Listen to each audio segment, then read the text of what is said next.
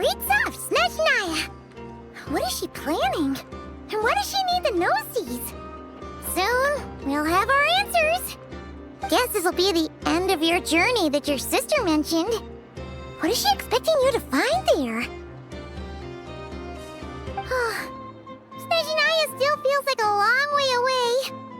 Hopefully, there'll be plenty of time to relax, eat some good food, and have fun before we arrive. But whenever Paimon gets thinking about how our destination is right around the corner, all these questions come flooding into Paimon's head. It makes her so nervous. Yeah. Anyway, enough about all that. We can't start the final leg of our journey with that kind of mindset. Just think.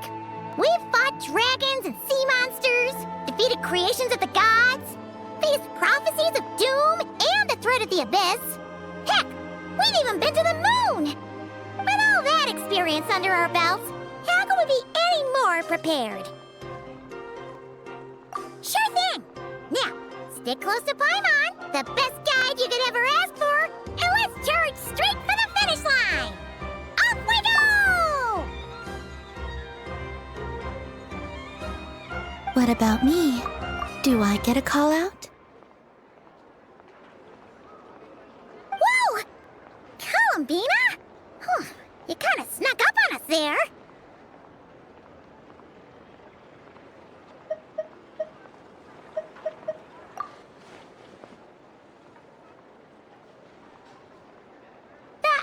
Don't look at Paimon!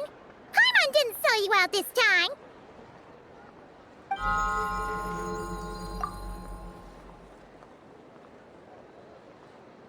Oh, so it was you! Alright, guess there's no hiding it now. All your friends have gathered at the flagship to see you off. I invited Sandrone too, but she said she had to go back to Snezhnaya. She must be busy.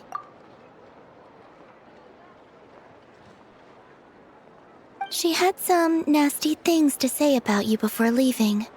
Would you like to hear them? She hasn't changed a bit. Alright, let's hear it. If they're heading to Snezhnaya, I'll bet it's to cause trouble for Her Majesty the Tsaritsa. Attending a farewell party for people like that would not be a good look for me right now. Also, please tell them not to count on getting help from a Fatui harbinger in Snezhnaya.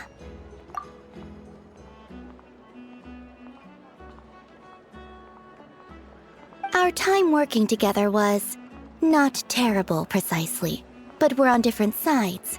So when you get there, don't do anything to make life difficult for both of us. Well, that definitely sounds on brand for her. The attitude, the reasoning. Alright, we'll do our best to keep our distance then. No, you've misunderstood. I think she means that she'd like you to go see her. As long as you don't make things difficult for both of you, you'll be fine. You really have to read between the lines with Sandrone. Go on, get to the flagship.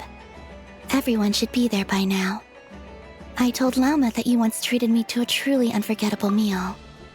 Today, I want to return the favor. It's my gift to you.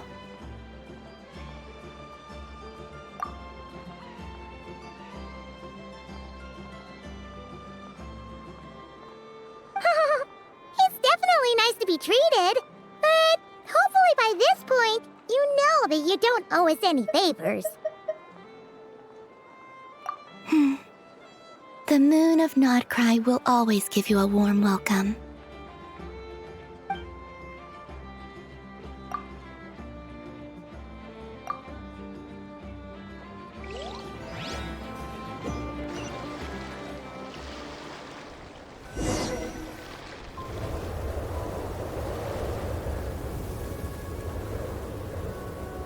Wow!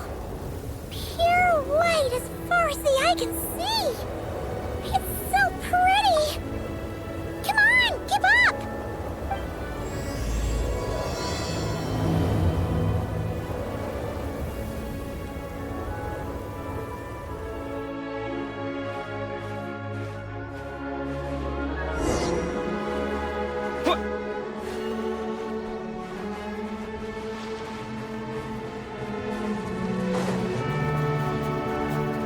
Look!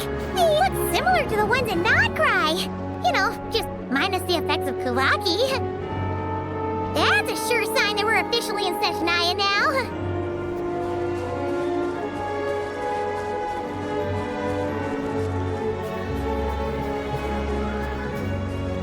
There's gotta be a treasure chest around here somewhere. No adventure is complete without a chest or two.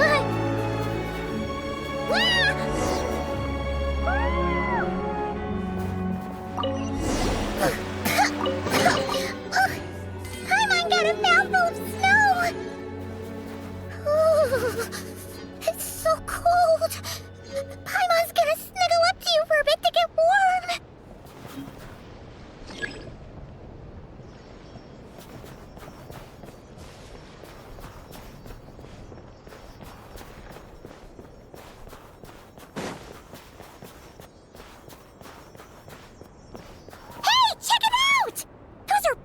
Right?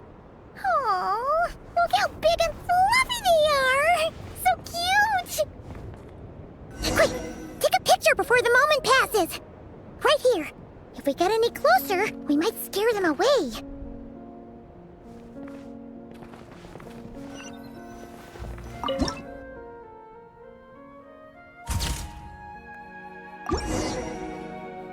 Let's see how your camera skills are these days. Whoa, wait a sec. Paimon sees something! Come on, quick! It looks like a train carriage!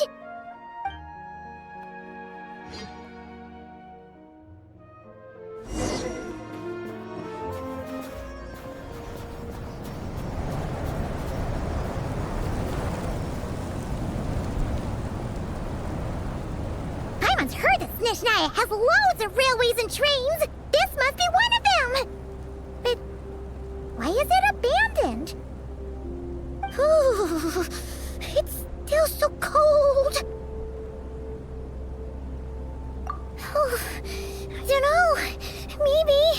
Oh, also, is it just Paimon or is the snow getting heavier?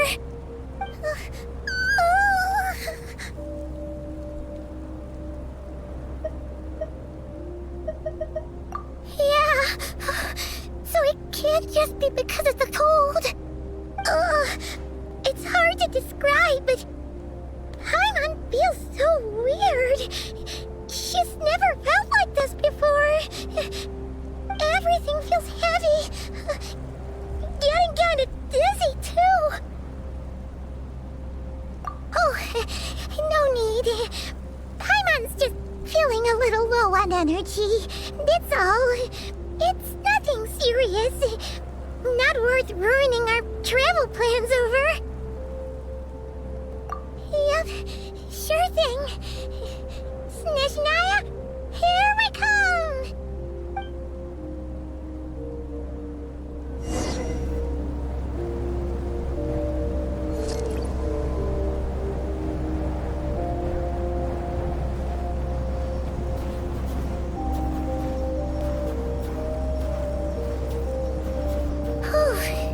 Seems like the snowstorm is getting worse by the minute.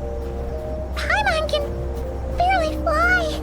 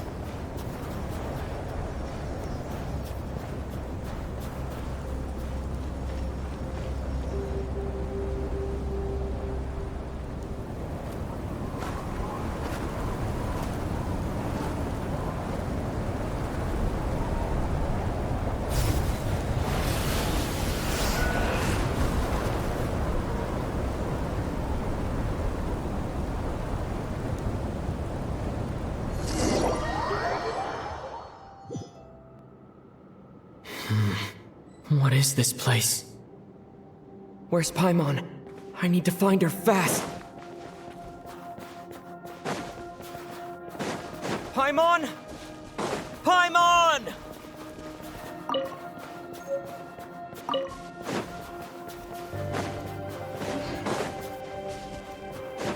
That's strange. Where could she be? I guess I'll try further ahead. Hang in there, Paimon.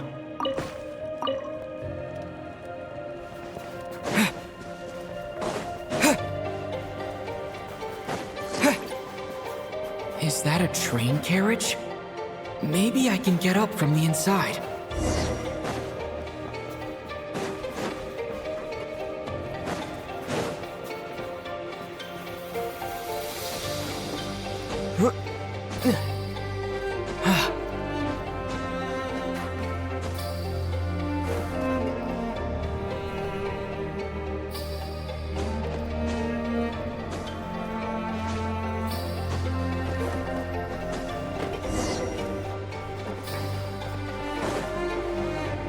It says here, Kresnik's torch, civilian model.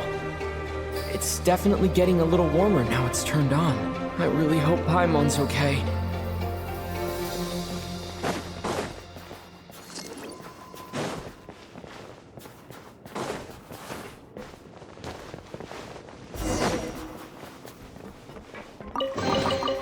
Is this an answer from this world? What was that strange sound? I can't tell if... Paimon? Paimon, is that you?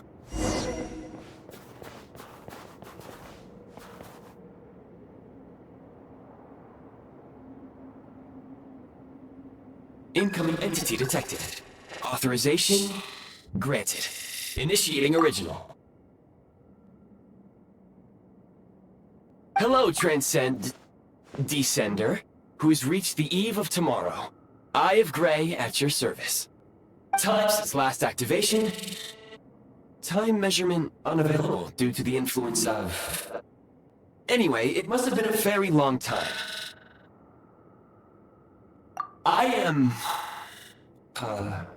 I was born to fulfill a mission. To reach tomorrow. To this end, I must... Strange. What was it? Wait, my body? Huh? Why is my body like this? Apologies.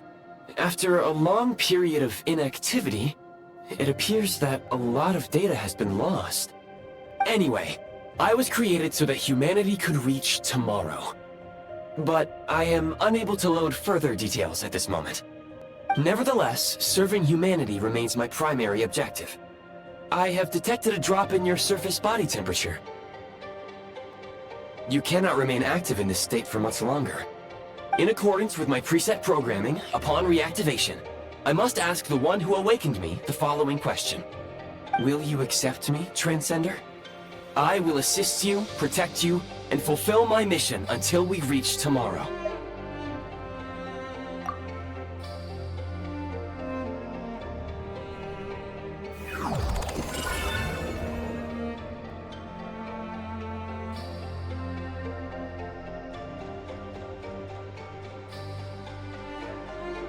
You have made a very wise decision.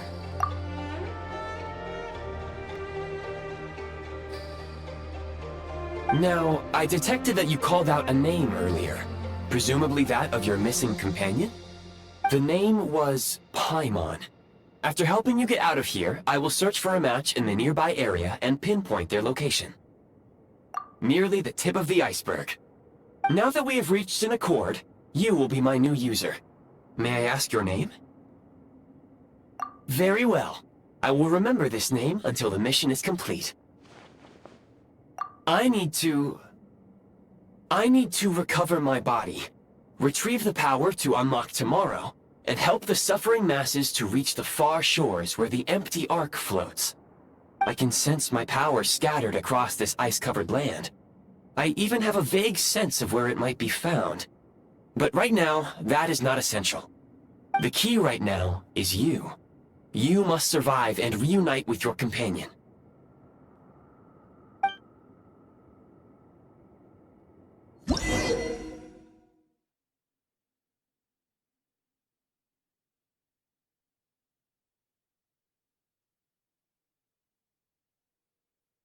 You may now execute the command, Demolish.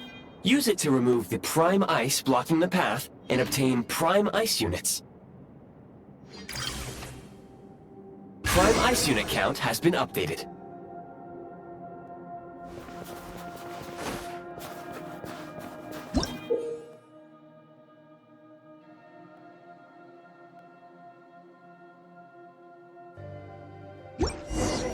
You may now execute the command, Build. Use it to create a prime ice construct to prop up the door.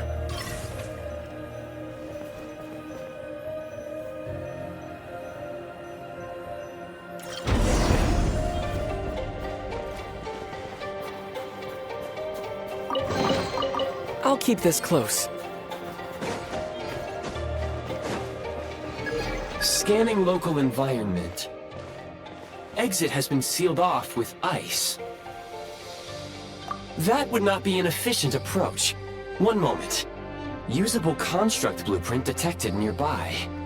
You can use this to clear the solid ice ahead of you more quickly.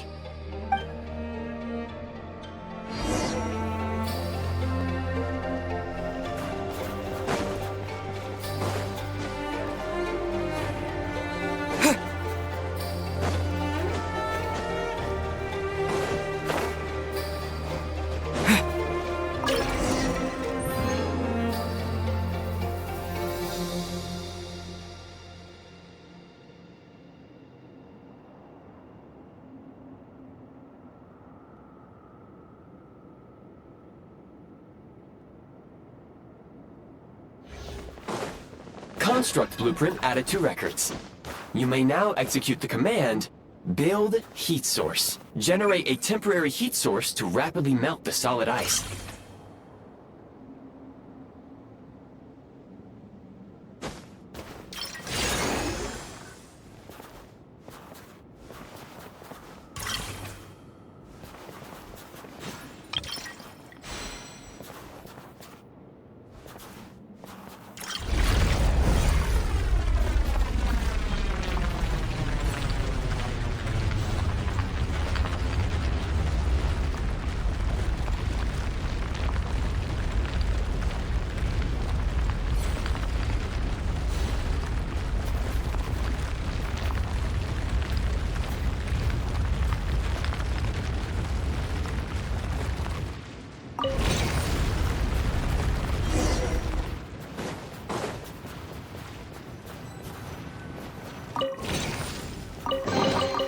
A reward on the road. My scan indicates the path is straight ahead. I recommend we proceed.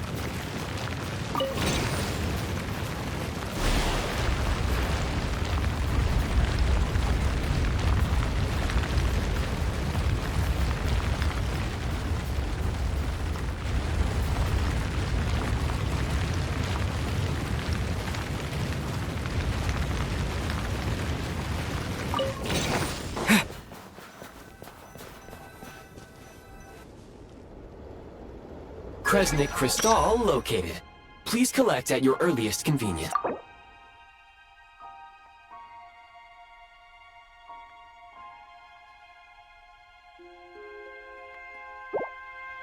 The recent construct you built provides highly efficient heating by utilizing the unique properties of Kresnik Crystal. Unfortunately, prime ice constructs have a very short lifespan and cannot be stabilized during the development period. Hence, the authorization to use Kresnik Crystal was granted. That said, I have already forgotten what warmth feels like. Yes. Perhaps then, we can warm ourselves by the fireside together.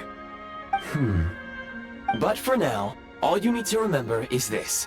If you collect Kresnik Crystal, I can extract the energy within and use it to maintain your body's surface temperature.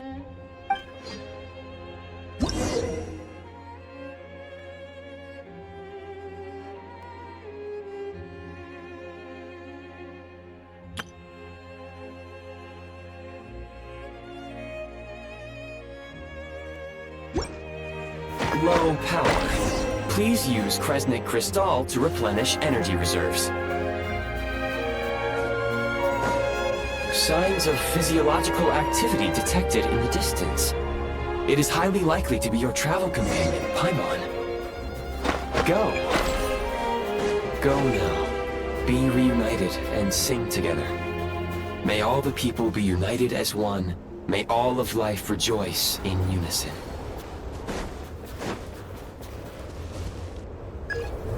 Approaching the target location, scanning for signs of life. Life forms detected. 2. Affirmative. However, that is not the reason for my confusion. According to my database, this location is a train station, meaning the number of life forms is unusually low.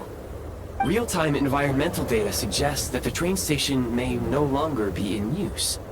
But whatever the situation, please exercise caution.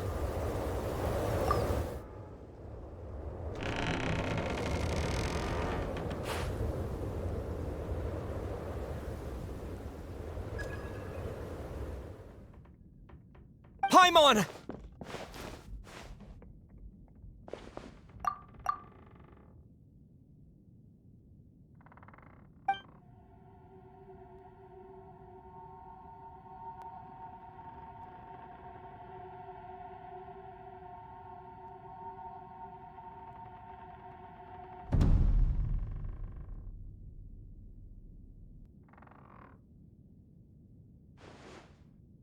Who are you?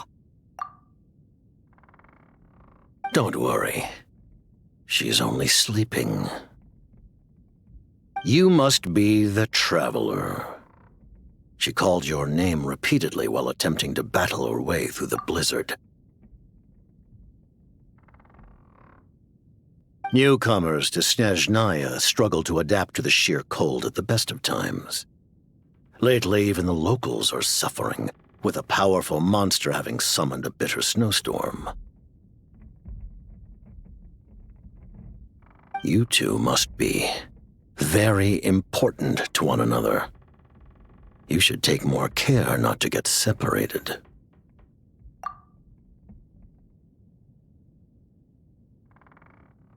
Your eyes. Are you Conrian?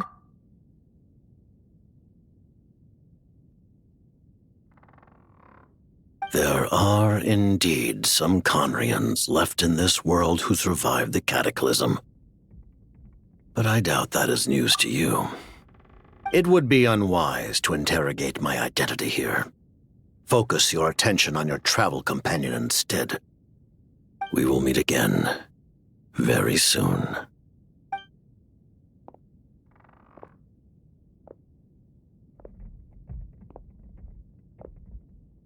The unidentified subject has now left the area. He appears to be an individual of great significance, but my search has yielded no relevant data. I will try searching the database again. Against the odds, your companion is safe and sound. The other person even left a blanket for her.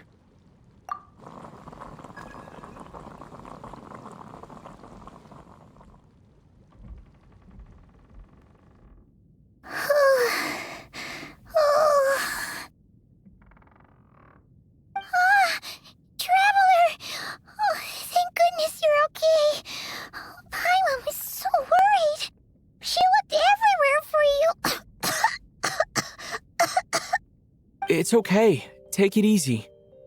Are you feeling alright? Pretty much the same as when we first got to Snezhnaya. Paimon must have got a cold. She was feeling so faint. She just couldn't keep going any longer. So she had to lie down and sleep it off. Wait, where did the Jester go? Yep, the director of the Fatui. The Jester Pierro. So, you met him?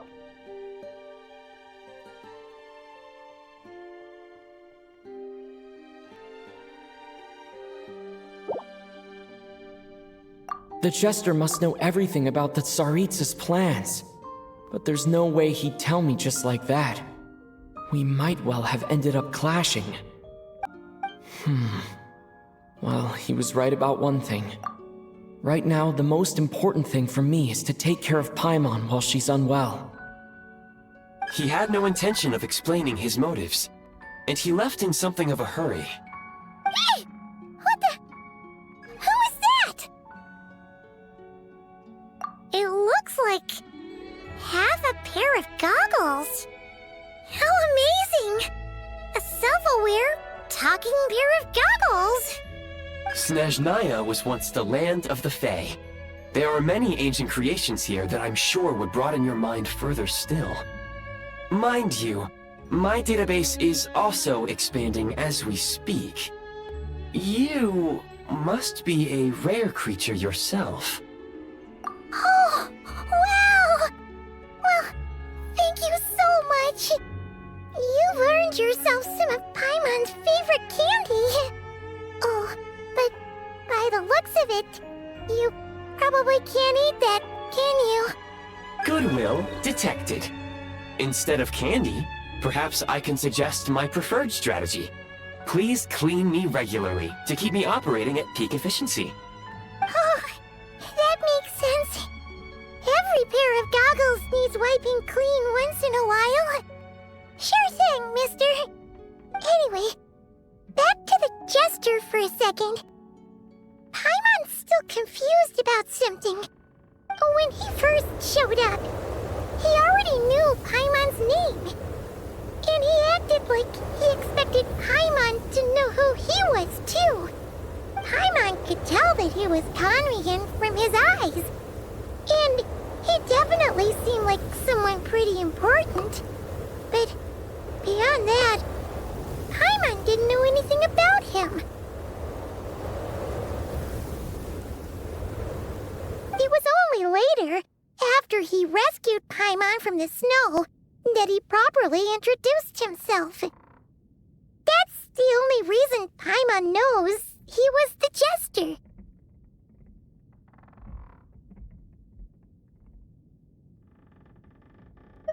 Oh, seems unlikely. He ran into the snow following the sound of Paimon's voice, with a really anxious expression on his face. He didn't act like someone who knew she would be here in advance. And after bringing Paimon here, he just stared out at the snow. He didn't do anything to Paimon at all. In fact, he barely said anything. Wouldn't even answer any of Paimon's questions either. Paimon didn't feel unsafe around him, and he didn't seem to have any ulterior motives. For all we know, he might have just ignored Paimon's questions so she'd give up and go to sleep. Please allow me to interrupt. Fatui and director are unfamiliar terms. May I ask for clarification? Wait, you've seriously never heard of the Fatui? Oh, they're like the Tsaritsa's inner circle. Really powerful people. And the director is their boss. Understood. Since they hold elite positions and serve their god directly, it stands to reason that they would conduct themselves with due decorum. I am inclined to agree with your assessment, Miss Paimon. I did not detect any ill will from the gentleman in question.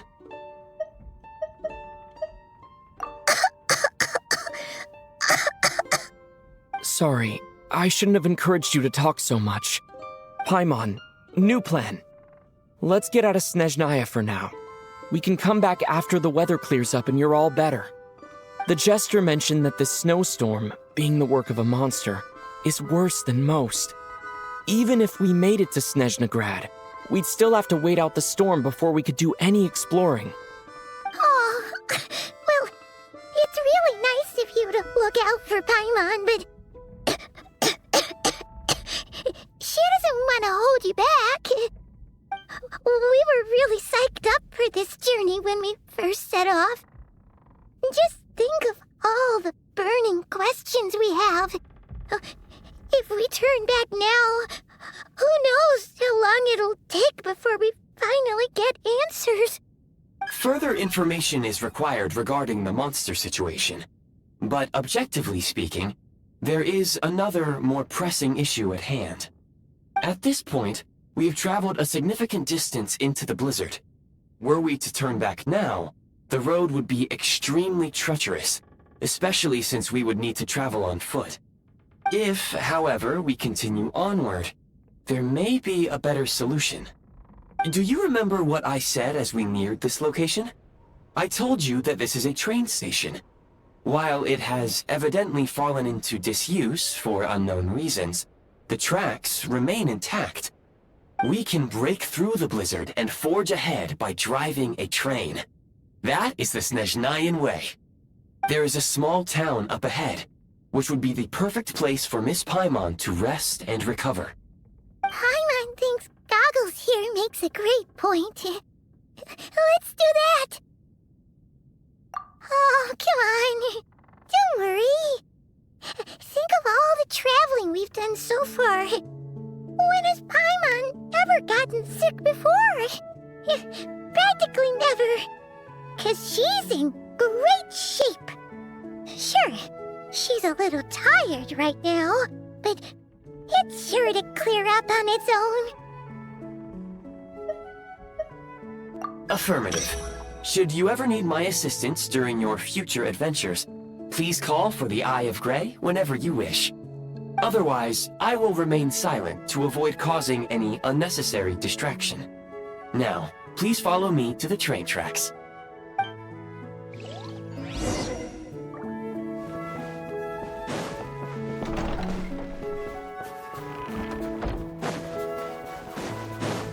Please confirm when you are ready to depart.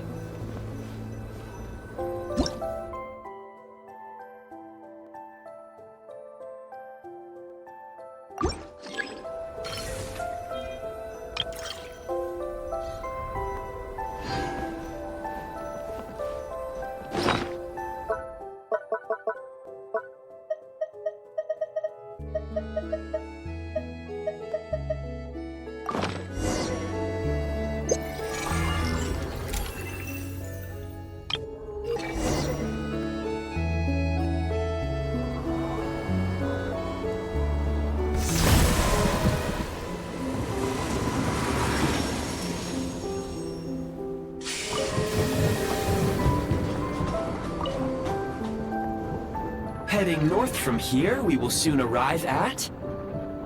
Wait, there's an error message. Could not detect clear tracks. What exactly does clear mean? Brace for impact, friends! Preparing to enter impromptu flight mode.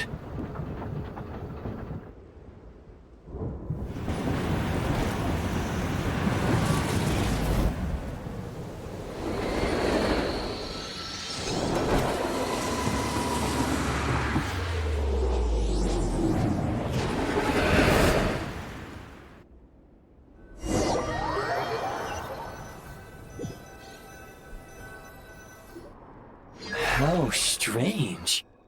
Not only was the station's status different from my records, but even the railroads and the terrain itself have changed substantially. Yeah. Thanks to your quick reflexes.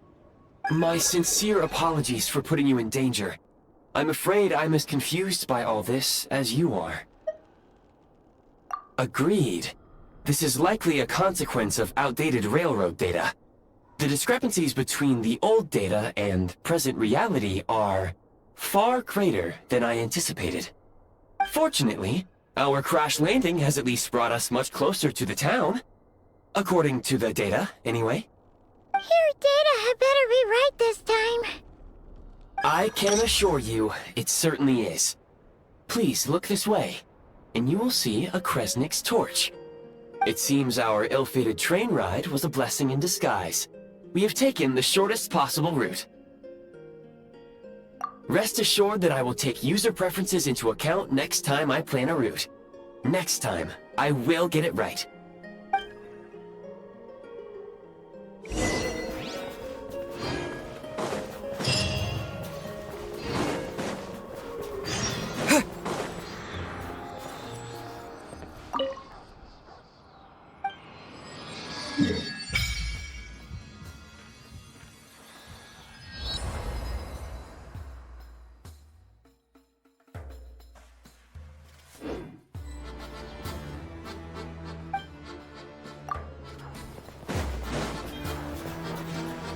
Excuse me, is there an inn nearby? I'm sorry, but they've all closed.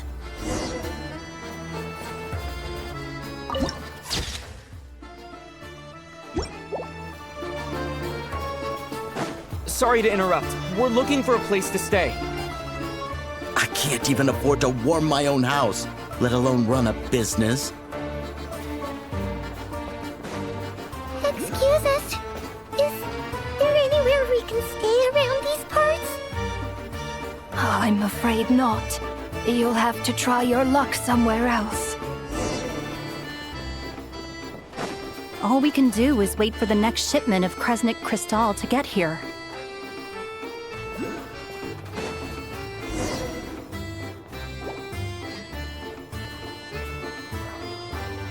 Hi there. Do you know if there are any inns still taking guests in this town? Doubt it. They're probably all closed. No one has enough Kresnik Crystal to heat their own homes, let alone a business. Oh, what a bummer. I clocked you a while back. You adventurers or something? We don't get many tourists in inland Snezhnaya these days. Why is that? Because of the snowstorm? In part. But the bigger reason's Project Stuzha. Since it's Her Majesty's will, we have to put up with it whether we like it or not. Oh, sorry. I assumed it was common knowledge by now. Basically, the Tsaritsa is planning something big. Something that requires an enormous amount of energy.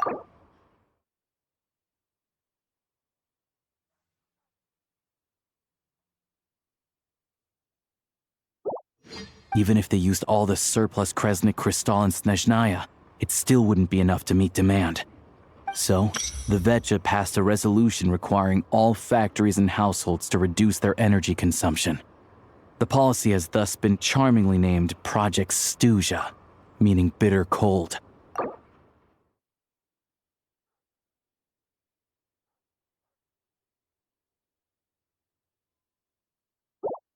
Bitter cold? So, like, it's gonna be a cold winter, folks? You're all gonna have to find a way to get through it? That kind of idea? Pretty much. When you're broke, you scrimp and save. When it's cold, you huddle together for warmth. There's always a way to stretch things out to make ends meet. Trouble is, if you stretch someone out like an elastic band for too long, who knows if they can ever bounce back. You know what? Come with me and see for yourself.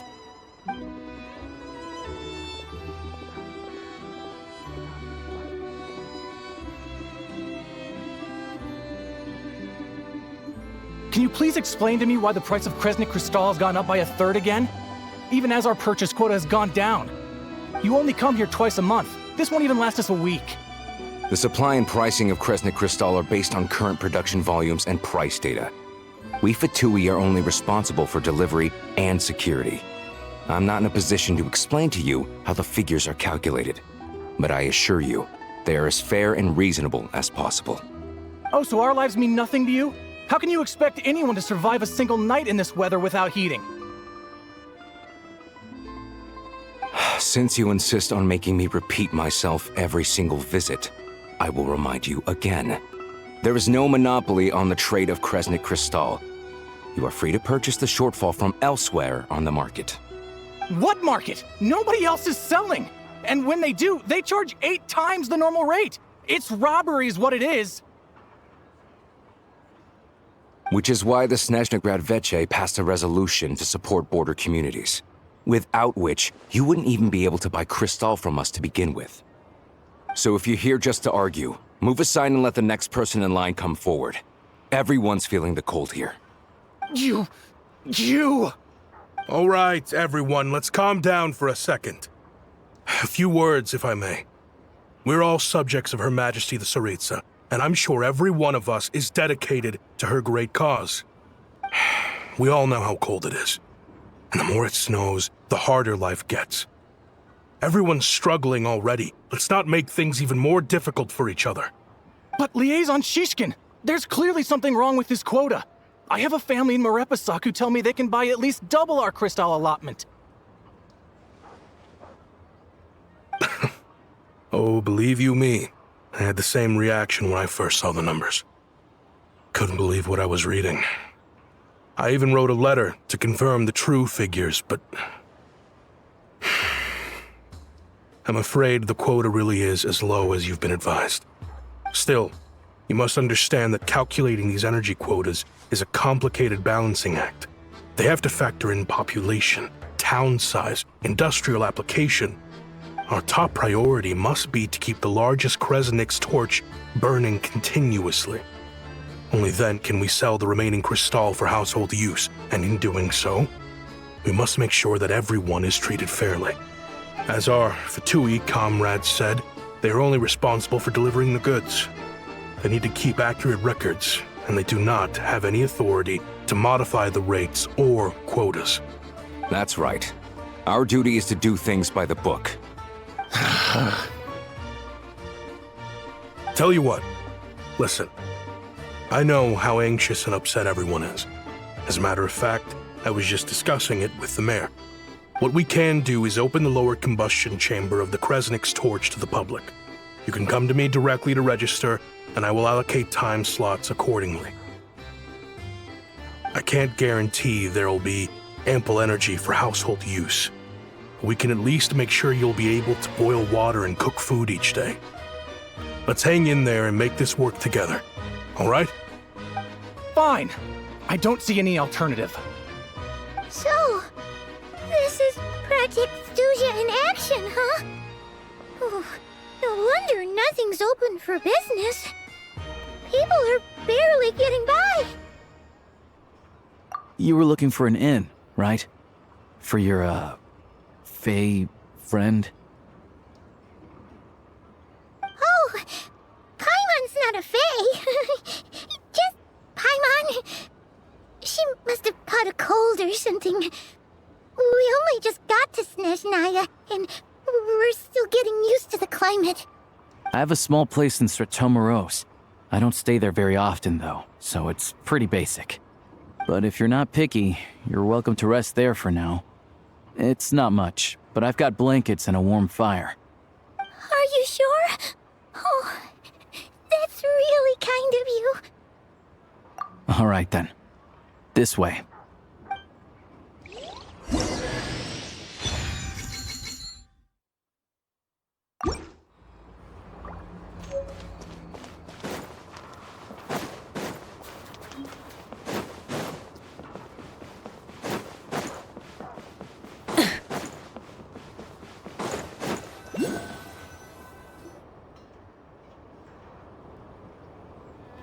Oh, so cozy and warm. Paimon's getting nice and toasty. Oh, wait. Paimon only introduced herself so far, didn't she? This is Paimon's best friend, the Traveler. Good to meet you. I'm Alyosha.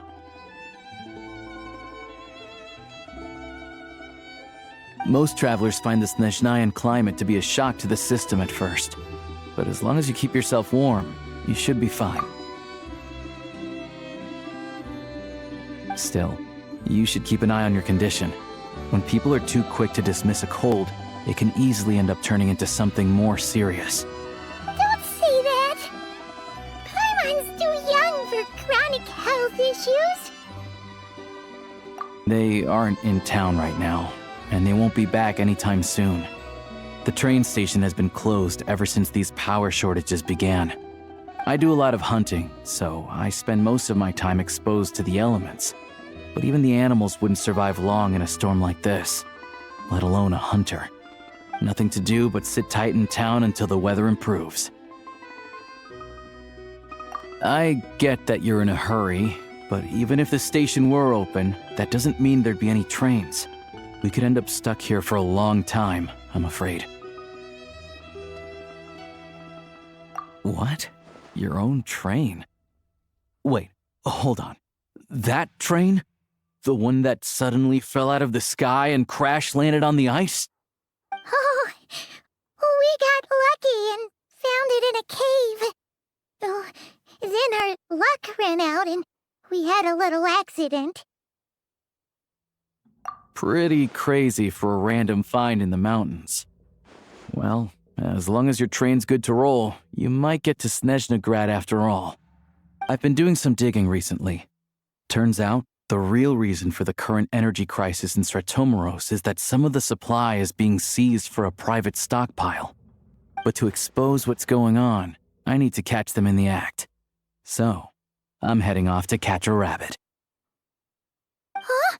Wait, a rabbit stole the crystal? It's a figure of speech. Real rabbits couldn't pull this off. They'd prefer carrots to Kresnik Crystal anyway. Shishkin, Mr. Positive Attitude, let's all get along now, shall we? Him? Really? Paimon never would have guessed. Huh? You're coming with?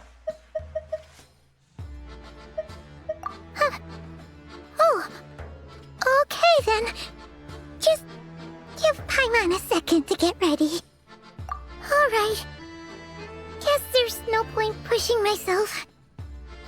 Paimon will stay here and hold the fort then. Be careful, you two. Oh yeah, there's one more introduction to do. Tagarin, get in here. Oh, a doggy.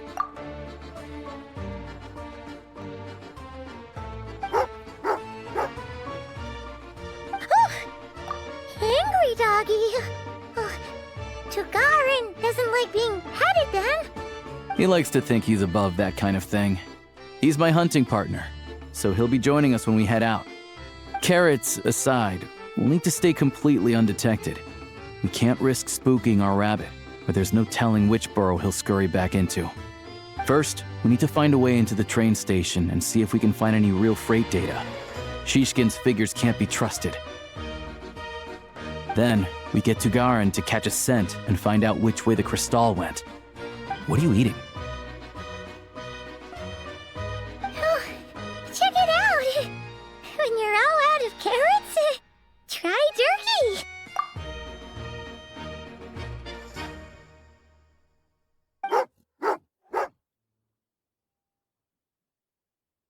Good doggy. Good doggy. A fellow dog lover, huh? Yup. And rabbit lover. Carrots are great too, you know. Good to know. Eat up, Tagarin. We got a lot of work to do.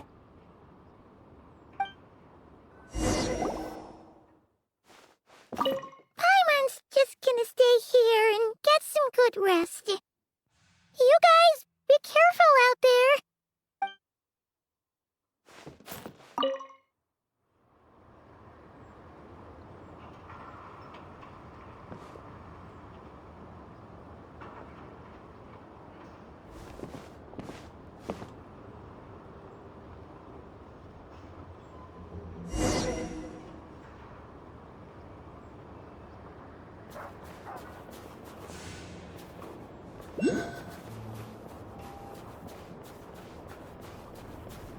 Wait.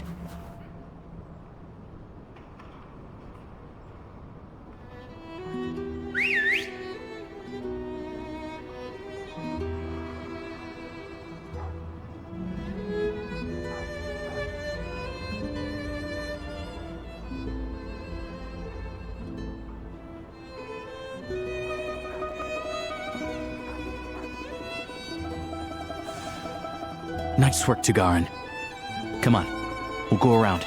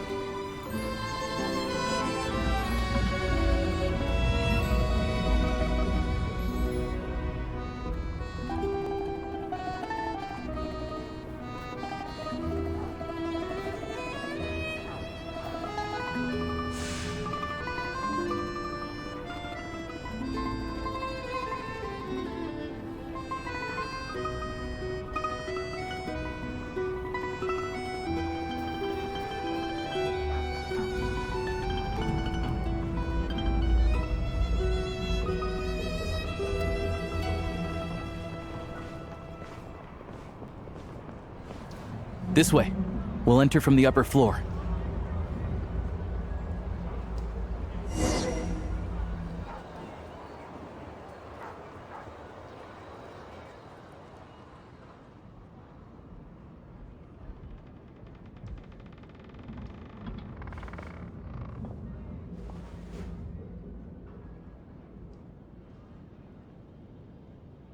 There we go. A freight list. Straight from the Fatui. So Shishkin won't have had the chance to doctor the figures. Looks as new as the day it was printed. I guess no one bothers reading these unless they have ulterior motives. Yeah, this is all we need. Come on, let's get out of here, then go track down the crystal. Tugarin's a keen hunter, and catching rabbits is his specialty.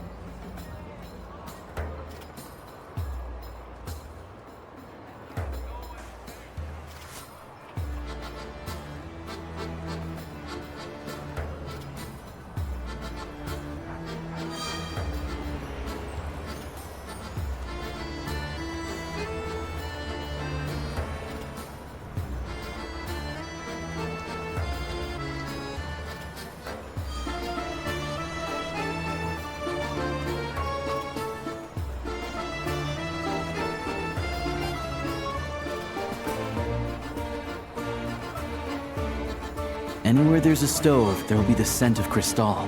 That's normal.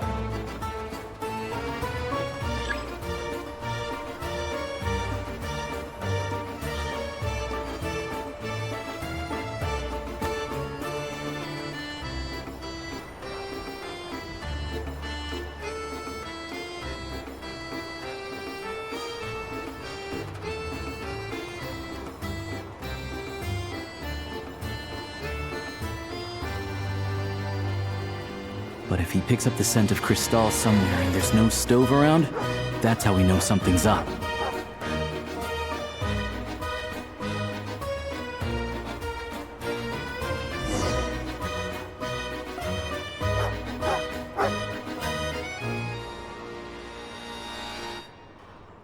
This must be the rabbit's warren. Good job, boy. Sure enough, there's a tunnel. You stay here and keep watch. I'm gonna take a look inside.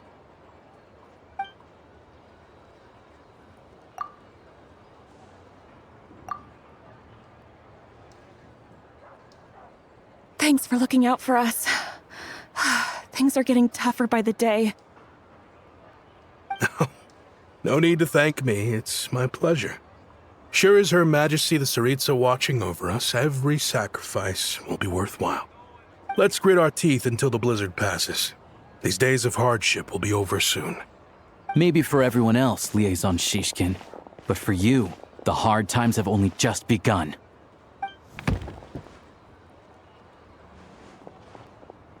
Huh? Who are you? What's the matter?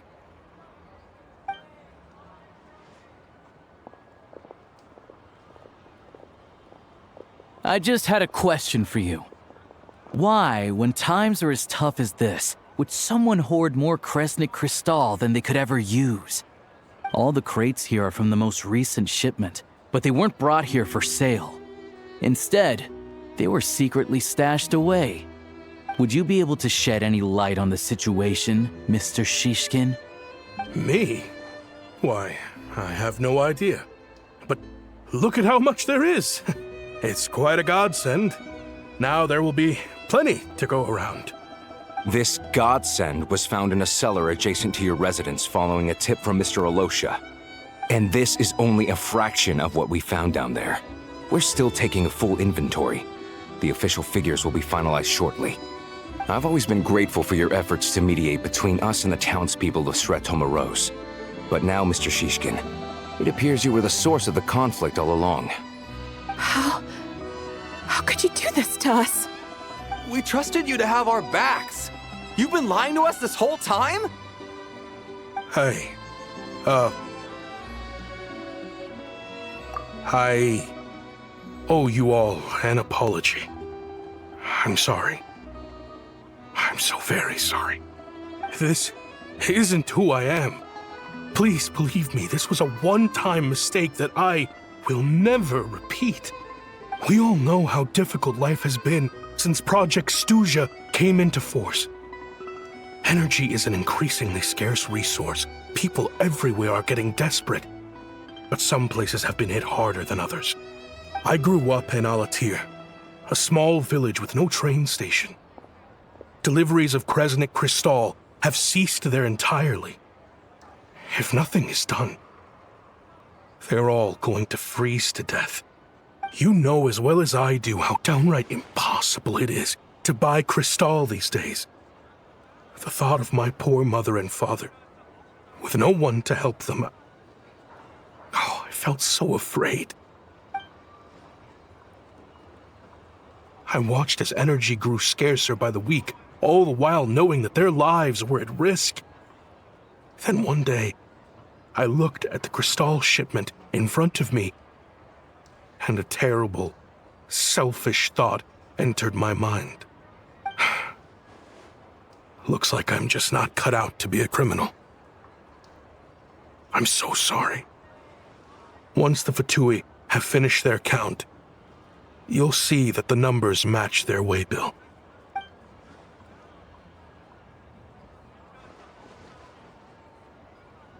I have the official Snezhnayan quotas here. Anyone who has already purchased energy, please make your way over here to correct your transactions. I'll make a batch purchase of Crystal worth 3 months' salary for you all to use free of charge. As for Alatir, I'll think of something else. You don't have to go that far. Yeah, owning up to your mistake is enough for me. You've done plenty of good for the community in the past. I'm not looking for a handout. Drop the act. You claim this was a one-time mistake, but the real reason there's only one shipment's worth of stolen crystal in your basement is that you have an accomplice. Reporting in, sir. We've conducted a full search of the mayor's house. As expected, we found many crates full of crystal, half of which were still in their original shipping containers. This wasn't your first time at all. You've been colluding with the mayor of Sretomaros for a long time now. The train station's currently out of service, but it does open for a short window every time there's an energy delivery. And every time a train pulls in, you're there on site to take inventory and oversee the workers unloading the cargo. The mayor handpicks said workers. Per his instructions, they transport the crystal by tunnel at night to the mayor's house, and he sells it out of town. But since he can't get the goods out of town by train, he had to arrange an alternative method of transportation. This meant slower sales, which gave me plenty of opportunity to catch him in the act. Wait, the mayor's involved in this too? Preposterous. What proof do you have of any of this? Basic math. I've spent a lot of time lately counting carriages as the snowstorm rages. Counting carriages? What? The energy consumed by a train depends on its total weight. And since energy is a limited resource right now, it's fair to assume that every carriage is packed full. So, if we take the energy required for the Kresnik's torch, add the sales figures you provided, then compare that figure to the train's theoretical cargo capacity, guess what? The numbers never match. It's always off by 1 or 2 carriages worth. This time, you set a new record. 3 carriages missing. You mean to tell me that you sat around outside, counting carriages, in this weather? I'm a hunter. I have 2 options. Hunt or starve. Well, I've heard enough. The evidence speaks for itself. Take Shishkin and the mayor into custody and escort them back to Snezhnaya.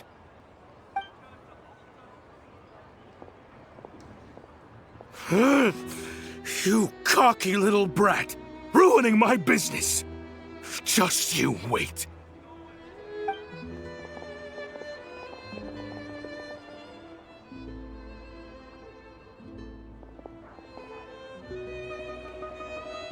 Yeah, something felt off, so I just followed my gut.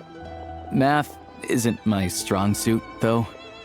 I'm lucky my dad made me learn enough to get by, but all this number crunching was a million times harder than the aim and fire work I'm used to. Thank you for your assistance. You're a brave lad. Shishkin was quite the cunning criminal, as I'm sure you can tell. He did all of this right under our noses, and we never suspected a thing. A wolf in sheep's clothing. He had everyone fooled. Even with that sob story he fed us. He was probably trying to keep the mayor out of it, not just mask his own motives. Without the compelling case he put together, even I might have fallen for it. Alyosha, was it? Tell me, are you really a hunter? We can go find some wild animals if you want. I'll fire off a couple of shots, and you'll see whether I'm the real deal. I didn't mean to cast suspicion on your identity. It's just... well, I'm sure you've heard of the Rokot. Recently, they've been recruiting people with your kind of talent. They hide in plain sight under false identities, working against Project Stuzha, sometimes directly opposing the Tsaritsa herself. They aren't a violent organization, and their goal is to improve the lives of the common folk. But still, as a member of the Fatui, I wouldn't be doing my job if I didn't keep tabs on them. First I've heard of this. I don't really keep up with what goes on in the city. All I know is, people who don't mind their own business in the city end up paranoid about everything. As for me, I just couldn't stand Shishkin. I'm from Alyosha myself, and I can tell you, nobody's lived there in years. Why would an abandoned village need Crystal? Of course, no one really cares about the fate of that place. I'm guessing today is the first you've heard of it. I see. It does sound quite tragic. Really. Well, thanks again for your assistance, and your friend here too. I will report this incident to Snezhnaya. The Fatui will take over energy distribution until new officials are appointed. We'll also ensure that the train station resumes normal service as soon as possible. Looks like it's my turn to brush up on math now. I never liked it as a kid either.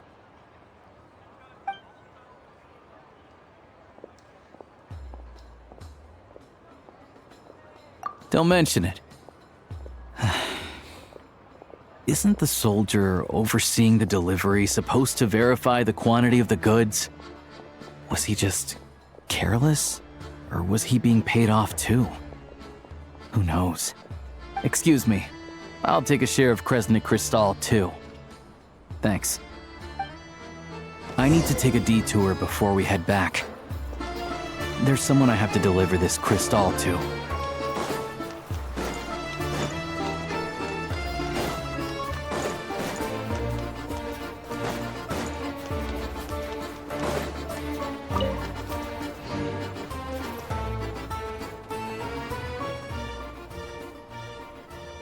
hang tight for a moment. This old lady, she doesn't really know who's who anymore.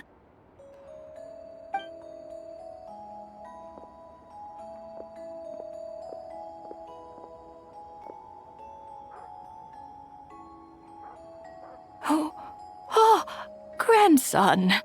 It's so cold today. You must be freezing. Ma'am, it's me, Alyosha. Alyosha? Alyosha who? You know me. I came by earlier today. Cleaned the ashes out of your stove, gave you some warmer bedding, and washed your back.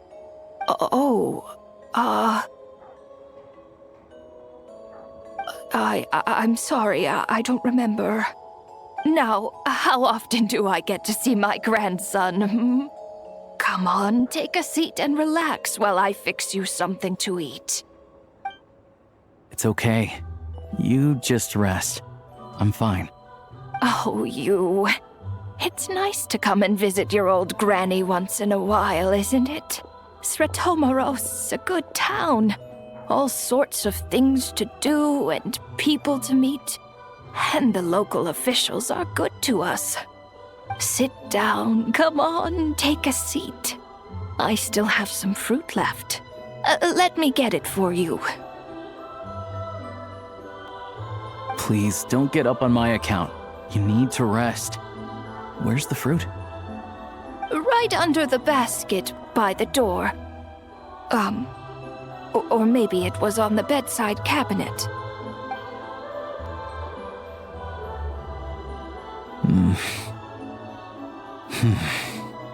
Well, grandson dear, do you like it?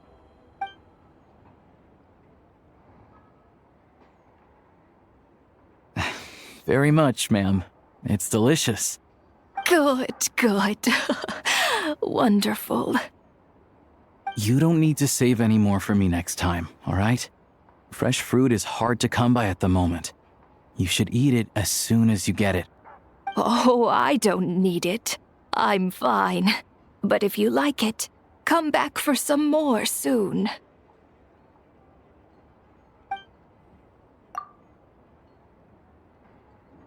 Some kind soul must have given these to her.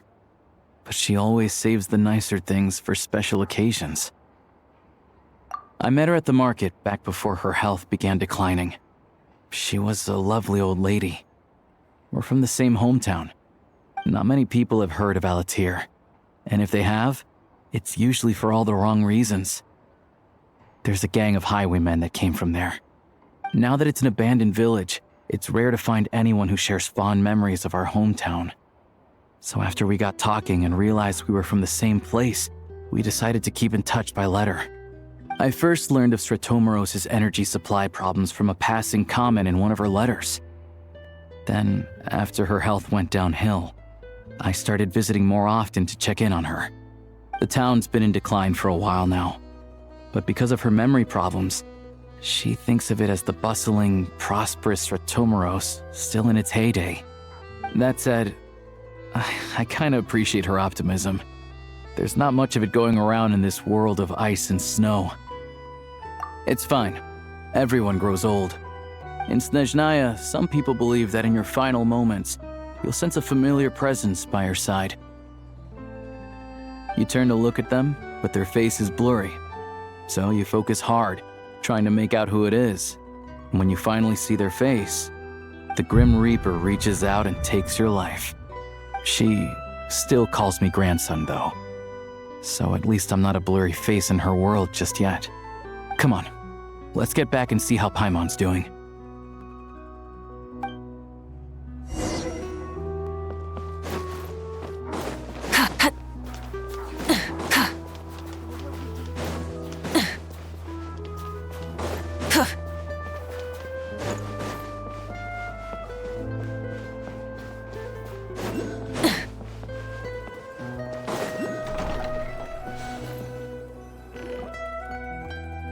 Paimon, we're back.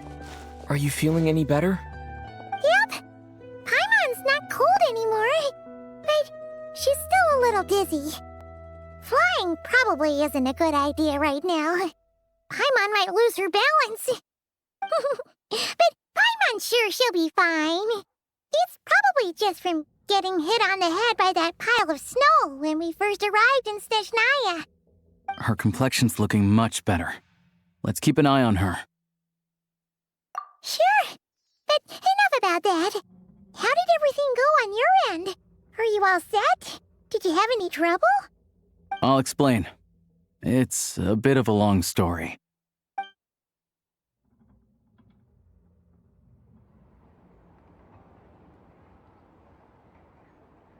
Jeez, you guys got pretty busy.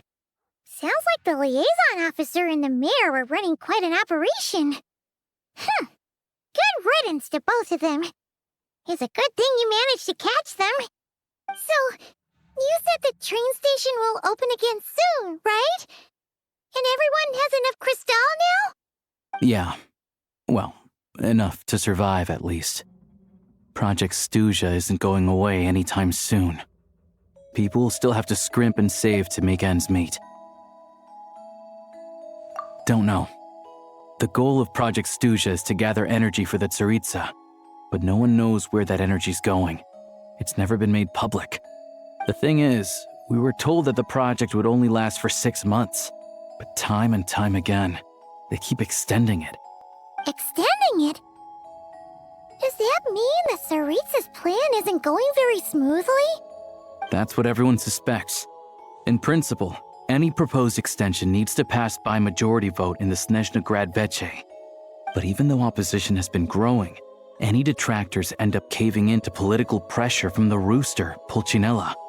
He's the chair of the Snezhnaya Border and a key figure in the voting process. He has the backing of many powerful and influential people. How come the Fatui are picking on ordinary people even here in Snezhnaya? I don't see it like that. Fundamentally, the Fatui will always think and act in the Tsaritsa's interests. But that doesn't mean they don't care about the plight of the common folk. The only reason Sratomero still receives crystal shipments is because of a relief proposal put forward by the rooster himself. Then there's the Fatui soldiers providing support in every corner of the nation. Even the Northland Bank provided some mora for disaster relief, and they're as conservative and indifferent as they come. It's just that the rich and powerful in their fancy palaces live in a completely different world from us.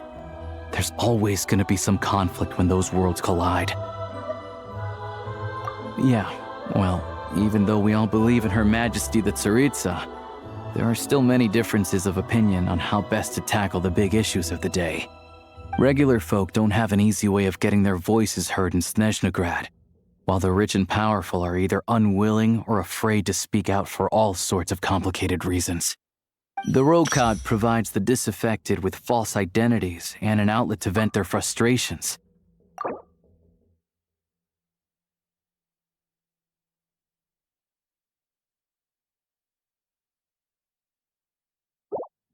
Of course, an organization like that exists in a gray area.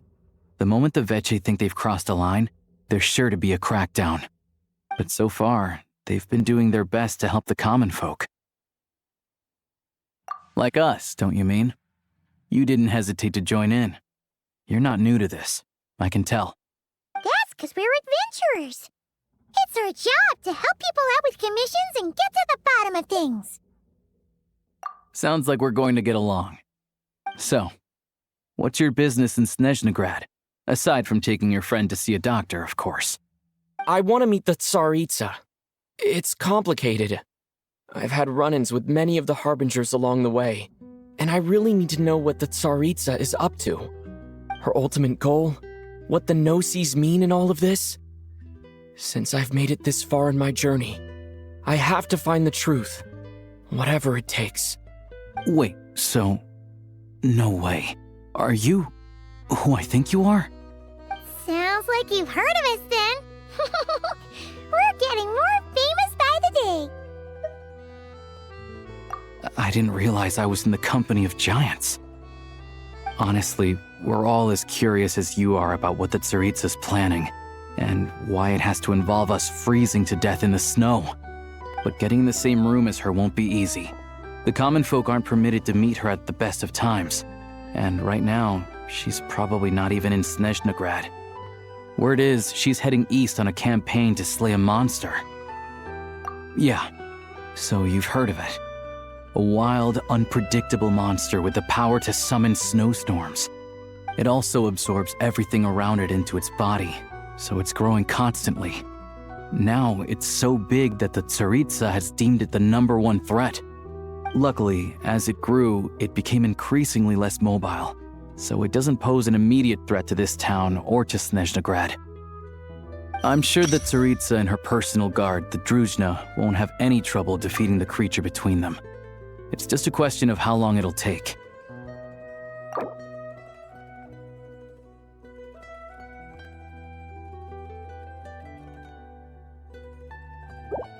Suffice to say, you won't be seeing her anytime soon. You'll have to wait until she gets back. Fair. Well, the Fatui will be taking over management of the train station for the time being. Things should be up and running by tomorrow. Once it's open, we can see about getting your train towed to the station. Whoa! That's gotta take a lot of manpower. Are you sure we can talk them into it? The Fatui aren't exactly spotless in this whole mess. Plus, we helped them out. Should be easy enough to negotiate. As far as I know, all the paperwork is dealt with upon manufacture. I've never seen anyone check it, so I wouldn't worry. Having a train makes everything much easier. We'll reach Snezhnaya in no time. I need to head there myself anyway. Got some game to trade for Mora. I know a good doctor in the city. I'll introduce you when we get there. Oh, thanks so much. Let's get a good night's sleep ahead of our big trip tomorrow.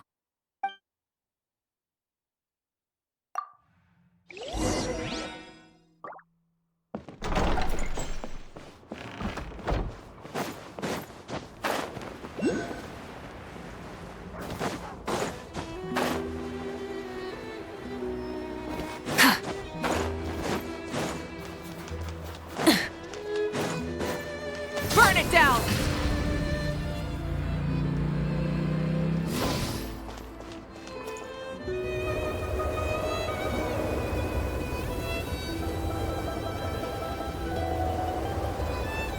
Drive carefully, all right? You don't want to end up in this situation again. Also, I don't think I've seen a train like this before. Is it a new model or something? Not a fan of small talk, are you? Anyway, take this. It's an up-to-date map of the Snezhnayan rail network. All the track switching is automated, so as long as the train's moving, you don't need to worry about collisions or anything. We'll leave you to examine the train's conditions yourselves. Fingers crossed nothing's broken. I doubt Sratomaros has any engineers with experience working on this model. Shouldn't be a problem. Thanks for everything. All right then. Have a safe journey. And make sure to check everything's working before you set off.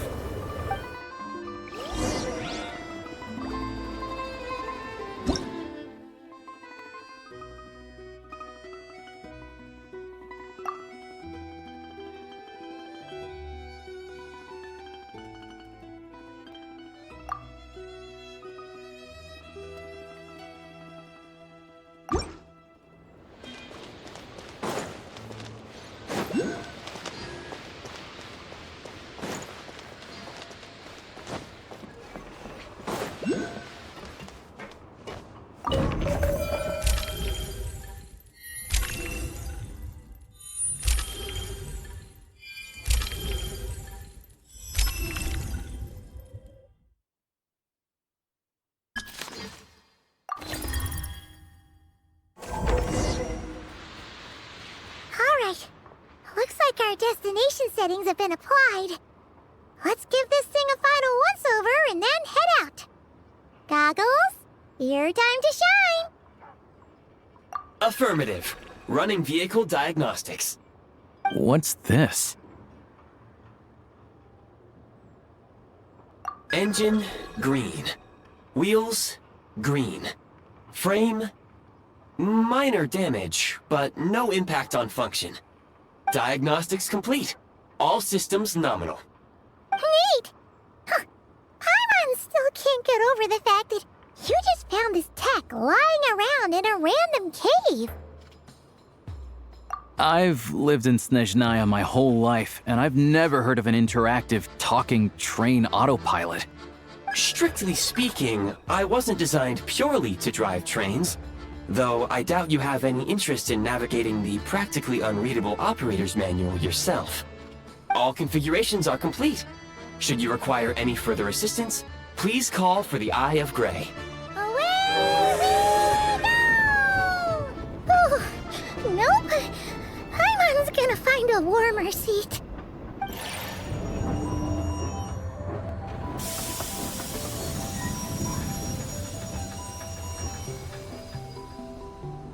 Huh? What's going on?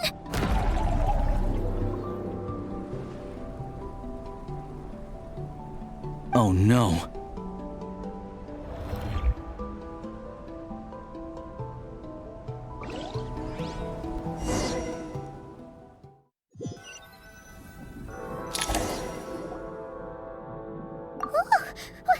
What is this place? Traveler, are you okay? Paimon's still airborne, but it feels like swimming through thick, gloopy water. That's horrible! Just our luck. Of all the things that could have gone wrong. Alyosha, you're Snezhnayan, right? Any idea what the heck this place is? It's called the Shadow Realm. A place where no wind blows, no light shines, and no elemental energy flows. Even time itself doesn't exist here.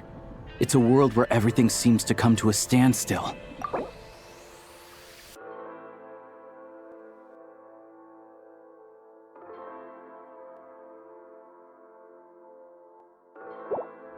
I've only seen it a few times before, and this is my first time inside. It's a dangerous place. Most people who get sucked into the Shadow Realm are never seen again. And the few who do make it back, they're never quite the same. Huh? Then what the heck do we do now? Oh, maybe Goggles knows something. Goggles? Great! Now we're done for! Hold it together. Let's not get ahead of ourselves. I heard a story once about the world of shadows. If it's true, there's a way to escape. We just need to find the exit. Come on, let's explore.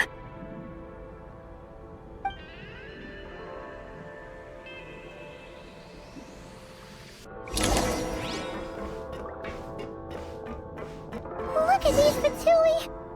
It's like they've lost their minds! Their shadows have been devoured. They're no longer amongst the living.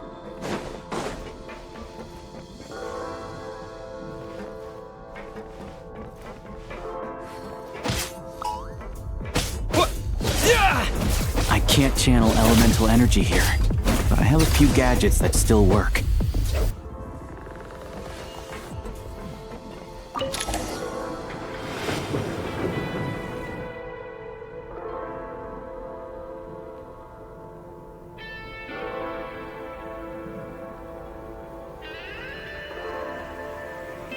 Wait! What's that blue thing? Is that... Goggles? Guess we'd better find a way over.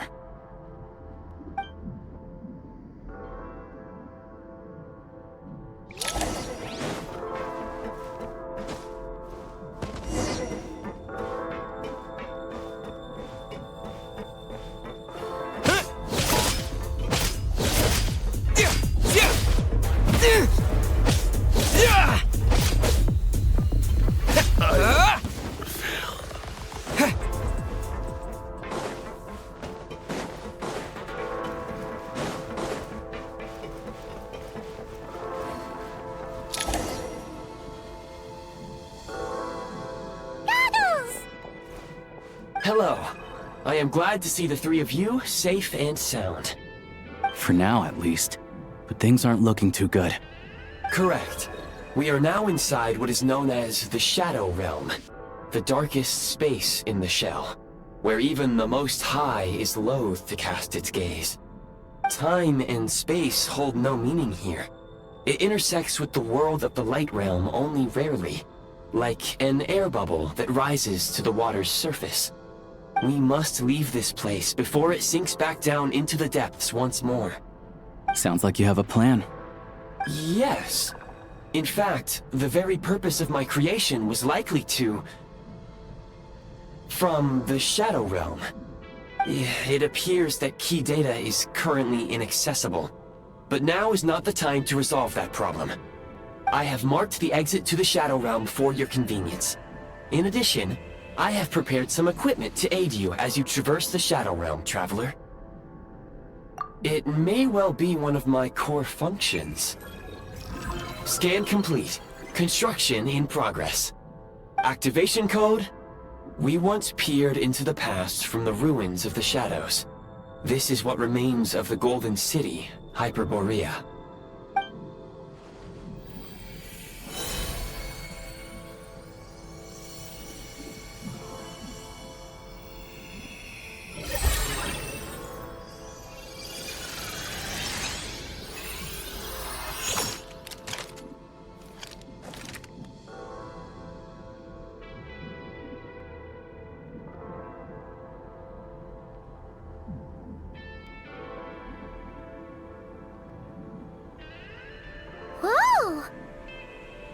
Now go.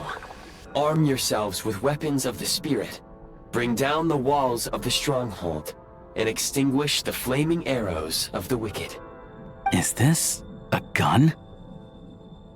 In the Shadow Realm, where humans cannot channel the elements, there once was one who, after much research and many attempts, found this to be the most effective means of attack.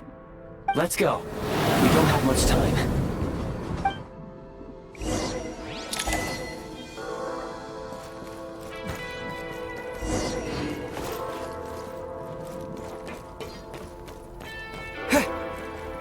When you encounter small obstacles, you can simply clamber over them.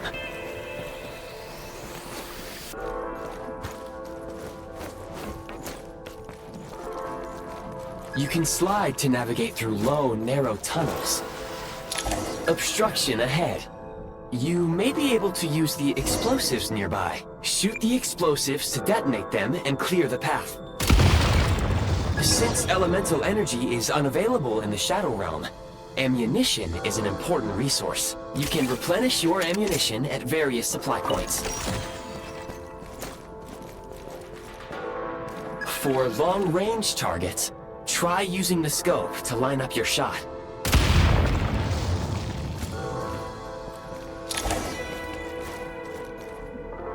Many hostile units approaching. I suggest a new strategy. Take cover and pick them off one by one.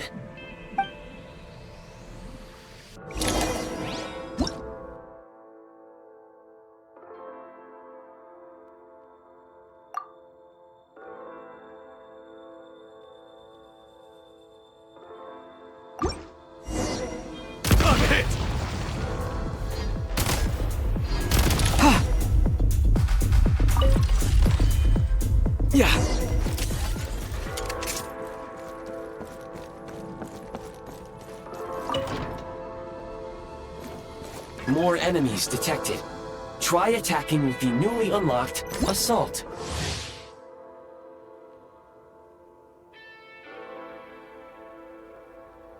Function. Light him up! Whistle! Defenses have been breached!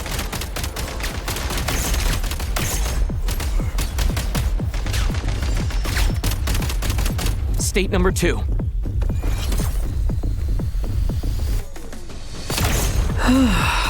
Need a refill!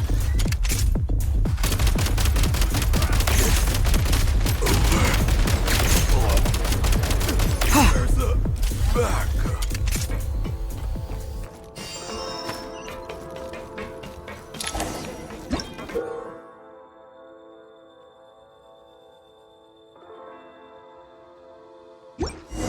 Aim at the freeze mark and pull the trigger to move using the rope.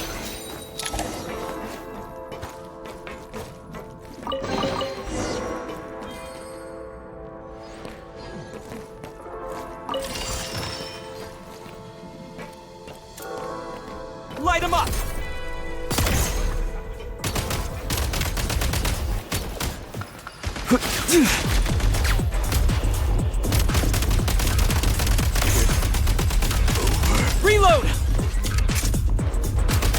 Can't take much more.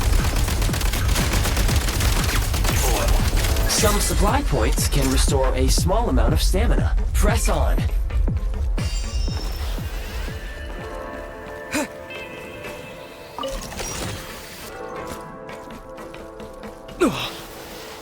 You should be able to use the Prime Ice construct left here to cover long distances.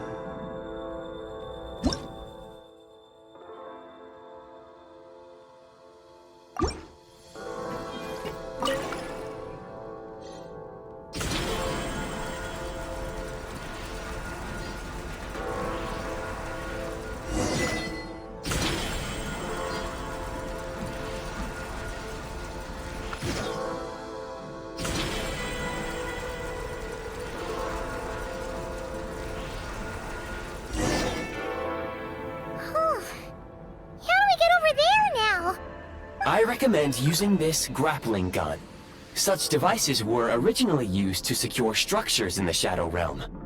If you detach the connected hook, the grappling gun will automatically fire a rope to another nearby hook. Okay. So, we just remove this hook, right?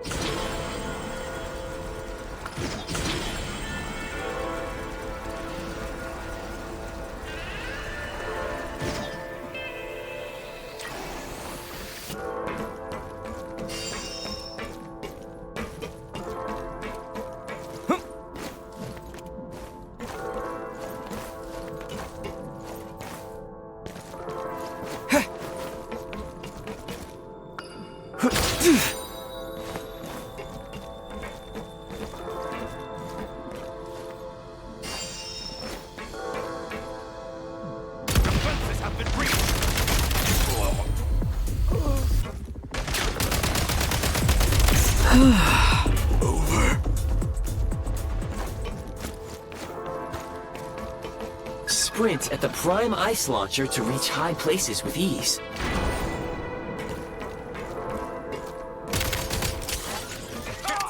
Nice.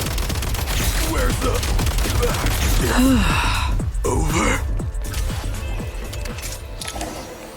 Usable munitions detected. Frag crystal.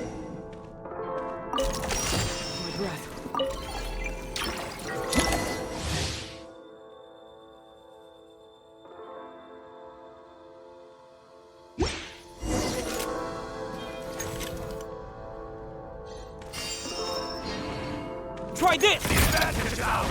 Die! Fall back! Fall back! Where's the... It's... Over. It's... Over. They have been breached! Demolition time! Where's the... Over.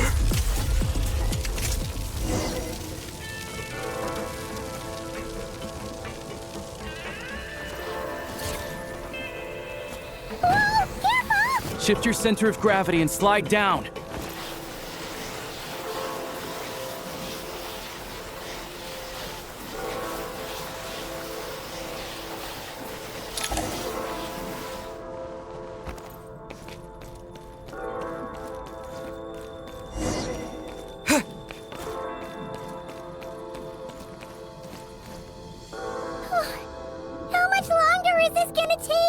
The exit is right ahead. We are very close now. However... It's like they're trying to keep us trapped here. That platform and the carriages are swarming with undead Fatui. Guess we gotta storm through.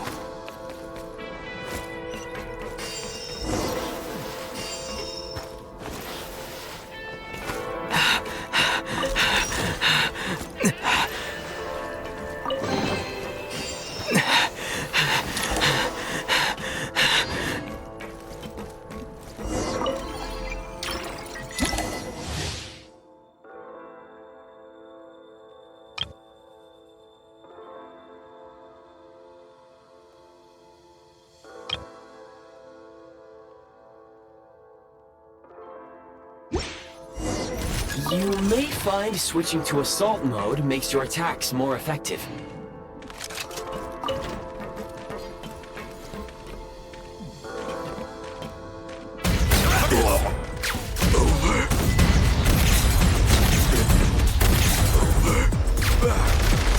Back in business.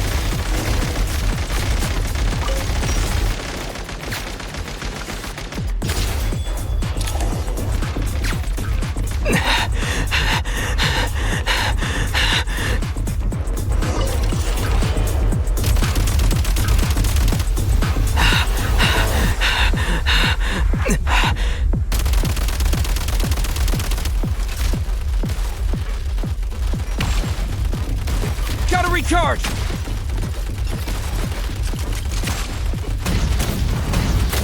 I'm in over my head.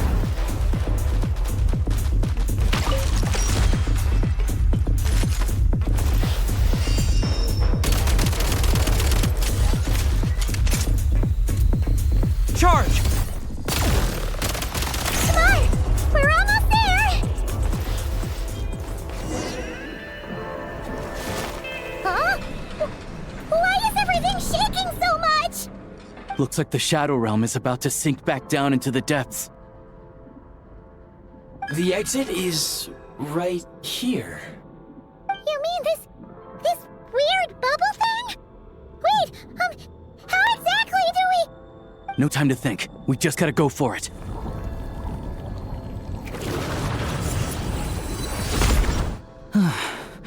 Looks like I was right.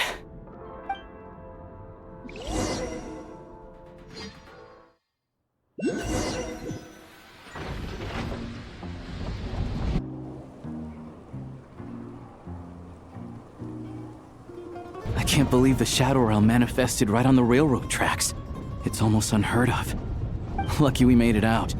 All thanks to you and that awesome gun. Ah, so you have heard of the Golden City before? Yeah, it came up a whole bunch in Nokrai. You're a pretty neat surprise in that sense, aren't you, Goggles? We had no idea they left cool gadgets like you behind. Make no mistake, it was a team effort. For a first-time firearm user, your performance was quite outstanding, far beyond my expectations. As Alyosha said, it is highly unusual for the Shadow Realm to manifest in a place like this, but we should still watch out for similar dangers ahead. Oh, let's hope not. If anything else goes wrong with this trip, Paimon's gonna have train trauma for life. The Shadow Realm can appear anywhere, not just on the railroad. I am simply advising that we take sensible precautions. Now, if you wish to further calibrate and upgrade your firearm, you may do so over there, provided you have the necessary components. Please take a moment to catch your breath while I repair the body of the train. Amongst other things, this will ensure Paimon is a little warmer while on board. Oh, thanks, Goggles. You're a trusty train conductor. Well, maybe trusty isn't quite the right word, considering. Anyway, at least you get the job done. Yes, of course. And just like the Eye Graeae, I am sure it will be a great asset to you in your future adventures. If not the trustiest, then it will at least get the job done. Let's get some fresh air while the Eye Graeae fixes the train. Yeah, sure. Paimon wants to forget all about the Shadow Realm. It was so creepy in there. Stretching our legs might help take our mind off things.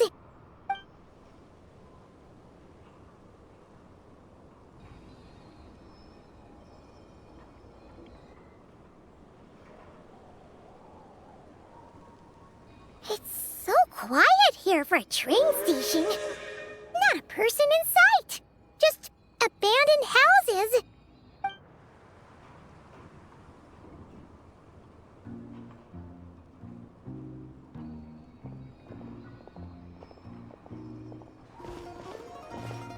Huh? So much for repair? You've swapped our train out for a whole new model! My plan was to restore the train to its original appearance per my records as quickly as possible. Now that the repairs are complete, the train offers optimized performance and a significantly improved trendiness level. Huh. Didn't know trendiness was a parameter. According to my calculations, parameterization is the most effective way for the Eye of Graeae to understand trendiness. Hyperborea, huh? I'm sure I've heard of that in a story somewhere. What an incredible little gadget you are.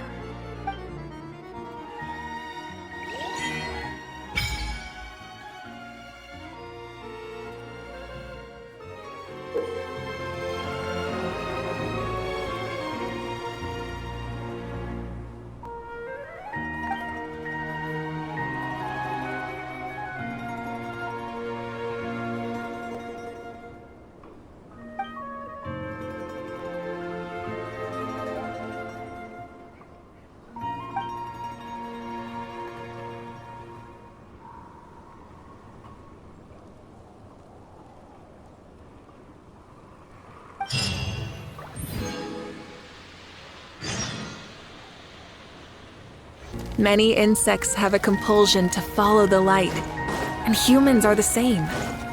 Except we call that light hope.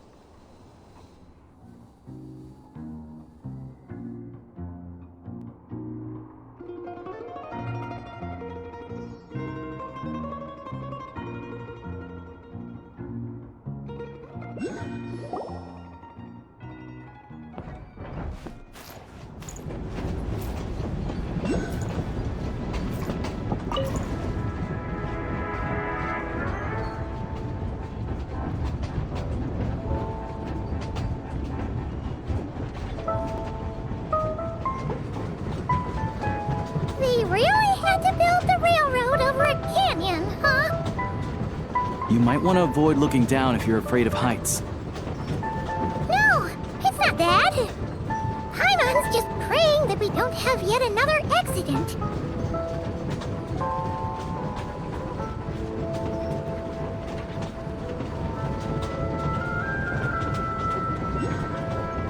That mountain is breathtaking. Reminds Paimon of Dragonspine. They say this mountain's the domain of a Snegovic lord. A lot of the Snegovic retreated there to live in seclusion, so it's a pretty mysterious place. You hear all kinds of stories. Even the residents of the nearby town of Svietlo-Lidovka steer clear of the summit, and they make a living off of harvesting prime ice.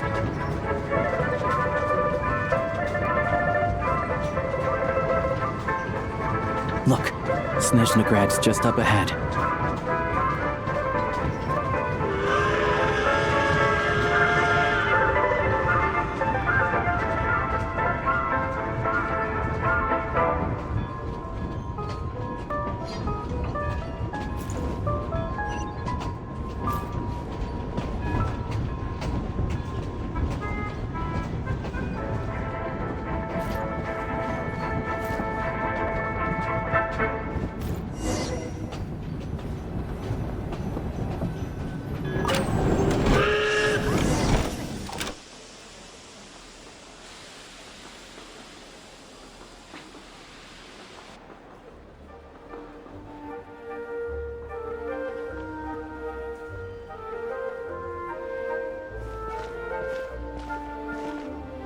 here we are.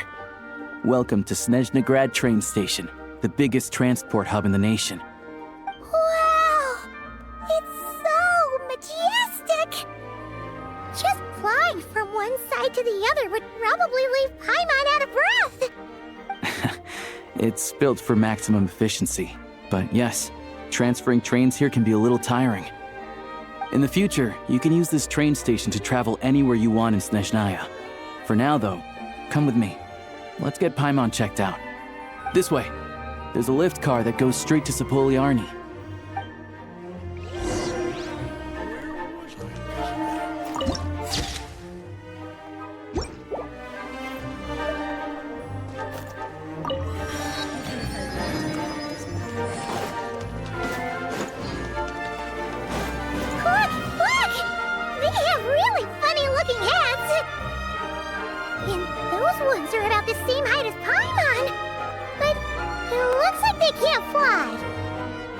Those would be Volkudlak and Domovoy.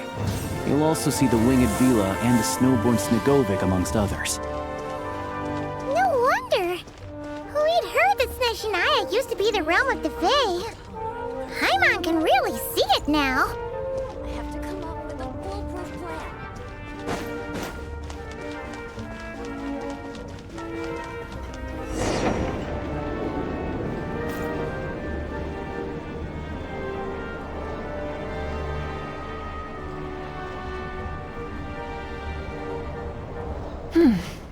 Nice. To the left is the Market of Zolny. They sell everything there. You can often find some nifty little trinkets. To the right, you'll see the Korolyevsky Theater in the distance. Look at that! Incredible!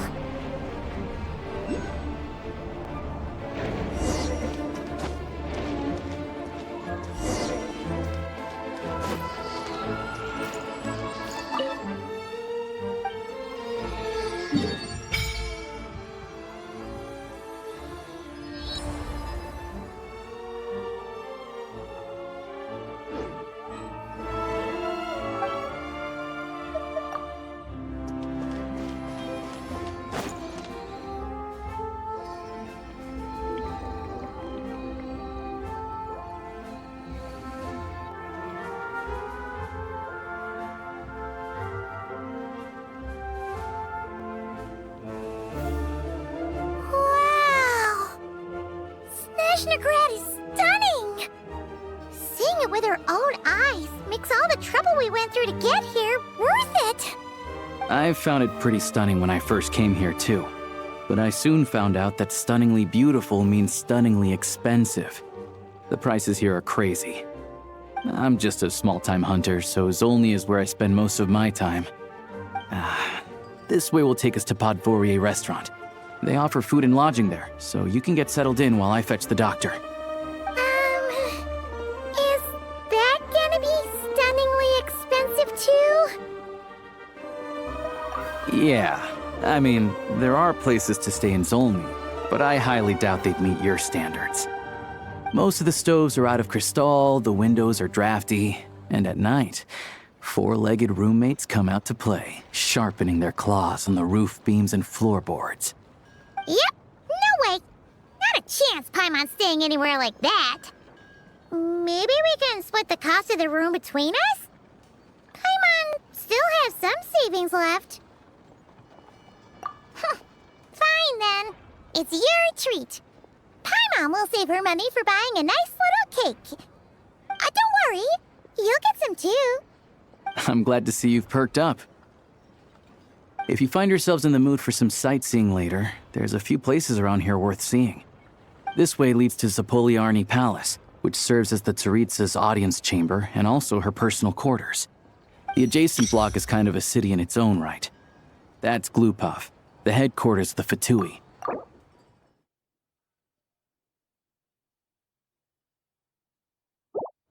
Inside, there's a munitions factory known as the Armory Palace, producing a constant supply of all kinds of equipment for the Fatui.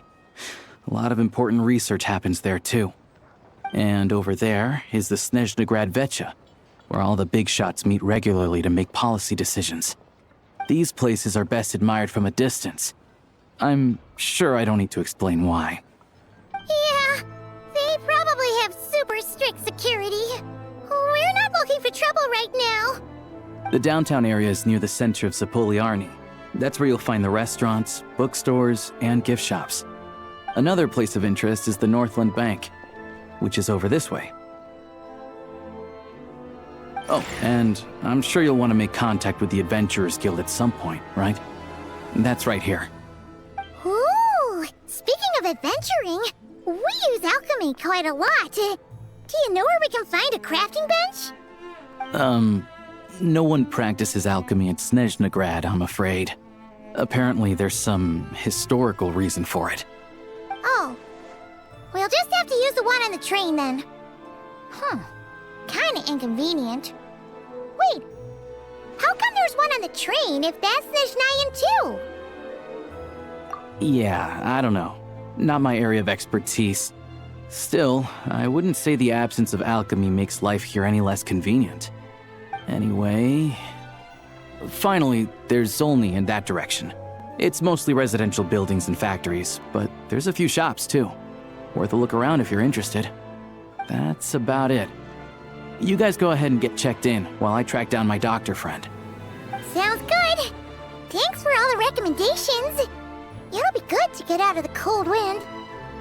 Paimon's starting to feel another headache coming on. Podvorie restaurant is right this way.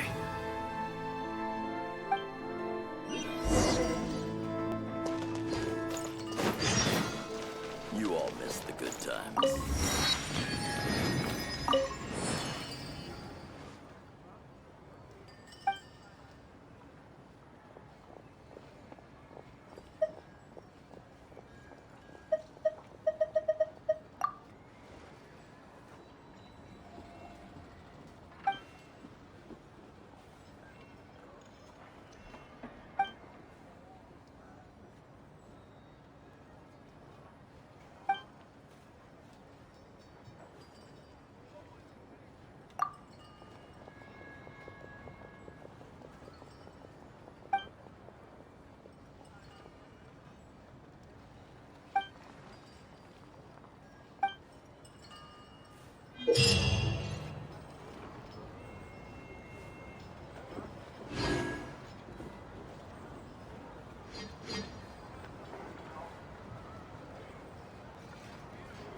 Oh, no.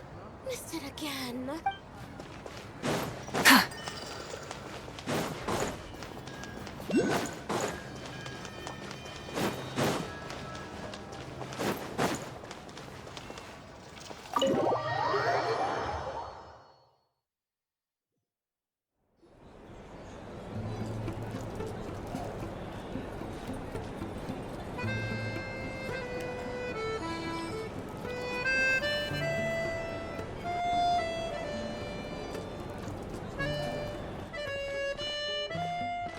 Looks like you get what you pay for, huh?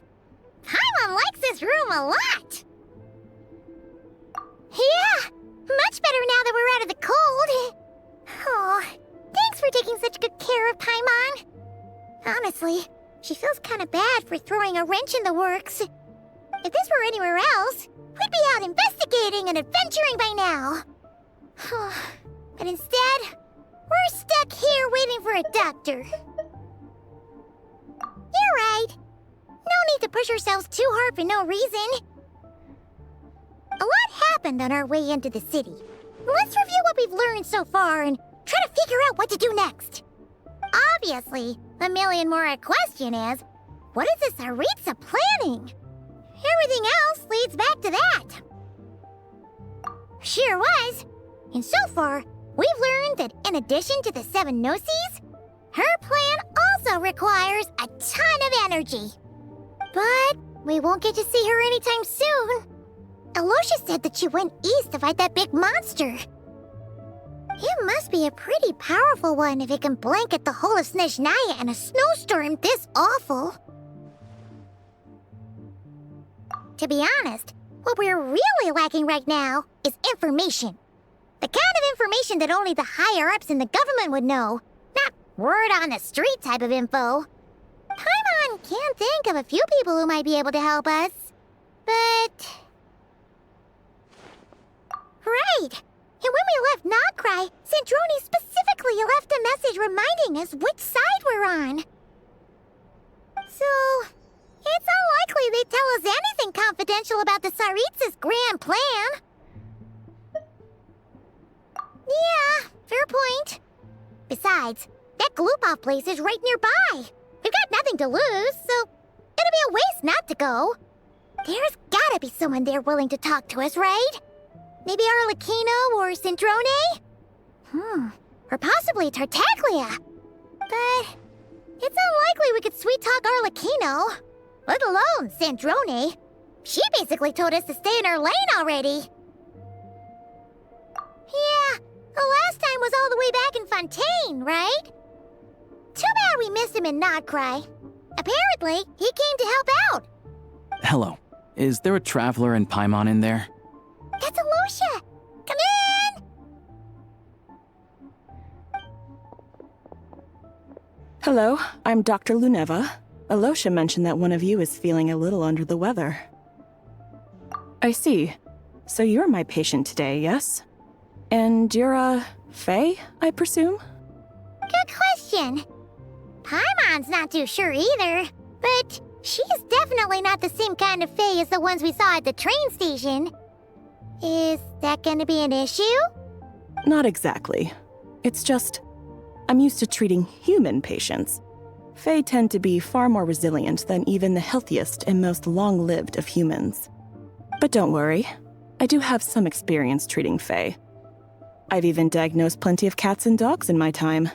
Safe to say, I have a fairly eclectic range of expertise. It'll be fine.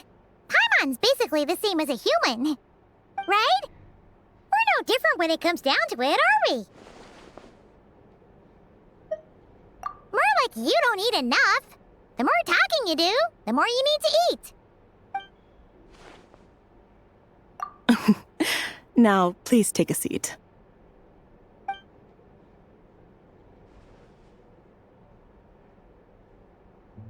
Okay, vital signs are good. Test results are all within normal ranges. I don't think it's anything serious.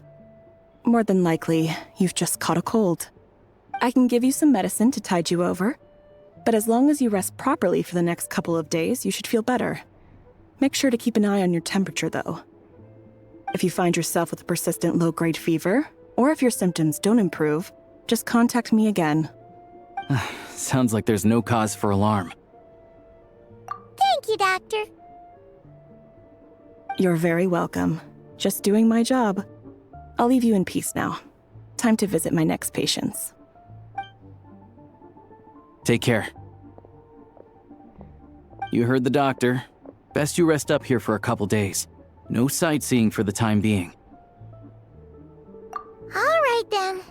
Guess we've got no choice. Let's just treat it as a short vacation. I have to get back to it. If you need anything else from the doctor or me, go to the Hunter Trade Station in Zolny. The boss there knows how to reach me. Hey, no big deal. You saved my life in the Shadow Realm. This is the least I could do. See you around.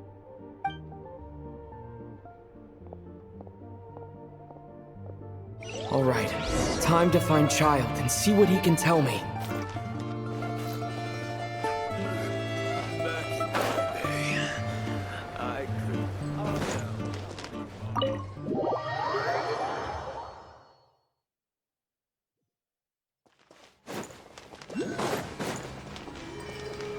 Light it up!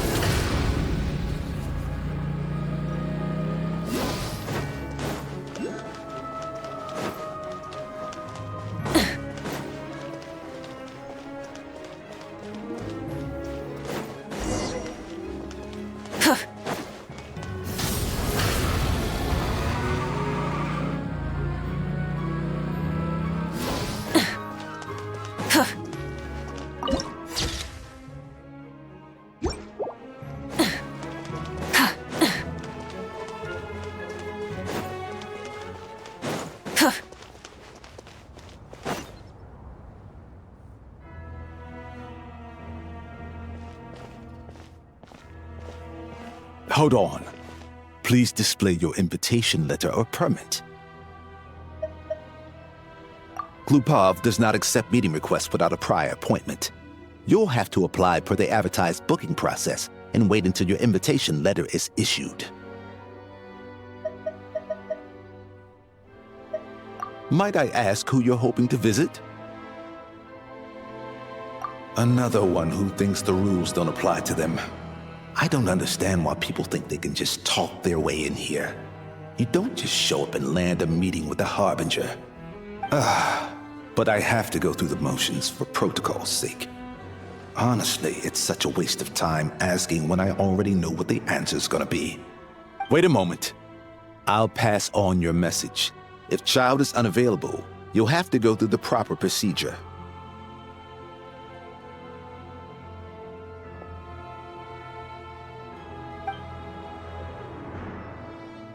Lord Childe is a busy man. He's probably not in Glupov at the present. If I were you, I'd cut your losses. No point waiting any longer. Even if you two are old friends as you claim, please understand that the Fatui Harbingers are often busy with their official duties. They tend not to stay in Glupov for extended periods. Next time, stick to the rules. You'll make life easier for both of us, Greetings, Lady Marionette. I'll take care of our guest here. It's his first time in Snezhnaya, so it's no surprise that he doesn't know the rules yet.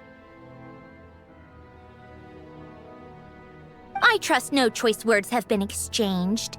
No misunderstandings I should be aware of. No, Lady Marionette. No incidents to report. Whew, that was a close call. Good thing I played it cool. Is that right? Good to know. Wait, where's Paimon? Under the weather? That's hard to imagine. She's always buzzing with energy. I take it she's still adapting to the climate. Happens to a lot of people. It's even colder here than in Nodcry. Has she seen a doctor? I can get you one if you need. All right then. Well, let me know if you run into any other problems. Why else? I was just about to sit down for some much-needed tea time when I heard that an old friend of Tartaglia's had shown up outside. No appointment, nothing. And, as obnoxious as it may be to show up uninvited at Glupov, I couldn't help but take pity on the poor soul who was waiting outside in vain. So I had no choice but to abandon my freshly brewed piping hot tea and come to see this mystery guest for myself. Well, I felt our time working together in Nodcry warranted some courtesy. I couldn't exactly let you freeze to death out here in the wind. Unfortunately, I can't invite you inside either. The rules of Glupov wouldn't allow it, and as a Harbinger, I have to lead by example. On the plus side, Snezhnograd actually has some class, unlike Nasha Town. Torchlight Books has a very nice selection of teas and cakes, so we can catch up there. Your treat, of course. Because I already wasted one perfectly good cup of tea today. That's why.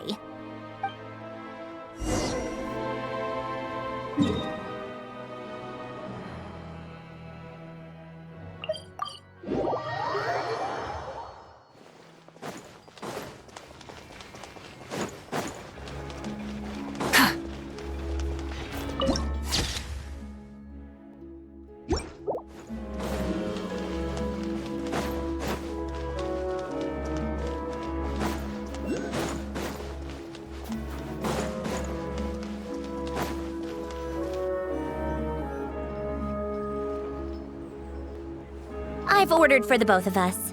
No objections, I assume. I'm sure you trust my taste. Okay, let's get down to business. I'm guessing you don't actually have any urgent business with Tartaglia, per se. You just want information, right?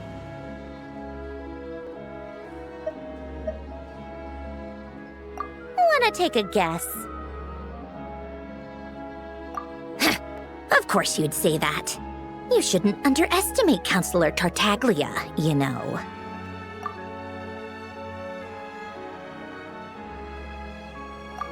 That's right. I'm sure you've heard of the Snezhnaya Border by now.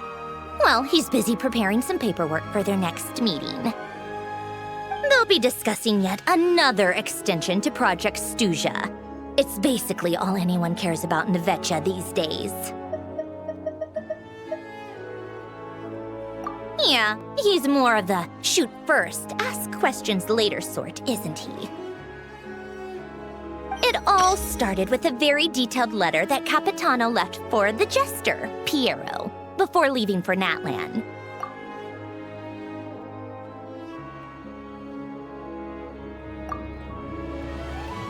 In that letter, he detailed the future arrangements for his subordinates. All of his key people were reassigned to Tartaglia.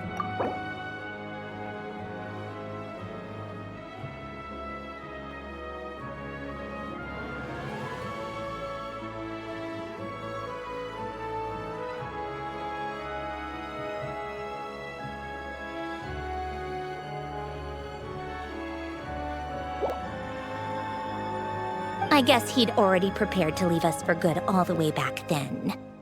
But Pierro didn't reveal the contents of the letter until the events in Natlan had concluded. That was his reaction too. Why me? With a bewildered look on his face. He'd always assumed Capitano looked down on him. He was a man who kept his thoughts to himself and barely spoke to him the whole time they'd known each other. But he occasionally brought Tartaglia along to my tea parties back in the day. So to the rest of us, it was clear that Capitano had quite a lot of respect for his young comrade.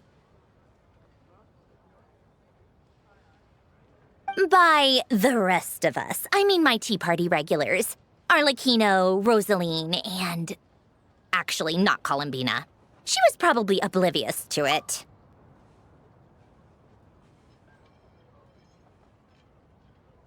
Anyway, then the Liyue situation happened.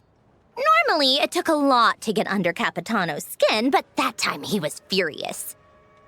It's not really my place to talk about it, though. You can ask Tartaglia about it sometime.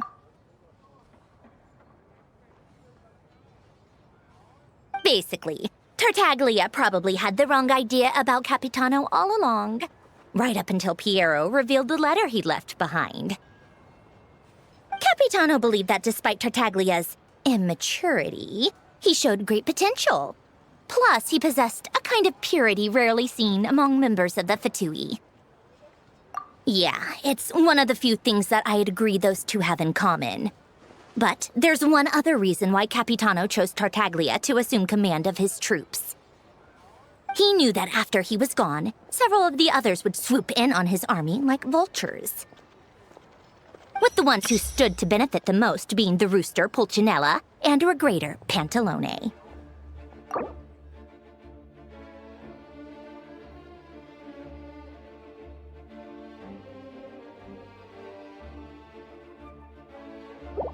Once they divided Capitano's troops between them, they'd be more powerful than ever. No one would be able to stop them.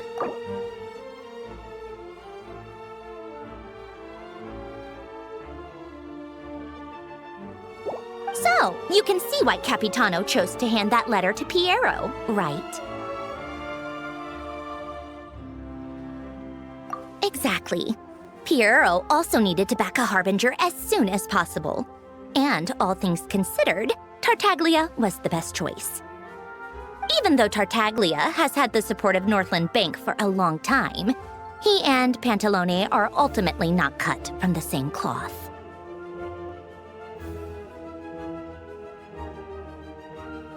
I'd say Capitano made a good judgment call. Anyone else caught in this situation would probably feel like they'd been hung out to dry. His best course of action will be to distance himself from any shady business, while still maintaining friendly relations with Pantalone, but seeking Pulcinella's support at the same time. What's the point in having a tea party if you don't spill a little tea? Besides, none of this is confidential anyway. Ask any journalist out there. They'll give you all the lurid details. You'll see it firsthand if you ever sit in on a session of the Snezhnaya Border. All the factional strife, whether open or unspoken, it plays out for all to see in that one little room. Having a voice in the Vetcha is the only way to steer policies in your favor. So, every person in that room represents a particular interest group. Pantalone, for instance, represents the financial sector, and Tartaglia represents the Fatui soldiers.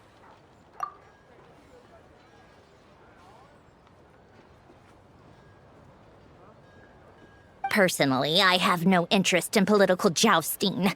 But since I have a number of engineers and researchers under my command, I have to make their voices heard. Then there's Pulcinella, the linchpin of the Vetcha. He represents politics itself. Everything involves him, so nothing can bypass him. Any issue that comes up, he knows how to mediate. That's what the Tsaritsa values most about him. I'm starting to see why everyone is so frustrated with the way things are, but also powerless to change it. A complex web of interests connects all parties involved, and the Tsaritsa sitting at the top adds another layer of complexity. It must be nearly impossible to come up with a perfect solution. All right, I'm done carrying this conversation. Time for you to answer a question of mine. You must have known that you can get the info you needed from me. So why was Tartaglia the first person you asked to see and not me?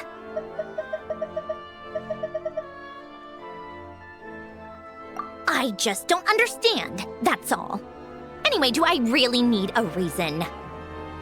Wait. Oh, I think I know what it is. Columbina passed on my message to you before you left Notcry, right? I only meant you should be mindful of which side you're on. Is that actually why you didn't ask for me? Because you took that to heart?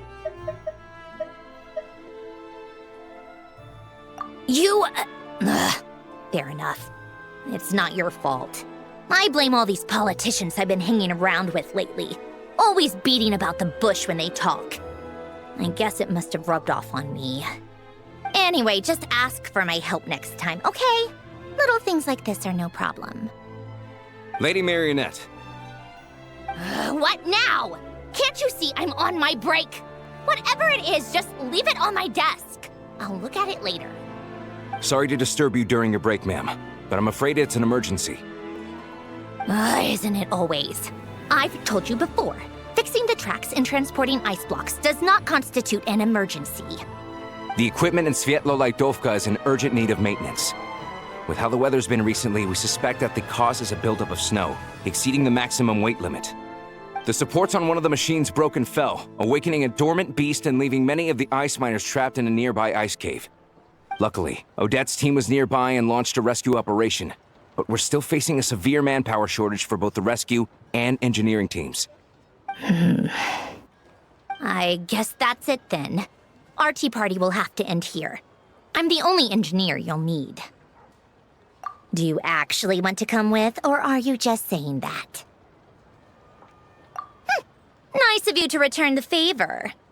I'll have a couple of people look after Paimon. They can let her know that you had to step out for a while. Given how urgent this is, I'm sure she'll understand. And honestly, I'd rather have your help than anyone else's. Between your skills and experience, you'd be reliable help. Then let's go. You, take 2 people to Pavoye restaurant. Find his room and watch it like a hawk until we get back. If anything happens to Paimon, you'll be answering to me. Yes, Lady Marionette.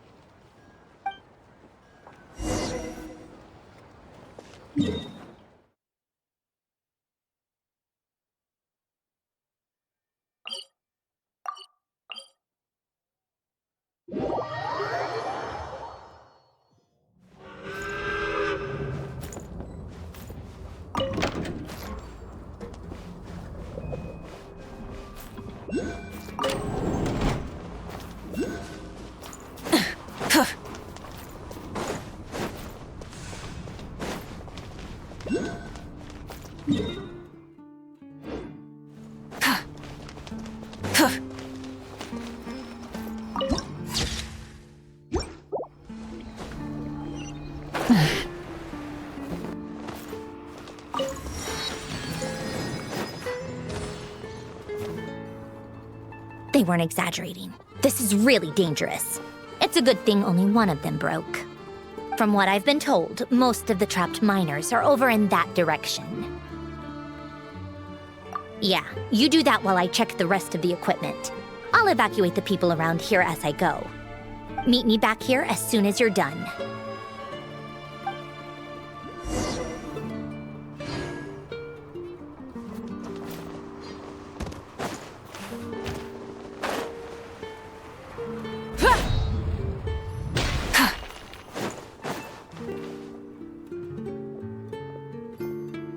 I have to be getting close. Don't go any further.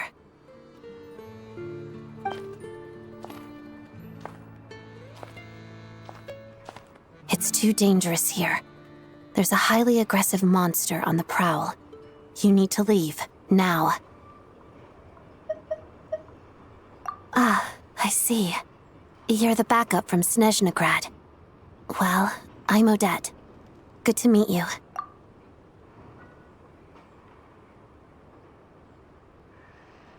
Ah, so this is Odette. She was the first member of the Fatui on the scene.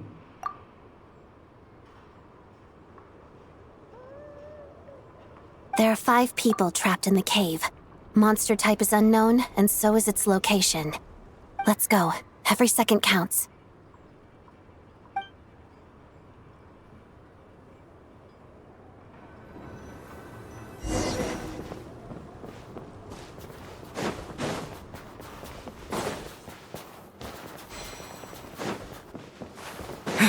Careful. Something's moving.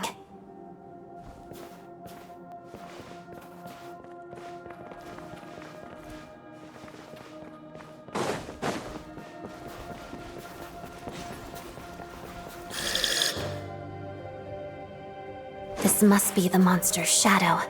Looks like a tough opponent.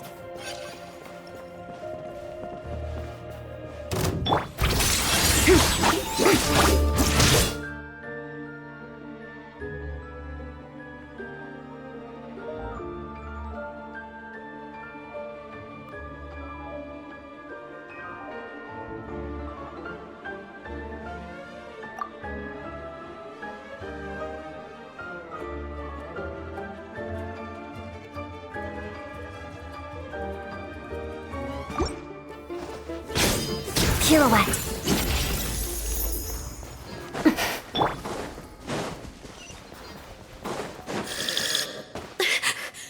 Stay back!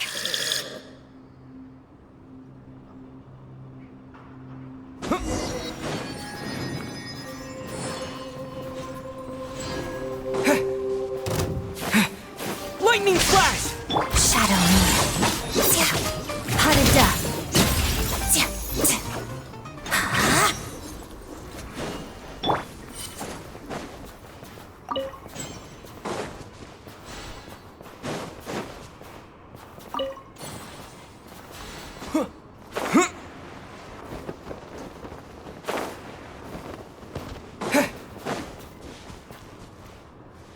I see them. They're right behind the monster.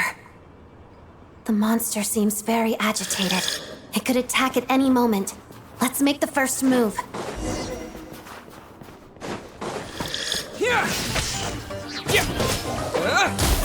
Following thunder!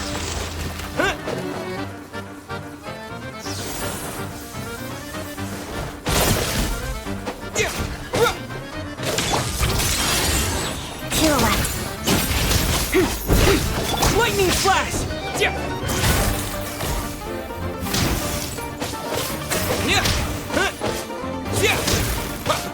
Crystalline Adagio.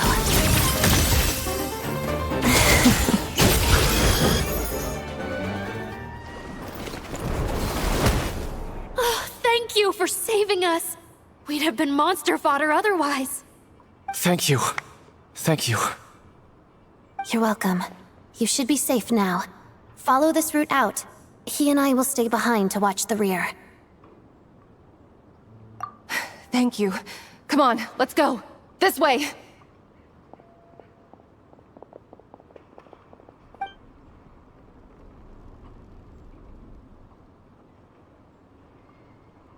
I've searched the area. Pretty sure the monster made a tactical retreat. Yeah, but with us here, it won't be coming back anytime soon. It may be small, but don't be fooled. It's a ferocious beast.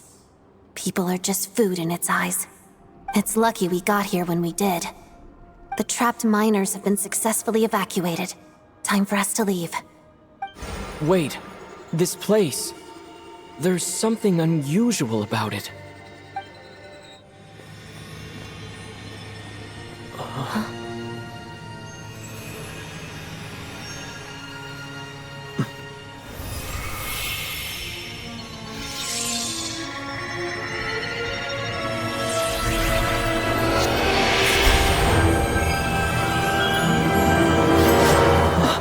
What is that? I don't know. It's back? Guess it has family.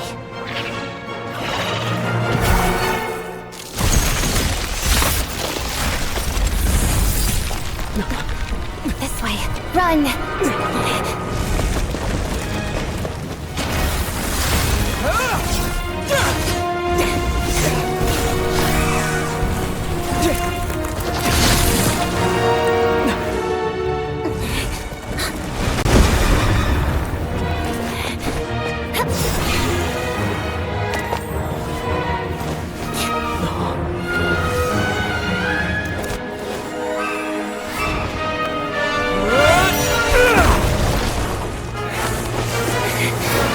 Thanks.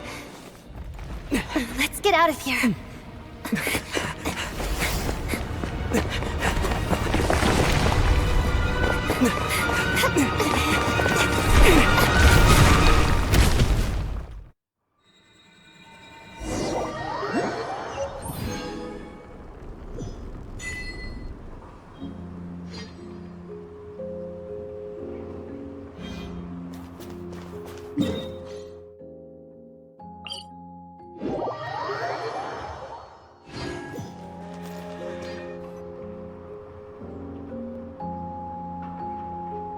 Everyone's accounted for. We managed to rescue them all. We also placed a sign at the entrance to the cave, warning people to stay away. You really held your own today. I still don't know your name. Don't think I've seen you before. I'll remember the name. All right then. See you around. Hello, Lady Marionette. I hear the rescue operation was a great success. I knew I could count on you. What brings you here, Odette? Here for a performance? No, a Fatui mission.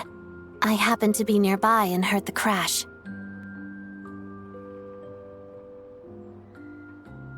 She hasn't introduced herself then.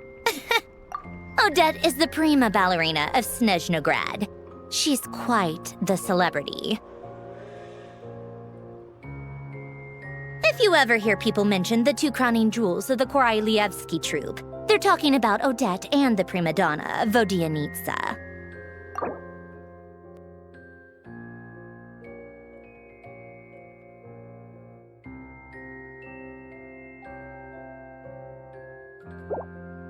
On top of that, Odette's also a rising Fatui star. It's looking likely she'll inherit the title of the Fair Lady.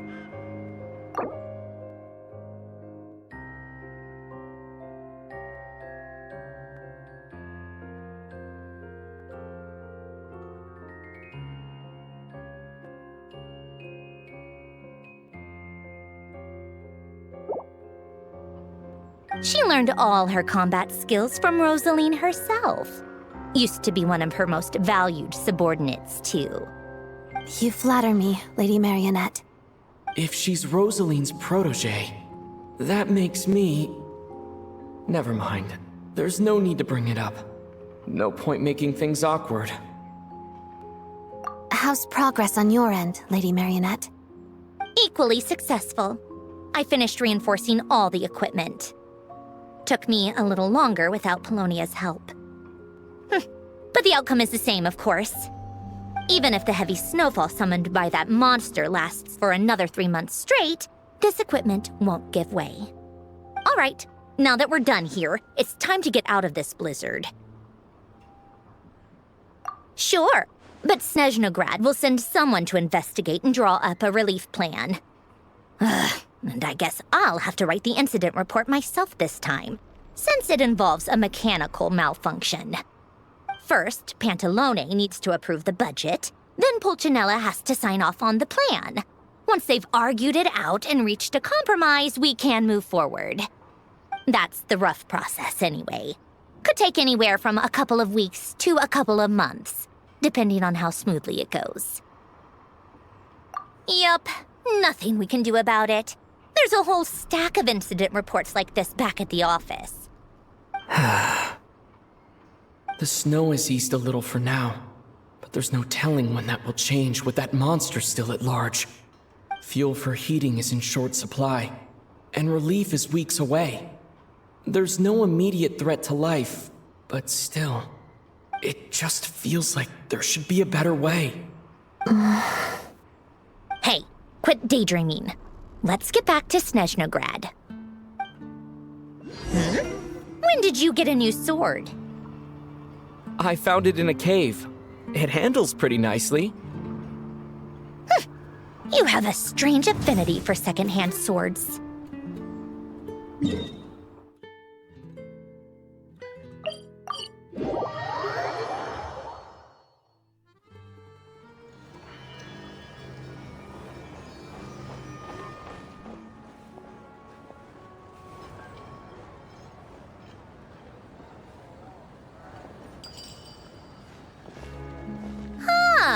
Well, if it isn't Counselor Tartaglia, Mr. Big Shot himself. Go easy on me, all right? I'm still recovering from the interrogation the real Big Shots put me through. Hey, comrade, it's been too long. I heard you came looking for me earlier. Nicest surprise I've had in a while.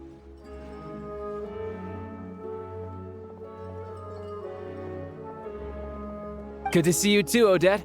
I'm guessing you guys just got back from Sviatlo-Lajdovka. How'd it go? Crisis averted? It went fine. How about you? Any new developments? Not really. Same as ever. Growing opposition to Project Stuzha, and the usual rebuttals are starting to ring hollow. The results of the mock vote were pretty dire. Pulcinella was fuming. I've never seen the old man so angry. That's not good news. It takes a lot to rattle him. Yeah, obviously if push comes to shove, there are ways to crack down on dissent. But... Sorry, I have to ask something. This is going to sound blunt, but may I? Huh? Of course, fire away. It sounds to me like everyone's tearing their hair out trying to figure out how to deal with opposition to Project Stuzha. But what exactly is this project's purpose? And how can it be so important that even people like you two refuse to stand up for the ordinary people of Snezhnaya?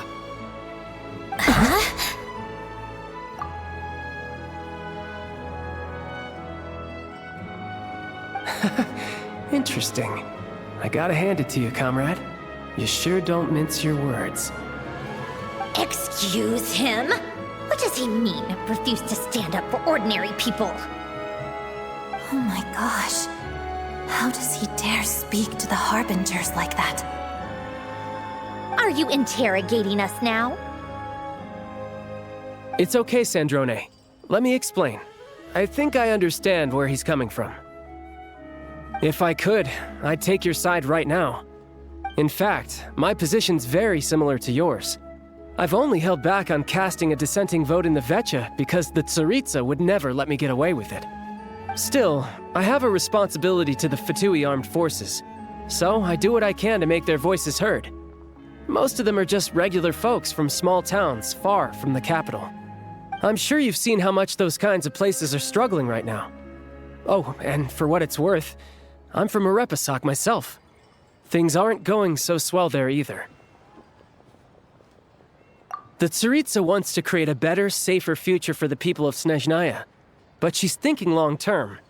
I don't doubt that from where you're standing, Project Stuzha seems to be creating all sorts of issues for everyone. But considering the Tsaritsa's vision for the future, these are sacrifices worth making. Sounds cold, I know. But I promise it's not as black and white as it seems. Maybe Sandrone and I can't oppose Project Stuzha outright, but we're constantly raising our concerns in Vecchia meetings. And even though we can't put an end to it, there are plenty of other ways to make a difference. We're trying everything we can think of, and so is Pulcinella. I respect Her Majesty, the Tsaritsa, and trust her decisions. But at the end of the day, I'm still just a normal guy who cares deeply about my homeland. And my family, who all live here. There's no way I would ever abandon them. As contentious as things can get within the Vecchia, there's no selfishness or malice behind it. Everyone wants to get through this period as smoothly as possible. The issue is that there's no way of pleasing everyone under the present circumstances. Most of the time, we're trying to decide on the lesser of two evils, which obviously isn't a great look. But that is not the same thing as being blindly loyal to the Tsaritsa. No one's got their head in the sand here. We're all well aware of the way things are. We're just doing our best to make it work. In fairness to Sandrone, she rushed to Svietlo Lidovka's aid the moment she heard that people were in danger. And even Tartaglia, who used to only care about the thrill of the fight, is clearly doing his best to rise to the demands of his new role as counselor. Hey, come on. There's only so much we can say, so don't press us too hard. Look, I know how untenable the Tsaritsa's position looks if you don't understand her motives.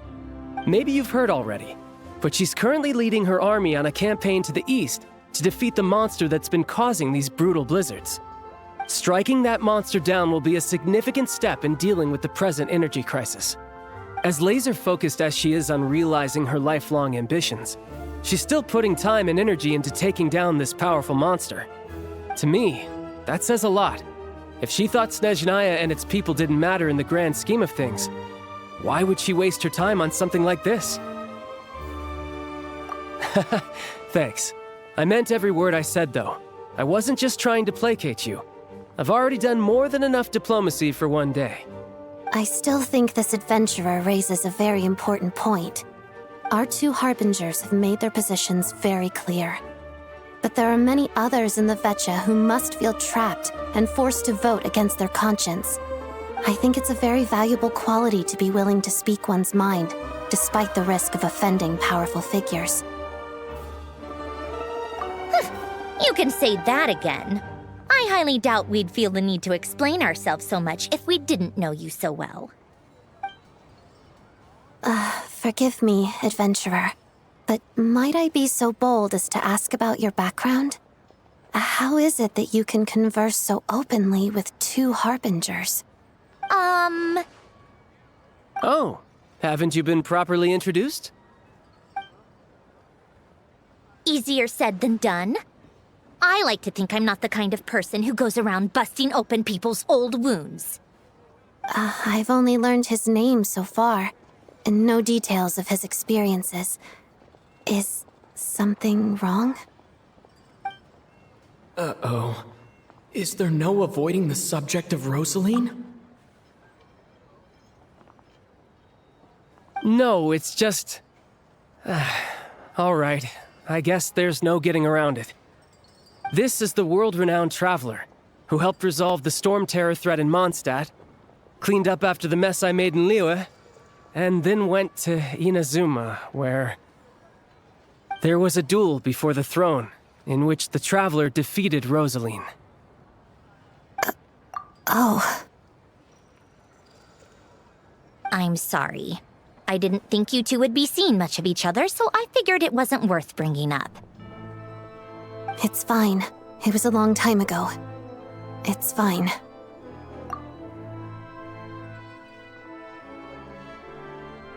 Sorry. I just remembered that we have a rehearsal coming up. Please excuse me. I should get going.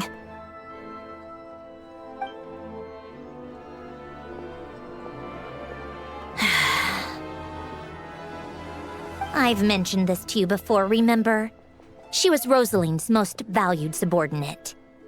But they didn't actually get along.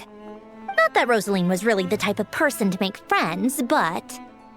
Death has a way of resolving a lot of conflicts. Don't let it weigh on you. Like she said, it was a long time ago. It's in the past now. Odette has a very different personality from Rosalyne. Give her some time. I'm sure she'll work through it. Oh, by the way, where's Paimon? It's not like her to hide away. She hasn't been feeling well, so she's resting at Podvorier restaurant. I got a couple of my people to look after her while we were gone. Oh, right. Sorry to hear that. Poor thing. Reminds me of when Tonya was little. She really felt the cold back then. Used to get ill all the time. I felt so bad for her seeing her lying in bed, coughing. She was so mature for her age, though. Whenever someone came to visit her, she'd greet them with a smile and would never complain. I'm sure Paimon's a good kid, too. You're a little short on manpower, right? Let me have a couple of my people take over for yours. I'll send my most capable and reliable. They'll make sure Paimon can recover in peace. Well, that would be great. Your people are more qualified. Hey, don't mention it. I'm sure you have things to do. Hopefully this takes a load off your mind. So no more accusing me of not being on your side, all right?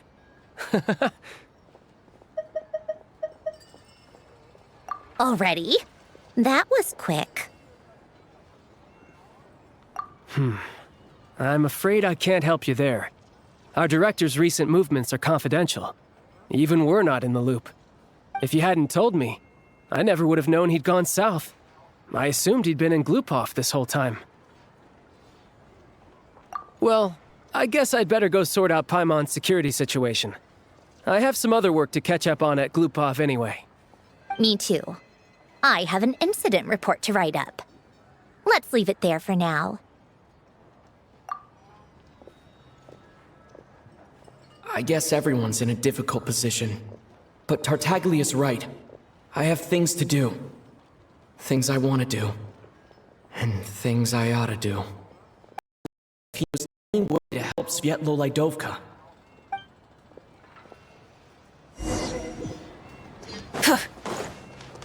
Rise with the sun!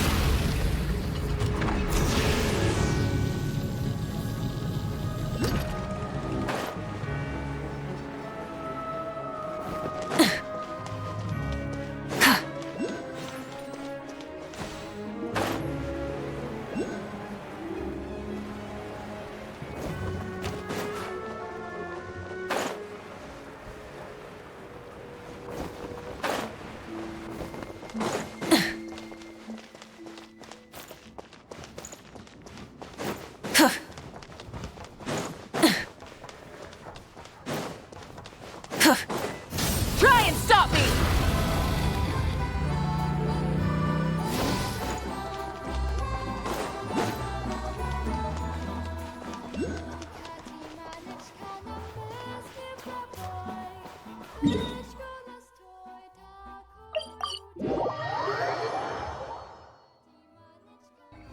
How strange.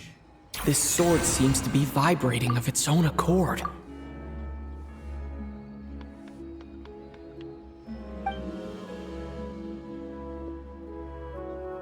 It's a very faint vibration, but it's getting stronger as I get closer to the statue of the Seven. Does this sword have some connection to the statue?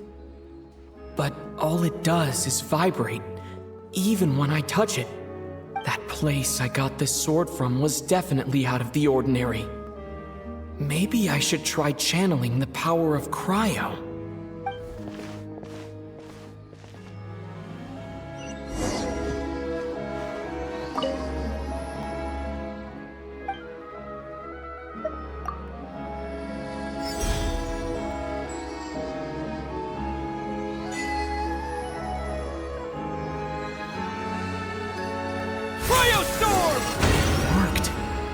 There really is something special about this sword.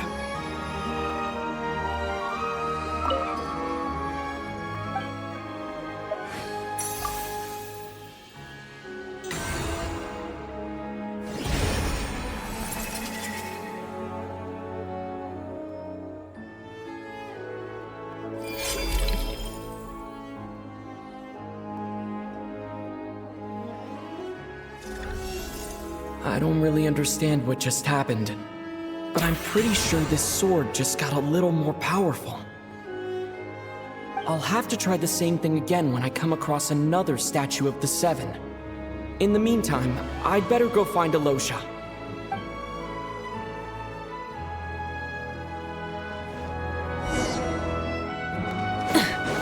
Burn it down!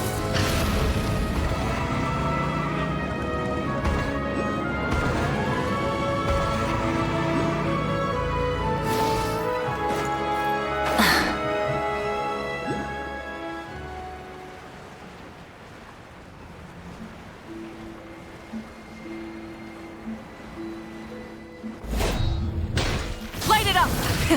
Rev the engines! Hello there. How can I help?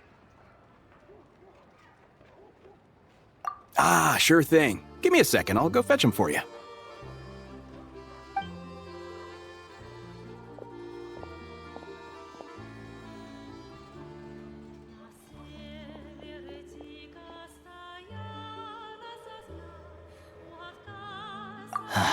It's a familiar story. I've had similar experiences. Although Snezhnaya doesn't deliberately delay or withhold relief, those first few days of waiting for help are always the hardest. It's a fundamental contradiction. If emergency relief can't be delivered in time, what's the point in even calling it emergency relief? Not necessarily. I think there's a good chance that Kresnik Crystal from Stratomeros will start flowing into the market. When we resolve Stratomeros' energy issue, it's like we open the floodgates. A huge backlog of crystal is now available to the townspeople. There's no way they can use it up at once. A lot of them will probably stockpile it and slowly work their way through. Probably a good idea, since energy prices are only going to keep rising. But there will always be people who urgently need Mora. Exactly. At the current prices, selling crystal is an easy way for an ordinary person to make a fortune. Hey boss, how much do I have left in my account? 1 second, let me check. So, you're planning on buying the crystal out of your own pocket? Yeah. I don't know if I have enough, so I'll chip in a little extra and buy as much as I can afford. No, it's fine. You're new to Snezhnaya, and you have your own living expenses to worry about. Besides, you're already providing the train. Here's your Mora. See what you can find at the market, but I doubt there'll be much crystal left. Yeah, well, can't hurt to take a look. Let's see. Huh?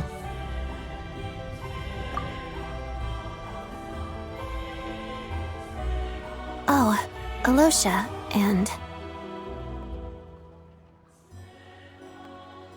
Hello? I didn't realize you two knew each other.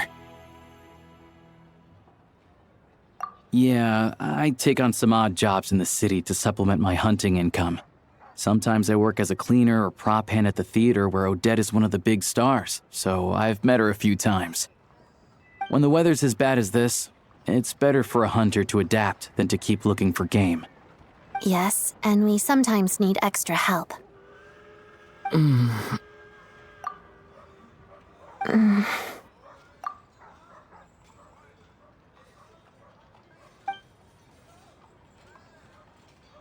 Wait, why is the atmosphere so awkward? I thought things went pretty smoothly in Svietlolaidovka. So, what brings you here, Miss Odette? Looking for some new props? No. After I got back to the theater, I couldn't stop thinking about the situation in Svietlolaidovka. It bothered me so much I couldn't focus on my dancing. So I decided I'd come here and see if there's anything I can do. You too, I presume. I suppose that's why you're here. I didn't feel comfortable expressing my true opinions in front of the Harbingers. Not least because ordinary Fatui like me don't even know what Project Stuzha is all about. Without knowing the full picture, I can't make sense of it. And at some point, if things aren't making sense to me, I can't just keep going along with it. So many people feel the same way. They wish they could do something, but all kinds of reservations hold them back. Explains why groups like the Roadcott are springing up to fill the gap. Yes. Well, that's one option. But there are risks to consider with organizations like that. The Fatui does not encourage their activities. Right, because things can get out of hand, and it's hard to hold the right people accountable when they do. I've heard about a few cases like that. Sandrone said Odette was on track to inherit the title of the Fair Lady. If so, she'll be able to find out what Project Snezhnaya is really about. Still, it's probably a little soon to ask her about that. There may be more to the story. What's on your mind? I think we can both agree that no matter which side you're on, it can't stop you from doing the right thing. Where there's a will, there's a way. I know what Rosalyne did while she was abroad. You made the right decision, so no hard feelings. So, what's your plan? Oh, we were gonna buy some Crystal. I heard there's some on the market right now. Funny. I had the same idea. In that case, let me pay. I can claim it back as mission expenses.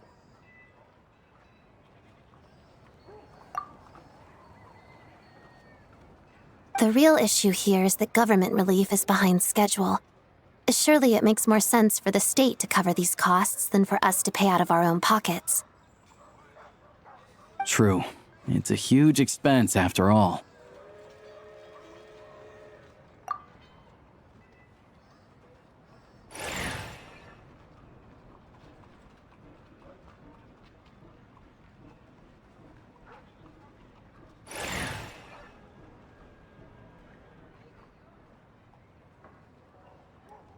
Let me see.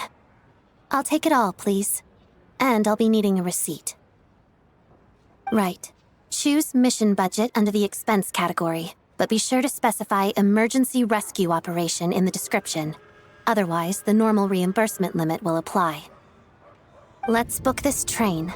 Regulations say that if we need to transport Kresnik Crystal during Project Snezhnaya, extra carriages can be added 1 hour before departure.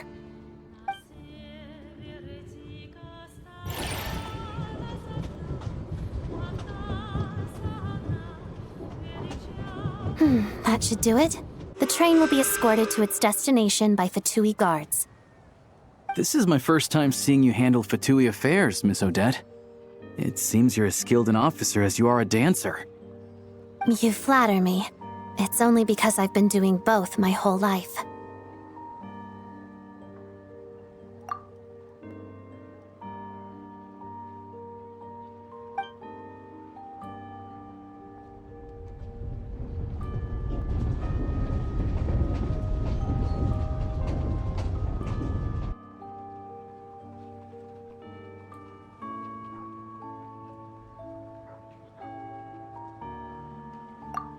Anyway, I bet you've been non-stop today, am I right? Any idea how Paimon's doing? What's wrong? Who's Paimon? His travel buddy. Hasn't been feeling well. She caught a cold right after they got to Snezhnaya. Sounds like she's important to you. I can't believe you've been dealing with this on top of everything you've been doing to help the people of Snezhnaya. I've got nothing going on right now, so I'll join you. I want to see how she's doing. May I come too? I have some candy that someone gave me back in Svietlolaidovka. Plus, I know a little bit about relieving cold symptoms. All right then, let's go.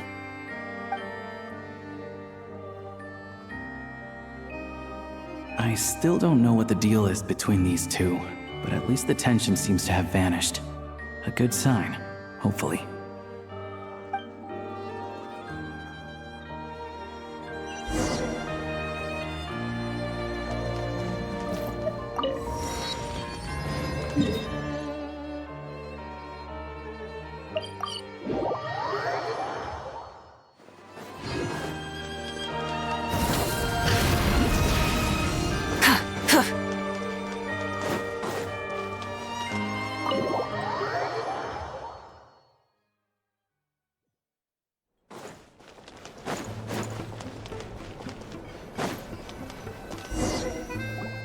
Hello.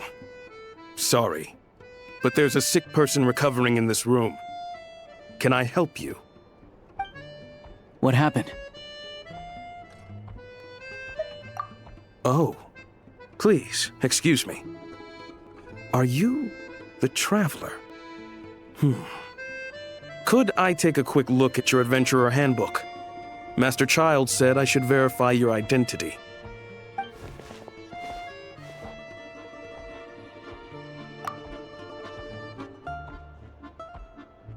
Ah, it's really you. Sorry for the inconvenience. We're under strict orders from Master Childe to keep this room well guarded. At the same time, we can't interfere with Podvoye Restaurant's business. That would only seem all the more suspicious and draw unwanted attention to this room. Besides myself, a few of my colleagues are stationed in and around the restaurant, in plain clothes, of course. Rest assured, you're in safe hands. I didn't expect such a high standard of protection. Well, Master Childe handpicked us for this special assignment. We're not about to let anything go wrong. Anyway, I won't keep you any longer. Please, head inside.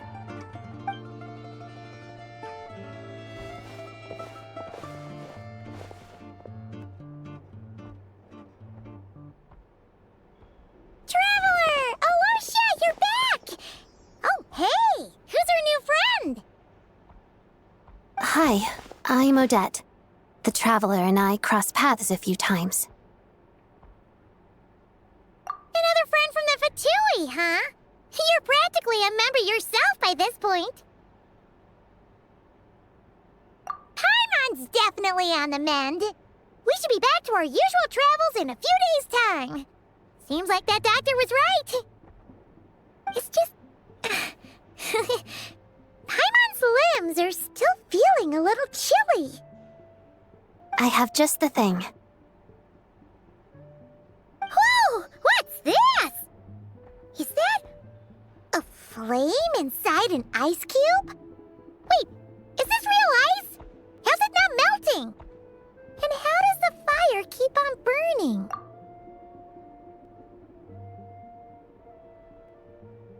All keen observations. You're right. This is called core ignis.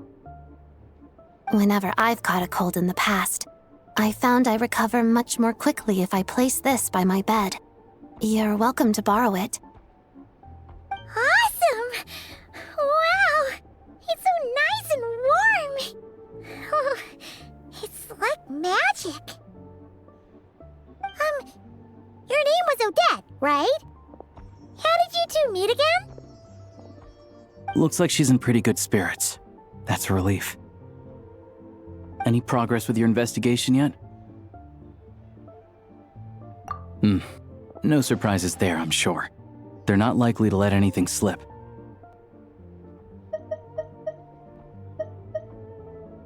The Rokad, huh?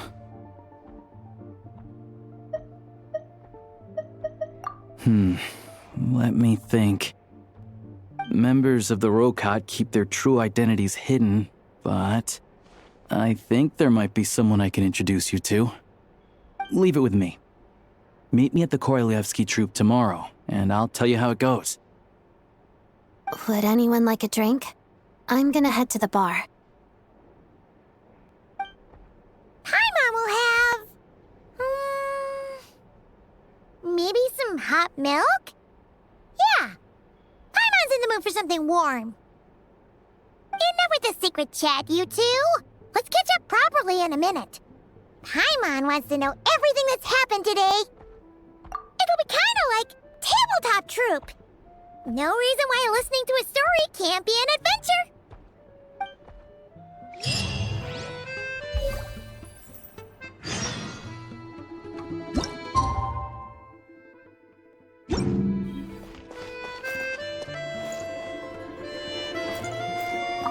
Hello again. Please rest assured, we'll keep a close watch on this place.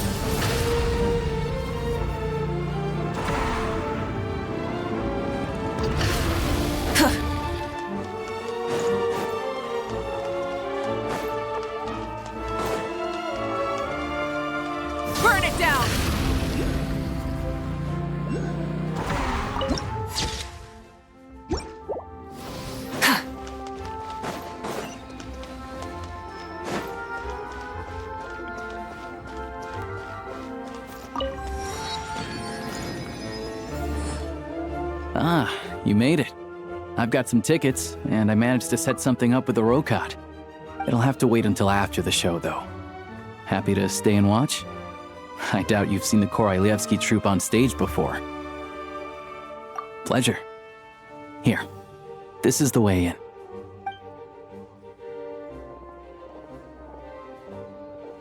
Please present yourself for a routine inspection in accordance with theater regulations. Thank you.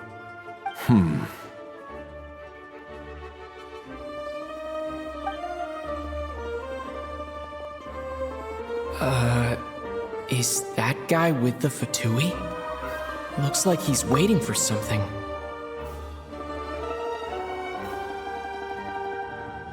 Okay, all done. Thank you for your cooperation.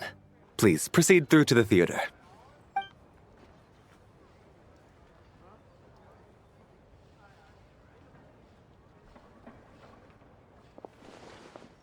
What's up?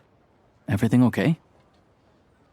Snezhnaya's business and political leaders are always passing through here, so it makes sense that security's tight. Still, it's a little unusual to see the Fatui's Armory Palace guard here.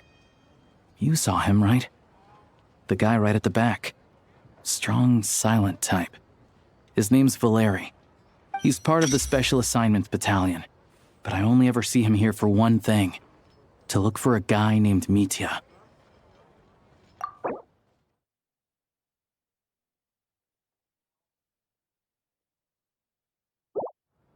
Supposedly a researcher, though he never seems to put much time in at the office. The theater is one of his favorite places to hang out when he's playing hooky from work. But that's not for us to worry about. Let's go. The show's about to start.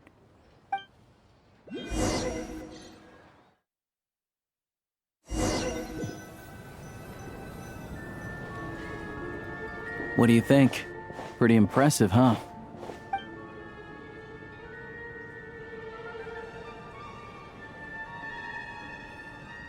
Oh, the one in Fontaine? I hear it's iconic. Never seen it for myself, though. Here we are, just in time. Sorry, coming through.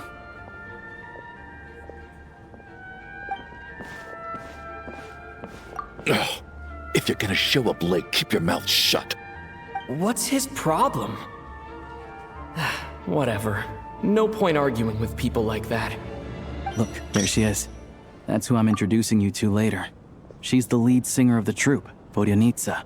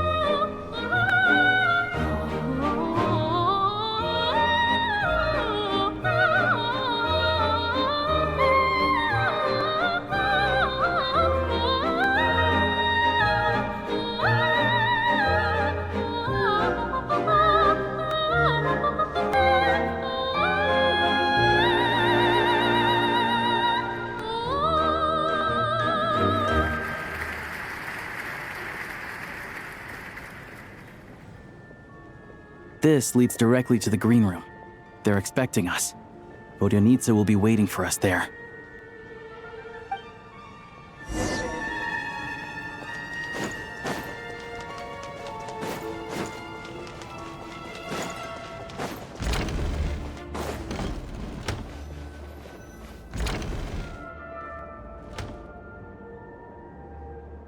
Hey there. Excuse me. Can you believe it? I am so mad right now. Come in. Oh, it's you two. Huh? You know each other? Oh, wait. Is this who you were telling me about? The one you met yesterday and couldn't stop thinking about?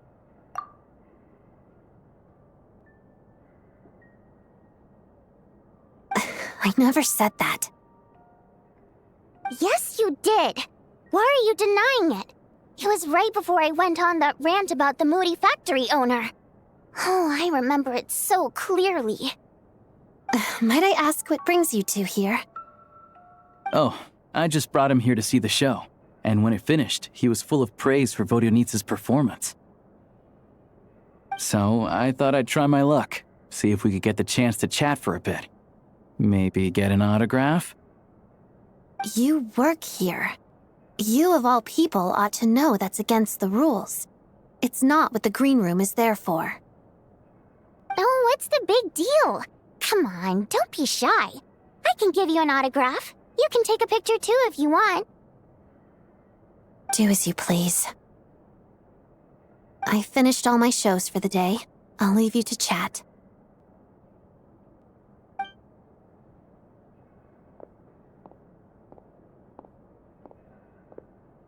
I wasn't making that stuff up, you know. Odette's just too proud to admit it. She thinks very highly of you, and so do I.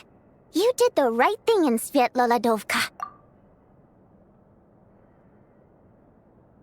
We're good. Odette's out of earshot. I'll lock the door. Confidentiality, of course. The Rokot is very strict on that. Whoa, Alyosha! Not out loud! Not with an outsider here. Relax, I've taken care of it. Look at this. The President's reply sent this morning. Wait, so he's been approved to join? You told me last night that you wanted to get intel from the Rokot. Unfortunately, Rokot intel is only available to members. But ever since you set foot in Snezhnaya, we've been working together. I've seen the way you work, your character, and your motives. Everything about you is perfectly in alignment with what we're trying to achieve in the Rokot. So I figured I might as well cut to the chase. I wrote a letter to the President explaining your situation, including just the right amount of detail. His approval came very quickly. Of course, it's still your decision whether you want to join or not. We'll respect your choice. Well, assuming Odette was telling the truth and she didn't misjudge you, I guess we don't need to worry about you blowing our cover. Still, you gave me a real fright. I didn't know that's why you came looking for me. So, that stuff you said about admiring my performance, was that just because Odette was here? Did you actually mean it? Now you're talking. That's what I like to hear.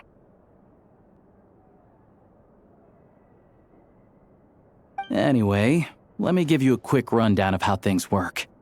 Like I said, the Rokot is a covert organization, and we hide our identities. Members typically don't meet in person or even know each other's identities.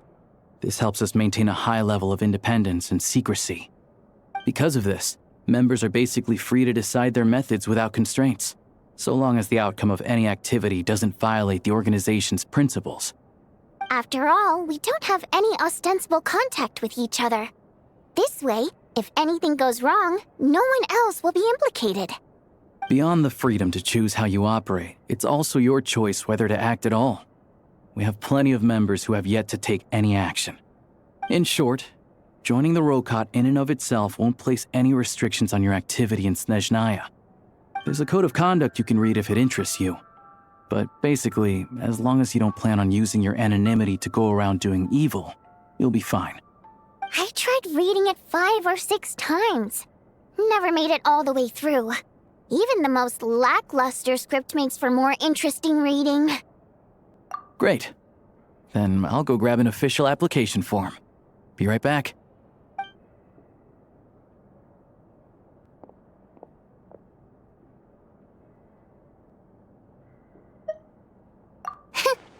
Well, Alyosha has this pet dog, you see. His name's Tagarin, and this one time, Alyosha brought him backstage. Tagarin took quite a liking to me, so I I played with him for a little bit and fed him some treats. Then, the Rokot was out on a mission one day, and even though we were all in disguise, Dagaran recognized me right away. Just a coincidence, really. We didn't report it to the higher-ups, though, to avoid dealing with the fallout. Like, my job at the theater, for instance. I really needed to make ends meet. By the way, what were you complaining about just before we came in? Did everything go okay with Chuganov? Everything did not go okay. That's why I was so mad. I tried to make some small talk with him before I went on stage to fish for intel about the Iskra manufacturing plant. But he wouldn't take the bait. No matter what I said, he kept dodging the question. And then he started complaining. He said he didn't appreciate his second-rate seat in the stalls because he usually gets a private box. I mean, what did he expect? Everyone knows that if you want a box seat, you buy a ticket well in advance. But instead, he sends me a letter the day before the show when we're practically sold out. I had to juggle things around just to get him a half-decent seat, hoping he would appreciate the gesture enough to share some information. But nope, he didn't give me anything. Yeah, meeting Chuganov in person has definitely been a disappointing experience. Oh, you probably don't know who we're talking about, do you? Chuganov was that older guy you were sitting next to today. I'm sure he didn't make a great first impression on you either. To the citizenry, he's a family man and a kind boss. But our interactions with him tell a very different story. It's one thing to ask for a favor, but he acts like it's his right. He always expects special treatment. Take the ticket situation, for instance. I've actually gotten him a private box in the past. But not only was he not even grateful, now he's acting like I've sold him short this time. Not to mention that he's never paid for a single one of his tickets. And another thing, if he's such a big family man, why doesn't he bring his wife and daughter to see the show once in a while? I've never seen them here, not even once. Calm down, Vodyanitsa. If you won't do it the easy way, we'll have to try the hard way.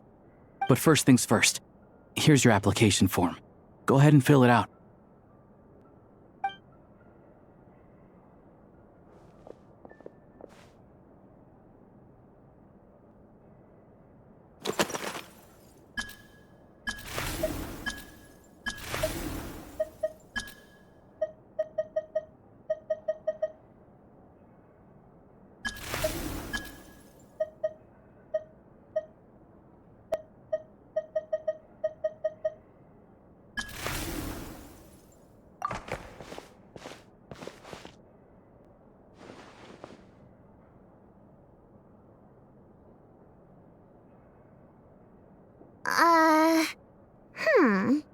Looks like I'll need to make a few little tweaks here and there. But other than that, you're good to go. We'll hold on to this for you. All right. Now that we're officially Rokot comrades, I can tell you. Chuganov is the target of our current operation. Recently, we've done some recon work at the Iskra manufacturing plant, which pretty much confirmed that their energy consumption is way beyond the legal limit. All we need now is some direct evidence to present to the Vetcha, so we can demand that they shut the plant down. That way, the Kresnik Crystal can be allocated to where it's needed most. I was hoping he might let slip during one of our chats, but he's too tight-lipped. We'll have to find another way. I'm meeting another regular theater-goer tonight, Mitya. But Valeri's here too, and he's probably looking for Mitya, so he may end up being a no-show. Don't you worry. He must know how to dodge Valeri, or he wouldn't be showing up on time for every performance. Mitya is a renowned energy expert. Although we can't get any direct evidence of the excessive energy consumption at the plant, we can accidentally let the information slip to him. The authorities should take someone like him seriously. So if he starts raising questions about energy use at the Iskra manufacturing plant, there will be a proper investigation.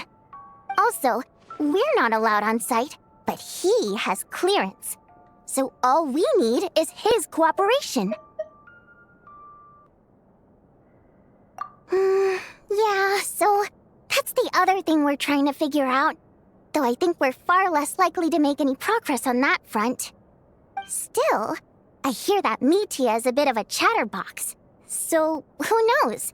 Maybe if we catch him in the right mood, he'll let something slip. What do you think? Sound like something worth your time? Okay, in that case, you guys find a seat somewhere nearby. Pretend you're a couple of buddies there to eat, and keep your ears peeled for useful information. He's a huge fan, so I doubt he'll have his guard up around me. But you two need to be convincing.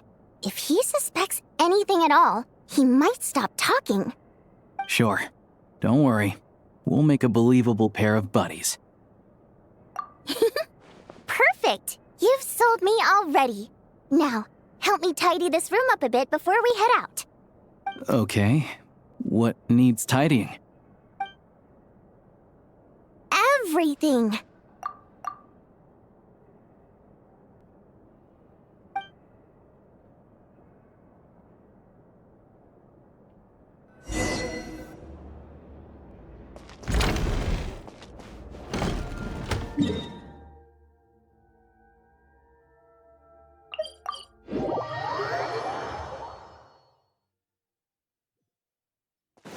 Light it up!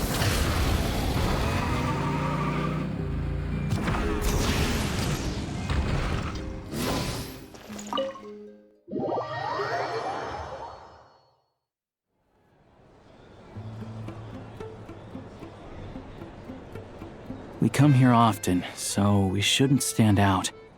Let's sit here. Now, it's up to Vodyanitsa. Let's see how the conversation goes.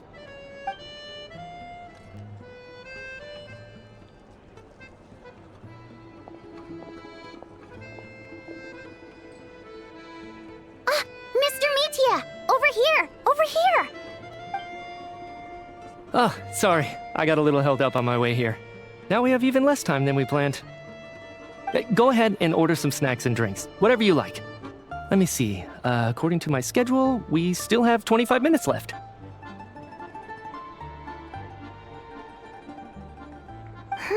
You're really pressed for time today, huh? I was imagining this would be a leisurely chat. If you'd prefer, we can always reschedule for another afternoon when you have more time. No need. Getting to meet the lead singer is a very precious opportunity for me. I'm not about to pass it up.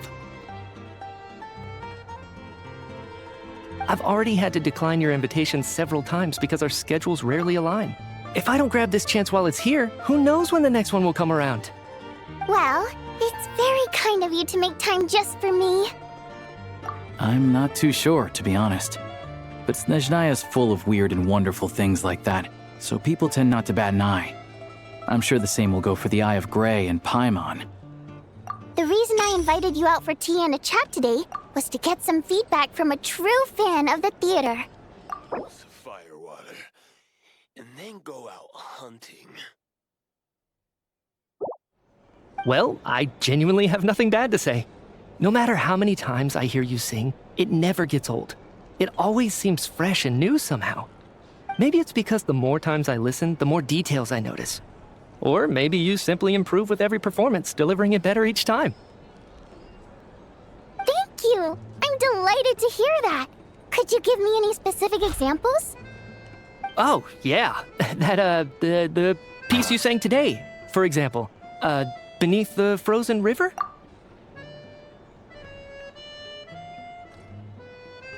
Hey, what's with you? I'm just praising a good performance. I always used to find that such a bleak and lonely song. But the more you listen, the more you realize that it's not as cold and nihilistic as it appears. When you really dig down into it, there's a certain level where you're surprised by the emergence of hope. Wow, I'm impressed. I didn't expect you to pick up on that. Actually, I only tried out that angle after talking with a composer. Still, Beneath the Frozen River wasn't on today's program. Oh, really? But it's a classic. You sing it every time. Almost every time. Oh, well then, let me say a few words about that other all-time classic, Flying in the Wind from the Mountain Sparrow. I didn't sing that one today either. My voice wasn't quite up to it, so I switched it out at the last minute. Oh, but, Sorry, Mr. Mitya, but you were at the theater today, yes? Of course I was. Remember? I said hello to all the troop members before the show started. You, Odette, and the others. So what did Odette sing today? Elegy of the Snow-Winged Goose, of course. Correct. I see. I see. You find my singing boring, don't you? That's why you don't remember a single song. Looks like I'll need to cut a few from the program next time. No, that's not it. I swear. All right. I'll be straight with you. I'm sorry. My mind was wandering as you took the stage today. I enjoy watching your shows because the exquisite performances stimulate the mind. It always sparks some inspiration for my research. So, whenever I get stuck at work, I come to the theater for a change of pace. Odette's dance during the Elegy of the Snow-Winged Goose today was simply incredible. It got me wondering what she's been going through recently. That look of sheer defiance in the face of utter tragedy? It was so inspiring. I started scribbling in my notebook right away. Not that I made a ton of progress in the grand scheme of things, but I still think it was productive. By the time I snapped out of it, the entire show had finished. So what you're saying is, you didn't listen to my singing at all? Unfortunately not. I'm sorry, I don't know which is more disrespectful. The fact that I don't always come for the show itself, or the fact that I missed your performance. Seems like things are getting a little awkward. Mitya just stepped into a conversational minefield. If there's one thing Vodyanitsa doesn't like, it's people who show disrespect for her performance. This meeting was so hard to set up. Don't tell me it's already falling apart. It's fine. I suppose this is affirming in its own way. At least, it shows that our performance really touches people's hearts, right? Don't let it bother you. It certainly doesn't bother me. She's showing a lot of restraint. Well, I'll be sure to let Odette know how much you adored her performance. Please don't say that. I always love your performances too. It's just that inspiration struck at the wrong time today. I'm usually all ears. I know, I can tell. That's why I value your opinion. I'm sure some people can't stand it when others praise their coworkers right to their face, but not me. No, sir. Fair enough. I still feel kinda bad though. But you know what I really can't stand? People who only show up to the theater to pretend that they're cultured. Makes me sick to my stomach. Oh yeah, 100%. There are too many of those people around. By the time they're walking out the door, they've forgotten all about the show. What's wrong? You look furious. I don't know if you've heard about the boss of the Iskra manufacturing plant. He isn't even a theater investor, but he always demands the same privileges as actual investors. Box tickets only, premium drinks, even the right to request specific songs. Well played, Vodyanitsa. Seems like she's harnessing her rage to steer the conversation back on track. Now that you mention it, I've interacted with that guy before. I gotta say, everyone holds him up as an example of a benevolent businessman, but I don't know. I don't see it. Yeah, he couldn't care less about what's happening on stage. He's just there to flaunt his social status. I hate that I have to prepare programs for guys like that. What's the big deal with that factory he runs anyway? I asked around a bit and heard some pretty shocking stories. Sounds like he's just another greedy capitalist. Oh, really? Yep, the things people are saying are pretty damning. Low wages, insanely long working hours, equipment running around the clock. And as if that's not bad enough, he also strictly forbids his employees from giving any kind of interview. Project Snezhnaya has now been extended so many times, we're at the point where crystal rations for the common folk are barely enough to survive on. Yet he even wants to get his greedy hands on them just to boost his own profits. If the rumors are true, he's in serious violation of the law. Interesting. So you've heard about it too? What? So it's really true? Who knows? I've only heard the same rumors you have. But there's no smoke without fire. The Rooster's been coming down on us hard lately, demanding that we track and trace every single batch of crystal. My coworkers in the Department of Energy have been tearing their hair out over it. The Rooster? I didn't realize he cared that much. Yeah. Even though there are no restrictions on crystal trading, the poor will wind up freezing to death if we let the rich buy as much as they want. That's clearly unfair. Looks like we'll need to arrange an investigation into the Iskra manufacturing plant as soon as possible. I never knew you kept up with current affairs beyond the theater, Miss Vodyanitsa. You really have a heart for the common person. Most Fae in your position have long been indifferent to the plight of humans. Well, those of us who choose to live in human cities are naturally going to pay attention to any significant upheaval. Isn't the Rooster a Fae himself? I'm just surprised to learn that even someone with as much experience as him is getting so stressed out over Project Snezhnaya. What is the end goal of this project anyway? This is it. We're finally going there. I'm sure Mitya can sense on some level that she's fishing for information. But since their conversation is so relaxed, he might just let something slip. It's stressing me out too. If I'd only made better progress with my research, things wouldn't have dragged on this long. Oh, so your work is related to Project Snezhnaya? That's right. The Armory Palace needs a brand new energy source. Not the power of the Light Realm and not elemental energy. Right now, the only thing that meets the requirements is the power contained within stellar linchpins. But harnessing that power is costly. Each step of the process requires enormous amounts of Kresnik crystal, from extraction to quantification to attempts at conversion.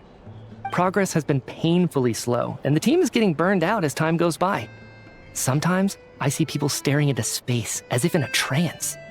Could it be that this new energy source has side effects? No, it doesn't affect us, because the energy is used for... Okay, I got it. Stop choking me. Sorry, I can't talk about that. I think we're all just exhausted. We've been working ourselves to the bone for so long with so little progress to show for it. It's no wonder people are struggling to stay motivated. Seems like I owe you an apology. I shouldn't have gotten so mad at you for not paying attention during the show. Don't worry about it. I count myself lucky, to be honest. I don't envy the people who work closely with the Tsaritsa herself. I'd much rather be in my current position. At least I don't have to shoulder any major responsibilities. So they're trying to develop a completely new kind of energy. Yeah, censored by a scarf. Who would have thought? Oh, dear. It looks like my time is up. I'm afraid I have to leave. I'm so sorry. We ended up barely talking about the theater. That's okay. It was a pleasure chatting with you, really. Let's make up for it next time. Yeah, hopefully once the work pressure eases up a little, I'll be able to focus more on the performance, and then we'll have more to discuss. We touched on some confidential issues today. I'd be grateful if you could keep it between us. That could have gone worse. Nice job. Why was Mitya in such a hurry to leave, though? Sorry, routine inspection.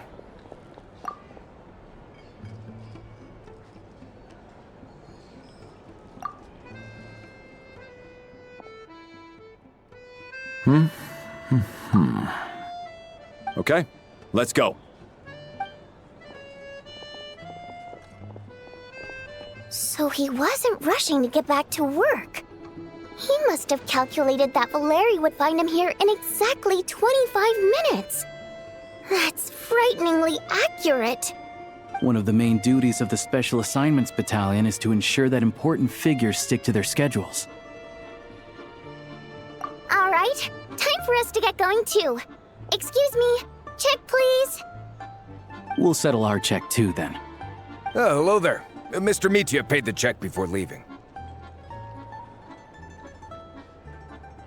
He also asked me to pass on a message.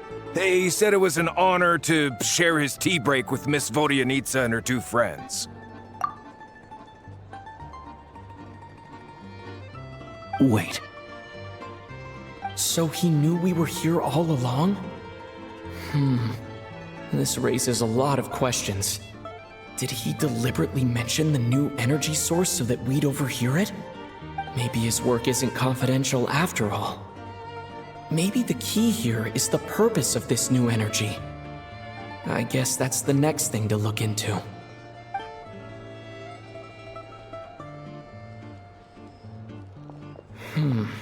Vodyanitsa and Alyosha have left. Time to head back and call it a day.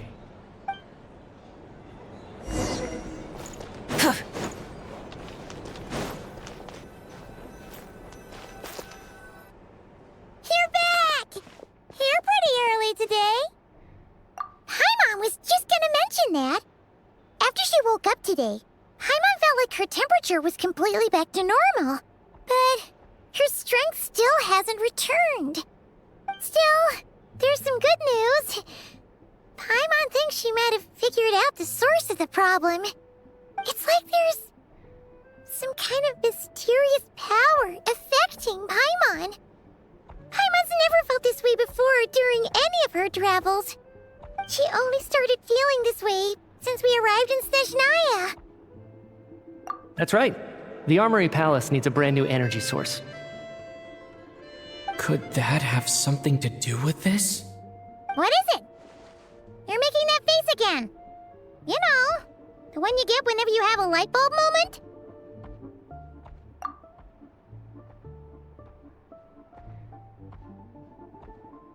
So, they're trying to develop a new energy source here? And you think that might be why Paimon's feeling unwell? Well, Mitya denied that the energy they're researching has any side effects. Although, he did say that people working on the project have been having issues with their concentration and short-term memory. And even so, those are completely different symptoms from Paimon's. It's pretty faint, so it's kind of hard to tell. But if anything, it seems like it's coming from roughly the same direction as the Armory Palace. Sure, Paimon's with you there. But how, though? The robot only has a limited amount of intel. Oh, great point!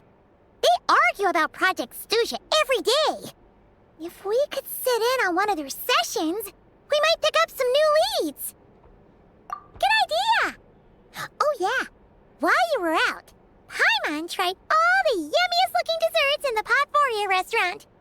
This one seemed right up your alley. So, Paimon saved some for you. Come try it once you finish writing your letter.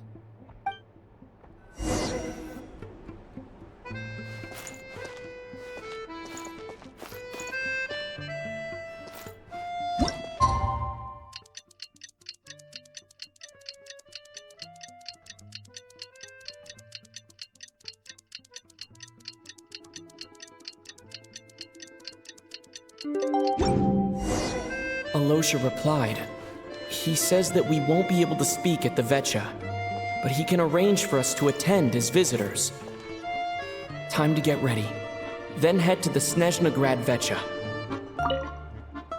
You're back! Paimon's been working on the crossword puzzle in the newspaper. It's actually pretty fun. Oh, shoot! Paimon forgot the next word. Oh, she had it a moment ago. Think, Paimon, think.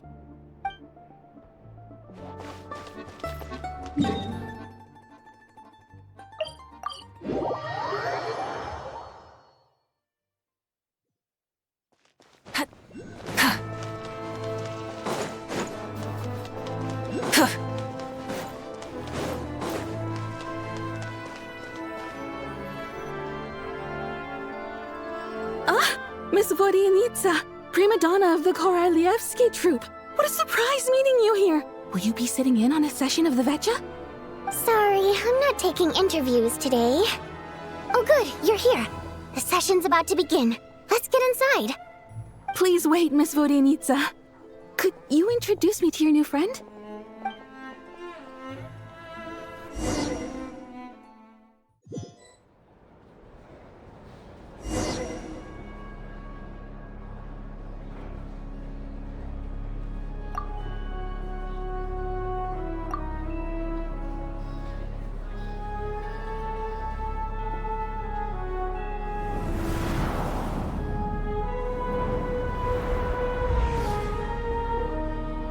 In summary, the energy management commitments made for the outgoing period have been delivered upon. Furthermore, both the production and consumption of Kresnik Crystal show clear signs of stabilizing.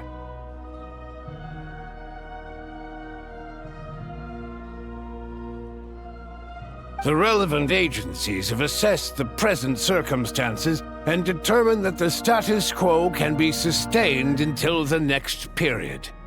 For detailed statistics, I would refer you to the industry reports that have been distributed to all persons present.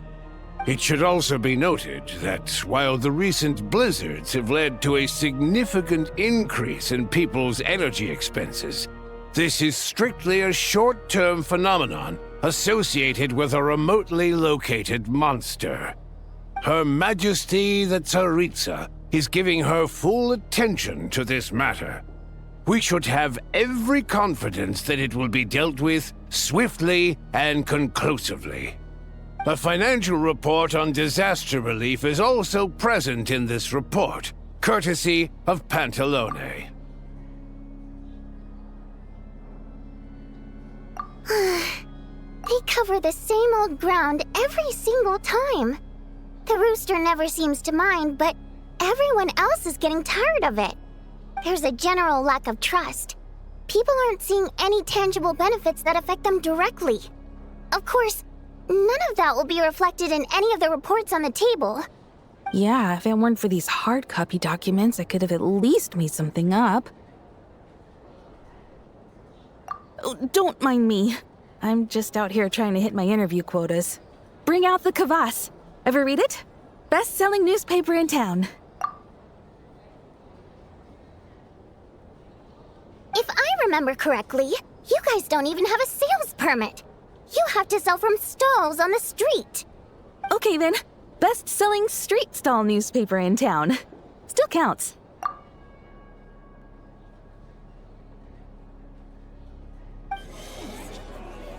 Order! We will now open the floor to the representatives.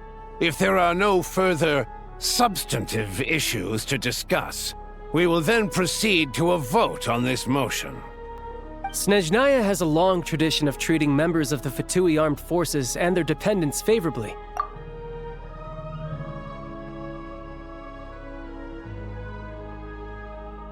But recent surveys shows that Fatui families in remote areas have access to 15% less crystal than the average civilian family in Snezhnograd. It's been said many times before, but it bears repeating now. There needs to be a clear and consistent rationale behind how crystal is allocated, or we will soon face immense public backlash. Perhaps you wouldn't need to keep repeating yourself if you would hear me out for once. I say again, true consistency exists only in principle. In the real world, fairness is relative.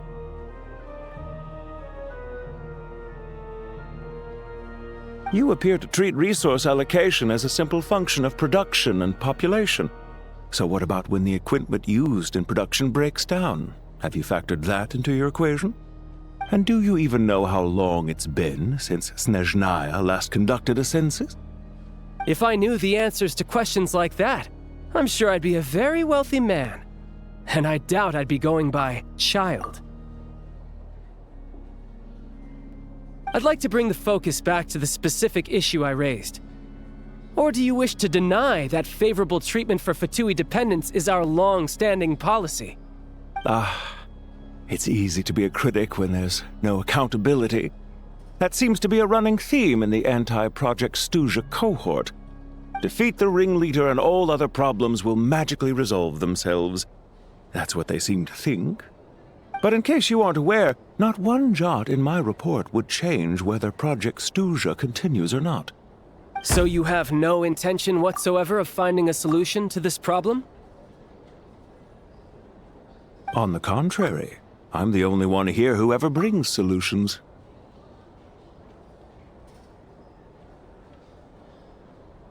Childe opened by speaking up for the armed forces. Reunitors struck back with style and a war of words ensued. Our reporter was live on the scene to get the audience's reaction as it all unfolded. Who do you support? The people have spoken!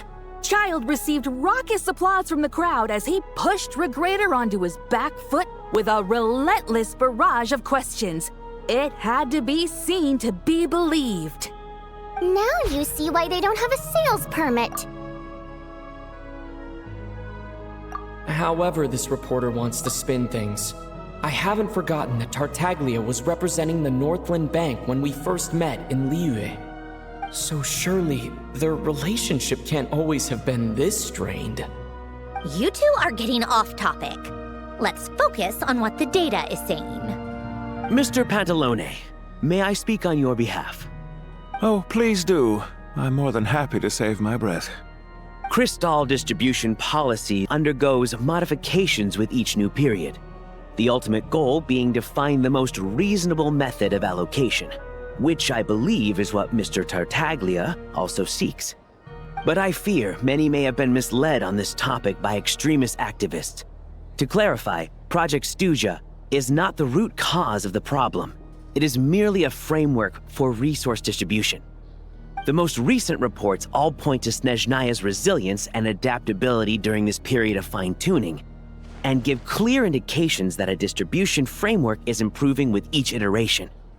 To make drastic adjustments without first considering the risks would likely do more harm than good. It would be a waste of the hard-won experience we've gained to date.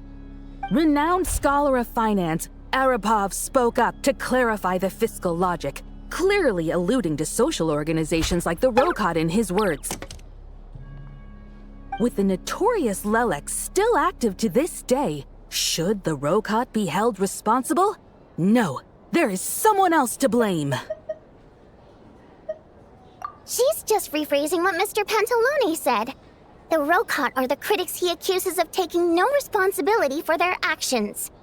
As for Lelek, you won't have heard of him yet. He's currently the most famous member of the Rokot.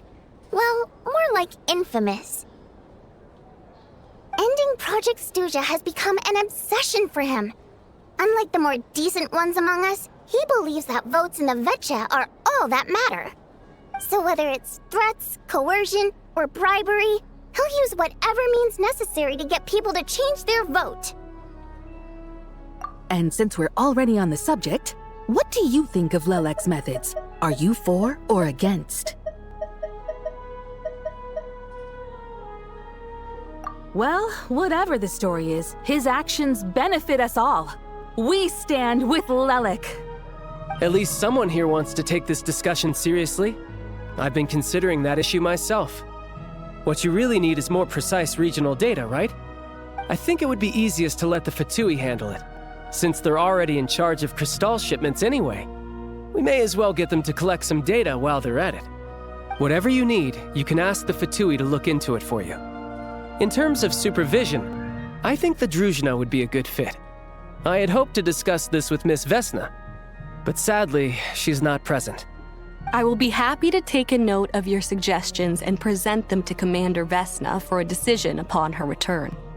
The Commander has always taken a keen interest in Project Stuzha. However, given the Druzhna's demanding workload, I'm afraid it may prove difficult for them to provide any practical support. Let us refrain from jumping to conclusions until a concrete and actionable plan is in place. My apologies, Lord Rooster.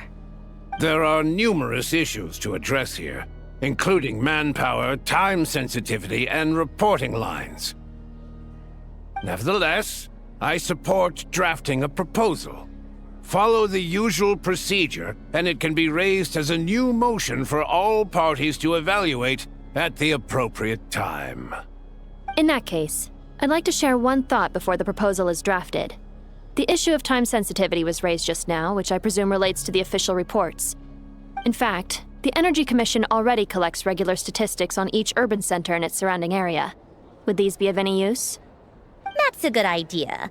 I read every issue of Svietloslaidovka's report, and although my focus is mostly on the section about equipment operation, the energy consumption statistics also yield a lot of insights.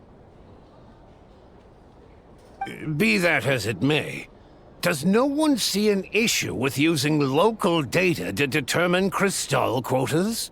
In the long term, it seems like a very risky solution. Not if they are used purely for reference. So long as we have the report from the Northland Bank's headquarters to corroborate it, no one will be able to fool me. Very well then. It appears that this arrangement is acceptable to all parties. Yeah, sounds good to me. The members reached a provisional consensus on the issue of improving treatment for Fatui soldiers.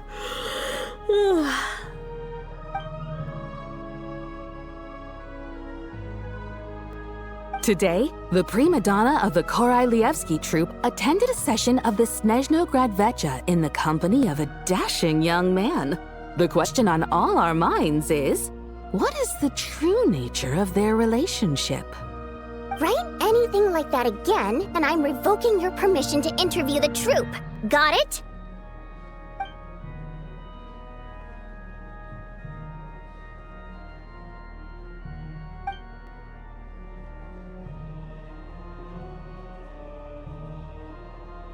Now then, if there are no further contributions from those present, we shall proceed to the final vote. Hey, check it out! What made him vote against? Why now?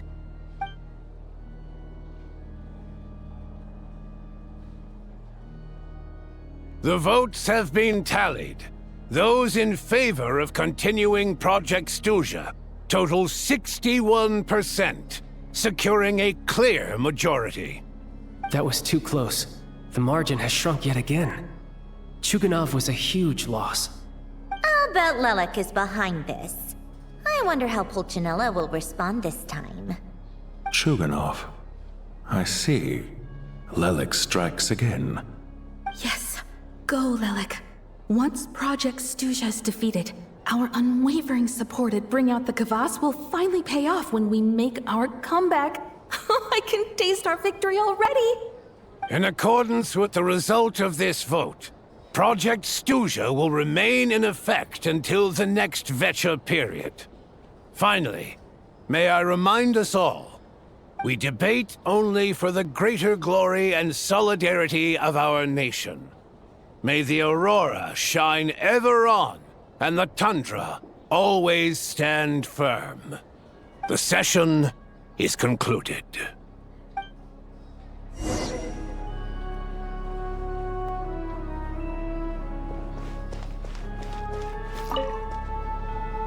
I have to say, I really wasn't expecting Chuganov to vote against Project Stuzha. Well, in principle, Snezhnaya's business and political elites ought to be the ones least likely to oppose it. As we heard, Project Stuzha is basically just a resource distribution framework that requires everyone to cut back during the winter.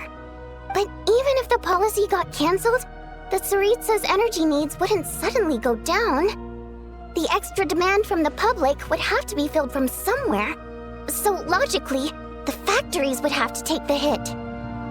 I got a letter from Mr. Mitya just before today's session. He said he's confirmed that there are issues around overtime and excessive energy consumption at the Iskra manufacturing plant. In a situation like this, once the Rooster receives the report, he'll order the factory to halt production and submit to an investigation before issuing a penalty. But that's a week-long process, and thus didn't make it onto the Vetcha agenda this time. I don't think he suspects anything so far. Exactly.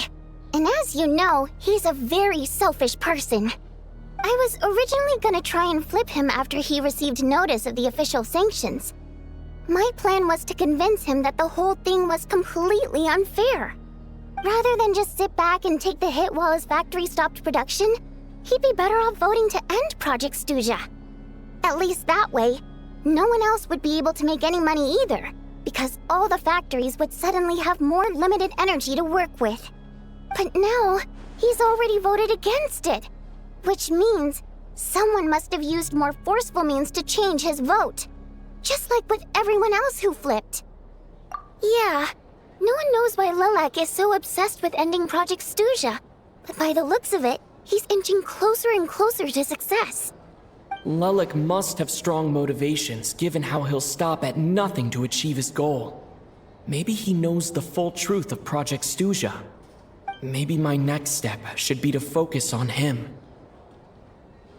All right. What are your plans for the rest of the day? Shall we head out? Hey, comrade. I noticed you were here during the debate. I didn't take you for a political enthusiast. Greetings, Harbingers. I just happened to have some free time today, and my new friend here thought it might be fun to check out the Vetcha. Ah, Odette must have introduced you. Looks like you two are getting along pretty well. I'll leave you to catch up. I should head back to the troop. Sure. Break a leg and all that.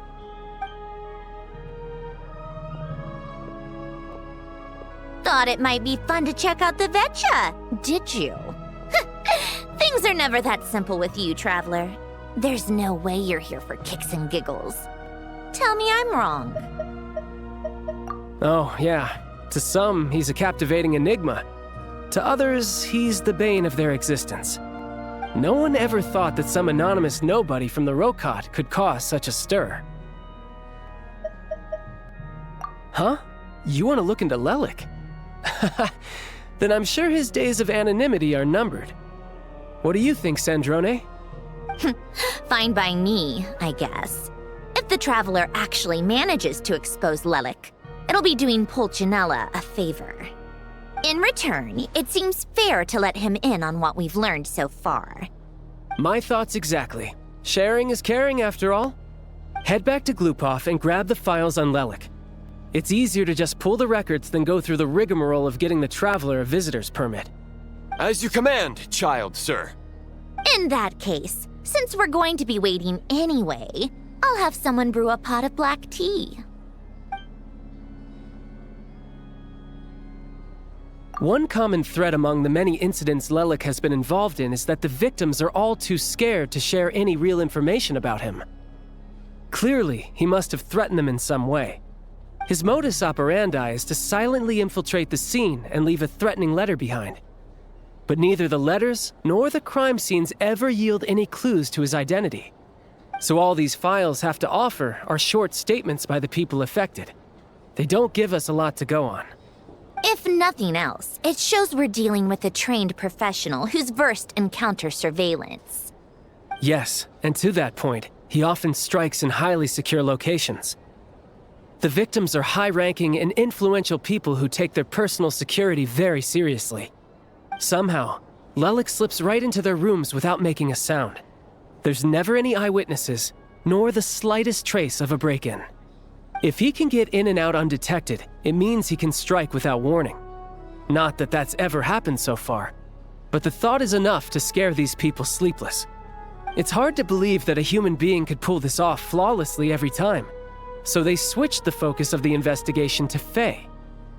Unfortunately, no one's found anything yet. Careful, don't underestimate me. Although truth be told, I'd probably find it hard not to blow my cover. Direct confrontation is more my style. We haven't ruled out the possibility of Lelek being human. It's just, there can only be a handful of people in all of Teyvat who'd fit the profile. They, on the other hand, plenty would have the ability, but few would have the motive. No, not as strong as me. You'll never find the culprit with criteria like that. Let's go with a little weaker than me. There's no denying that Master is strong, but meticulous. We can only hope. He's just trying to find a reference point. Stop getting fixated on who's stronger than who. But that's the most important thing. In my opinion, anyway.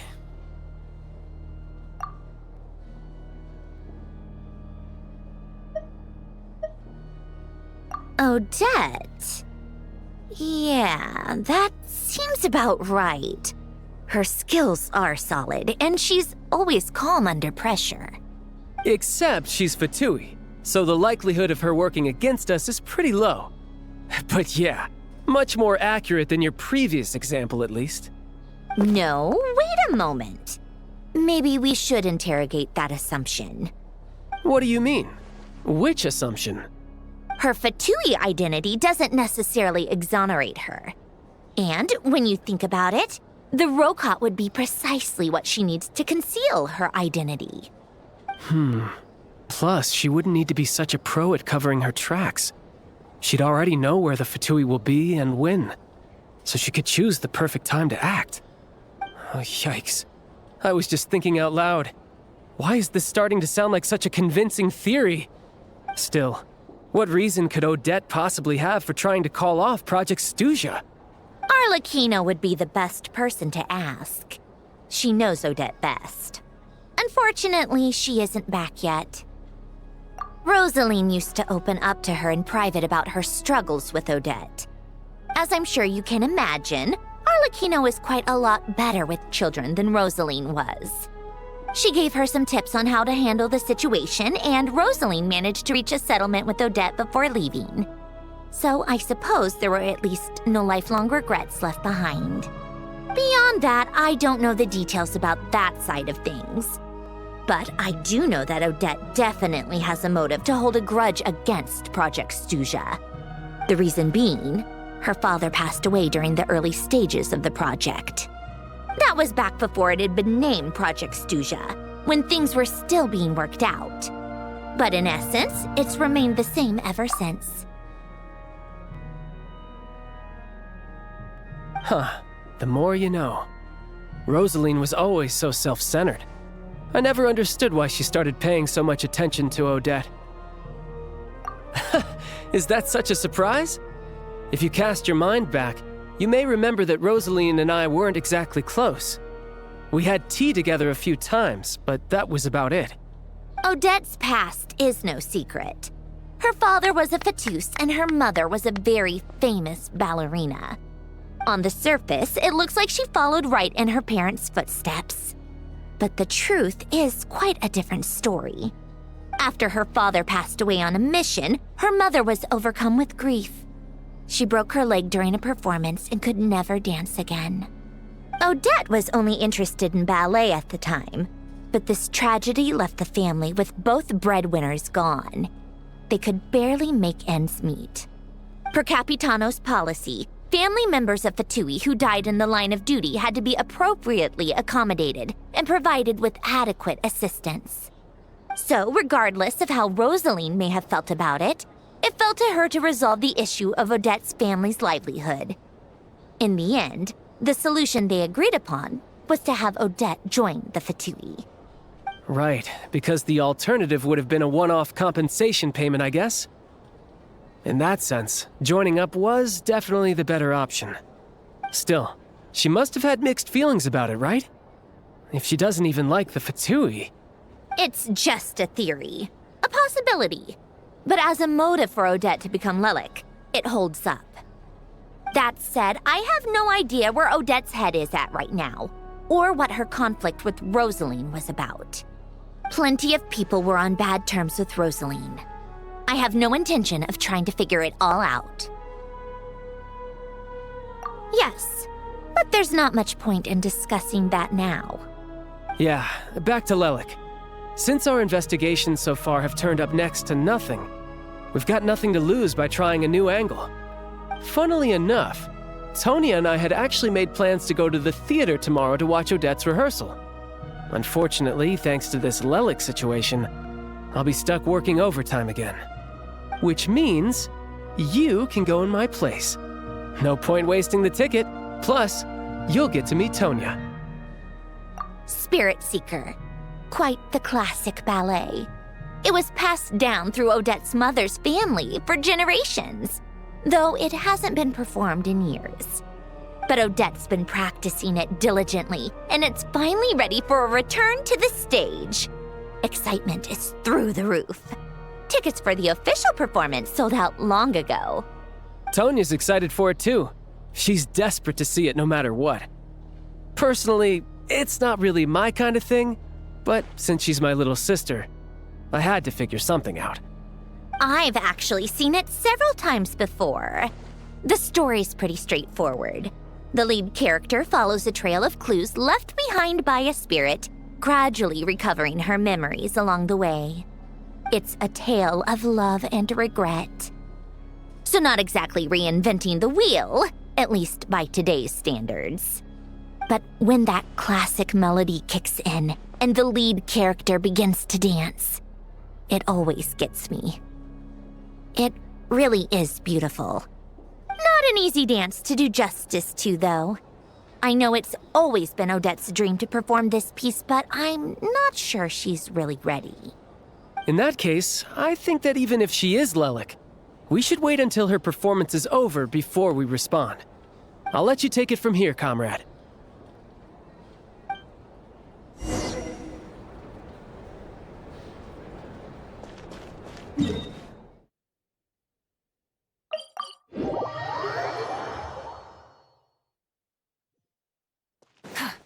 Try and stop me!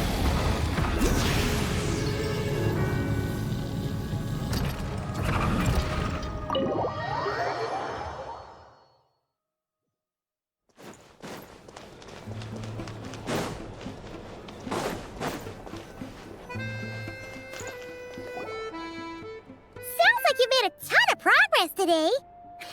It's good that everything's going so smoothly. Next step is to head back to the theater and get a clear answer from Odette. Either way, Paimon doesn't get the sense that she's a bad person. Sure, she might have done some pretty extreme things, but Paimon bet she has her reasons. Maybe this is going too far, but with everything she's managed to do so far, wouldn't it make more sense in theory to be even more, heavy-handed? Why leave a letter when she could, we know there are plenty of other ways to keep people in line, right? The point is, she could have gone further, but she didn't. So, if it is her, she's got some principles at least. Yeah! Well, all you can do is follow the facts wherever they lead.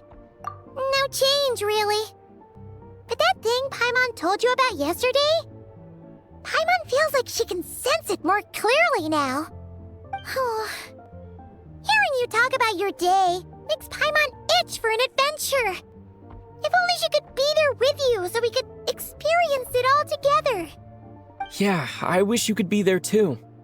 I'm not used to adventuring alone. But don't worry, we'll get to the bottom of this. Guess it's just one of those things. Never mind. Paimon will behave herself and keep resting.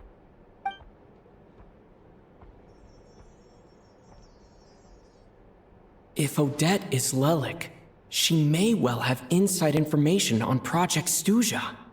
Her father was involved with the project's early implementation and tragically died in the process. Now, she's dedicated herself to bringing it to an end.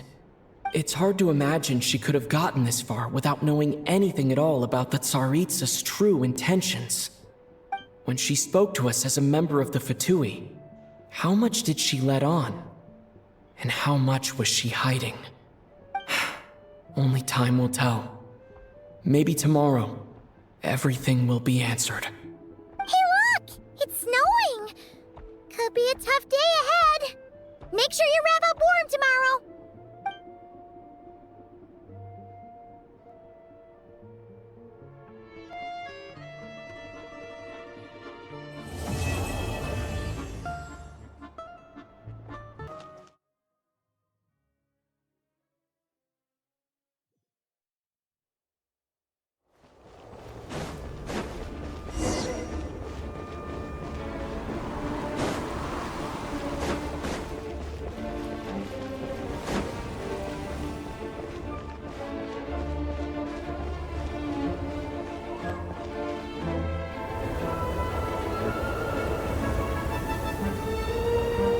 Ooh, it sure is cold today.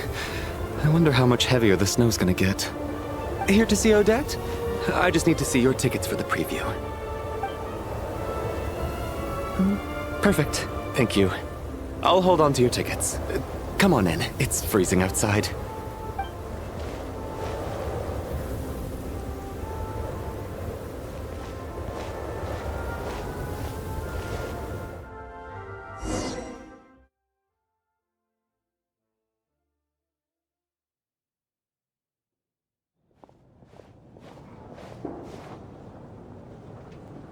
I think I'll leave the Lelic question until after the show's over. Then I'll go find Odette.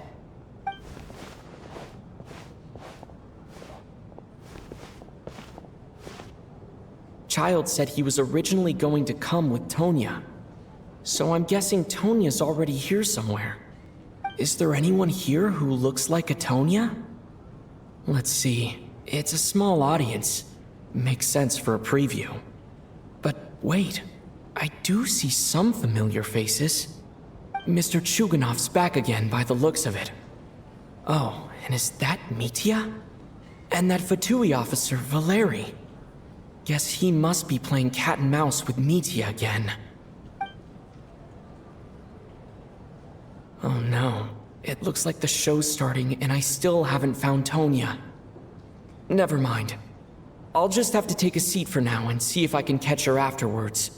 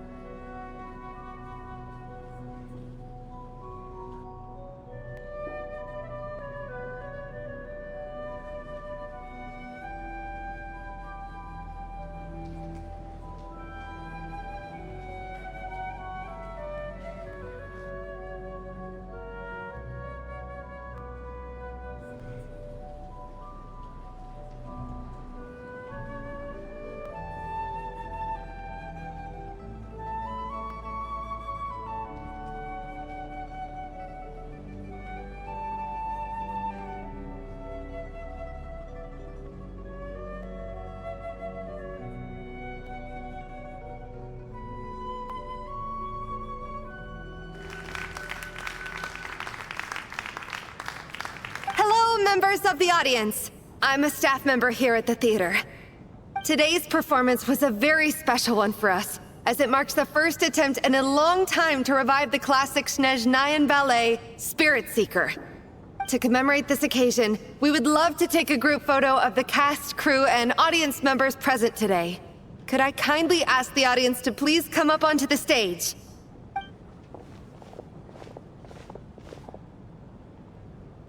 All right, everyone, huddle in a little more. Now, look at the camera. 1, 2, 3.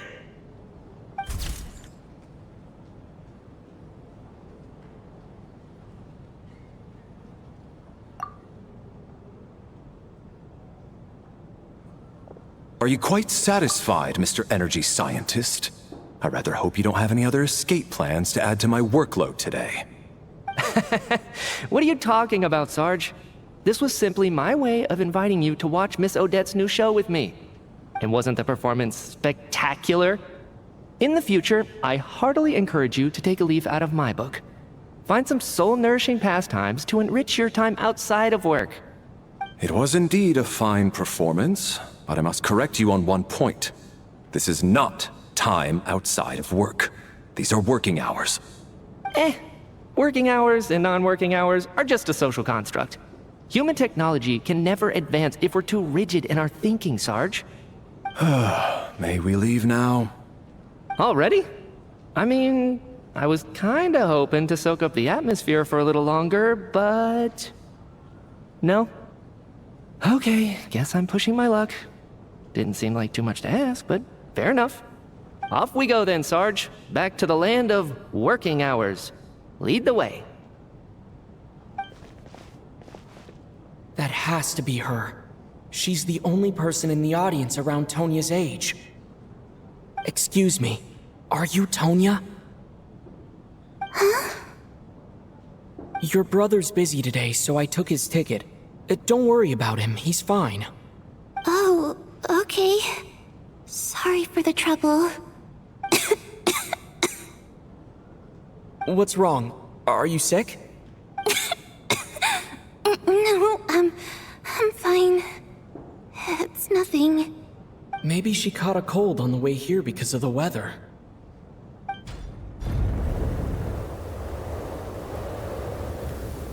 I haven't seen snow like this in a long, long time. It's most unusual. I know. It's completely white out there. You can barely see a thing. I've never seen such heavy snow in my life. Let's wait it out for now. You'd be lucky not to freeze to death in this weather, let alone find your way. Well, look at that. Maybe we shouldn't be in such a rush to get back after all. What do you think? Let's wait and see. Why do you need to take it so seriously? Fate has given us this wonderful chance to take a break. We owe it to ourselves to make the most of it. Come to think of it, there's a small inn not far from here that always keeps plenty of extra blankets on hand for guests. I know the route well.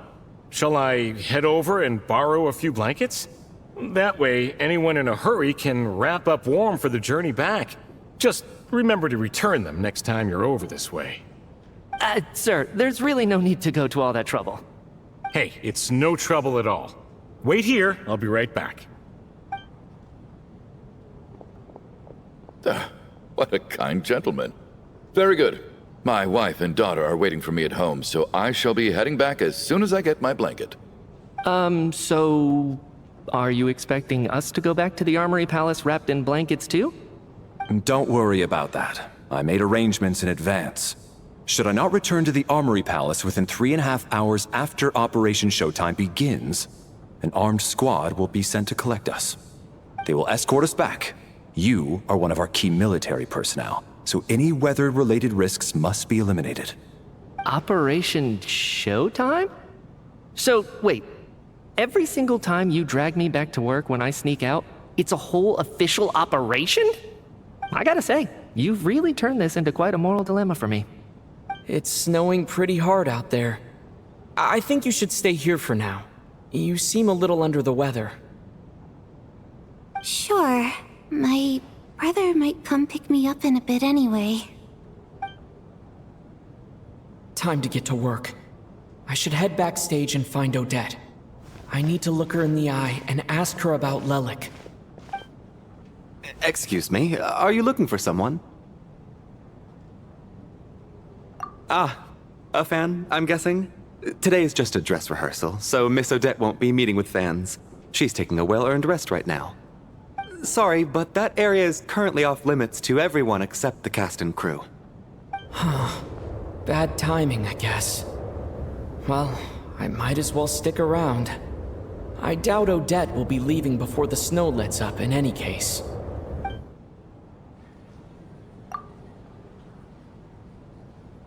What happened to the gentleman who went to fetch the blankets? How has he still not returned? I was thinking the same thing. It's still snowing very hard. Do you think something might have happened to him?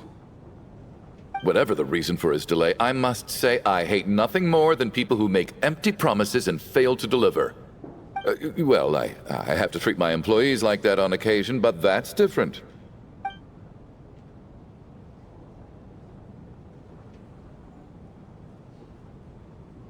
You seem anxious, Mr. Valeri. It's been nearly 4 hours since I left the armory. The army should have arrived to extract us by now. They know how much I despise tardiness and disrupted plans. There's simply no reason that they shouldn't have shown up by now, barring exceptional circumstances. Surely a snowstorm like this one counts as such. Few things in this world can stop the Snezhnayan army, Mr. Mitya. And a snowstorm is certainly not one of them. Why don't you go out and take a look? They might be right outside, waiting for your orders before they dare come in. An absurd hypothesis. I have no intention of leaving your side for even a moment until I have escorted you back to the Armory Palace. This doesn't look like an ordinary snowstorm to me. That guy who left earlier, it looked like he just vanished into thin air. Either that, or my eyes were playing tricks on me. A man-eating snowstorm? Come on. Night hasn't even fallen yet. Spare us the ghost stories.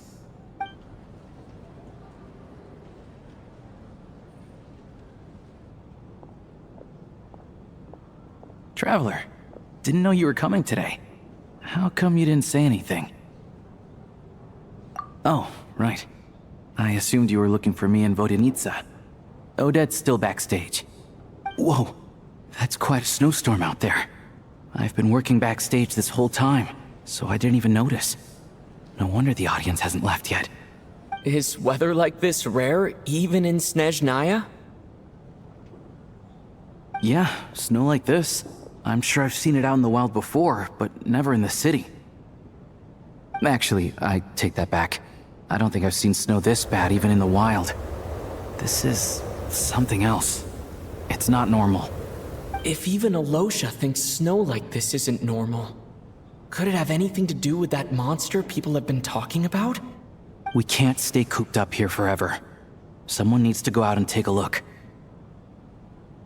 No need. I have plenty of experience with snowstorms. Besides, I work here while you're an audience member. I should be the one to do it.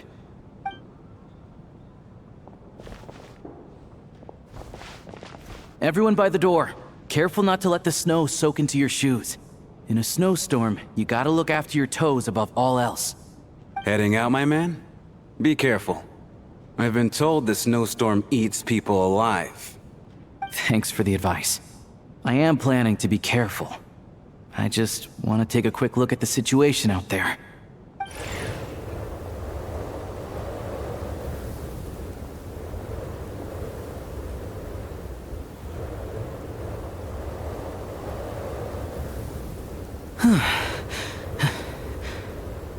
He's back! He's back!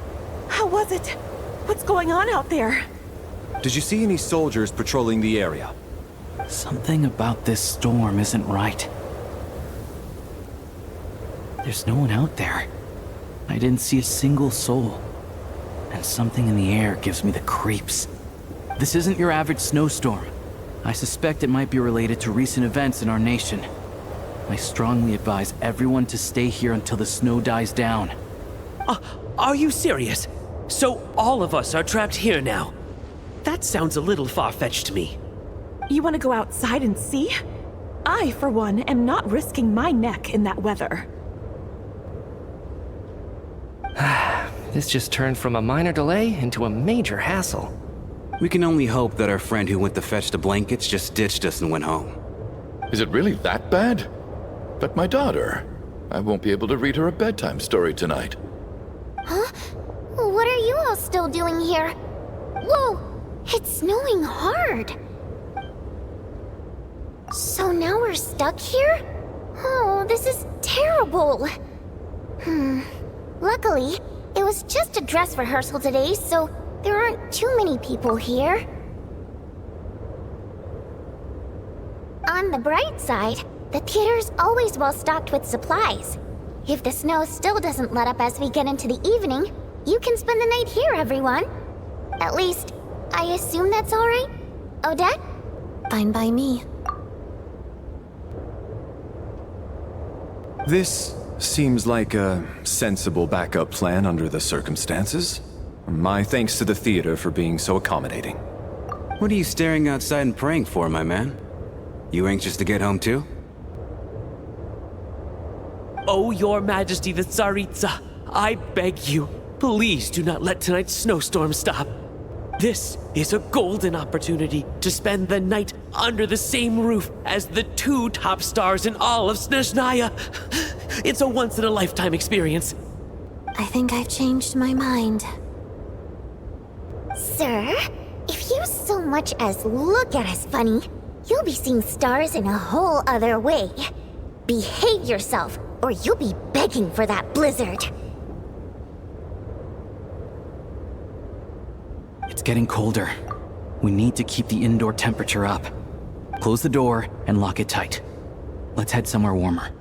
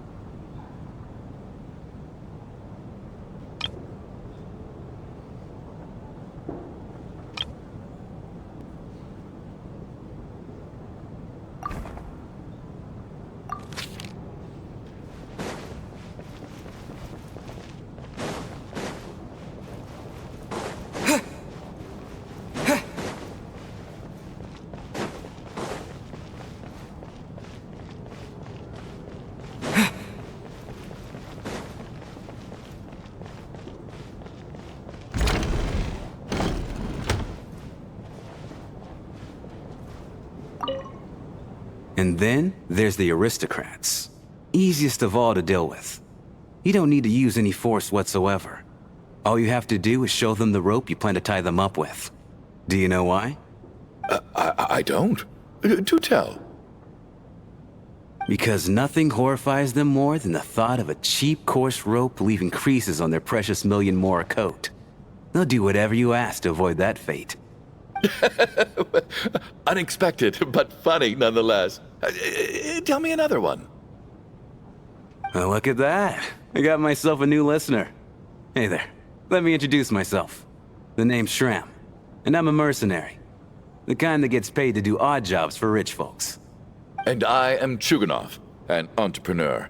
If my name is unfamiliar to you, you will no doubt have heard of my factory, the renowned Iskra manufacturing plant. Are you really that famous, Mr. Chuganov? How come I've never heard your name before? Excuse me? Is that a joke? Or are you being serious? Oh, I'll have to ask my rope later. He's probably tied up more entrepreneurs than I've ever heard of.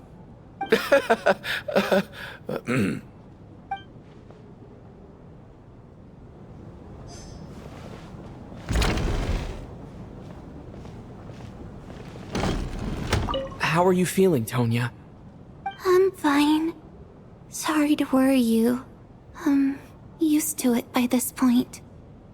I take medicine for it. My brother usually helps to get it ready for me. Childe must take great care of his sister. He's never mentioned Tonya's illness, though. You know, I actually find this whole thing kind of exciting. Stuck in a strange place thanks to a snowstorm. Having to spend the night with a bunch of interesting characters. It's pretty cool, don't you think? Exactly. It's like one of those stories where an ordinary school trip turns into a magical adventure. I've always wanted something like that to happen in real life.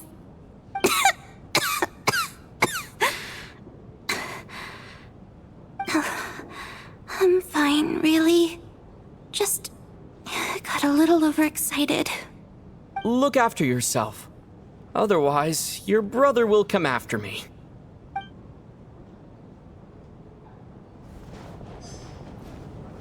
My husband has major trust issues. To him, I doubt even this snowstorm is a good enough excuse for me to stay out all night. That's the price of marrying into wealth. You'll get used to it. I'm not about to stop you if you want to leave, but don't drag me along. Hello? Can I help you?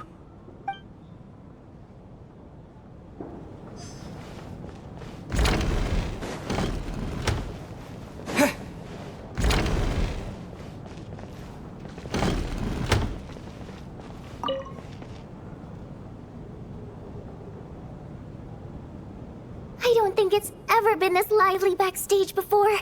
I didn't know you were coming today. Hey, have you seen Chuganov? I heard he was coming today. Have you spoken to him at all? I'm with you. This could be just the chance we need. Yeah, I gotta figure out a way to coax some more intel out of him. I want to know why he suddenly changed his stance on Project Stuzha. What exactly happened before the most recent Vetcha vote? For the Rokad, or just out of personal interest? Shh! There are other people around. Don't say the R word.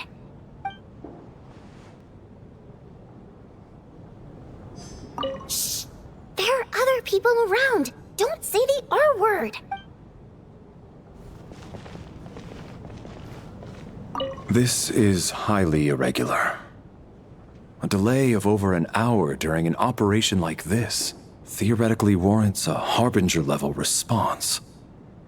I wonder what the issue is. The storm, or something else.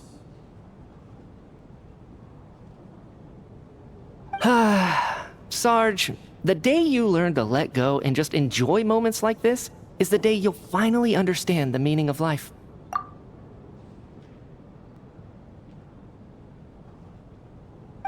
Why, hello, sir. I believe you were the one sitting at a nearby table back at Podvorye Restaurant. Any friend of the theater star performers is a friend of mine. It's a pleasure to meet you. I'm Mitya, from the Energy Commission. Greetings. Major Valeri, head of the Special Assignments Battalion. Armory Palace Royal Grenadier Guards, 1st Regiment. I am here to ensure Mr. Mitya's personal safety. Please let me know if I can be of any assistance. Mr. Traveler, I cannot help but notice that Miss Odette is stealing glances at me. Any idea what that could be about? I've racked my brains, but I can't think of anything I might have done to offend her. Perhaps she noticed me spacing out during her performance? So, Mr. Mitya, is your work related to Project Stuzha? Yes, that's right. The higher-ups in the Fatui transferred me from the Energy Commission to the Armory Palace because they wanted me to... Really? I can't even talk about that? Pretty sure it counts as part of my private life. All right, I won't say anything. Sorry, Traveler. As you can see, I'm afraid this pleasant chat will have to end here.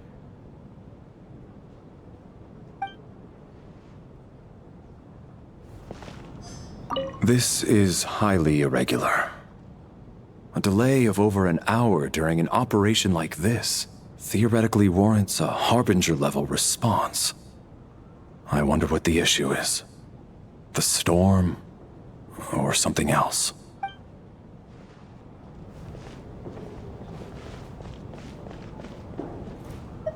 I have to say, even though today was a rehearsal and there were some hiccups along the way, Miss Odette's performance was one of the best I've ever seen, even compared to an actual show. Oh, I couldn't agree more, especially considering the weight of the subject matter. It takes a truly seasoned professional to do justice to a theme like love and regret.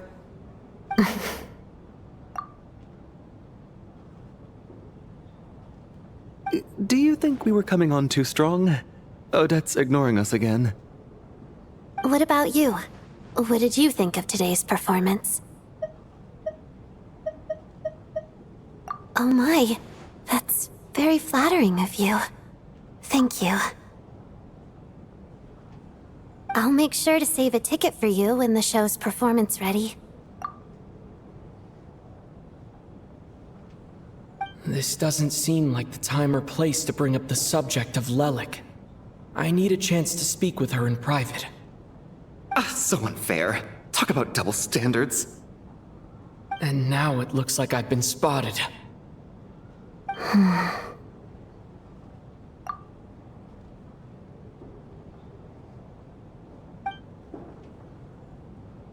You know Mitya too? No, I don't. I just have a feeling that he might be dangerous.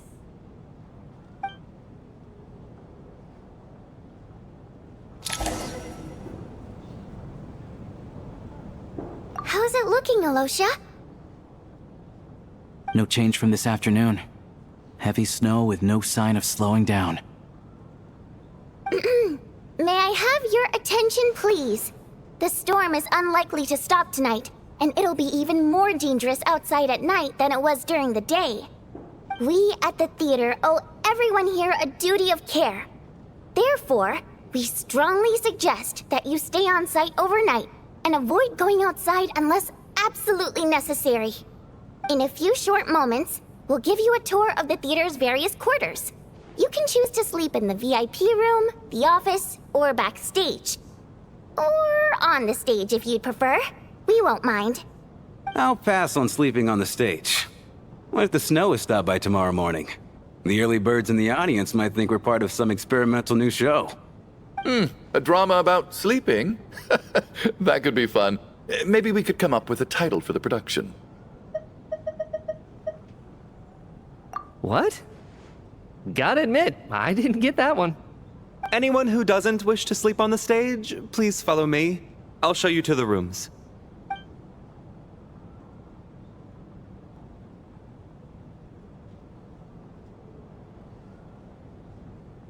I guess I'll call it a night.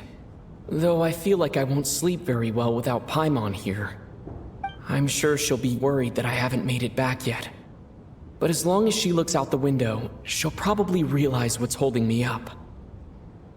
I wonder if she's feeling any better yet.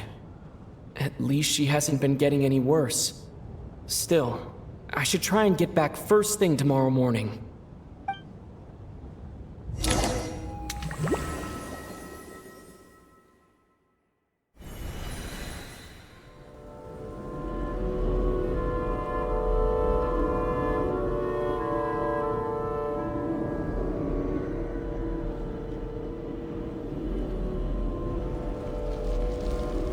Ah, finally! Welcome back to the world of the living, lazy bones. I was about to wake you. The black mist is almost on us. Still waking up, huh? You know, the black mist. It's been chasing us from below ever since we were born. You're just dozy. There's no way you've forgotten. Come on, let's keep heading up. Onwards and upwards is the only way to survive. Don't listen to a word those black mist cultists say. Here we go again. The endless march toward survival. What's going on? That black mist down there is creeping me out. And it's rising. Guess I should head upwards and get away from it. The black mist cultists believe that being swallowed by the black mist leads to everlasting peace. But if you ask me, they're just lying to themselves. We're the only heretics left. The only ones who refuse to give in. We have to keep going. But how do you actually know that they're wrong? Dangerous question there, Torgov. The moment your faith wavers, you start a chain reaction that ends in the collapse of your will. Put the question out of your mind. Stay strong and believe that the black mist means certain death. Okay, but it's not my mind that's the problem. My body's about to give up on me. It's already starting to falter.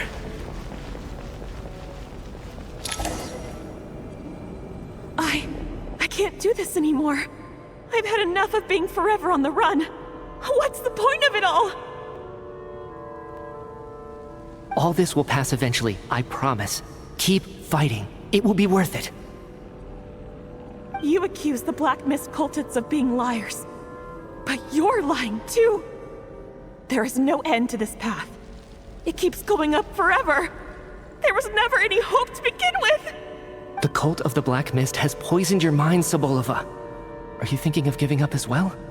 I am. I think I'll take my chances with the Black Mist over this perpetual torture.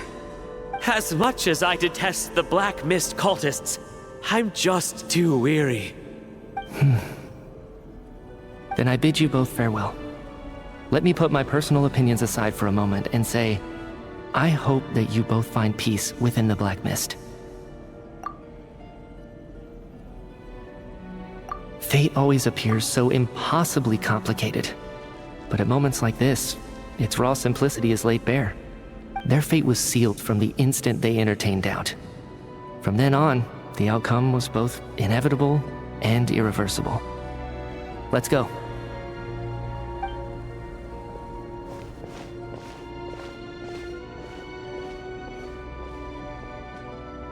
Torgov and Sobolova are gone. I never thought the day would come when even they would be swallowed by the Black Mist. It's just you and me now.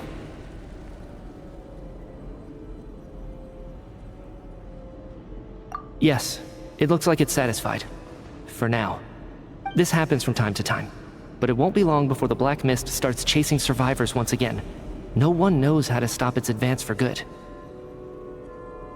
Well, we should make the most of the precious moments of rest that those two bought for us.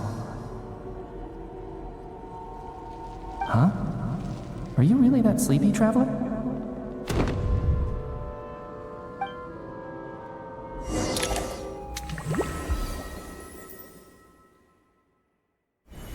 Ah!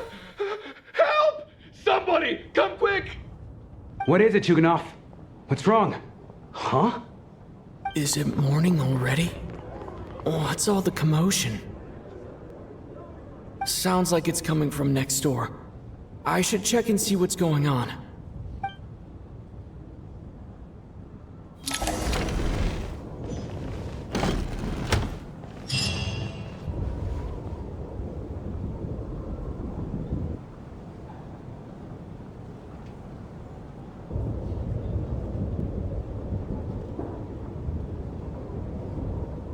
Don't look, Miss Tonya. Stay here. Okay. What happened to them?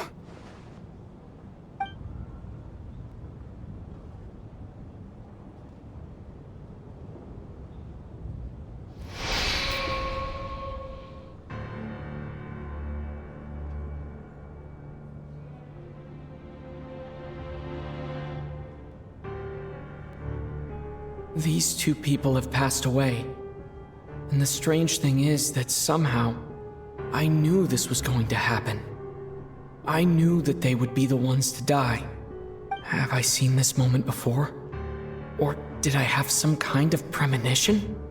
I can't remember what it was. Let me take a look.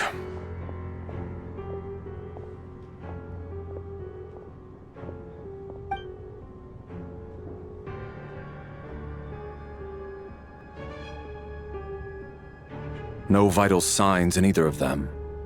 They're dead. The cause of death, however, remains unclear. No wounds on the bodies, no signs of a struggle, and no skin discoloration caused by the buildup of toxins. But just last night, they were chatting and joking away. This is so sudden. Could they have had pre-existing medical conditions? Even then, the odds of them both dying of sudden complications on the same night are extremely low. It's hard to believe that they died of natural causes, nor does this appear to be a suicide. Who was the first to discover the bodies? It was me. But these deaths have nothing to do with me, officer. I got up early because I wanted to see if the snow had stopped. Then I noticed that the door to this room was open, and it looked like there was a man and woman inside. I just went over to see what was going on. I had no idea they were... I can corroborate this. I was doing my morning exercises near the stage. When I saw Mr. Chuganov heading this way, I followed him. I can also confirm that I didn't see a single person approach that room before him. The snowstorm was raging all night, and it's still going now. There's no way someone could have come in from outside, correct? You mean an intruder? No, not possible. I slept by the door last night as a precaution. There's no way I wouldn't have noticed if anyone had tried to open it. Everyone, split into pairs and search the theater for anyone in hiding or any signs of suspicious activity. I'll follow up with a full search of my own shortly. Go. There is no time to waste.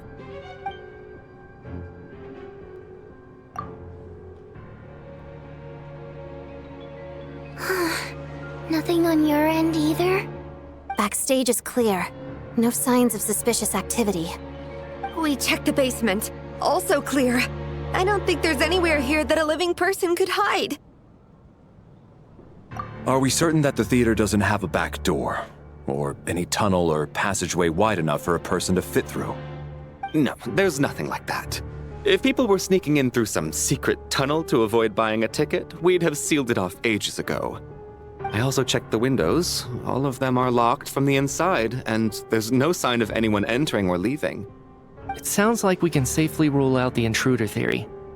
If anyone came in during the night in this weather, there'd be no way for them to avoid leaving footprints or water stains. This can only mean one thing. It's like one of those murder mysteries you see in novels and plays, isn't it? The ones where the killer is one of us. We can't quite jump to that conclusion just yet. Could he be right? It's hard to imagine something like that happening in real life. Set in a theater during a snowstorm, a murder takes place, and the killer is among us. It's such a classic trope that it seems unbelievable. Looking at who the killer targeted, and the clean entry and exit? It all adds up.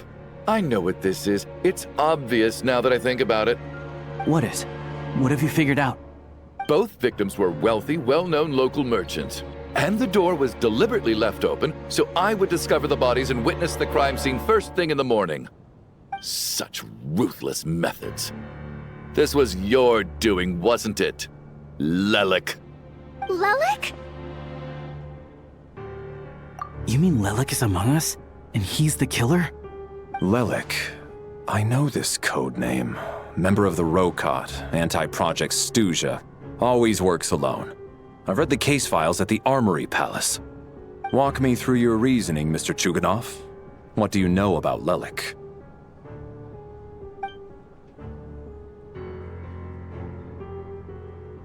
What now, huh? What now, Lelek? What more do you want from me? I already voted against Project Stuzha at the Snezhnaya. You snuck into my house the other day while I was asleep. Left a threatening letter. And I did all that you asked. But Project Stuzha cannot be so easily shaken. Not with the rooster in charge.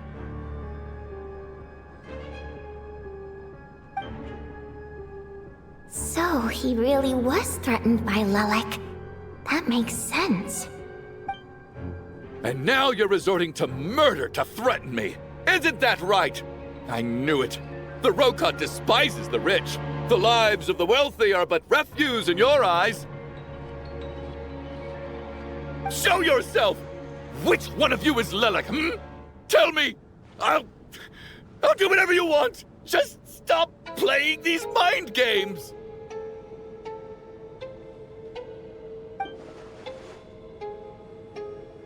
Was this really Lelek's doing? Would Odette really do something like this? If Odette really is Lelek, this seems out of character. But then again, how well do I really know her? I'm probably the only one here with a compelling theory about Lelek's true identity. But if I reveal it now, I'll be putting Odette in the line of fire. What should I do? I don't think it's likely that Lelek killed anyone. At least from the stories I've heard, he's never killed anyone before. And his name has never come up in connection with any murder cases.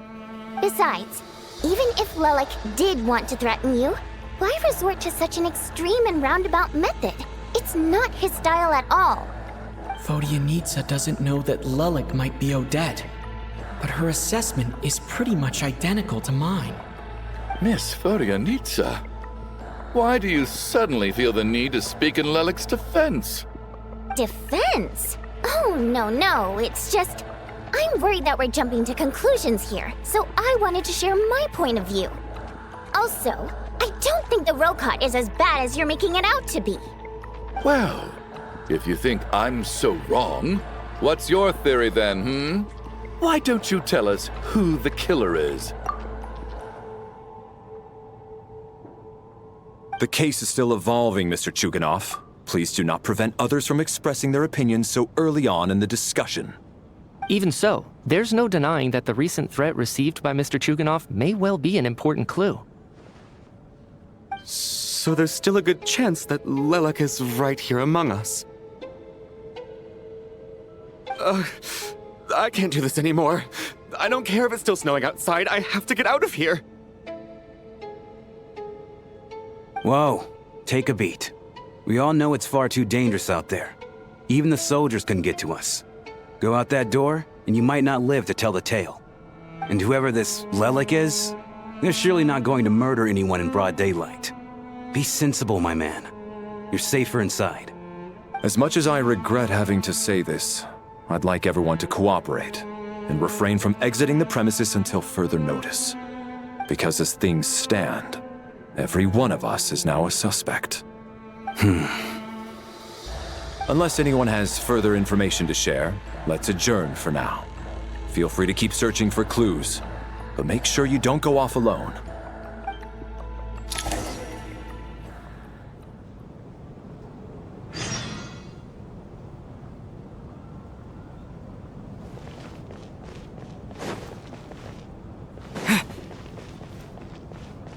You seem to be very comfortable taking charge, Major. You took the reins as soon as things went south. I simply made an executive decision that someone needed to take control of the situation on the military's behalf. Does this offend you? No, quite the opposite. We feel much safer for it. By the way, what does Major mean exactly? Is it a pretty high rank?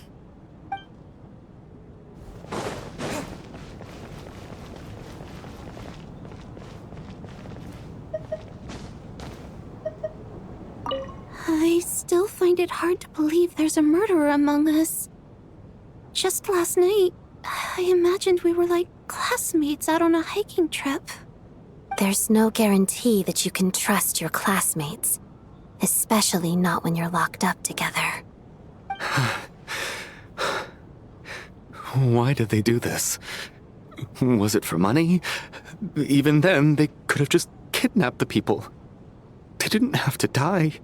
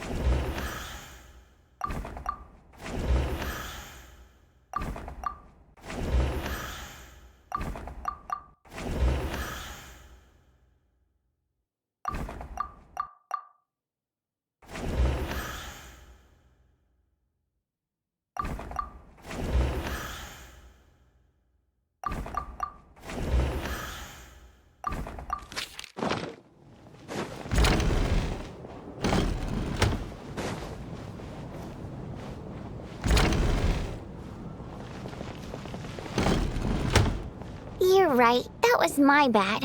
It was a knee-jerk reaction. I didn't think it through. Luckily, no one suspected my identity. Oh, phew. It's just you. I thought someone was eavesdropping. Since Vodyanitsa and I were on the same page earlier, I think I should share my thoughts with the Rokot members first.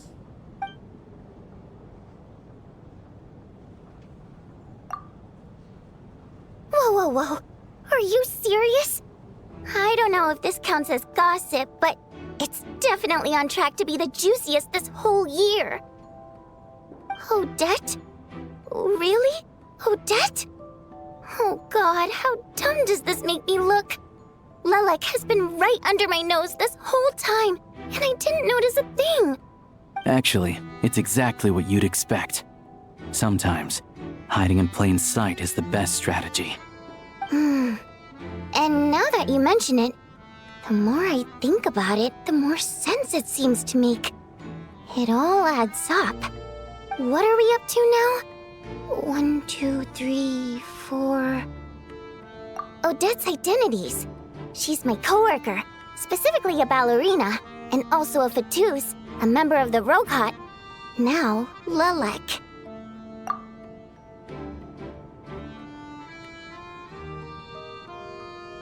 It must be so exhausting. I just want to give her a hug. I guess since I've always known her as a member of the Fatui, it never even crossed my mind that she could be involved with the Rokot, let alone be Lelek. I don't understand. If she's with the Fatui, what reason could she have for being so opposed to Project Stusha? Probably best if you ask her that in person. Well, since you waited until now to bring this up instead of announcing it to everyone earlier, does that mean we're all on the same page here? Yeah. Lelek may not follow orders from the Rokot leadership, but as far as I'm concerned, she's never crossed the line. If anything, her actions benefit the poor. We need to confront her face to face. Do you think she'd really admit to being Lelek? I don't know. We'll have to see how it goes. For now, we'll work on the assumption that she didn't kill anyone, and see how much she's willing to tell us.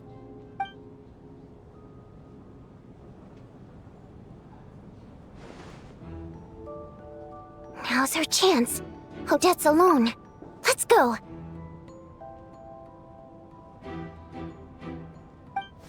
Hey, Odette.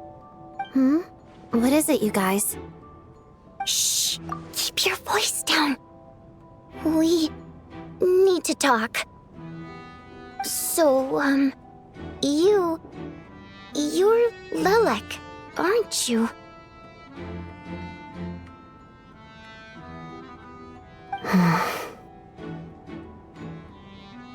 Alright, fine. You don't have to say anything or explain yourself. Just hear me out first. None of us believes you'd kill innocent people. Whoever murdered those 2 people last night, it wasn't you. The Traveler was the first to figure out your identity, but he kept quiet during the discussion just now. Still, it's clear where the group consensus is heading. Everyone believes Lelek is the culprit. If your identity is exposed, you'll be in a really bad spot. We're your colleagues, and we know what kind of person you are. I don't want anything bad to happen to you. So, can you clue us in? Tell us everything. The more we know, the more easily we'll be able to cover for you. Alright. Yes, I'm Lelek. And no, I'm not the murderer. And thanks, but I don't need you to cover for me. Actually, I'm planning to reveal my identity.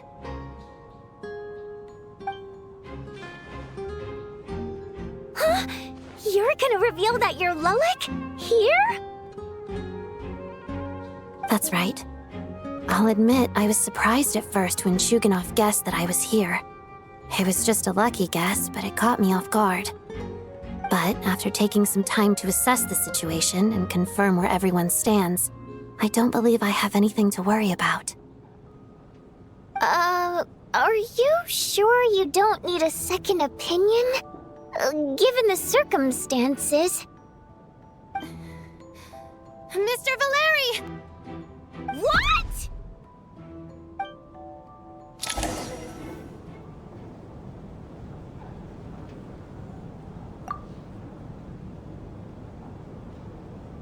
So, Odette is Lelek? I don't know what game you're playing, but you've got a lot of nerve. It's just one identity. So what if it's exposed? I can disappear and adopt a new identity anytime I please. I made my peace with this when I chose to become Lelic. But more importantly, I promise I am not the murderer, which means that someone else is. So, if anyone still insists that I did this, you'd best produce the evidence now. Otherwise, I suggest that you bite your tongue. Because if you really believe I killed 2 people without making a sound or leaving a trace, pointing fingers at me would surely only make you my next target.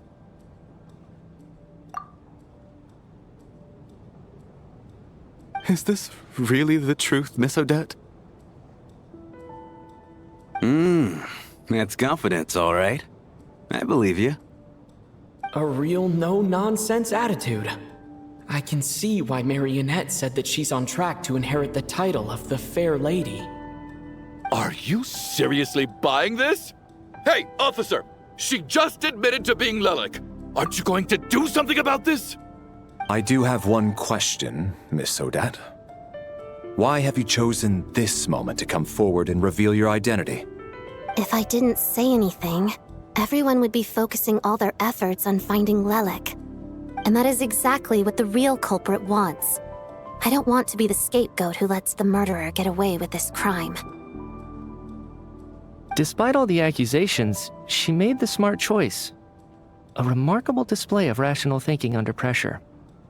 Clearly, Odette's talent extends far beyond the art of dance. She thought so far ahead. Ugh, why do I always feel like I'm one step behind her in everything? You've convinced me. Dealing with the murder case remains the top priority right now. Let's put the name Lelic and all related incidents aside until further notice. Nevertheless, the group still considers you the prime suspect. I assume you have no quarrel with that, Miss Odette? I understand. You're welcome to keep an eye on me around the clock. I have no objections. Mr. Chuganov? For my wife and daughter's sake, I'll let you off the hook for now. But don't think you're forgiven for breaking into my house and threatening me. Just wait till we get out of here, Lelic. We'll settle the score then.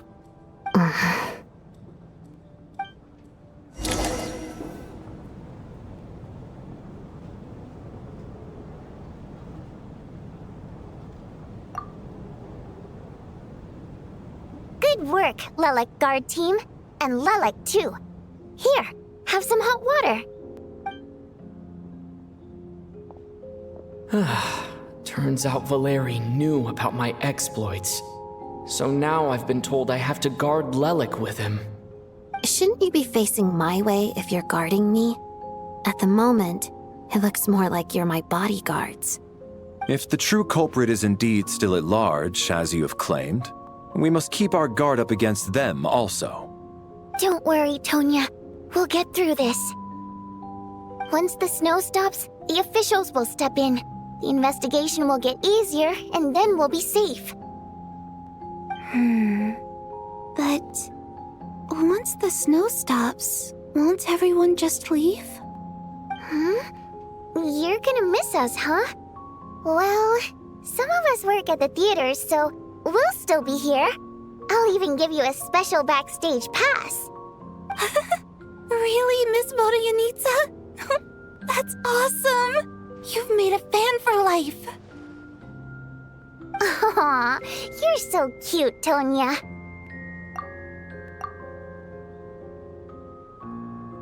All right, let's swear to it. I promise to give you the pass, and you promise to never change your mind about being my fan. Promise. Don't indulge her, Tonya.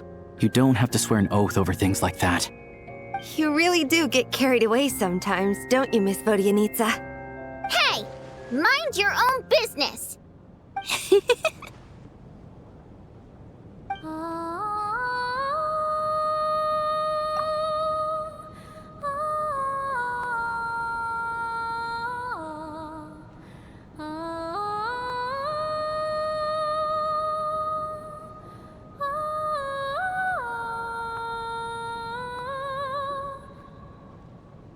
Don't be nervous, Miss Water Imp.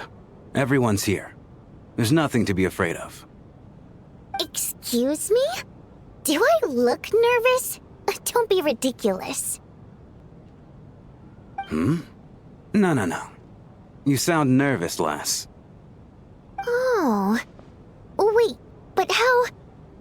Okay, plenty of people know that I'm a water imp, but still... How come you understand our primary mode of expression? Primary mode of expression. I've not come across that concept before. Do enlighten me, Vodyanitsa. Well, it's just... We water imps tend to communicate our emotions to each other by singing, rather than facial expressions. The emotions we convey through song take precedence over our facial expressions. So, we think of it as our primary mode of expression. I'm impressed, Shram. I didn't take you for a man of culture, but you're clearly rather learned. It's not about being cultured or not. The thing is, this mode of expression can usually only be understood by other water imps. It's not a simple case of a song sounding happy or sad. And yet, you're clearly human, Mr. Shram. It's really not the big deal you're making it out to be. I think I just have a knack for it. Plus, I have a... very close friend who's a water imp. A delightful lady. But keep that a secret. Anyway, we spent so much time together that before I knew it, I noticed I could understand her expressions. Oh, I guess that makes sense. Still, the fact that you have a water imp friend is even more surprising. I'd better watch what I'm singing when I'm around you from now on. Hey, what are you implying? You're not secretly insulting the audience in your songs, are you? Heavens, why would I do a thing like that? It's getting late. We should discuss our sleeping arrangements for tonight. It's a guard against the killer. Someone needs to keep watch. I suggest that we don't sleep in separate quarters tonight. It will be safer if we all stayed together. As long as someone keeps an eye on Lelek, I'm quite sure we won't have any trouble. Are you saying that you wish to bet your life on Miss Odette being the killer? Nonsense. Of course not. Then I propose the following arrangement for tonight. The Traveler, Odette, and I will form the Night Watch. We'll sleep in shifts, but 2 of us must be awake at any given time.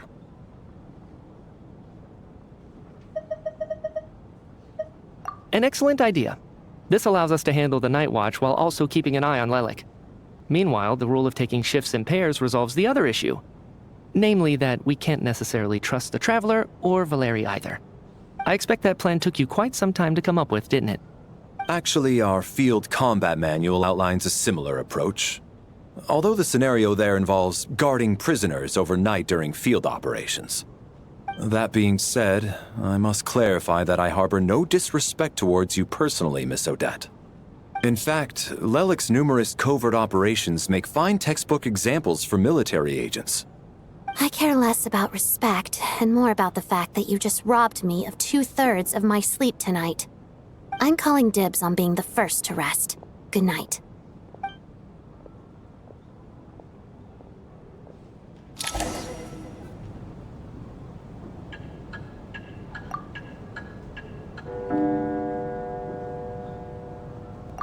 It's almost time.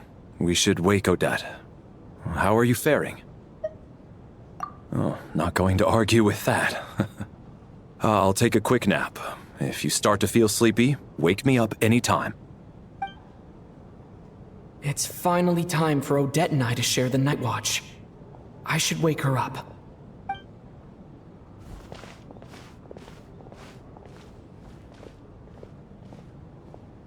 I came here to get information from her in the first place. Maybe I should think about what questions I want to ask before she wakes up.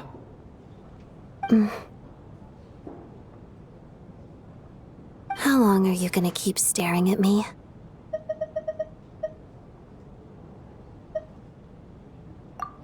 Couldn't sleep. My mind's been running haywire.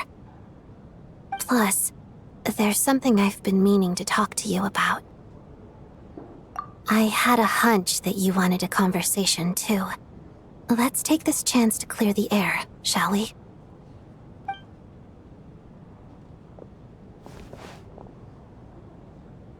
I just had a simple question for you, really.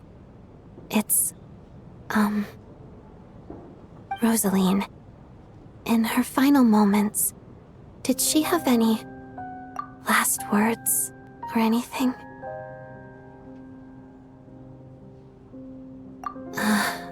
I see. Well, that was all. I have no other questions.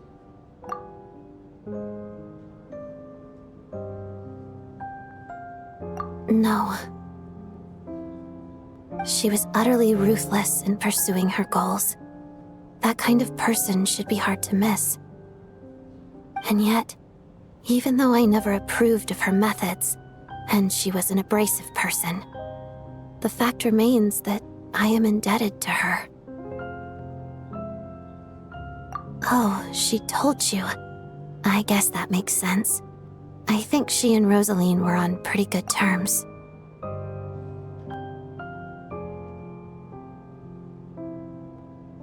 Yes, Rosalyne wasn't the kind to gossip about this sort of thing. Not that it's any huge secret to me, though.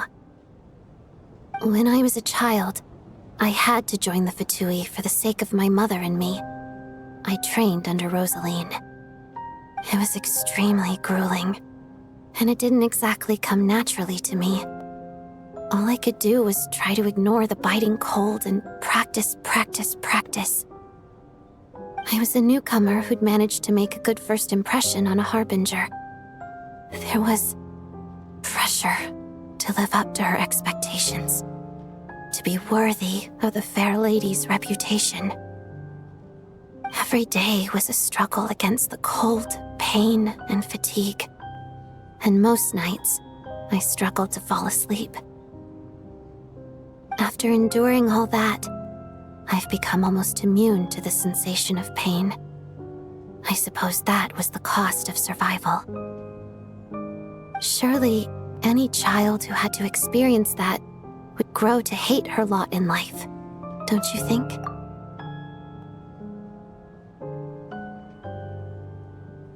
So, I put an equal amount of effort into my ballet. Because in my young mind, that was the only way to defy my fate. It was my way of telling her, the Fatui's demands and your expectations of me are not what I wish for. One day, I will leave. I think she probably blamed my poor performance in training on my passion for ballet. She knew my heart wasn't in it.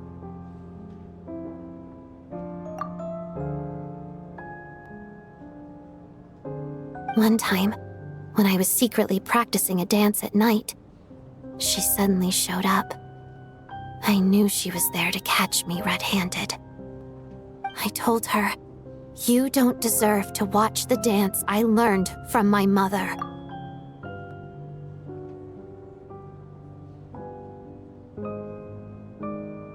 She looked stunned. I guess she was surprised that I lashed out first, before she had the chance. But strangely enough, on that occasion, she wasn't fierce with me like she was during training. Instead, she fell silent for a moment, and then left.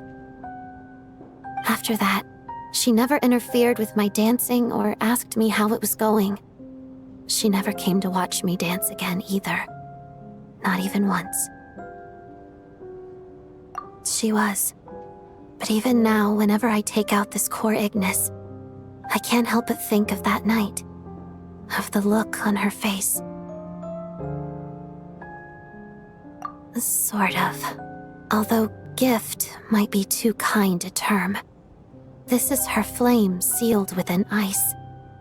A symbol of her favor, yes, but also her way of keeping an eye on people. She knew the location of every piece of core Ignis. If any recipient started acting suspiciously, she'd be on to them immediately. Trust her to make even a mark of approval feel suffocating. So, When news of Rosalyne's death reached Snezhnaya, many people immediately crushed their core Ignis. It gave them a profound sense of relief, like they'd broken free from her shackles. But I kept mine. With my sensitivity to pain being as dull as it is, the warmth from this core Ignis is one of the few things I can still feel clearly.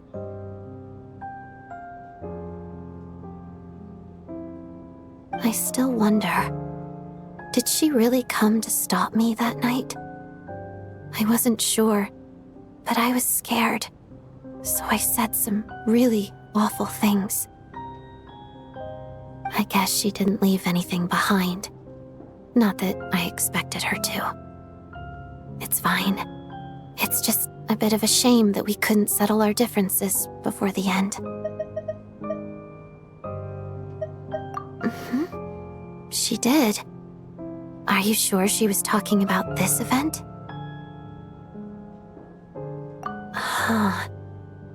No, she didn't. I didn't even find out that she'd gone to Mondstadt until a while after she'd left. Wait, in that case... Okay, I will. Thanks for letting me know.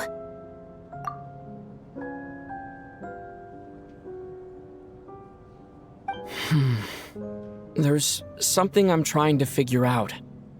I'm beginning to suspect that Paimon's mystery illness is being caused by the energy research behind Project Stuzha.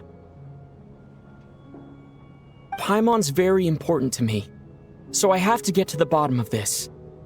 I figured that since you're Lelik, you might know something about all this. The ultimate goal of this energy experiment is to create a weapon for the final battle. The weapon's construction was completed in Nodcry. Now, all that remains is to arm it with a sufficiently powerful energy. Yes, the weapon's development and all the related experiments are overseen by Lord Pierro, the Jester, and the lab is located deep within the Armory Palace. I'm not sure why this experiment would be making Paimon feel unwell, though. The best way to get to the bottom of it would be to go there in person. Once we get out of here, I'll help you apply for an entry permit. And I'm hardly the organization's proudest member, as you know.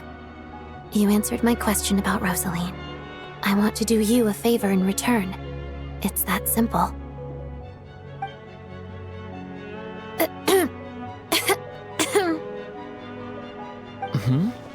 What's wrong? Are you not feeling well?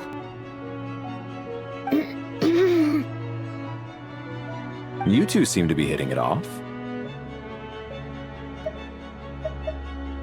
I thought you were sleeping. Of course I was. In the military, one learns to fall asleep quickly, even in the most inhospitable environments. It's vital to staying alert and energized. Why? Is something wrong? Even if he was awake, he can't have overheard us, right? Well, thank you both for keeping watch. Traveler, I'll take over for now. It's your turn to get some sleep. Sure.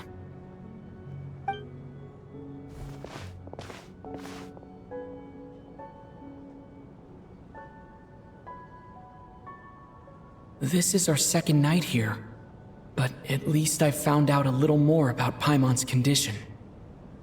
I hope she's been sleeping well the past couple of days.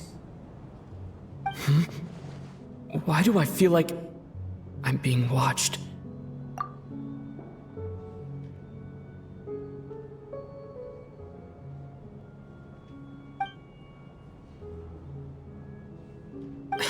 Seriously? Is this payback for when I stared at her earlier? But I thought she was asleep.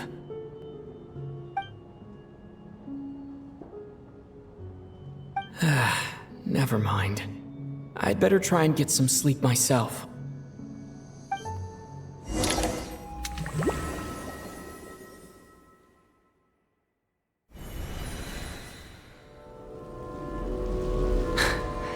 Hey, What are you spacing out for? Are you reaching your limit too? How long have we been walking for? Do you remember? Time's lost all meaning. Ever since we noticed that thing above our heads. What was it called again? A star key? Or key star? Anyway, the person who named it was swallowed by the black mist. Whatever it's called, ever since we noticed it, we've been walking up and up, hoping that as long as we reach it, we can find a way out of this place. But it seems like no matter how far we walk, we never get any closer. Well, we've come this far. You never know. Maybe we're almost there? Come on, enough moping. Let's go. The black mist is catching up.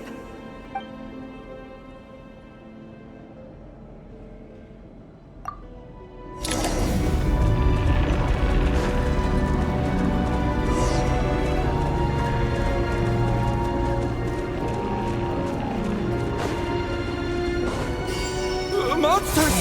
Watch out! Not again! I've lost count of how many times we run into them.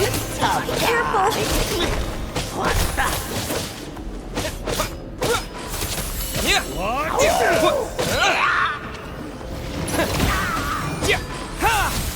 Back here.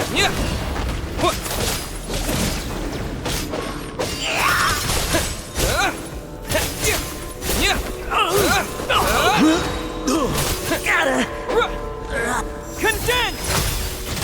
Cryostorm!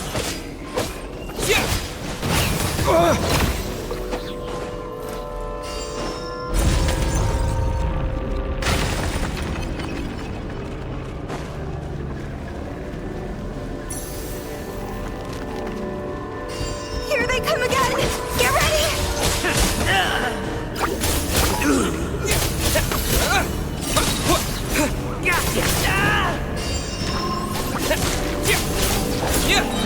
Fighting frog!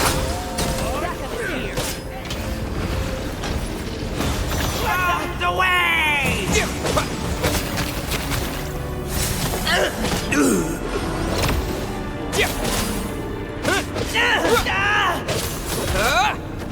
What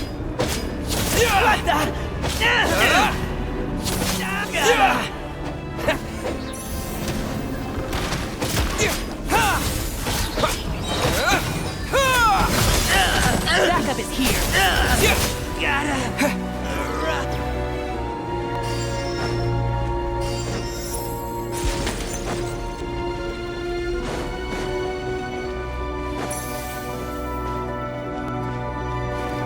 Monsters ahead of us. The black mist behind us. Fine. Feels like there's no escape.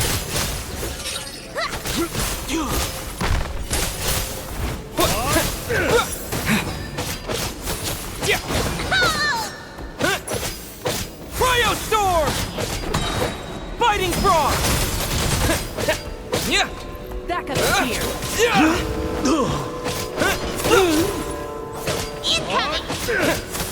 Should've run faster. Encase!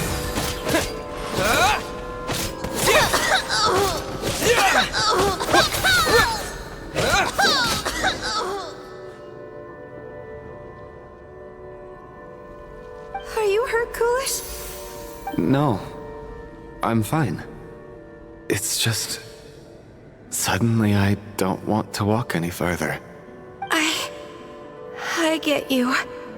In fact, I reached my limit a long time ago. Sometimes it feels like there's hope where there shouldn't be. Yeah. The hope that the star gives us is the only thing keeping us going. But I'm not sure it's real at all. It may just be a collective illusion. Otherwise, why would it always be out of reach? We know you mean well, but you're only saying that to try and encourage us to keep going, aren't you?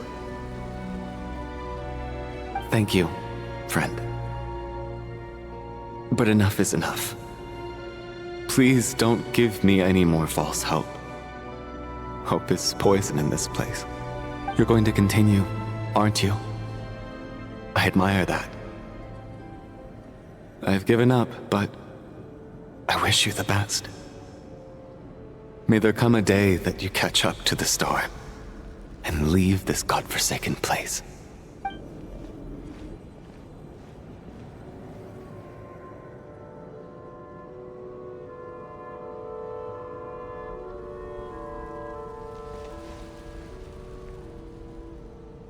It's not an illusion. We really are getting closer to the star. Congratulations. You are the first person to make it here.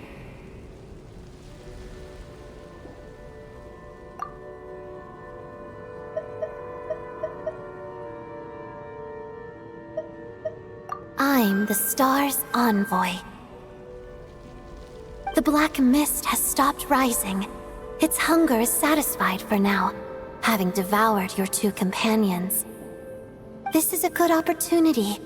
I'll let you get some rest before we continue.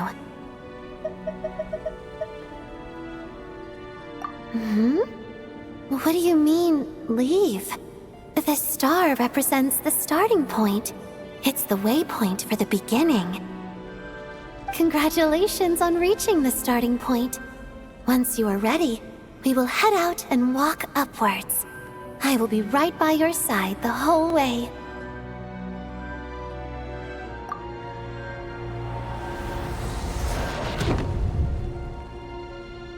Huh? What's wrong? Hey, don't give up before the journey's even begun.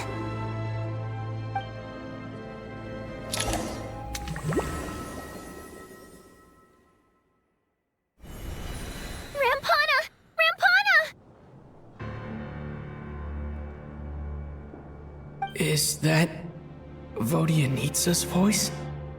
What happened? Coolish, wake up! Please wake up!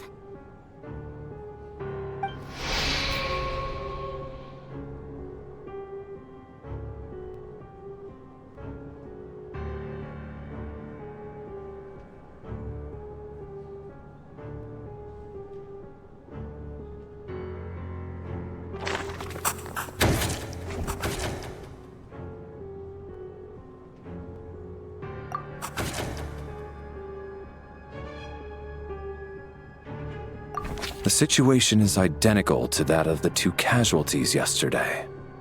We cannot ascertain the cause of death. At least there are some elements that we can rule out this time. They slept on the stage with everyone else, so I suppose the surrounding environment can't be a relevant variable. Rampana. Coolish.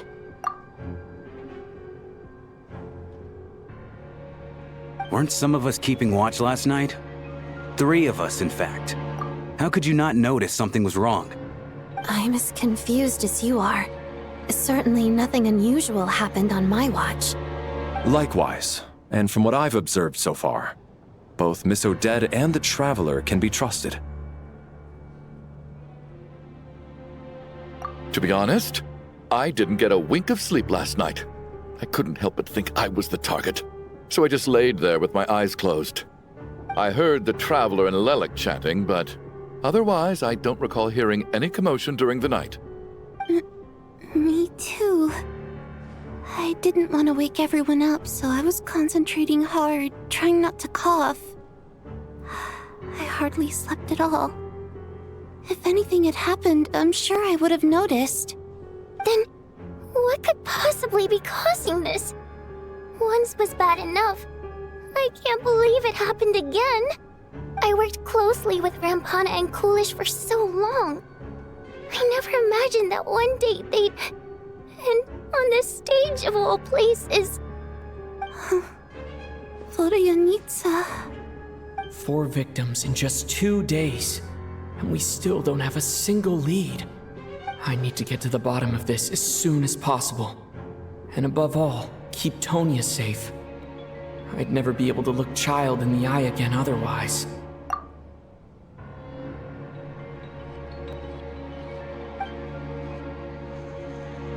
Still snowing? Yes, I just checked.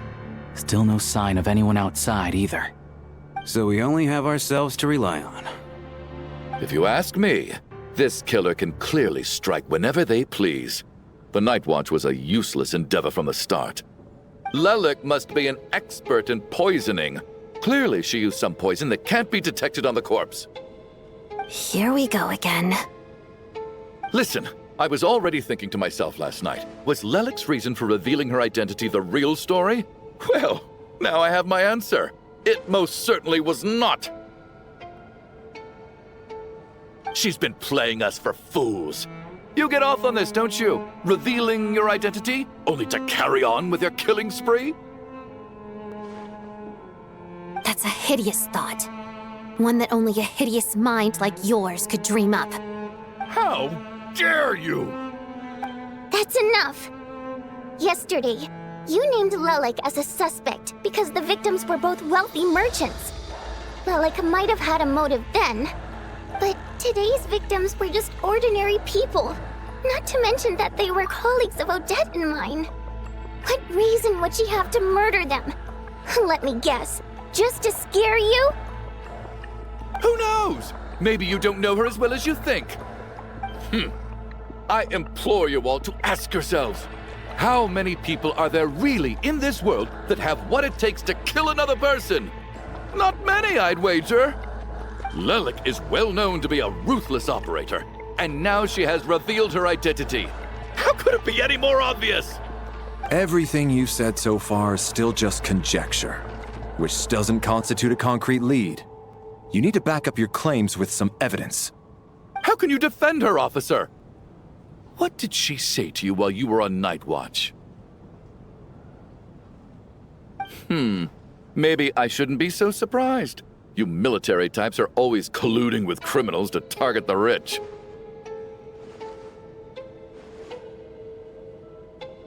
All so you can get your grubby paws on our hard-earned fortunes, then tell us to fall in line. The Fatui, the Druzhna, and the Rokot. Thugs, the lot of you!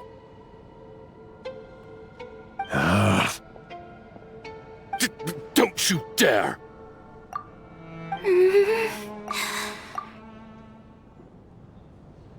Sir, but you were the one who told us not to stop other people from expressing their opinions yesterday. 4 people have already died. Only yesterday I was chatting with Mr. Coolish. Then we woke up in the morning and he's... Turning against one another is the last thing we should be doing right now. Little girl. Even if Mr. Chuganov is a puffed-up, pig-headed windbag who doesn't have a clue what he's talking about, he's still one of the victims here, isn't he?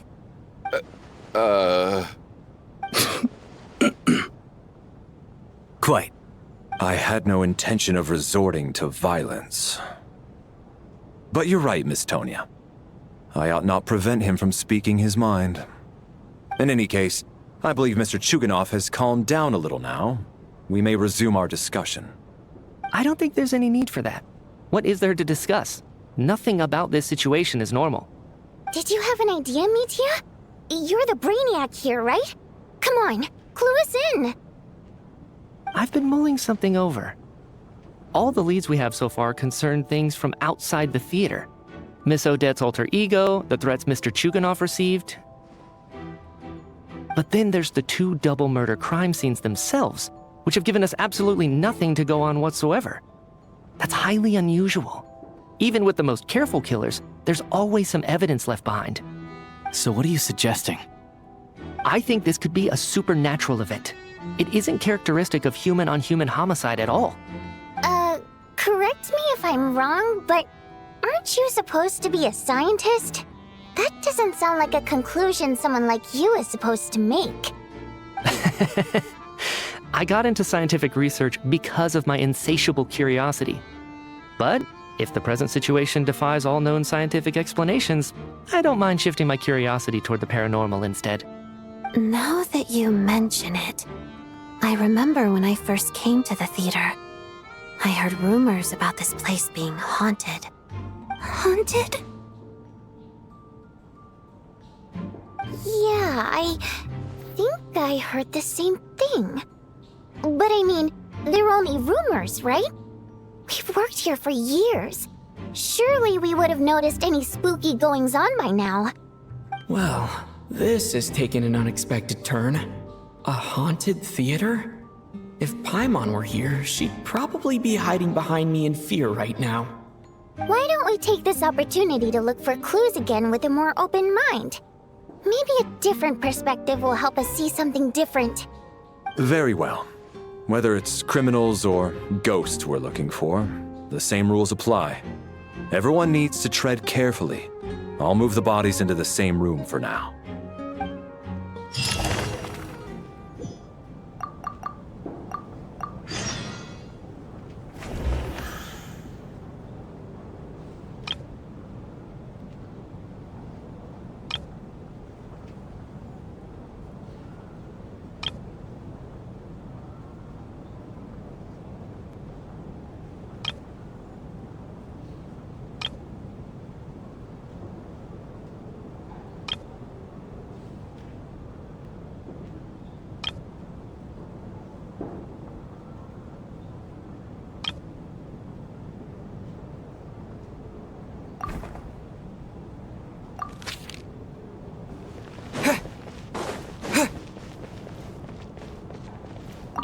I need to think very hard about whether there's anything that ever needed hiding.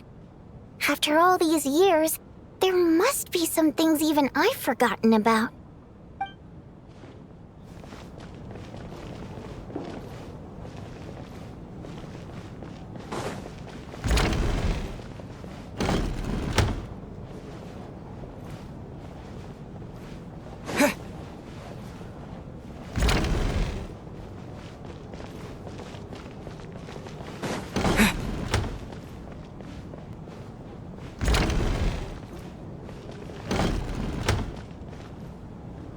Tonya, did you find anything? Not yet. Still looking. So... Are we supposed to be looking for something paranormal? I think I'd prefer teaming up with you than looking around on my own. This looks like somebody's notebook. Shall we read it together?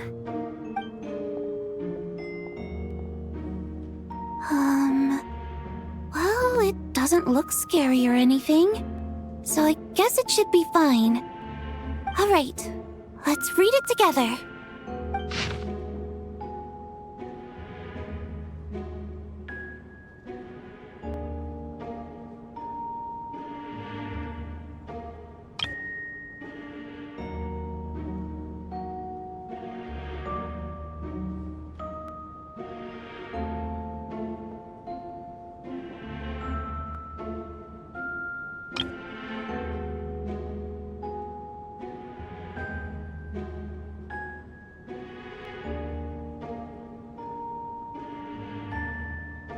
Huh.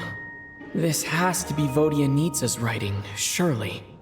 Maybe it's a little rude for us to peek at this. I feel like I just read someone's secret diary by accident. It sounds like she's writing this for her parents, right? I don't understand. Why put this stuff in a notebook instead of mailing it in a letter? Because her water imp parents belonged to the aristocracy, who were driven out of Snezhnaya by the Tsaritsa long ago. And now they live somewhere new, where the postman can't get to.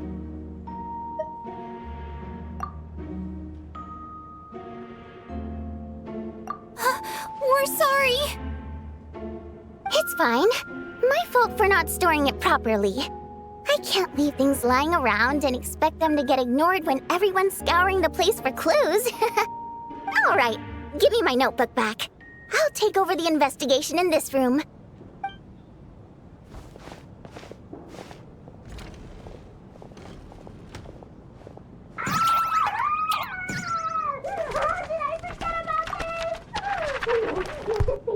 Oh God, and this one. Oh my. Why am I so embarrassing?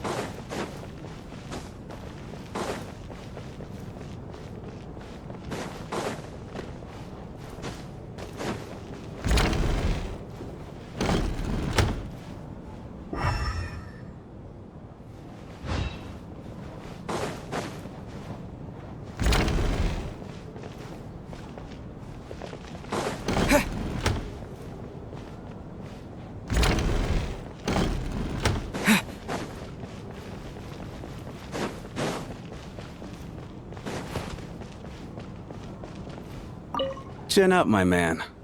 That soldier guy just gave you a bit of a fright, that's all. Think about your wife and kids back home. That'll get you your mojo back. Me, for example? Whenever I get hungry, tired, sleepy, or thirsty, I just think about that water imp friend of mine. And everything's suddenly alright again. So daydreaming about women somehow removes your need for food and water, does it? Don't be absurd.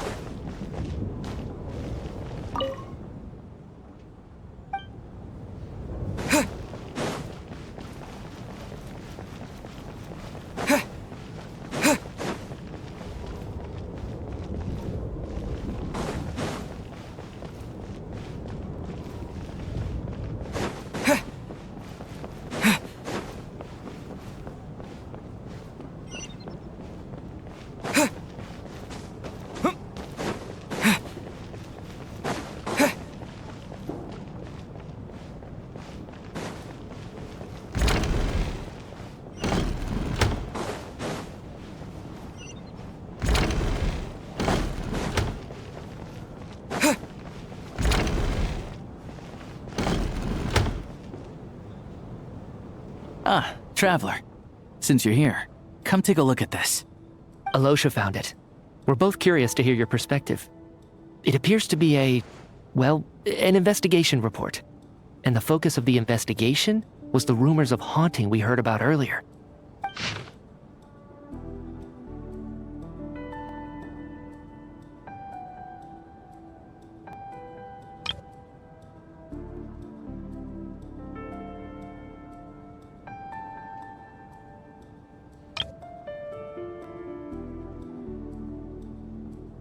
An investigation report, huh? Looks quite old. This person's name looks to be of Sumeru origin to me. Was the investigator from Sumeru? The theater manager must have hired an investigator once specifically to look into this issue. But it doesn't look like anyone ever looked at the report. Presumably, the manager wanted to know if the supposed haunting was dangerous while also being fearful of word getting out in case it affected the theater's business. Anyway, the bottom line is, the haunting is actually real after all. It's caused by an obstruction in the ley lines. Is there any chance this is the key to finally making some progress with the murder cases? Ley line problems are pretty unexceptional to me by this point. And while it certainly offers an explanation for the ghosts, it's hard to imagine what connection it could have to these two murder cases. Some of the language that appears at the very end of the report caught my eye. Angel civilization, ley line renovation? My area of research doesn't touch on any of that, so it's completely outside of my wheelhouse. Huh? A piece of paper just fell out from the report. It landed right by your feet.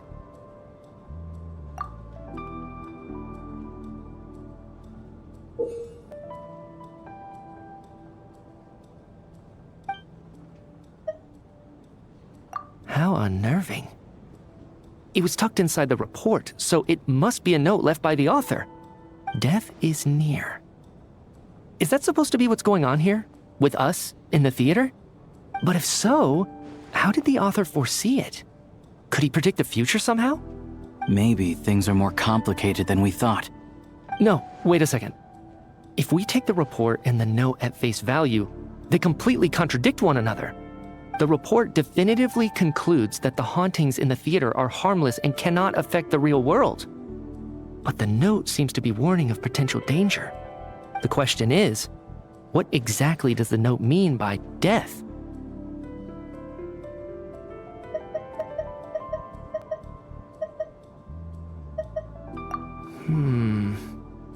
The various ways we could interpret this keyword lead in completely different directions. Let's pause our analysis here for now. I think we need more information.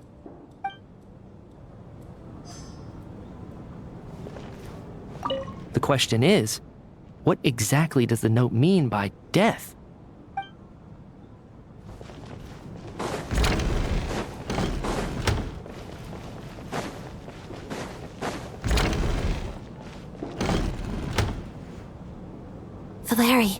Come take a look at this. You too, Traveler. Some sort of notebook. What is it for? It's the on-duty logbook for the theater. Kulish was the main person to use it. He mostly used it to record any unusual incidents during a show, audience numbers, exit times, and so on. Yes, he'd always have this logbook with him when he checked tickets at the entrance. This should confirm a lot of key details about the recent show. So, you find anything unusual? Yes. The number of people. I've checked and double-checked, but the numbers just don't match what's recorded in the logbook. Apparently, we have an extra person among us. Are we certain that logbook is accurate? Could someone have sneaked in without buying a ticket or something? Unlikely. Kulish took his duties very seriously. I've rarely seen any errors in his work. Not to mention that this was a dress rehearsal, meaning smaller audience numbers and tighter ticket restrictions than usual. Everything would have been well within his control. We no longer have our tickets with us, do we? They got collected on entry. I assume there's no way we can check them again. Unfortunately not. The theater recycles tickets. Once people are in the door, they don't tend to leave until the show ends, so we collect the tickets at the point of entry. Still, I'm inclined to believe that this discrepancy in the head count is significant somehow. Did an extra person just materialize out of thin air?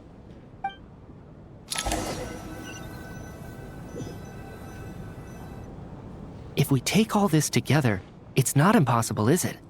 If anything, it's the natural conclusion. Oh, I beg to differ. This sounds to me like a product of a researcher's vivid imagination. And perhaps it's because I'm still viewing this through the lens of a typical murder investigation. But still, I'm struggling to be persuaded by your theory. Does it really sound that far-fetched? Alright, well, let's treat that as speculation for now. I do agree with what you've said, so let's go with your idea for now. Good. Okay, now that we finally have some meaningful leads, I think it's time to reconvene. Let's get the others.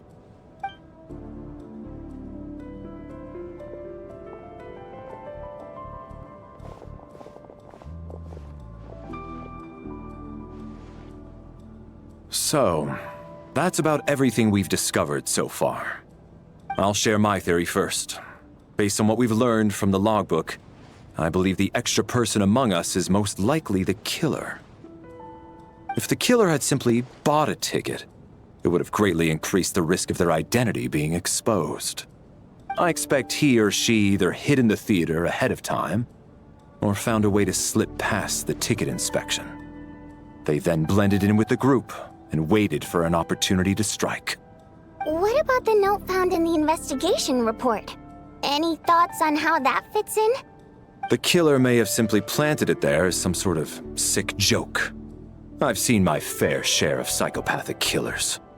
They love playing cryptic mind games.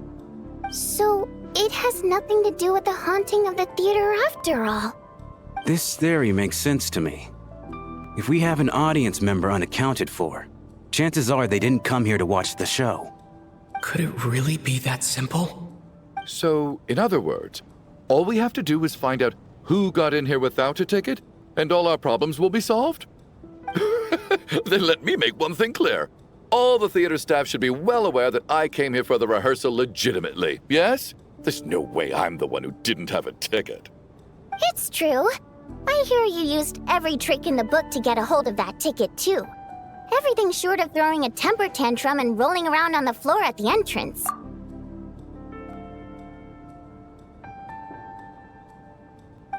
I most certainly did not degrade myself in such a way. Probably a stupid question, but I might as well ask. Did anyone here get in without having their ticket checked? Hmm?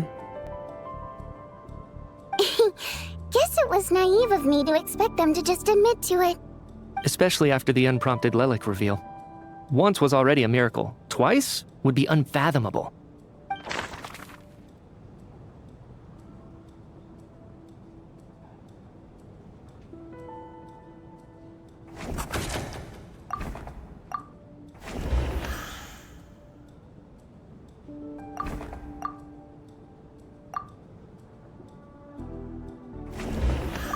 As things stand, the audience head count doesn't add up. I guess we can rule out the theater staff members.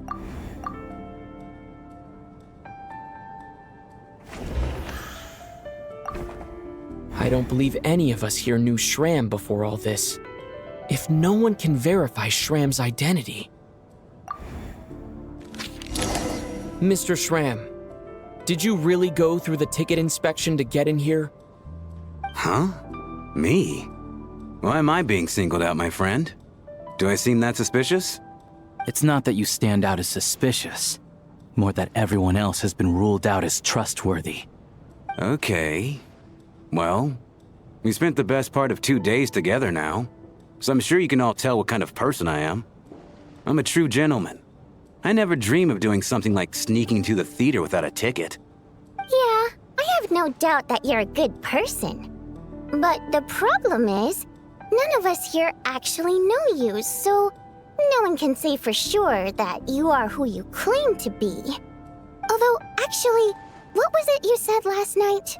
Yeah, you're friends with that water imp, which is why you understand our primary mode of expression. Last time I checked, there were barely any of us remaining in Snezhnaya, since most of the water imps left. Could you tell me a little bit more about your friend? There's a good chance I actually know her. And I suppose it's also kind of a way for everyone else to get to know you a little better.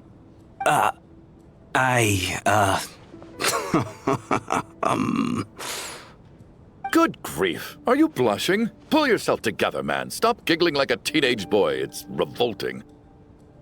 Hey, revolting is a little strong. All right, fine. I'll admit it.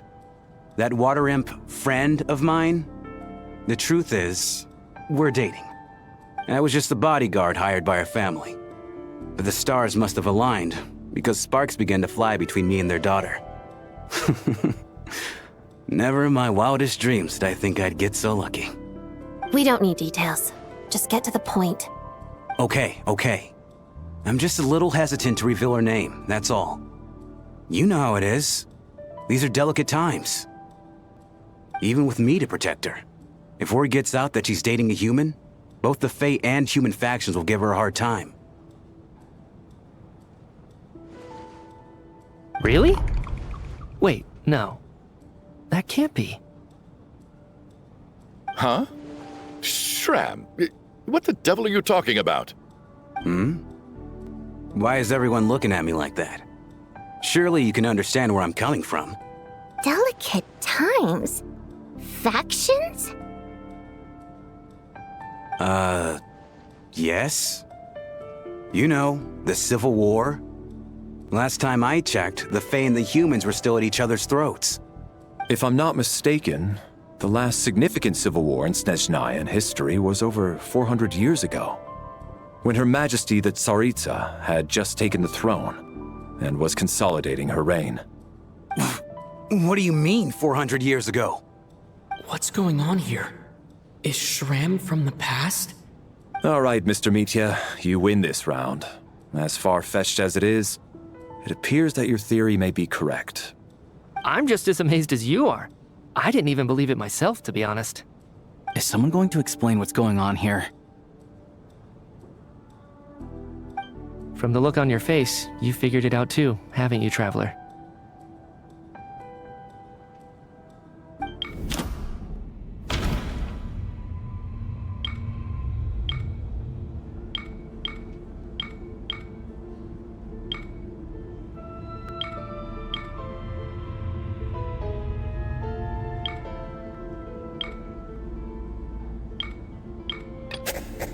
No. The truth lies within the clues we've already discovered. The theater's ley lines have been modified to block souls within its grounds from returning to them. Some souls can even wander this place forever. Mr. Shram's statement proves he is from hundreds of years ago. And according to the investigation report on the theater hauntings, Mr. Shram is very likely a lost soul wandering the theater.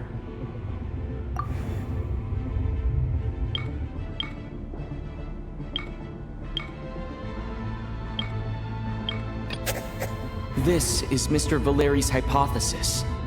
If there is no supernatural element to this incident, it's very likely to be true.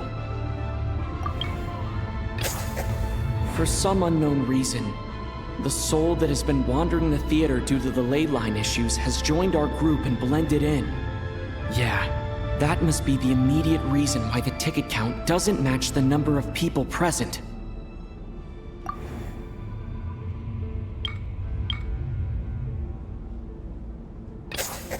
The contents of the investigation report have been verified. There are indeed ley line issues and wandering souls in the theater. Death likely symbolizes the deceased. Mr. Schramm, for instance. Death is near. That must mean that there's a dead person in our midst. That's the truth, isn't it? Yeah, the logic is clear now. The investigation report said that there would be souls stuck wandering around the theater because the ley lines were cut off. Mr. Schramm must be one such soul who died in the theater a long time ago. In which case, that also makes him our extra person. So when the note said death is near, it must have been referring to death as in the deceased, people who died a long time ago. Someone who died a long time ago. In short, there's a dead person among us. The extra person we've been searching for is a ghost from the past. You mean I'm a ghost? No. Don't make jokes like that, my man. There must be some mistake. But even if I was dead, I know for a fact I didn't kill anyone these past 2 nights. Yeah, even if all that's true, the report also said the souls inside the theater can't affect reality, right? They're harmless. Then what if the problem isn't the souls at all, but the ley lines themselves? The ley lines have a powerful ability to attract and devour souls. Let's say that the ley lines are like a black hole, constantly seeking to engulf souls. But the souls that don't want to return are trying to avoid being sucked in. Why does this analogy sound so familiar? What happens when the black hole can't achieve its goal? I'm only speculating here, but what if it ended up swallowing innocent souls by mistake, or intentionally taking other souls to compensate? That could explain why we weren't able to determine a cause of death. If you're right, and their souls were devoured by the ley lines, it does make some sense. It does seem to explain a lot of the things we couldn't make sense of. Does that mean it's true?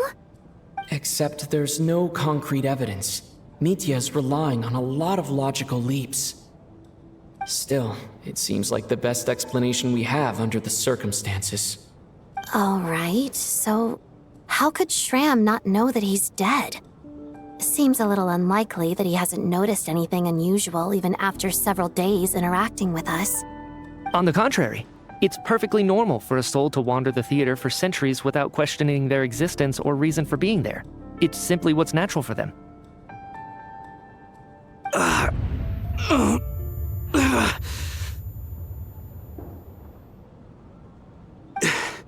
You know what, Mr. Brainiac?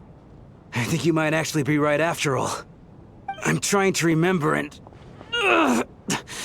even though my head feels like it's going to explode, I think... it's all coming back to me. I was the one who didn't want to remember my own death, so I forced myself to forget. Well, I'm sure those are painful memories. My lady and I snuck out to go on a date one day. We bought tickets for the theater. It wasn't really my thing, but I was just happy to be together. All of a sudden, a group of people burst into the theater, shouting for all the water imps to get out, performers and audience members included. It was clear the conflict between humans and Fae had reached a boiling point. This time, the extremists were even coming after the water imps who had nothing to do with the war. I thought I could pull one over on them, so I took off my jacket, draped it over my lady, and tried to sneak out amid the chaos. But I got caught. They started shouting, calling me a traitor to humanity. But I was going to do whatever it took to buy our chance to escape. no matter how many people stood in my way. I had to, both as her bodyguard and out of love. It's all right, friend. You can stop there if you want. You don't need to dig all that up again. It's just... Even now, I'm still struggling to accept the truth. How could I be dead? I'm sorry, everyone. If I'd known I was a dead man walking, I wouldn't have dragged you down with me. If I'm the cause of all this death, then punish me however you see fit. But, Mr. Shram... No. I refuse to be a burden. I know what I have to do. You said I've been wandering the theater for centuries, right?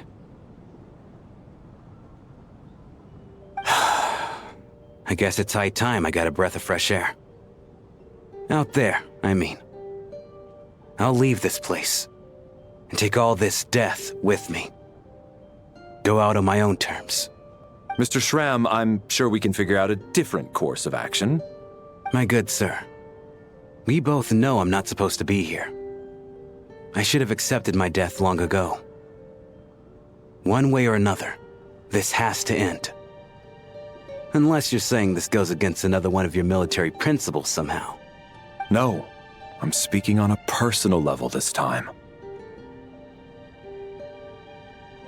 Let it go, man. Oh, wait. One last thing. Miss Wateramp.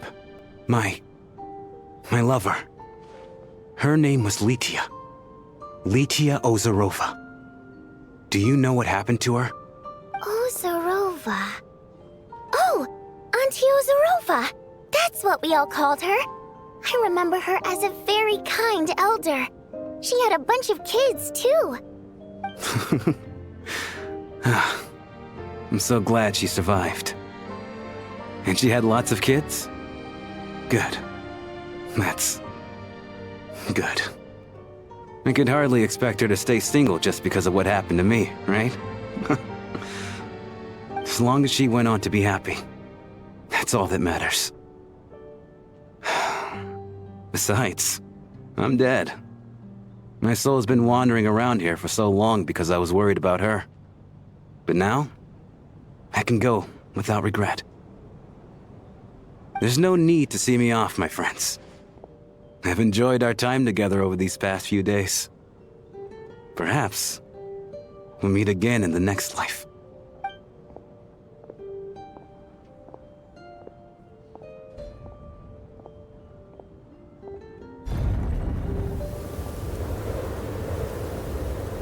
Take care, my man. I know Mr. Shram was already dead, but... I still feel so sad. Death is cruel, no matter how we might try to make sense of it. So, was the conflict between Fae and humans really that bad back then? I was only little, so I don't remember much. It's terrible to think that so many innocent people had their lives turned upside down. Even the historical records about that time period don't say much about it. All people know is that the Tsaritsa founded the Fatui, drove out most of the Fae aristocracy without explanation, then used her terrifying power to suppress the humans. It seems to me like the Tsaritsa chose to make herself the enemy. She downplayed the conflict, directing whatever animosity both sides had for each other at herself instead. That's also why, despite how brutal the conflict was at the time, there hasn't been much lingering tension between humans and Fae since. Things have been fairly harmonious for the past few centuries.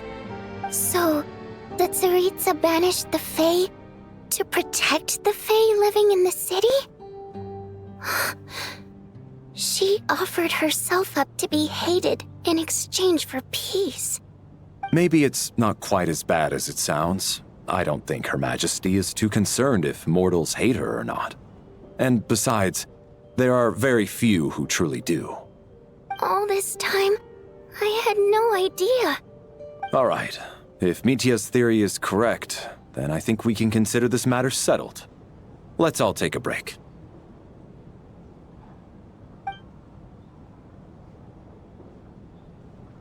Ugh, if only this blasted storm wasn't still raging on.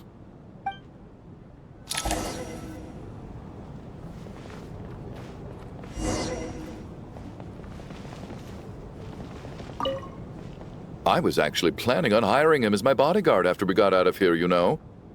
Oh, poor guy.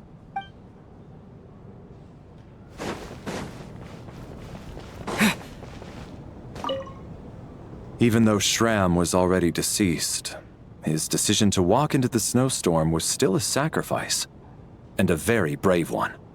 This is one of the few times I don't feel at all happy to have my theory proven true.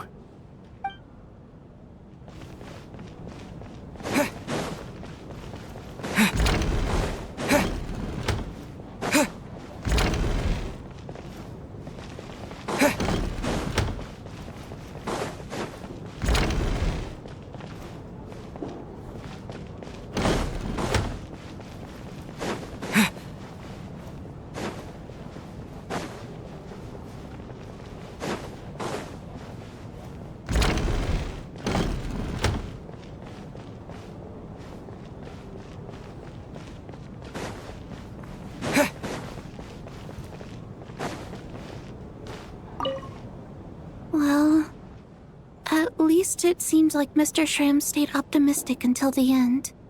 The information he revealed, it's given me a lot to think about.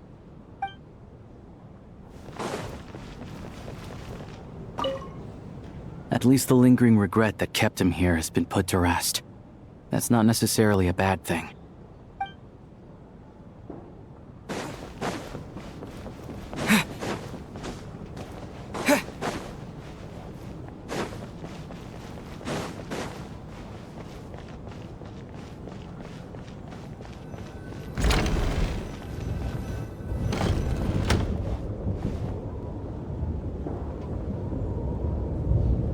Looks like now we can just rest until the snowstorm stops. I still can't believe Shram turned out to be a ghost who'd been in the theater for hundreds of years. To think he was dead this whole time. What a strange turn of events. Knock knock.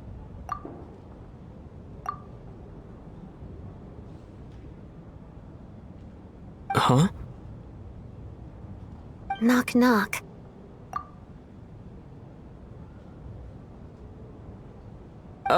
You know the door isn't closed, right? You don't have to knock. Think of it as a signal then. When I'm entering someone else's room and I knock, I'm here as Odette. If I don't knock, it's Lelek.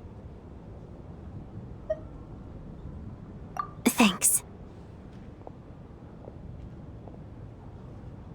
So, why did you come to find me? Is there something I can help with?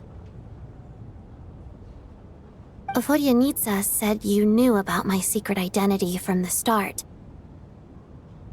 But when everyone was discussing who Lelek could be, you were worried that revealing what you knew would be unfair to me, so you kept it to yourself, right?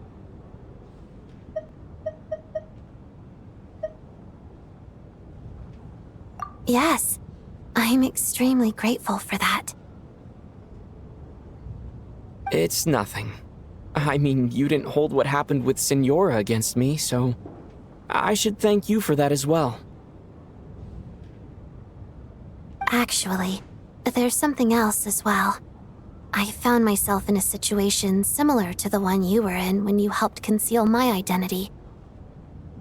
So I thought I'd come and ask you for advice. It's about Mitya.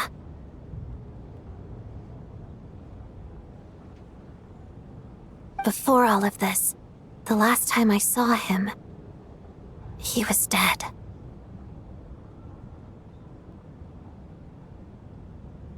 As I'm sure you know, my goal as Lelek was to stop Project Stuzha.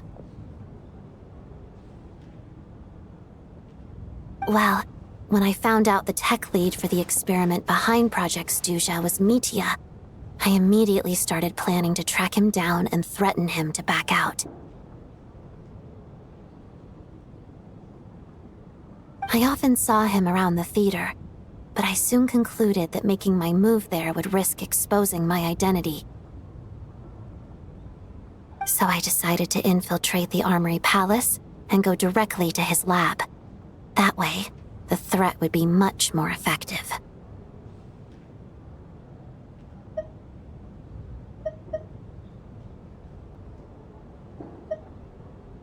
Well, I suppose there was a bit of luck involved, but I am a Fatui, so I already had some familiarity with the building's layout. But when I finally made it to his lab, Mitya seemed to be dead.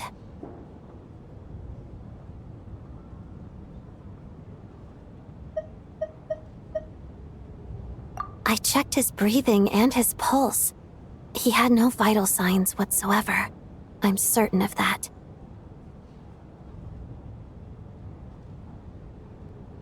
I thought maybe another anti-Project Stuzha activist had beaten me to it, and chosen a much more brutal method, so I made myself scarce. That's why you were so on guard around Mitya that first night here.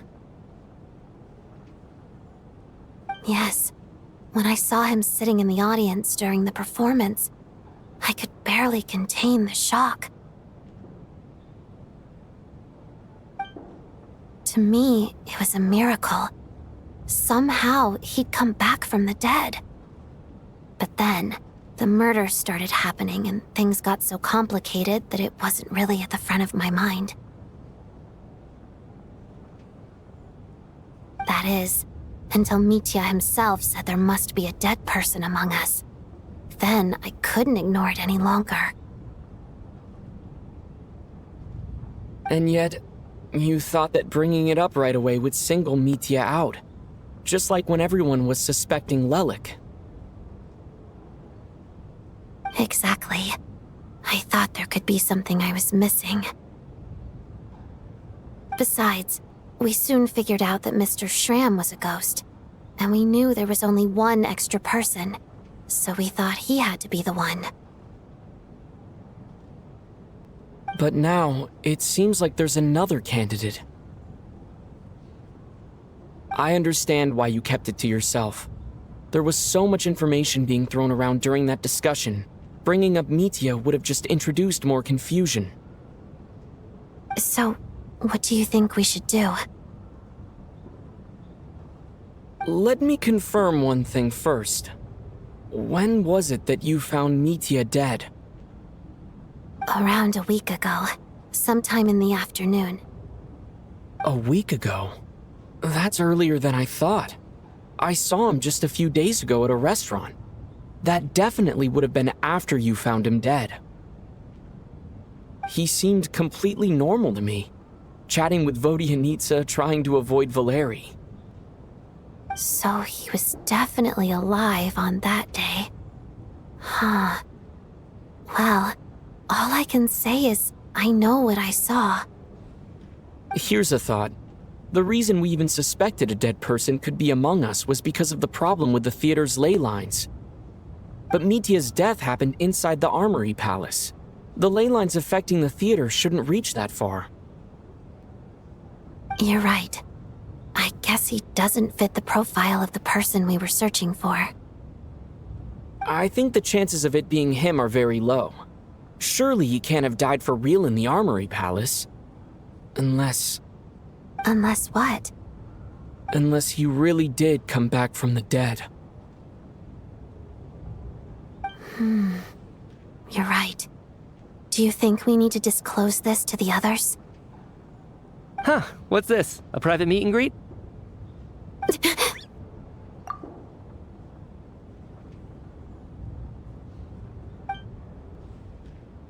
Where do I line up? That's not what's going on here. Well, I was just making the rounds. Thought I'd try to lighten the mood a bit. Vodyanitsa's handing out food if you're hungry.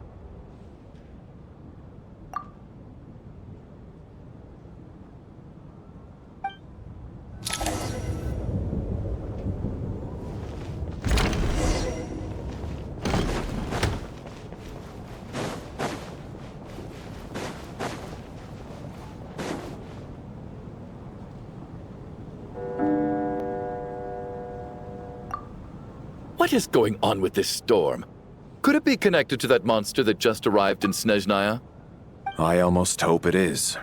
Her Majesty the Tsaritsa left to vanquish that beast herself. We just need to wait for her triumphant return. Do you think people still feel the cold after they die? I'm wondering about Shram. Oh, maybe we should have given him a coat before he went out there. Death itself is cold, isn't it? I'm sure the storm will embrace him. Well, I hope he has a safe journey. I'm going to miss him, I think. It's not like we can blame him for Rampana and Kulish's deaths. Thinking back on it, we barely made it out alive ourselves. Once we get out of here, how are we going to explain what happened to their families?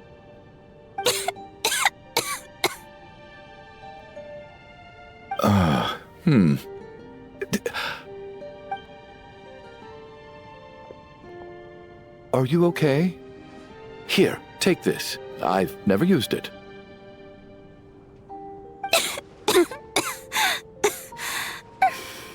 Thanks. Look who's Mr. Nice Guy all of a sudden. Is it because Tonya stood up for you this morning? At least you know how to return a favor. Yeah, without Tonya, who knows how badly he would have been hurt.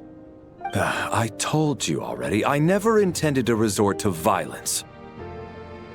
Duh, bunch of rascals. Little girl? I was rather surprised when you spoke up for me this morning. I didn't think I had many admirers here, so,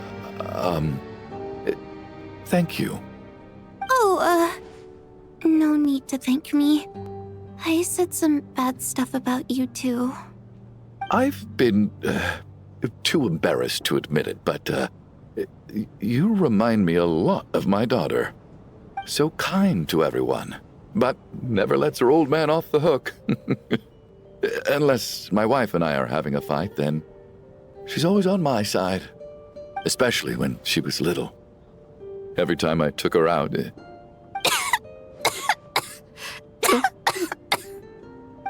All right, easy now.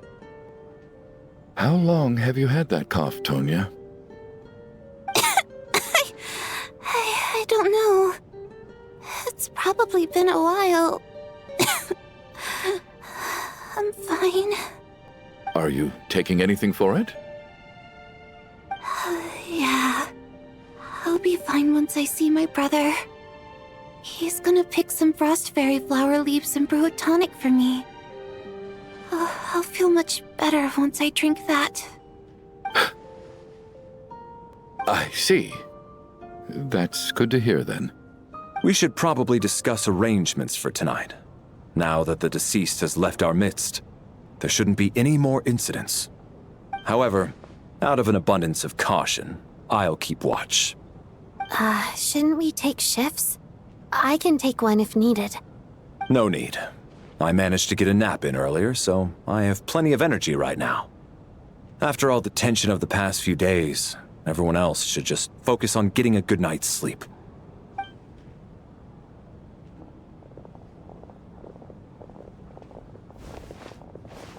What a long day. This whole situation turned out to be way more complicated than I expected. But Valeri's right.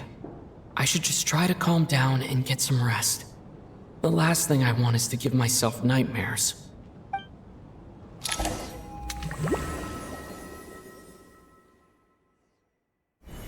He's awake! He's awake! Get over here, you big lug, and take a look! If you must call me something, call me Mr. Door. The Black Mist is coming. You need to go. Are you all right? Can you walk? We just got attacked by monsters on our way up. That Mr. Door fellow protected us. He just seemed to come out of nowhere. Not much of a talker, but when it comes to taking down monsters, that man doesn't hold back. Curses!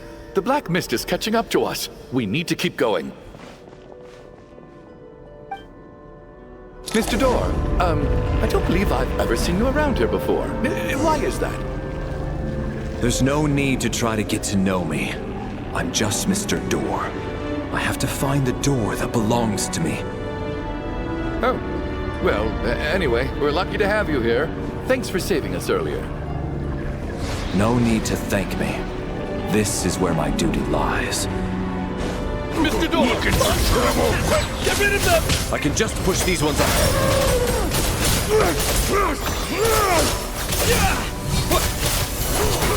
Just you wait.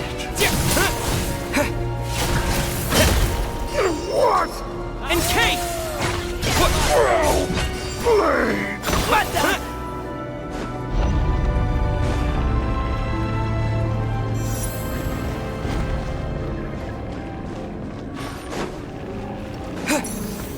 So we're doing this the hard way. Cryostorm! Condense! You win. Remarkable work, Mr. Door. If I had your muscles, I'd do the same.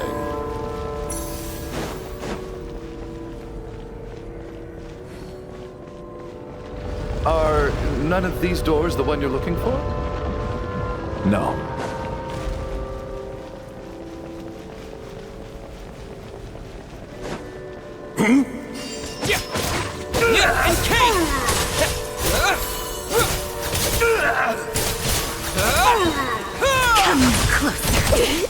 Impossible! Impossible! This! Cryostorm! Oh, goodness! I'm so exhausted. And the black mist is still rising.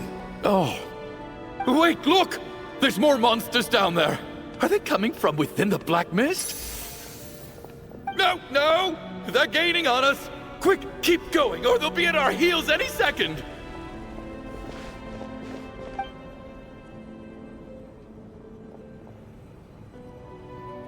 Mr. Door, what are you doing? We need to get out of here. They're coming! Found it. This is my door. What? You mean you're going to stay here? I am a door. This is where my duty lies.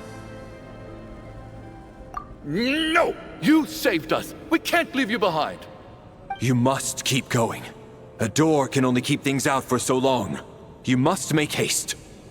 But... Oh, you're right. Let's go. We can't let Mr. Door's sacrifice be in vain. The black mist isn't moving anymore. Looks like both the monsters and Mr. Door are gone. I didn't just imagine all that, did I?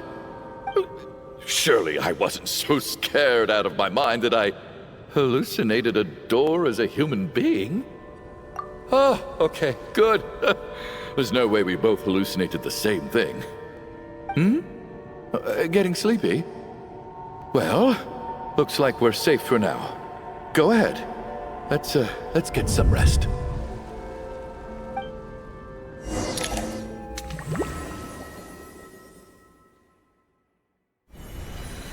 What time is it? Is it morning? I think I had a nightmare. I guess everyone's still asleep? These past 2 days have been exhausting. Valeri's keeping watch though, so he's probably the only one awake. Valeri?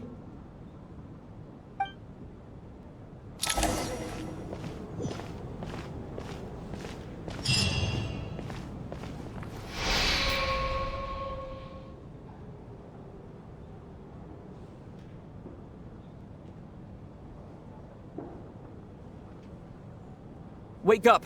Everyone needs to wake up!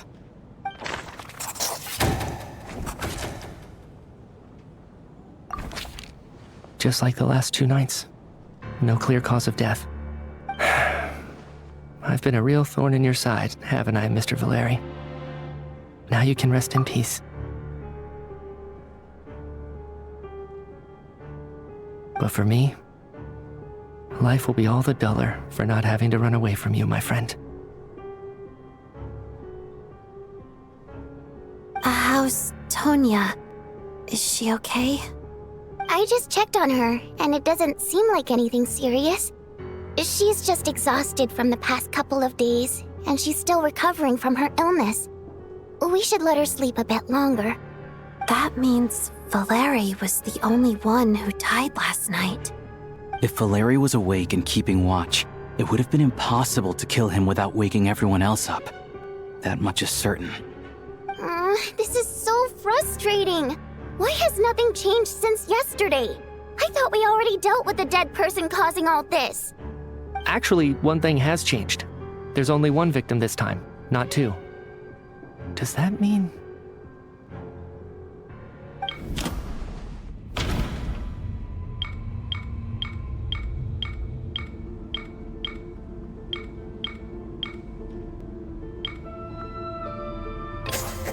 After the deceased Shram left, there was one less victim last night.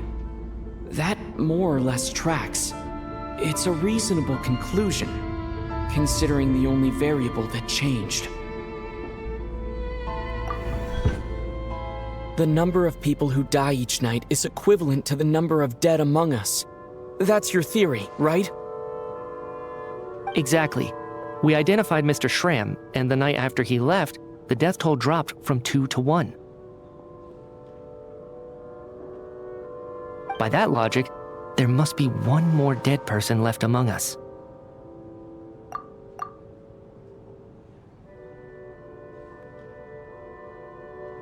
Another one? But there was only one person unaccounted for in the ticket checks, right? The head count should match up now. Having an extra person was definitely a cause for alarm, but being one person short isn't nearly as unusual. Someone could have left in the middle of the show, or made it out before the storm hit. One more dead person among us. If Mitya's theory is right, then what Odette told me seems a lot more relevant. It's just, at the time, we had no reason to think there was more than one dead person. If only we'd taken it more seriously as a possibility. Maybe this could have been avoided. I'm sorry. This is my fault. I had information that could have been helpful, but I held back. I should have brought it up right away. I'm partly to blame as well. I was too quick to dismiss Odette's concerns. What is this about? What have you two been getting up to behind my back? Sounds like there's some big news you've been keeping from the rest of us. Well, we're all ears.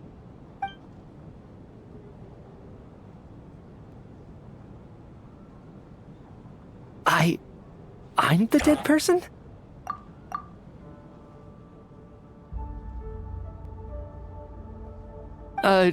Wow, that's certainly news to me. Odette and I talked about it yesterday, but we thought it just wasn't possible, so we left it at that. Yeah, I don't blame you. If I'd been there, I probably would have reached the same conclusion. It just sounds too unbelievable. Let me just try and verify this. I just scoured my memories trying to think back to the afternoon Miss Odette mentioned. But I honestly have no recollection of dying. That's where I'm different than Mr. Shram. Having seen Mr. Mitya a few days ago myself, I also find it hard to believe he could be the other dead person among us. Well, if it isn't Mitya, then who? Do we vote on it? If you don't mind me asking, Traveler, I believe you mentioned that you know Tonya's brother. Had you ever met her before all this? No, never. Wait, are you saying... Now just 1 minute. I know where this is going. You can't just randomly point a finger at anyone you want.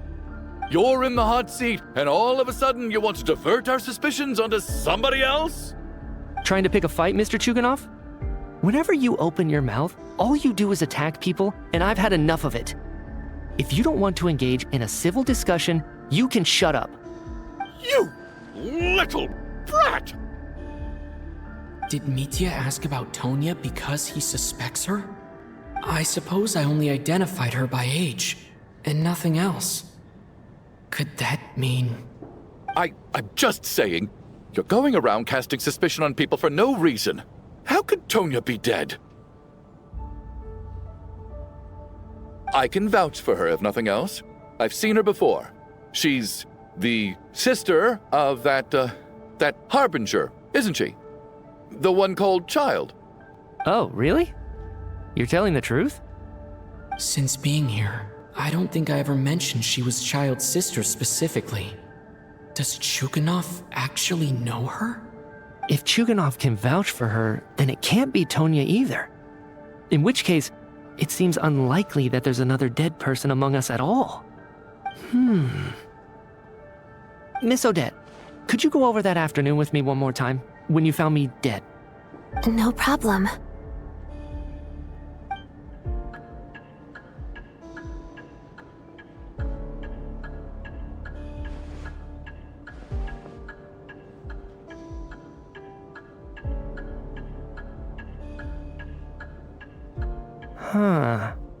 No matter how hard I try, I just can't remember anything about dying.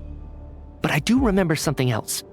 Miss Vodyanitsa, during our last meal together, I told you how some of the researchers were suffering from temporary memory loss.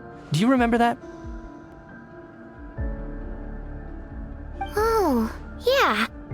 You said it was hindering the progress of your experiments. You thought they were just under too much stress or something. Right.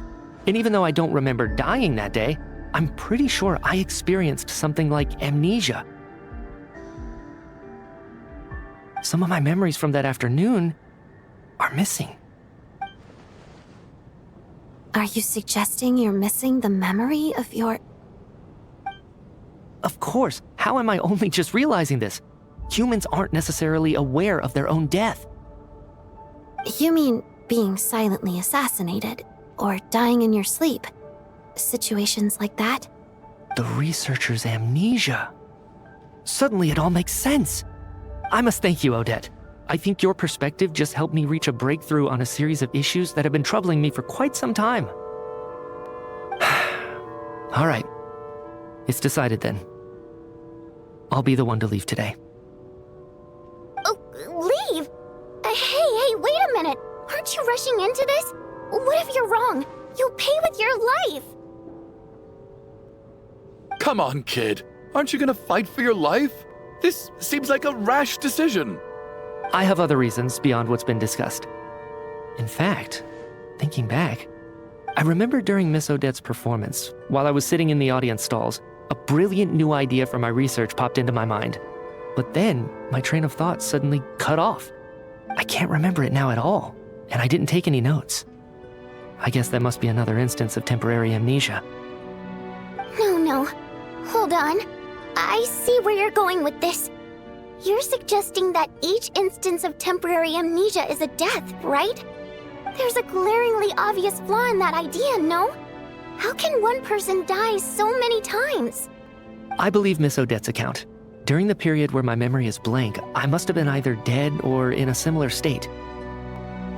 All it would take is for the same thing to happen in the theater, and I would come under the effect of the ley lines in this vicinity. This increases the likelihood of me being the deceased, does it not? But... There's no evidence to suggest that anyone other than me is a candidate for the deceased. So allow me, as a scientist, to treat this as an experiment. Please relax, everyone.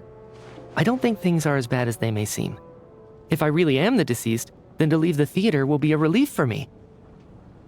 If, on the other hand, I'm still alive right now, well, apparently you've all witnessed my resurrection recently anyway. Who's to say I won't return from the dead again this time? Mitya's right. This is the only thing we can try right now. I think he's deliberately downplaying the gravity of the situation, though. He probably doesn't want to burden everyone. What is a scientist if not someone who gambles on experiment after experiment in an attempt to obtain the truth?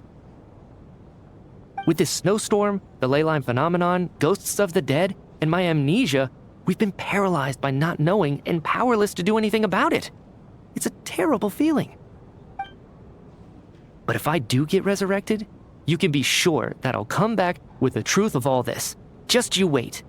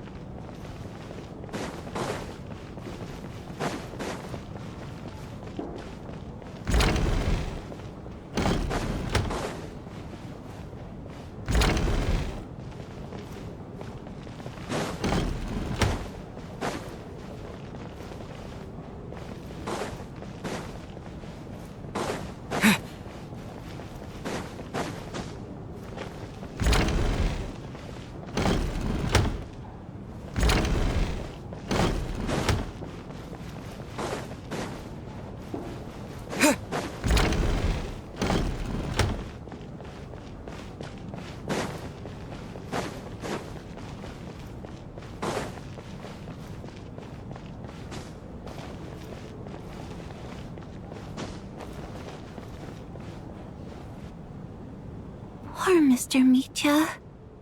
I didn't even get to see him one last time. Maybe it's a good thing that you weren't there to see it. It was a hard thing to watch. I hate goodbyes. Why does it feel like everyone around me is slowly disappearing? Not just in here, I mean. In the outside world, too. Maybe it's the realization that, at the end of life, everyone has to face it alone. Come to think of it, the main reason we're still alive right now is pure luck. Each morning here, for every one of us, there's the chance that we might not wake up. You could take it a step further and say that the same is true outside, too. Who can ever be 100% sure when they drift off to sleep that they'll open their eyes again in the morning? If I make it out of here, I'm going to cherish every moment that I'm awake and live without any regrets. Without regrets. I feel like a strange sense of anxiety has been quietly growing inside me over the last 2 days.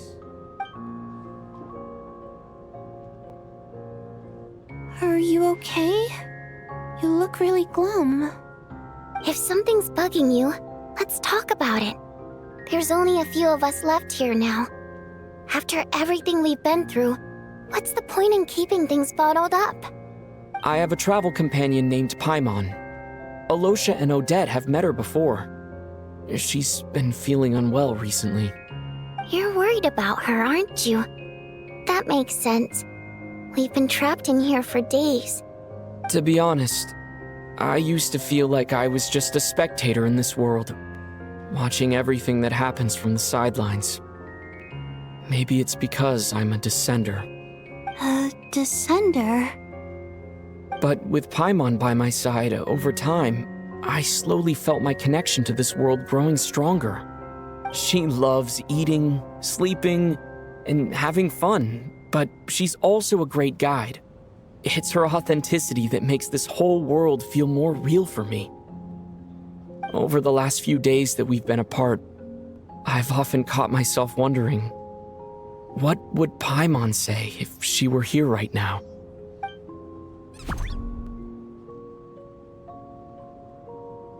But by the time I snap out of it, the conversation has already moved on, and I'm still in my own little world. I'm trying to overcome this sense of detachment, but I really miss Paimon. I guess, in a way, she means the whole world to me. I bet she misses you when you're not there as well. Maybe you're her entire world too. I don't know if this will make you feel any better, but back when the water imps left Snezhnaya in droves, I also felt like the whole world was suddenly empty. I could be surrounded by people all smiling and having fun, and still feel completely separate from it. So, I totally understand how you feel. Later on, I started to think, maybe accepting the fact that our loved ones won't always be with us is something that takes a lifetime. All we can do is cherish their companionship from moment to moment. So, once we get out of here, you better hurry back to our side as fast as you can. You can't let your story end in regret. That's the trope I hate the most. Thank you. That's exactly what I needed to hear. But Vodyanitsa, if you hate goodbyes too, why didn't you leave with your people? That's just the choice I made. I used to regret it, but I don't anymore. Like I said before, singing is a water imp's primary mode of expression. It's how we convey our emotions. Our songs have echoed through this theater for hundreds of years, each one a story pieced together through moments of joy and sorrow. But does a story exist without someone to read it? To me, the answer is no. So I made the choice to stay. That way, there would still be someone left to sing these songs and listen to their stories. Otherwise, they could have been lost forever. Could you teach me how to understand your people's songs sometime? I want to be able to truly hear them, like Mr. Shram. A fan after my own heart. Thank you, Tonya. How about I sing something for you, and you tell me what you hear? Okay, I'll do my best.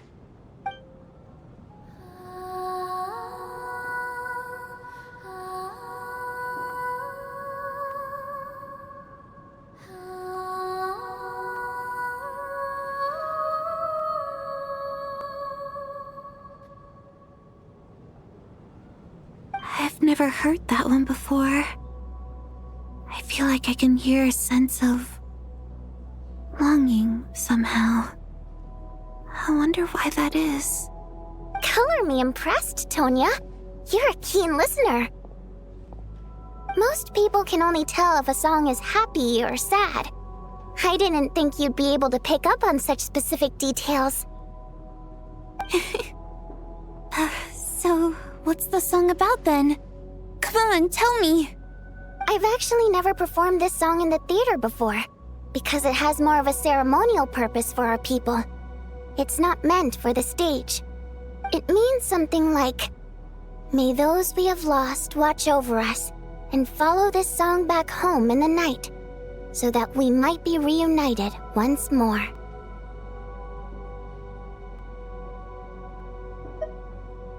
No wonder I could hear that sense of longing.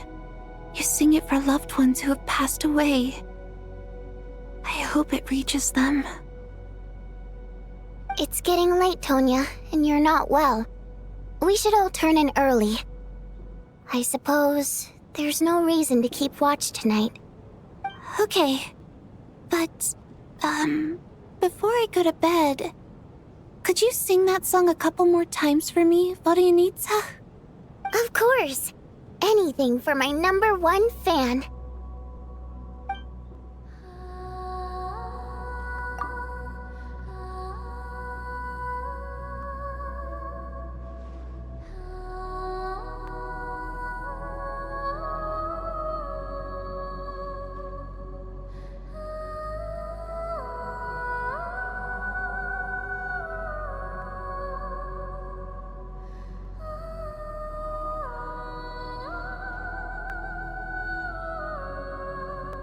Once I get out of here, I definitely don't plan on ever coming back. But I guess that means I'll never get to hear Vodyanitsa sing again. That's a sad thought. Before I fall asleep, I should cherish this moment of companionship while it lasts.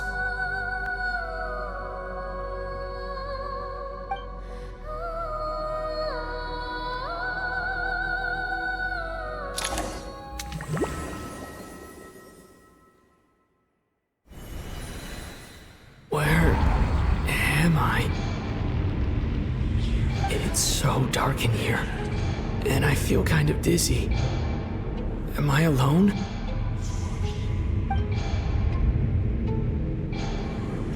Huh? What was that noise?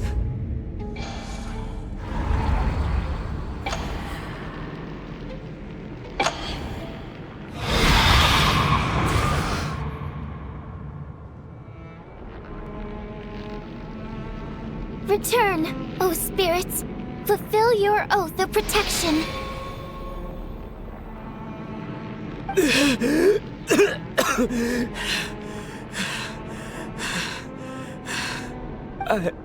I'm alive? What just happened? No time for questions. Quick, over here. Turn on the switch. We need to bring back the light.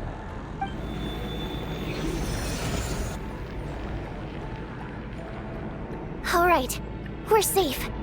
The spirit just now is called Night Prayer. The light subdues her, but she'll attack without a second thought in the dark. Sort of. I know it's hard, but you can't let this place go dark, or she'll kill you again. Yep. Luckily, I was here to resurrect you. Otherwise, that'd have been a real bummer. A bit more than a bummer, I'd say. Wait, so You have the ability to resurrect people? Sure I do. I'm your guardian spirit after all. I specialize in soul recall. Oh, it's nice to meet you, by the way. Thanks. It's nice to meet you too. Alright, there's no time to waste. The black mist is already catching up. We need to avoid it and Night Prayer at all costs. Come on, let's go. We need to reach the next switch before the place gets too dark. If we bring the light back, Night Prayer won't be able to get to us. Sweet, sweet light! It's back! Now that's a sight for Sora. Shh! It's Night Prayer. We need to move quick, but don't let her notice you. Look out!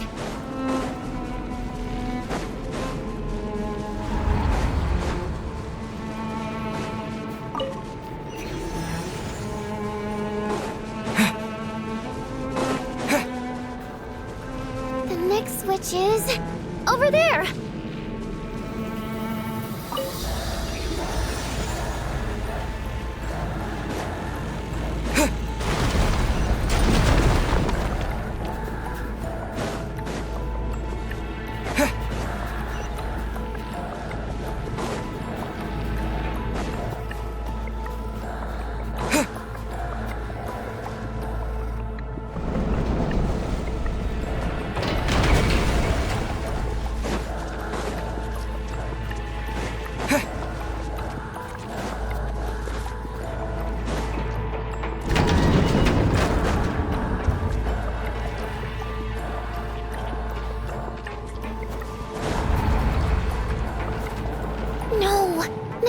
Here too. This can't be the only path. Let's head up there and take a look.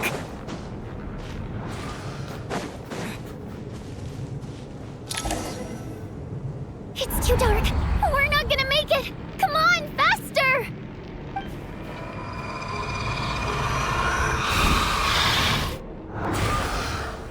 Traveler! I won't let you die like this. Not on my watch.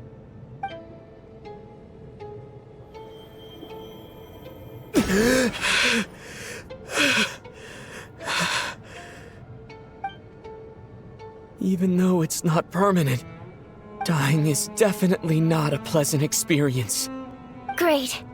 You're back. Yeah, thanks to you.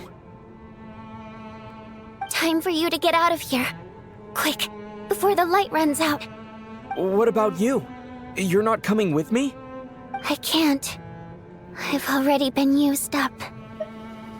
A guardian spirit's skills are finite. I can only resurrect someone so many times. I might not look any different, but my essence has been exhausted. Now, I will slowly start to fade away. I can go no further. The black mist is where I belong. It's okay. Why didn't you tell me sooner?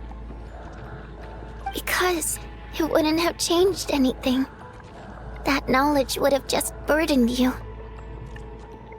And a guardian spirit's role is to protect.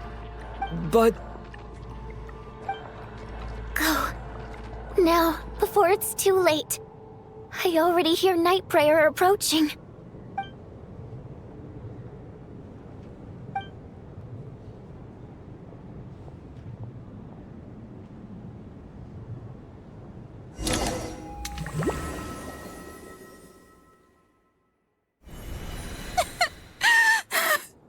Vodyanitsa! How could this happen? Vodyanitsa! Well, I guess there's no need to inspect the body.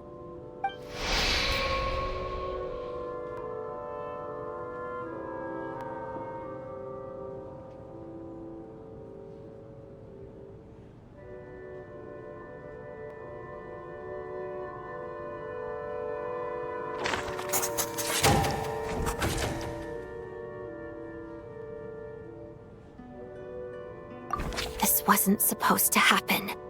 You lied to us, didn't you, Chuganov? You've been lying from the start. Tell Take a long, hard look at yourself before you go around accusing other people. I suspected you on day one, Lelic, and now look where we are. By some strange coincidence, you've never been targeted. You just happen to have survived this long? No, you should be the prime suspect. And you, little hunter, ever so content with staying on the sidelines. Yet, you were the one who stopped us from leaving from the start! Why are you trying to keep us here? Now you're just lashing out indiscriminately. That's either a sign of anxiety or a guilty conscience. Where was all this passion and bravado before? Decided to fight until the bitter end. Is that it? Is that a threat? Fine, bring it on. You think I'm afraid to die after all this? You want to kill me? Go ahead. I'd like to see you try. After all the trauma of the past few days, everyone's been pushed to the breaking point. Valeri and Mitya aren't here anymore. Someone else needs to step up and take charge. But first, I need to think this through. Considering everyone left, who's the most likely candidate for the deceased?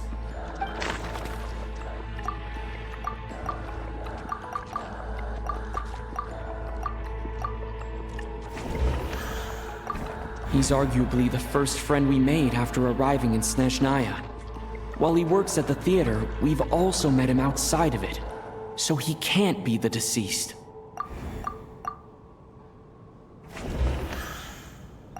I clearly remember Mr. Chuganov from the first time I visited the theater. He made quite an impression. That was just a few days ago. So he's unlikely to be the deceased.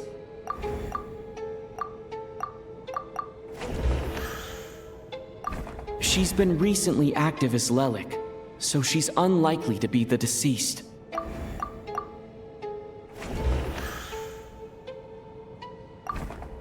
Of those who remain, the only person we've never met before is Tonya.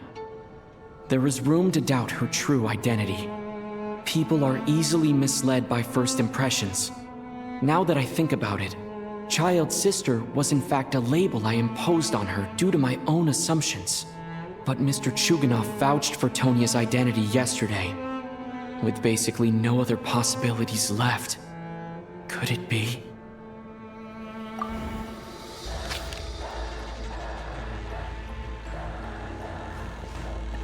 Tonya, how's Tusser been lately? Tusser? Your brother Ajax must have mentioned me in his letters home, right? Did he say anything about a blonde traveler? No. And my brother's name is Razik, not Ajax. Chuganov, looks like it's your turn to do some explaining. Yesterday, you said you could vouch for Tonya. Why did you give us a false testimony? I knew you were behind this, Chuganov. You've been lying through your teeth from the start. Everything about you is fake. Down to the wife and daughter you're always talking about. Your entire family man persona is a charade, isn't it? That night, when I infiltrated your place as Lelic, I noticed you were home alone. Didn't think much of it at the time. Just thought everyone else was out. But thinking back on it now, that doesn't seem very likely. My guess is, you live alone, don't you? Even that was a lie? But why would he lie about having a family? Oh! Curses! Oh, why is there no end to this blasted snowstorm? If it would just stop! If it would just stop. I think I remember now. I know how I ended up here. It feels like a distant memory. But at the same time, it's just like it was yesterday. The reason I'm always coughing is because I got sick with frostbite. The locals usually call it the snow cough. It's not a very common illness. It's partly genetic and partly caused by the cold climate, but it can be fatal. They sent me to the hospital as soon as they found out I had it. And I spent so long lying there in that hospital bed. After a while, I felt myself growing weaker and weaker. Nothing seemed to be working anymore. Neither the treatment that the doctors were giving me, nor the medicine my brother was brewing from frost fairy flower leaves. So one day, I told my brother that I wanted him to take me outside for once, so things could be like they used to, just for one day. I wanted to meet loads of friends, experience new things. He agreed. He snuck me out of the hospital, and we escaped. We got to the theater, bought tickets, and went inside. Oh, it was all so exciting. I remember the show very clearly. It was amazing. But I found myself getting sleepier and sleepier. Oh, Tonya. When I woke up, I couldn't find my brother anywhere, so I guessed he'd already left. But there's no way he'd leave me behind. So I decided to stay here and wait for him. At the time, I figured he'd probably gone to brew some more medicine for me. I was planning to chew him out for abandoning me when he got back. Tonya, it sounds like by then you'd already... Yeah, I know. I understand now. Dead, aren't I? This cough and the feeling weak, it's probably just my body's memory. After all of that, it turns out I can't blame my brother after all. I was the one who abandoned him. I'm sorry, everyone. I realized this much too late. It seems like death skewed my perception. And now I've dragged you all into this mess. Your name probably isn't even Tonya, is it? Didn't that ever strike you as odd over the last few days? Well, when I was little, my brother and I read a storybook, and Tonya is the name of one of the characters. When we escaped from the hospital, our family and the hospital security were looking everywhere for us. So when you first approached me and said my brother had sent you, and called me Tonya, I thought he must have chosen a fake name that only the two of us would know. Because he was afraid of getting caught. Now, it seems like that was just wishful thinking. At least your memory of death isn't painful. That is a small comfort. Now it's your turn, Chuganov. Talk to us. I believe no lie is ever told without a reason. You're right. I was lying. I happened to know that the Harbinger child and his sister Tonya managed to get tickets, so I lied to you and pretended I knew them. And yes, I was lying about my family too. The truth of the matter is, I lost them a long time ago. I just refused to accept reality. And now I've spent the second half of my life living a lie. I'm a joke. My daughter's name was Iskra. And before you ask, yes, Iskra, as in Iskra Manufacturing Plant. She also died from the snow cough. She was just 6 years old. If she were still alive today, she'd be around the same age as little Tonya here. After Iskra passed, my wife couldn't bear to face those memories either. So she chose to start a new life without me. One day when I came home from work and saw the empty room, I felt like I couldn't breathe. Subconsciously, I started to imagine that they were still there. I soon discovered that this was the only thing that made me feel any better, so I just embraced the delusion. Nothing more than a pathetic means of escapism, I know. But at least it's not a crime. So explain your false testimony then. The night before last, when I was chatting with Tonya, she mentioned that her brother would brew medicine for her from frost fairy flower leaves. Combined with her various symptoms, I suddenly understood everything, including the fact that she was deceased. The snow cough used to be an incurable illness. I would pick frost fairy flower leaves to brew medicine for Iskra too. It took hours and hours on the stove. But the year after my daughter passed away, the Jester of the Fatui announced that a cure for frost blight, also known as the snow cough, had finally been developed. It turned out that all previous treatments were completely ineffective. No better than random concoctions. That was the final straw for me. I just couldn't take it anymore. Just one more year. One more year, and everything would have been okay. So, more than anyone, I know full well that in this day and age, no one in their right mind would still be using frost flower leaves to brew medicine for the snow cough. Poor Miss Tonya, therefore, had to have been from an era when snow cough was still a terminal illness. So, you projected your daughter onto her? Even though you knew she was one of the dead?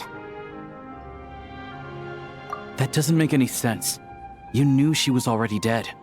What did you hope to achieve by protecting her? I just don't believe in your crackpot theories, nor do I approve of your actions. How can you just declare a living person dead and throw them out into that snowstorm? Mitya's gone. My good buddy Shram's gone. And now it's Tonya's turn, isn't it? The others I can make my peace with, but little Miss Tonya, here she is, standing right in front of us, alive and breathing, and fighting her own battles.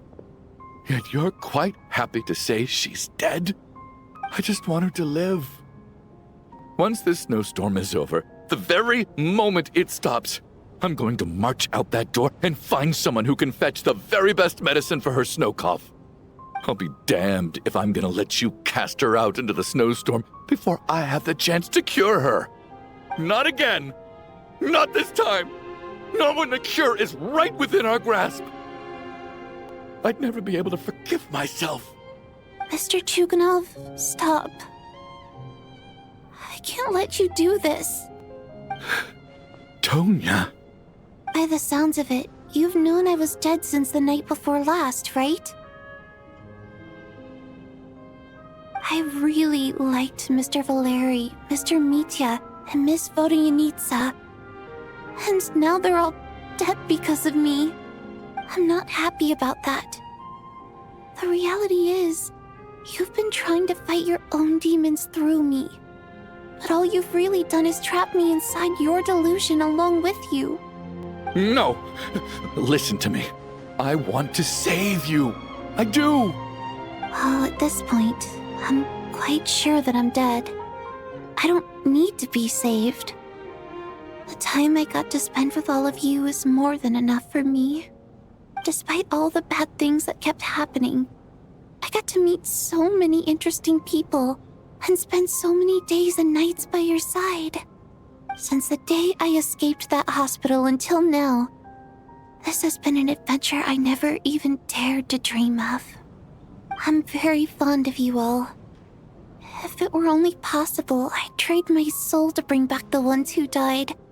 If it meant things didn't have to end like this. And that's why I'm not fond of you at all, Mr. Chuganov. I'm sorry.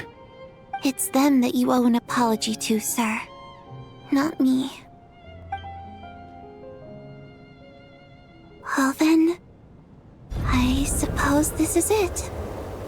It's time for my adventure to end. I've caused enough trouble. You're leaving already? It's still early. Don't you want to stay a little longer? No thank you. Oh, and by the way, my name is Patashka. It was nice meeting you all. Feels strange that we're only being properly introduced now that it's time to say goodbye. Patashka?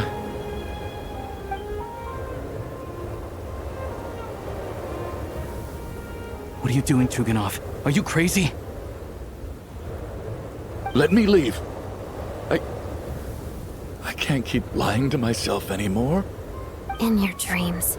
Don't think you're getting off that easy when you had a hand in the deaths of so many people. The Fatui have honed quite an array of enhanced interrogation techniques since they were founded. Once we're out of here, Lelek will personally give you a taste of every last one.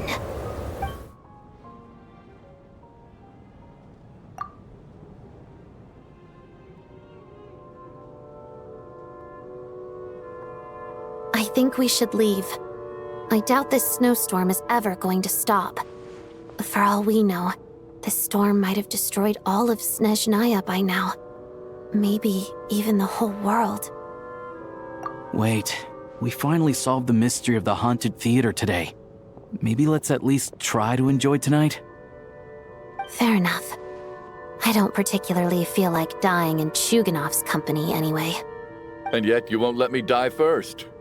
Hey, Chuganov, on a serious note, if we do make it out of here, you should close down that factory of yours. A lot of people are freezing thanks to you. Is this really the time to be discussing my factory? All right, fine. I'll shut it down. Doesn't matter to me anymore. Am I hearing things? Or was that a knock at the door?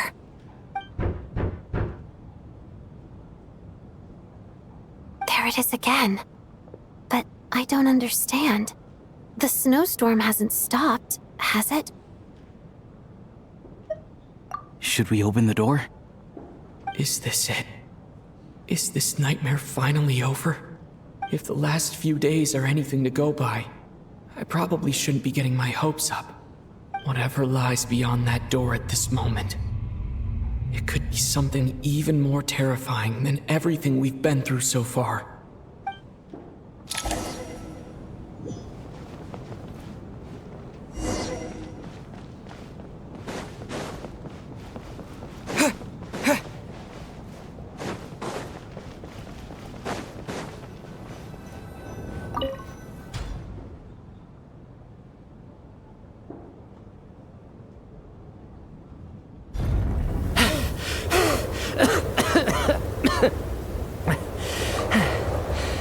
Hey everyone, I'm back.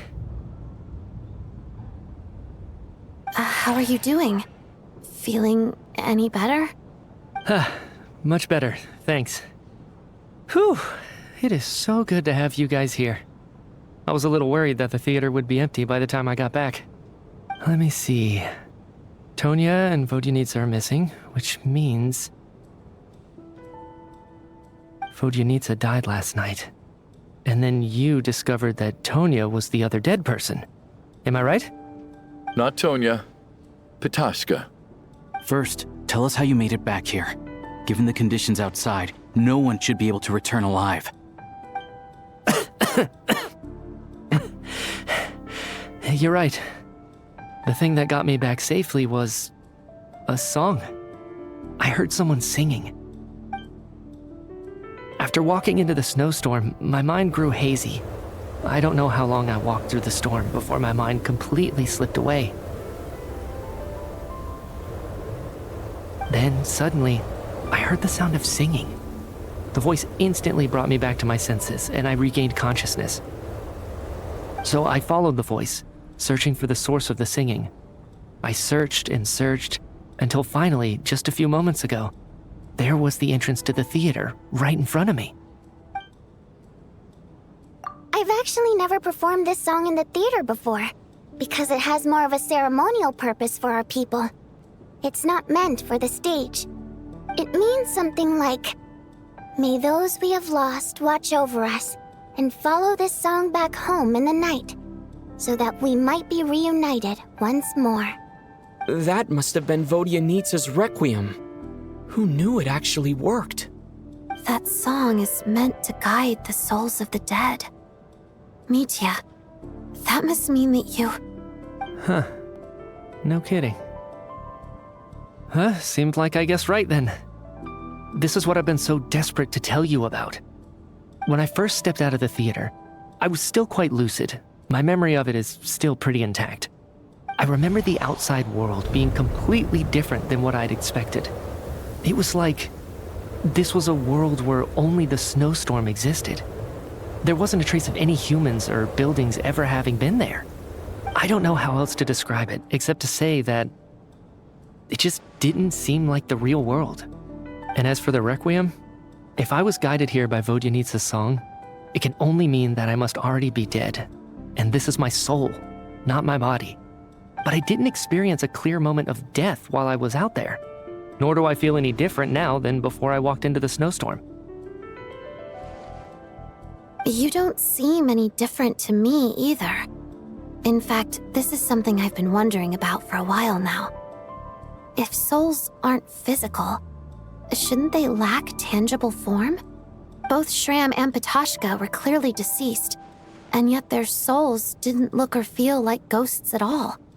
They were visible, tangible, no different than you or me. This raises a truly terrible thought. Is that really what Mitya is suggesting?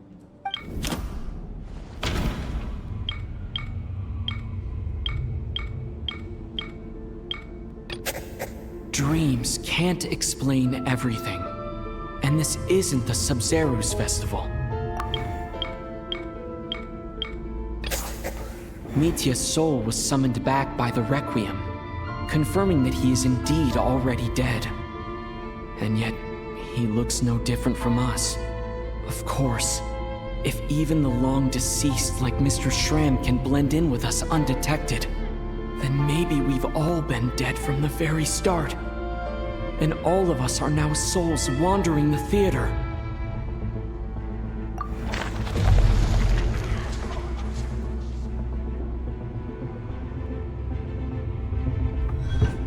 Yes. I think that this is probably the afterlife. What did you say?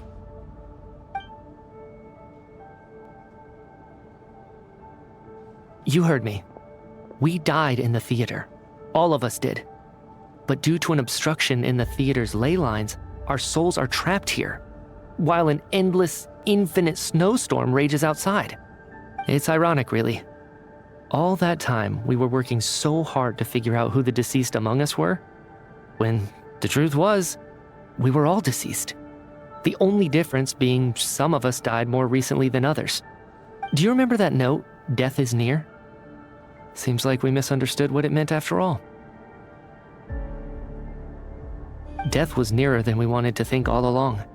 The note simply meant that all of us were already dead. So all our attempts to survive, our search for the deceased, it was all for nothing?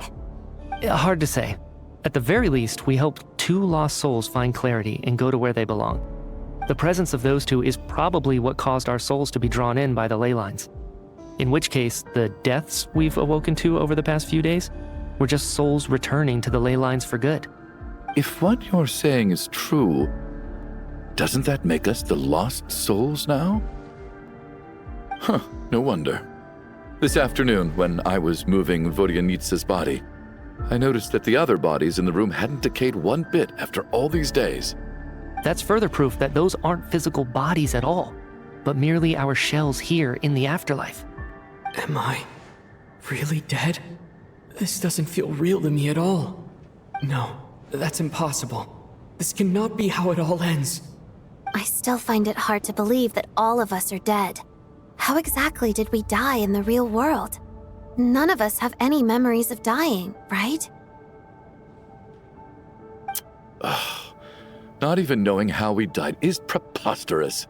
Good grief! Surely there has to be some reason. Exactly. It's hard to rest in peace when you don't even know how you died. It gave me lots to think about as I strode out into the snowstorm. I racked my brains trying to remember the cause of my death, the exact moment I died, the root of all of this, right up until my consciousness faded. Wait. Hold on. Right before I lost consciousness, I think I saw something. I can't remember. And I think I lost my notebook and pen. Mitya, your hand. Is that Blood on your fingers?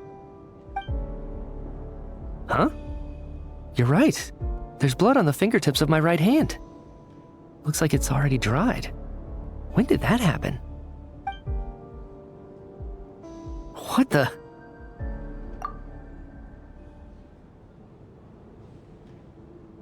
I guess this was what I saw. I must have desperately drawn it in my own blood right before losing consciousness. What's wrong? Do you recognize the symbol? It's Ronova, the ruler of death. Alyosha, do you still remember that Snezhnayan folktale you told me about? It was about the Grim Reaper. When someone's about to die, he appears as an incarnation of someone familiar to guide their soul into the afterlife. And as soon as you recognize his face, your life is over. I heard a similar tale when I was little. You think the Grim Reaper in this story refers to the ruler of death you mentioned?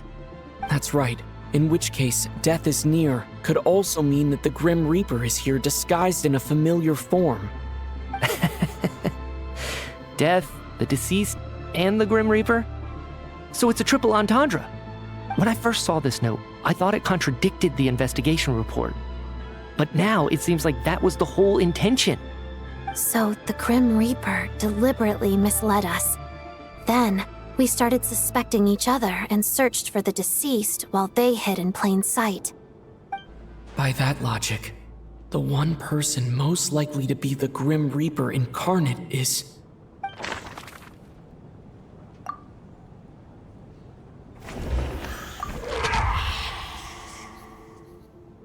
No doubt about it. It's Alyosha. Looking back at how everyone has acted over the past few days, Alyosha is most likely the Grim Reaper lurking among us.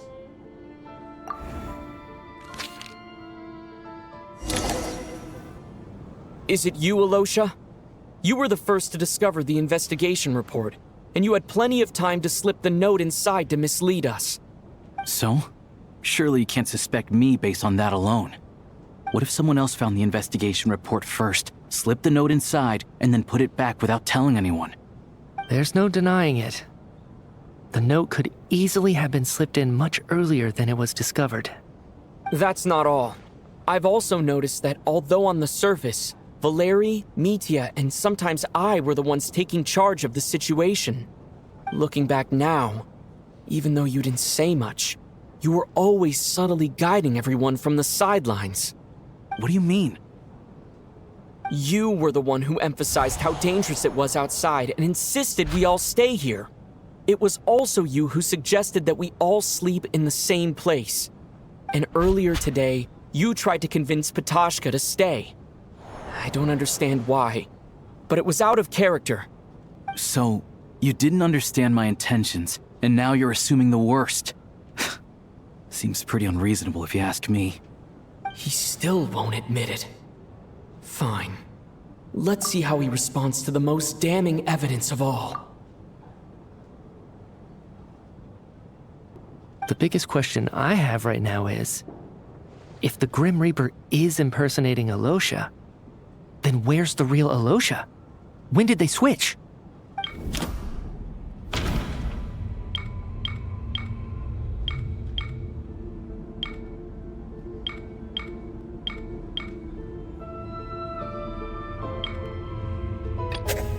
No, nothing related to Alyosha happened that night. I should think about this again.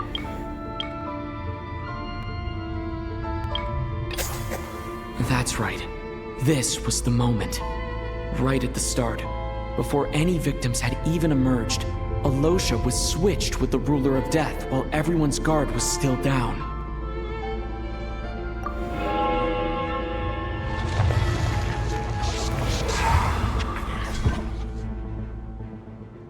When all this began, right after the performance ended and the snowstorm began to pick up, no one suspected anything unusual.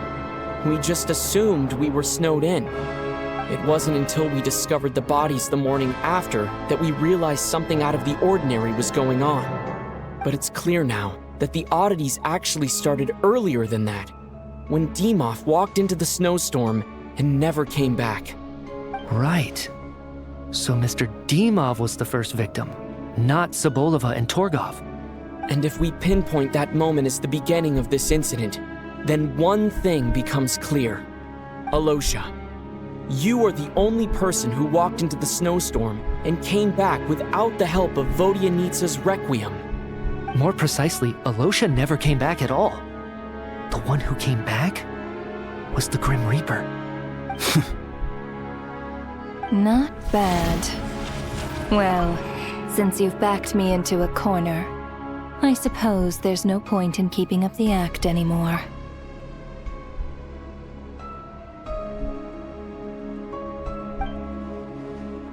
Alyosha? You're the Grim Reaper? I am no such tired cliché. Mortals should address me as the ruler of death.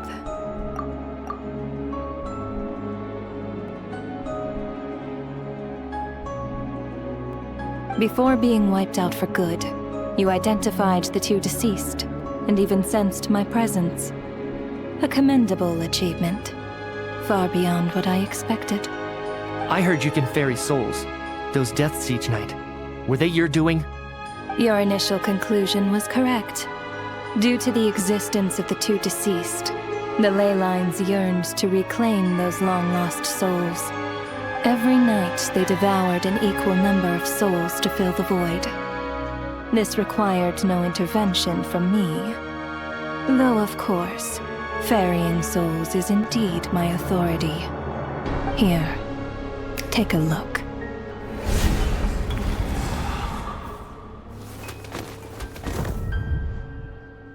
What are you doing? That takes care of today's too. Don't get so worked up. You are already dead, and your souls must return to the ley lines. I know we're already dead. You murdered us, didn't you? Murdered? No. Murder is when mortals usurp my authority. Death is my jurisdiction. If I require someone to die, I need not resort to such laborious methods as murder. You simply met the criteria to trigger my curse of death. I know about the curse of immortality. So there's another death-related curse too? You cursed us? When? And why would you do such a thing? So often, humans pray to me, begging to know when their death will come, and what form it will take. But few people ask why. If you must have an answer, know that death comes simply because one's time has come. So you're not gonna tell us the truth? Hold your tongue. By all rights, you shouldn't even be allowed to speak with me. Those angels from the past are to blame for the reckless renovation of the ley lines here. It's made my work on this occasion infuriatingly complicated. Work? So trapping us here, making us watch our friends die, that's just another day at work for you? You clearly have a lot of questions. Fine. As a reward for your remarkable accomplishments over the past few days, I shall answer a few of your inquiries, provided they aren't too unreasonable. After the physical body dies, the soul must return to the ley lines for that person's death to be considered complete. My work encompasses the entire process of death, including, naturally, the guiding of souls into the ley lines, with which you are now so familiar. You must also be rather familiar with Natlan's Night Kingdom, I presume? It was I who supported the creation of the Night Kingdom. It provided a convenient means of guiding the souls of Natlan. Here, too, the ley lines connected to the theater underwent some modifications. The angels hoped to make them capable of accommodating the souls of some special creations. But this actually hindered their ability to accept ordinary souls to some degree. This effect manifested itself after you died from the curse in the theater, leaving you stranded in the afterlife, unable to achieve a complete death. But if souls who die from the curse of death fail to return to the ley lines within a short window of time, they will miss their chance for good. Then, they will remain forever suspended between life and death, no longer subject to the authorities of either. So if you don't resolve this matter soon, and see all our souls return to the ley lines before long, we'll escape your control. Mitya is sharp. This must be what Ronova was worried might happen, and the reason she got involved to begin with. But if you have the authority to guide souls, why didn't you just show yourself and get it over with? Why hide among us in the form of Alyosha? You seek to understand the mind of a god. Very well. I'll tell you. This is a theater, and I decided I wanted to watch a show about death. That's why I encouraged you to take the events to the stage. I found myself getting quite immersed. I suppose the entertainment you provided makes up for all the trouble you've caused me by being so defiant in the face of death. There. Are you happy with my answer? Can't say I am. Really? But it fits the stereotypes you humans have about gods. Just moments ago, you were complaining about how infuriatingly complicated your work here has been. Work is work, I get it. There are times when it's a huge pain, but you just have to get it done, right? That's a rather unique perspective for a human. You are in fact correct. There is a pain point in this case. Due to the obstruction in the theater's ley lines, there is a hard limit on the number of souls they can receive each day, making it impossible for me to ferry all your souls at once. Revealing my identity too soon would inevitably have led to futile resistance, and there was a risk that any souls who chose to run would disappear. Then there was the issue of the 2 lost souls you called the deceased. The way you resolved that quandary was all part of my design. That's what I don't understand. If all of us were souls of the dead, what made their presence among us special? For centuries, they have refused to return to the ley lines, exploiting the issues created by the angel civilization to resist being drawn in. Centuries of obsession accumulated during this process. You may think of this obsession as the resentment of the dead, and in this quantity, it was a bomb that could have detonated at any moment. It reached the point where I could not afford to leave it unchecked. But the only way to fix it was to help them acknowledge their own deaths, make peace with their regrets, and willingly walk into the snowstorm. Only then, with my guidance, could they finally return to the ley lines. Otherwise, you would not like to know what the consequences would have been. I vaguely remember seeing Vatashka, but in the most terrifying form. Was that in a dream? Is that what would have become of her if she hadn't returned to the ley lines? I see your dreams brought you many revelations. So you see, death in fact grants wisdom to mortals. Souls connect to all things in the world and see the chain of cause and effect between them. It's nothing unusual. Anyway, giving psychological counseling to lost souls is not my strong suit. That is more of an angel's role.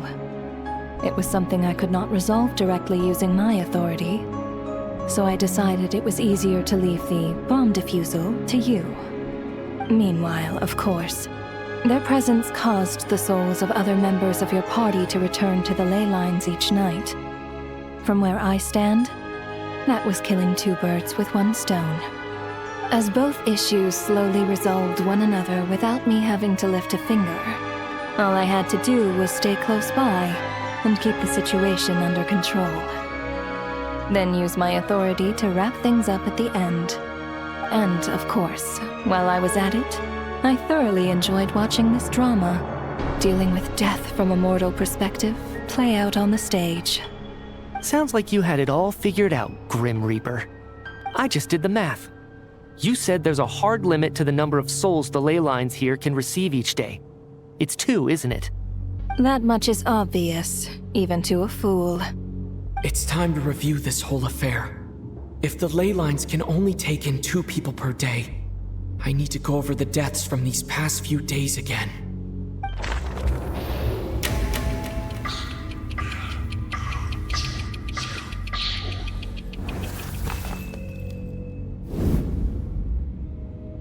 Looking back now, none of us had the faintest idea at the time.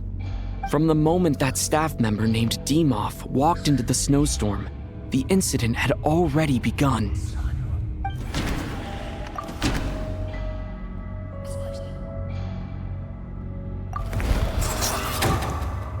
Alyosha was the second to walk into the snowstorm after Demoff to investigate.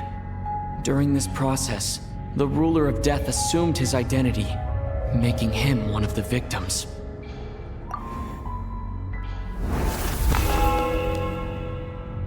During our first night in the theater, everyone was caught up in the novelty of it all.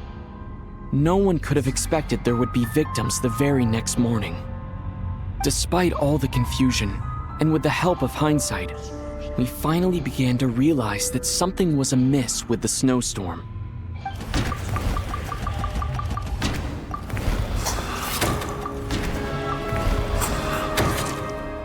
The ley lines devoured Torgov and Sobolova on the first night. At the time, we thought this might be a murder case connected to Lelik.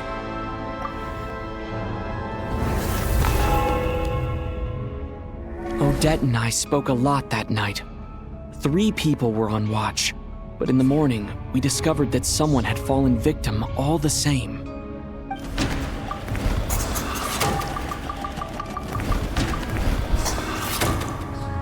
The deaths of Kulish and Rampana caused everyone to stop suspecting Lelik.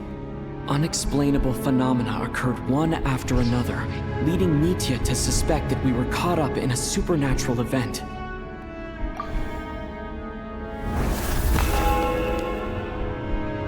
Later, we discovered that there seemed to be an extra person among us, and subsequently discovered the existence of the deceased. Mr. Schramm realized he was the deceased and walked into the snowstorm to return to the ley lines of his own accord. It turns out there really was a dead person among us.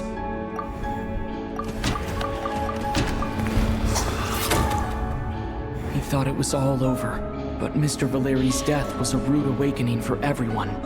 The ley lines consumed him during the night regardless. A lot happened today. Mr. Valeri's death led us to discover the connection between the number of deceased and the number of victims during the night.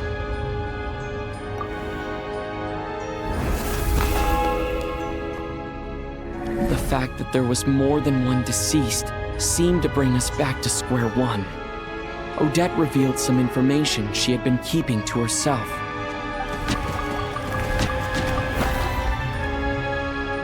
Although Mitya did indeed walk into the snowstorm that day, he returned from the ley lines with the help of Vodyanitsa's Requiem. The void in the ley lines hasn't been filled, so let's rule out Mitya for now. Vodyanitsa was swallowed by the ley lines in her sleep, but the Requiem she sang before falling asleep was quite a game changer.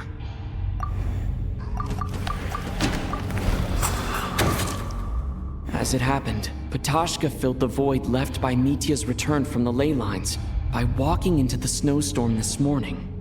The girl I thought was Childe's sister Tonya turned out to be another of the theater's deceased. Come to think of it, Patashka was about to walk into the snowstorm at that time. And Ronova, unaware that Mitya would return, was concerned that her soul would overflow from the ley lines. That's why she used Alyosha's voice to try and persuade her to stay behind. Looking back, I suppose that was an early slip-up on her part.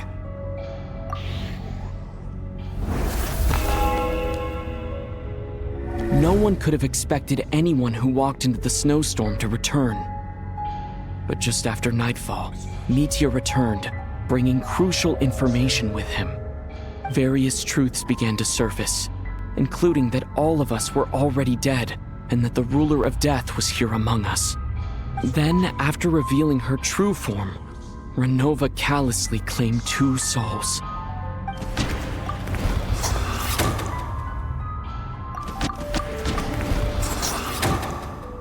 In fact, everyone was already dead by the time we took the photo.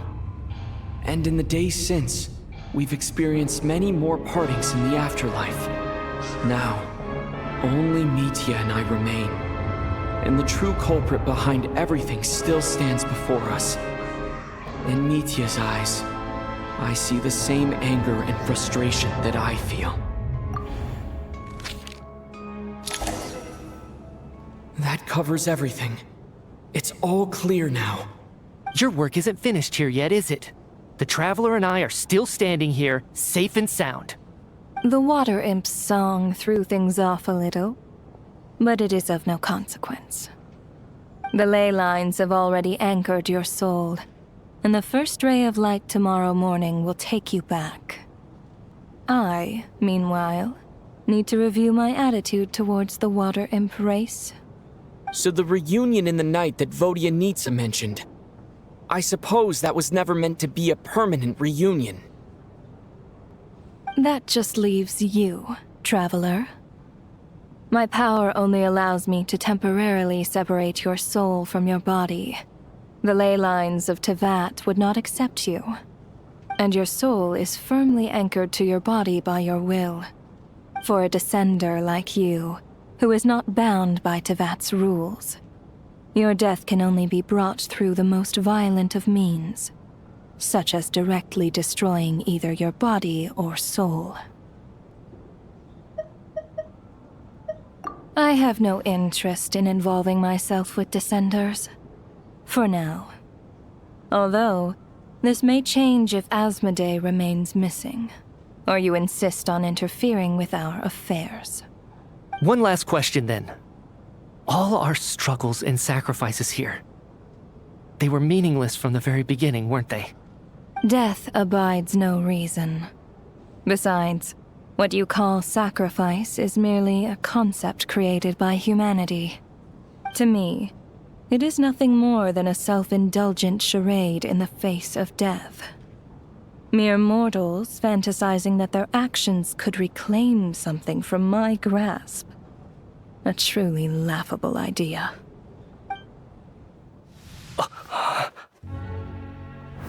Grim Reaper, you really know how to get on my nerves. I'm not here to ingratiate myself with you. I kill merely because your deaths are necessary. Oh, you've made that quite clear. But humans don't take well to being scorned. Not even by the gods.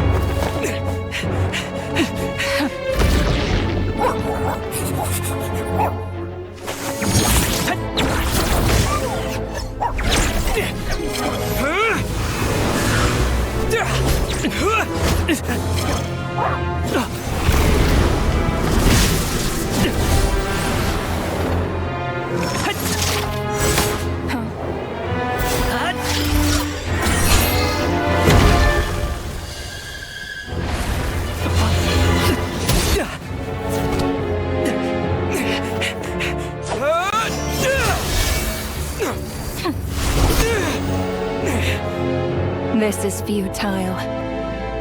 You must know that you are powerless against me in my own domain. I suggest that you save your strength. For what? Maybe we can't change it. But if nothing else, we can at least teach you to have some respect for the dead. Audacious.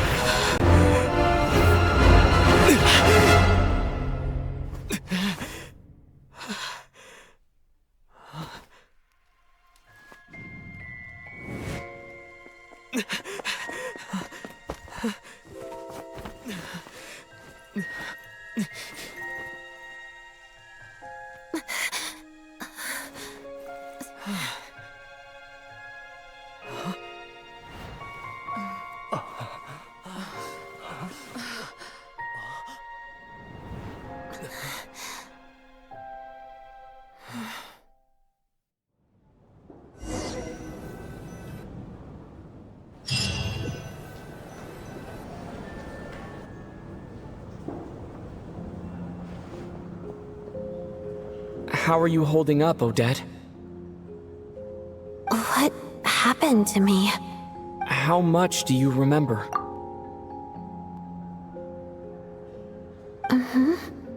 What do you mean? Is the performance over? I can't seem to recall what happened. Has Odette already forgotten?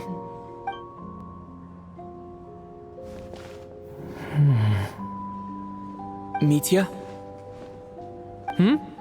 Oh, I'm sorry. I guess I spaced out there for a second.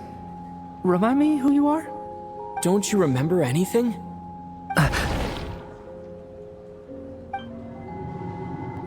Yeah, I remember now, comrade. Looks like we guessed right.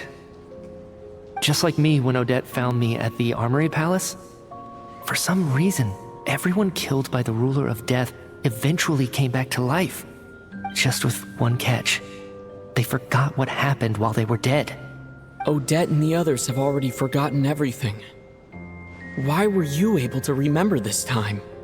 Could this be the reason? You said this is the Ruler of Death's symbol, right? I don't see anything there. You don't? Huh. Okay, I guess that makes sense. I carved this into my hand in the afterlife, so it's not visible in the physical world. Does that mean I carved this symbol into my soul? What an unsettling thought. Still, at least I get to remember what happened. I suppose it's a blessing in disguise. What about you, though? The Ruler of Death mentioned that you're a descender? Is that why you can remember? A full explanation would get complicated very quickly, but that's essentially it. Well then, now that it's all over, let's figure out what we've learned. The first thing I notice is that everything here is precisely as we left it, right before our deaths. This confirms that time passes differently in the afterlife than in the real world. They say that right before death, time slows down, and your whole life flashes before your eyes. That must be how you know you have one foot in the afterlife by that point. Anyway, clearly the few days we spend in the afterlife probably only amounted to a few short minutes in the real world. This also aligns with previous reports of widespread temporary memory loss among the Armory Palace personnel. Now it seems likely that those were all brief deaths caused by the Grim Reaper's so-called curse of death. To those unaware of the truth, dying and coming back to life must feel similar to a short bout of catatonia. This leaves me with a couple big questions. What are the conditions that trigger this so-called curse of death? And why are we resurrected after we die? If nothing else, I think it shows that killing us wasn't her ultimate goal. We still don't know her true reasons for subjecting us to death. Right. This time only got complicated because of the situation with the theater's ley lines. That's why she had to approach it differently. If the previous incidents of amnesia among the researchers are anything to go by, killing us is usually a pretty routine matter.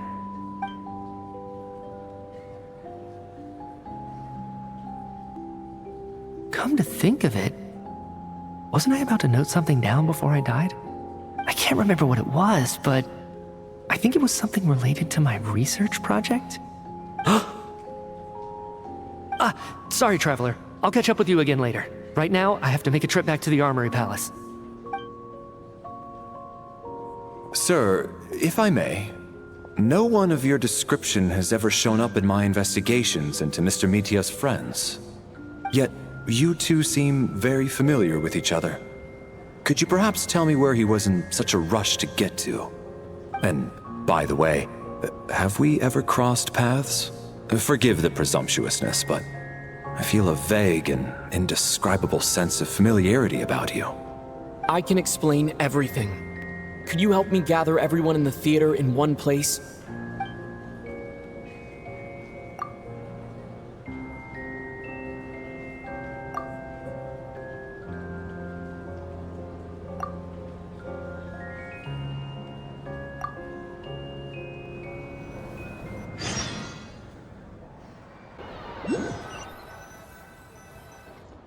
So, Chuganov really is going to shut down the factory.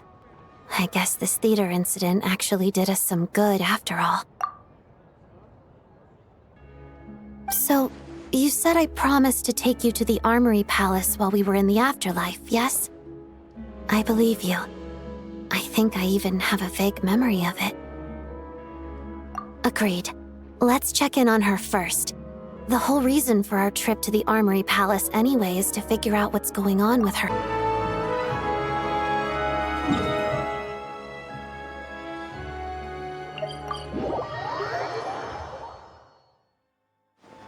Try and stop me!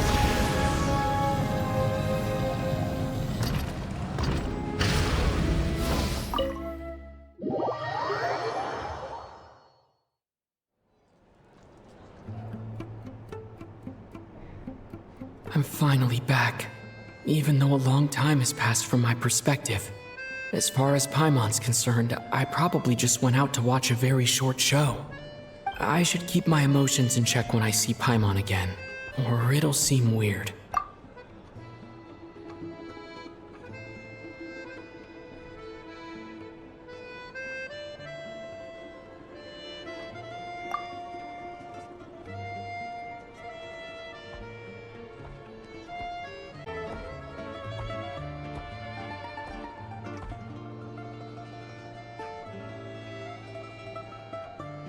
Wait.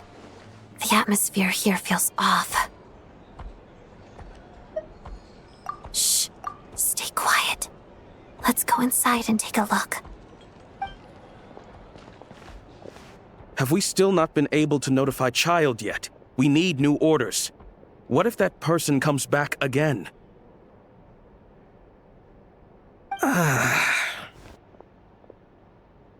I'm so sorry. Under the circumstances, there was really nothing we could do. Tell me, what happened to Paimon? It was the Jester. He came here in person and escorted Miss Paimon away. He's the director of the Fatui. His authority supersedes all others and cannot be questioned. There was nothing we could do.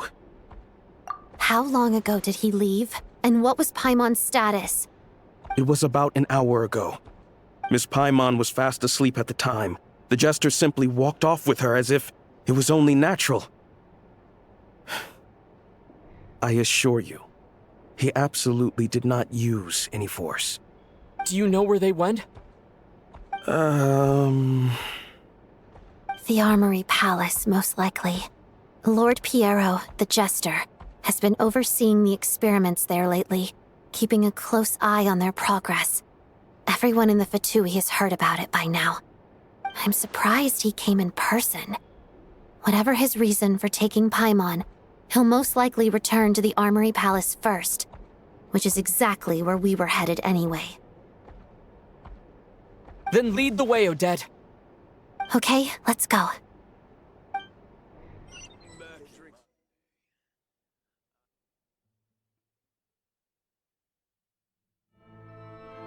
It's just up ahead. Quick, let's get inside. No, I'll go alone. You know I'm planning to force my way in. You're with the Fatui, so you should stay outside. I was hardly planning on taking you through the official channels anyway. I'm here to force my way in, just like you. I may be a Fatus, but I'm also Lelek, enemy of Project Stuzha. Paimon's safety is paramount right now. With me around, you'll have an extra pair of hands. There might be devices inside that are easier for an insider to deal with. If you say so. Let's go. There's no time to hesitate.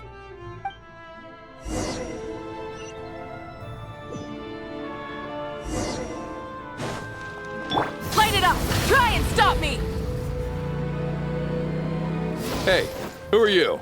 This part of the Armory Palace is under restricted access. What do you think you're doing? No questions, please. We're short on time.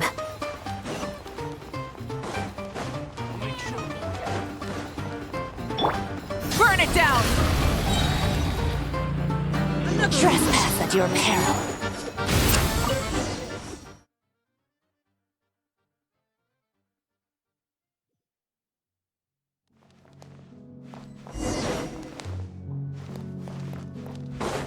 You have a pass? Where are you coming from? So, you're intruders, huh? Don't blame me for what happens next! Did it take too long?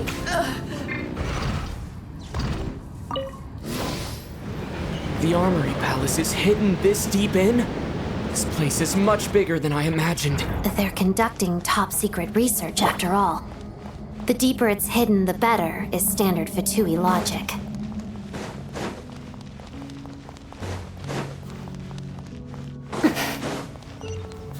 The style doesn't really look like the Fatui's handiwork, though. They must have requisitioned some structures from a past civilization. It also serves as a bit of a disguise. Intruders! Stay alert! Together.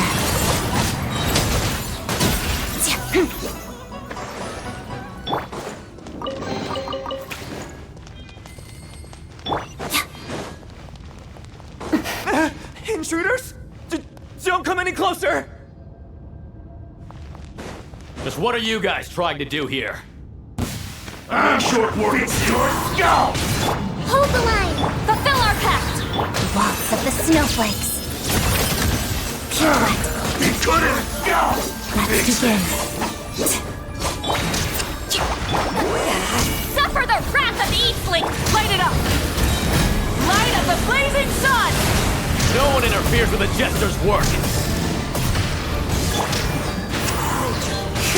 Together. You're pretty sharp.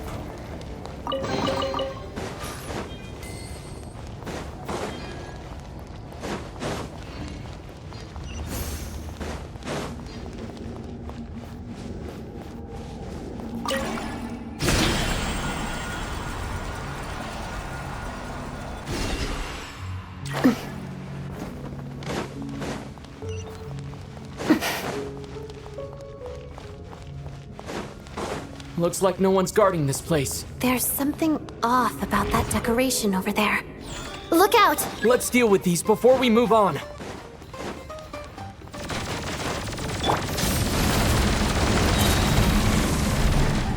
Incinerate!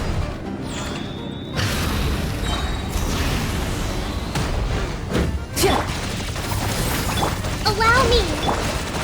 The wind knows me. Shadow me.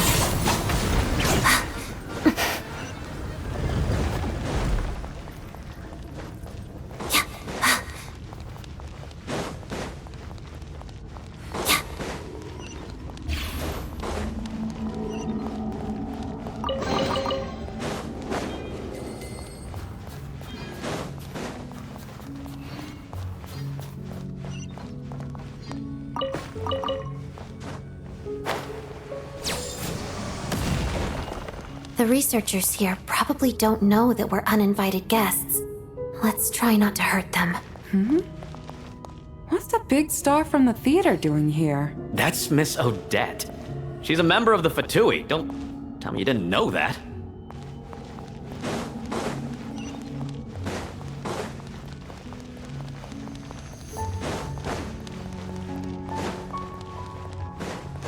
Was the whole reason for Project Stuja to support the research here at the Armory Palace? Just what are the Fatui and the Tsaritsa planning?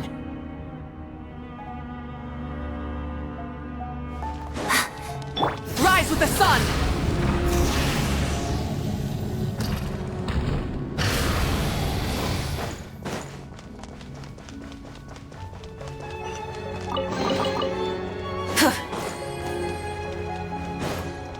Whoa! Who are you? Never seen you around here before. Looks like there's no way through here. Maybe using the power of this prism could help?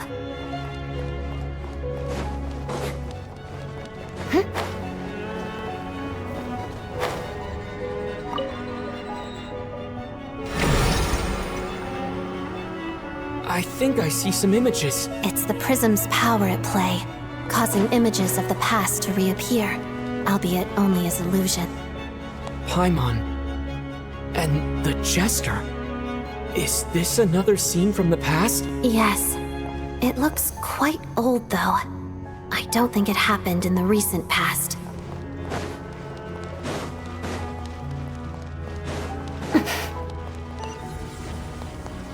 What's going on here? What happened? The source seems to be the Armory Palace. They must have started some large-scale experiment. Wait, what if this has something to do with Paimon? We need to hurry!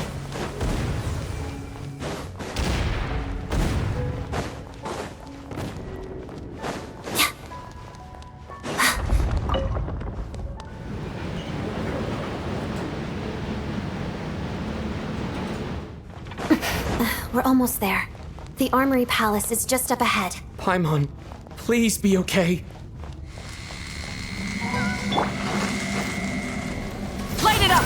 Full throttle!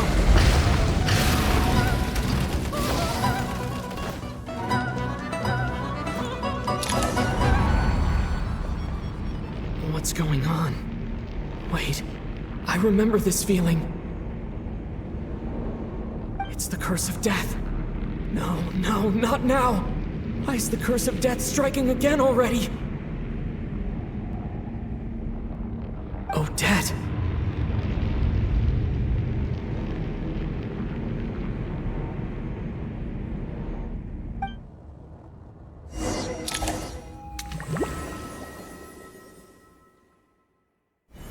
Is this the afterlife again? I need to find a way back to reality.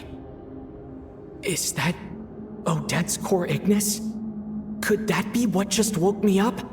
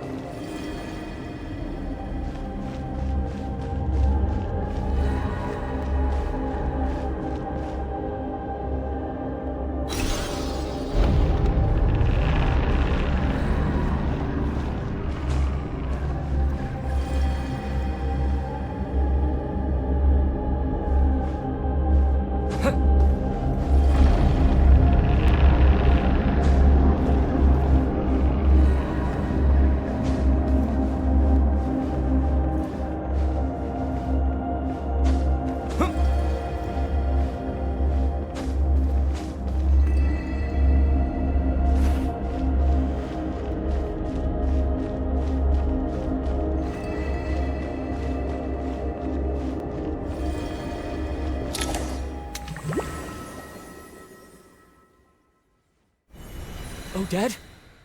Odette!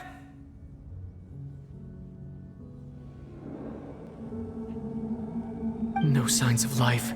But past experience says that she should be resurrected before too long. Right? Did Odette intentionally use her core Ignis to guide my soul? I feel like something similar happened in a dream I had before. Thank you, Odette. If not for you, my soul wouldn't have found its way back to my body so quickly. And I might not have woken up so soon. But I'm sorry. I don't have time to protect you. I have to use the time you bought me to get Paimon back.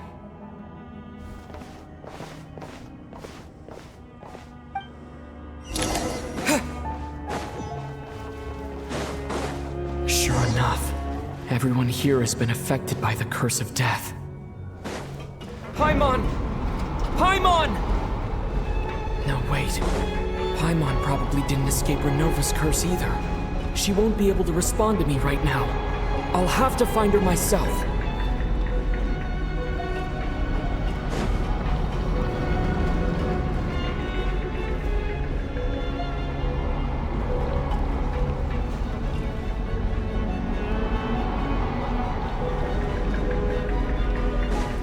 Mitya! Is this the laboratory he works in? What happened here to trigger the curse of death again so soon? I'll have to ask him when he wakes up. Finding Paimon has to take priority now.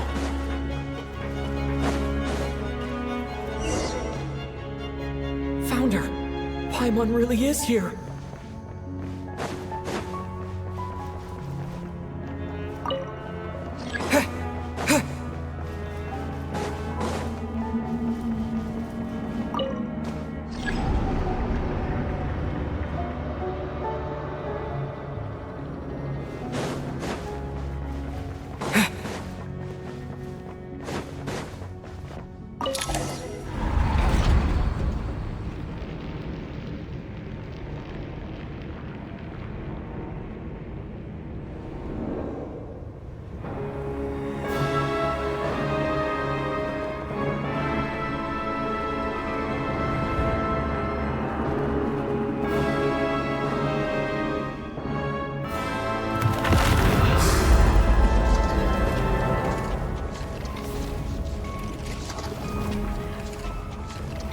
You don't learn, do you?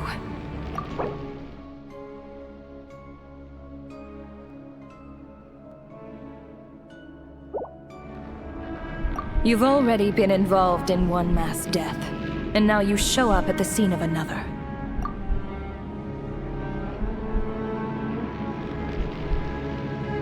This might have passed for a coincidence the first time, but a second time?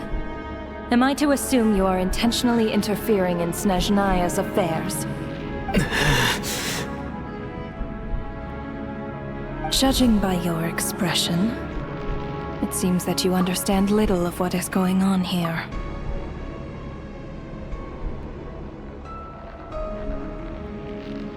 In that case, a word to the wise. Do not interfere in Snezhnaya's affairs. A civilization that fails to learn its lesson constantly depletes its own worth. It will one day lose any reason for its existence. And as a descender, you are perfectly suited to be the lifeline to which a dying civilization might desperately cling. Consider your position carefully.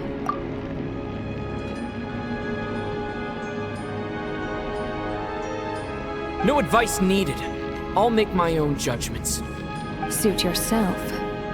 When the day of reckoning arrives, not even a descender can hope to escape unscathed. The time for resurrection fast approaches. The mortals here are not yet worthy to behold my form.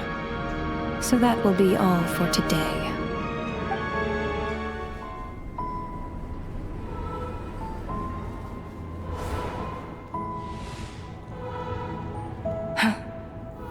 That thing is coming with me.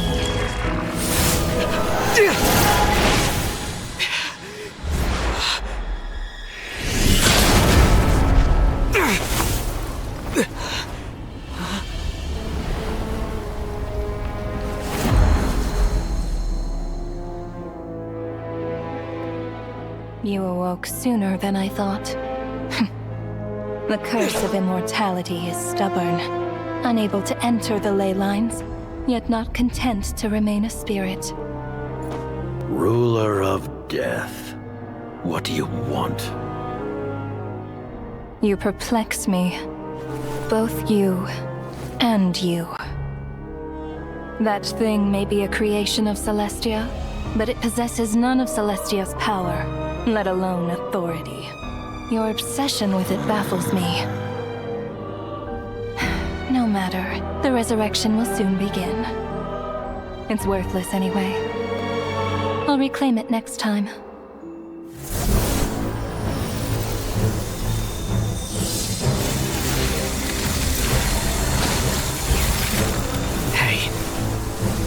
says there'll be a next time?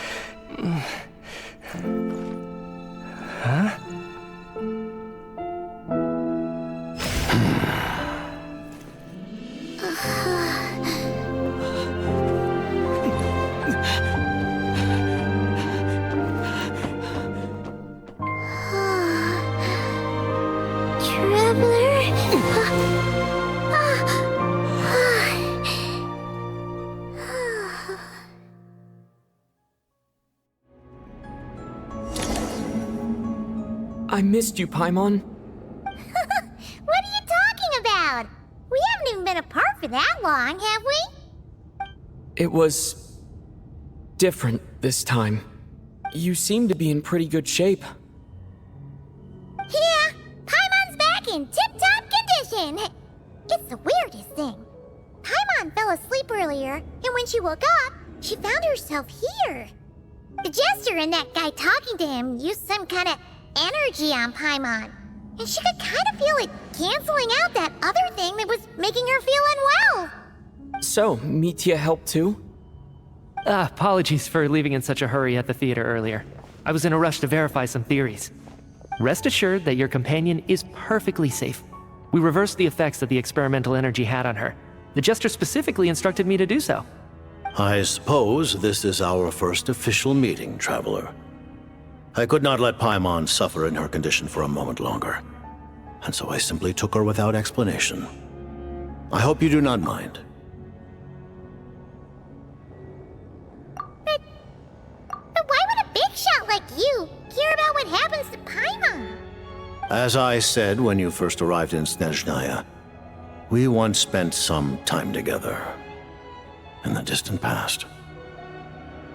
Oh yeah, you did mention that. Yet, Paimon did think you seemed strangely familiar the first time we met. I'm afraid the reminiscing will have to wait. Mitya, let us continue with the report.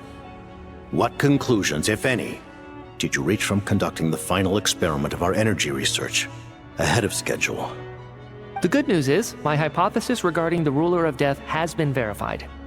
As for the bad news, I recommend we suspend the experiments and Project Mistelton until further notice. Currently, we have no means with which to make a breakthrough. I say this purely as a scientist, guided by reason alone.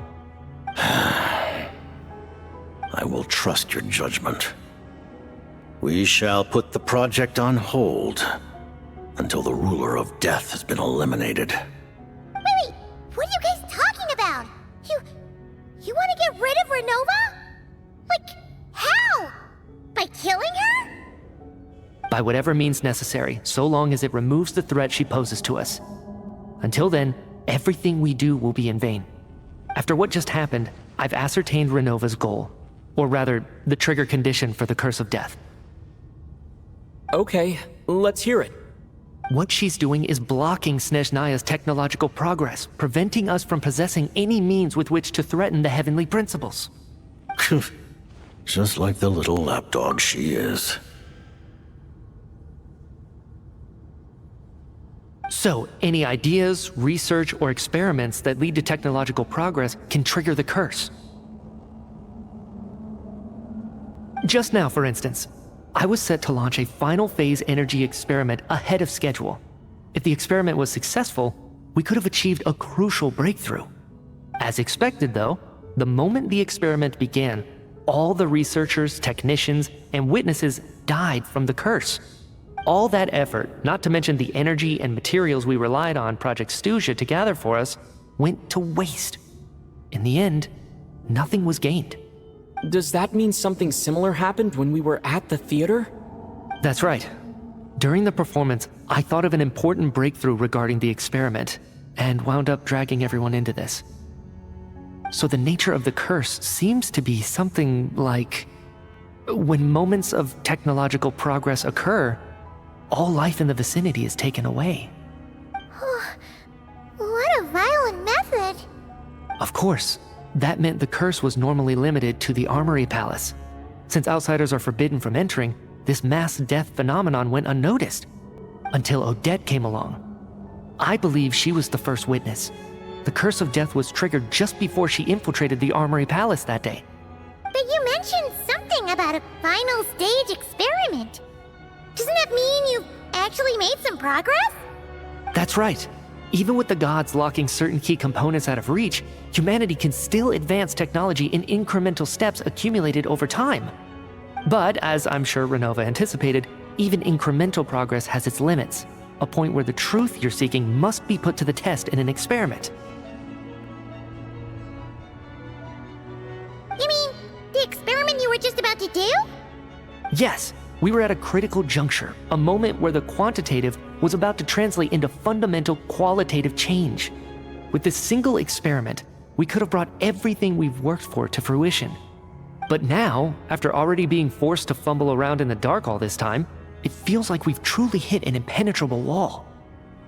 As long as Ronova's curse of death persists, we won't be able to advance the experiment or obtain any results. And with Project Stuzha having been in effect all this time, at our nation's current strength, repeated trial and error is simply unsustainable. Only by eliminating Ronova first will it be possible to continue advancing our plans. But she's the ruler of death! She can just kill whoever she wants, right? That's gotta be the scariest power ever! Is it even possible to beat her? We'll see. But one thing's for sure. She definitely can't just do whatever she wants. The best proof of that is me, standing here, very much alive. You're saying... Wouldn't it be easier to just kill all of us researchers for good? Why resurrect us over and over again? Why let us advance our technology to this point? So, you're saying even the ruler of death has limitations we don't know about? Exactly. And I think that's where the key to our breakthrough lies. Regardless, the ruler of death has always been an obstacle we must overcome. Indeed, we must face life, death, time, and space. After all, our goal is the heavenly principles. The Fatui want to challenge the heavenly principles? For a long time, I've had a vague suspicion the Fatui and the Tsaritsa were targeting the heavenly principles. But hearing the Jester admit it is still a shock. No wonder the Tsaritsa's goal has always been kept a secret from the people. What kind of road will that lead Snezhnaya down? In that case... Lord Jester, I would like to request some leave. I'd like some time to organize my thoughts and go over the data. Granted.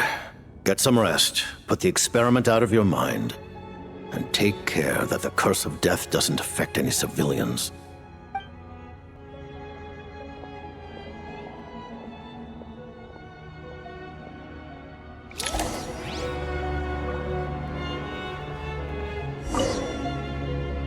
While there is yet time, allow me to offer you my hospitality, honored guest of Snezhnaya.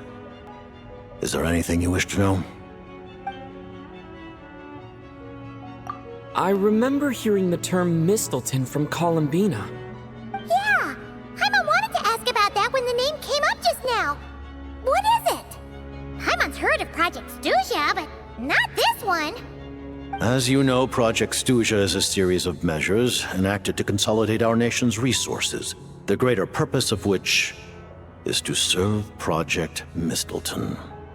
Many of the things you have encountered thus far are essentially for the advancement of that project. This includes the Kuvaki Experimental Design Bureau in Notri.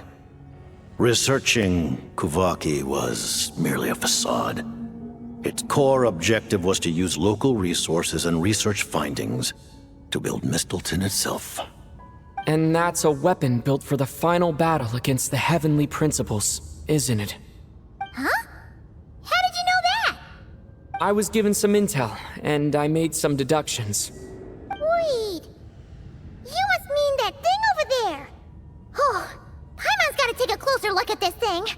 Especially after you guys sent so many people to Nagrai to work on it. Kuvaki alone will not break through Celestia's defenses, let alone challenge the Heavenly Principles. The Heavenly Principles are no doubt accustomed to combating the power of the Light Realm, and elemental energy is simply the power of the human realm, converted to that form by the Heavenly Principles themselves. Any attempt to use this power against its creator would be a futile endeavor. For now, therefore, we have set our sights on the form of energy associated with the Third Descender and the stellar linchpins. This may hold the potential to allow Mistleton to contend with the Heavenly Principles.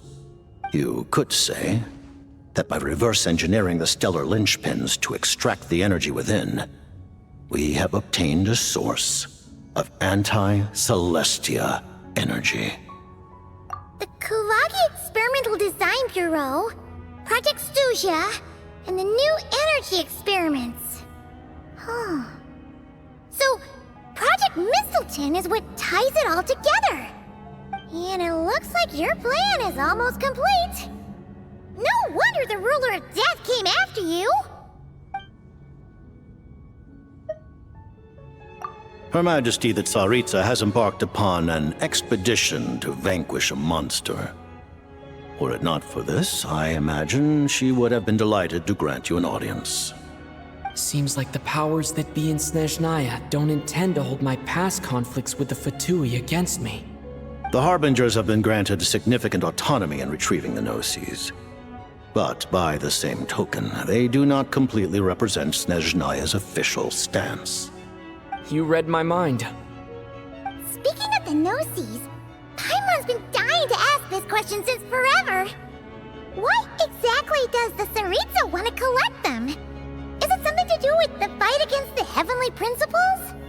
The Gnosis will undoubtedly serve as a key bargaining chip when she confronts the Heavenly Principles.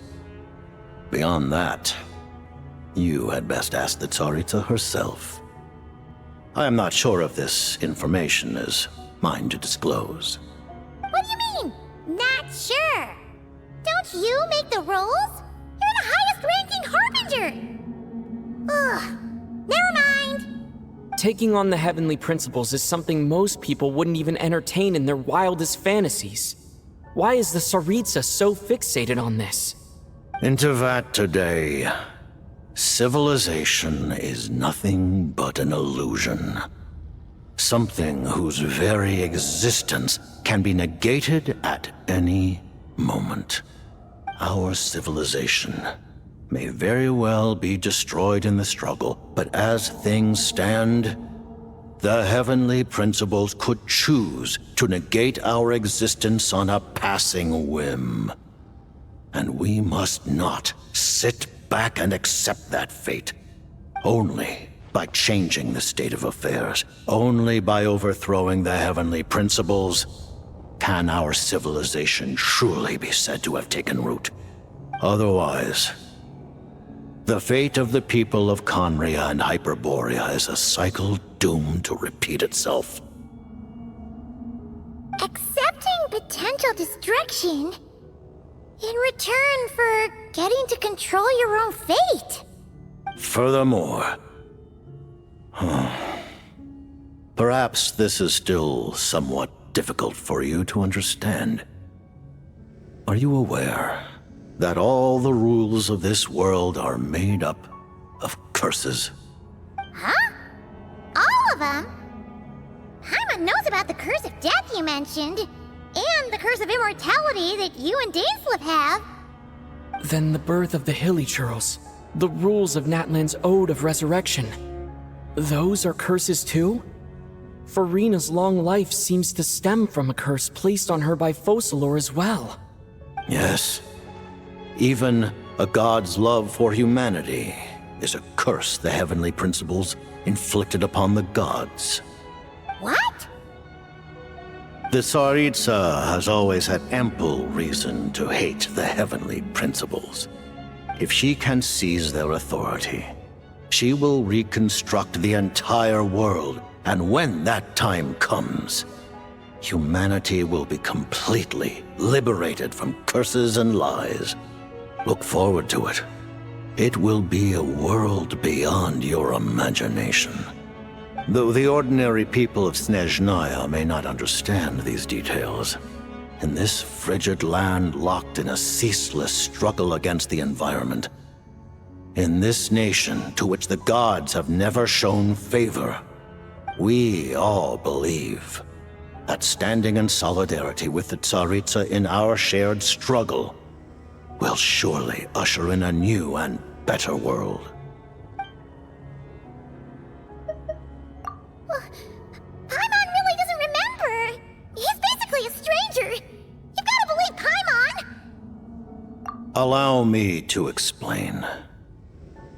The reason Paimon reacted to the anti-Celestia energy developed by the Armory Palace is because she comes from Celestia herself.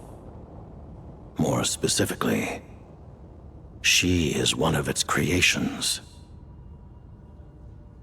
Paimon? A creation of Celestia? Oh, right. I was blinded by anger earlier, but thinking back on it, Ronova also said that Paimon is a creation of Celestia. But she lacks Celestia's power or authority. As you know, the lunar fragments in Eye Graeae were pulled down from the sky using Fatui technology. But the first application of this technology was in Khanria over 500 years ago. I used this technology upon the heavens, and the response I received was none other than Paimon descending from Celestia. I presented her to the Vinster King, but he took no interest in this gift, nor did it satisfy him. Paimon then took up temporary residence in my palace until, of course, the arrival of the Cataclysm. Wait, Paimon's a little confused. You're talking about things that happened in Khanria 500 years ago. You're saying Paimon was there for that? But Paimon doesn't remember any of that. Falling from the sky? Being given away as a gift? None of it! Having lived through the Cataclysm, perhaps you too were burdened with some manner of curse. Although, losing your memories would indeed be the smallest price I've ever seen paid. But it's not just her memories from Khanria. Paimon doesn't even know how she spent the last 500 years. She only has memories from the past few years. No matter how hard she tries to remember. What was Paimon like back in Khanria? Did she know a whole lot because she came from Celestia? Was she super smart? Unfortunately, when you arrived in Khanria, your consciousness was like that of a newborn infant. None could say what kind of being you once were in Celestia. During the time you lived in Khanria, your personality was no different from how it is now.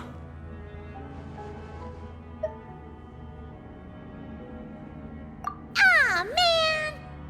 Paimon's plan to get her memories back and become super smart is ruined before it could even start.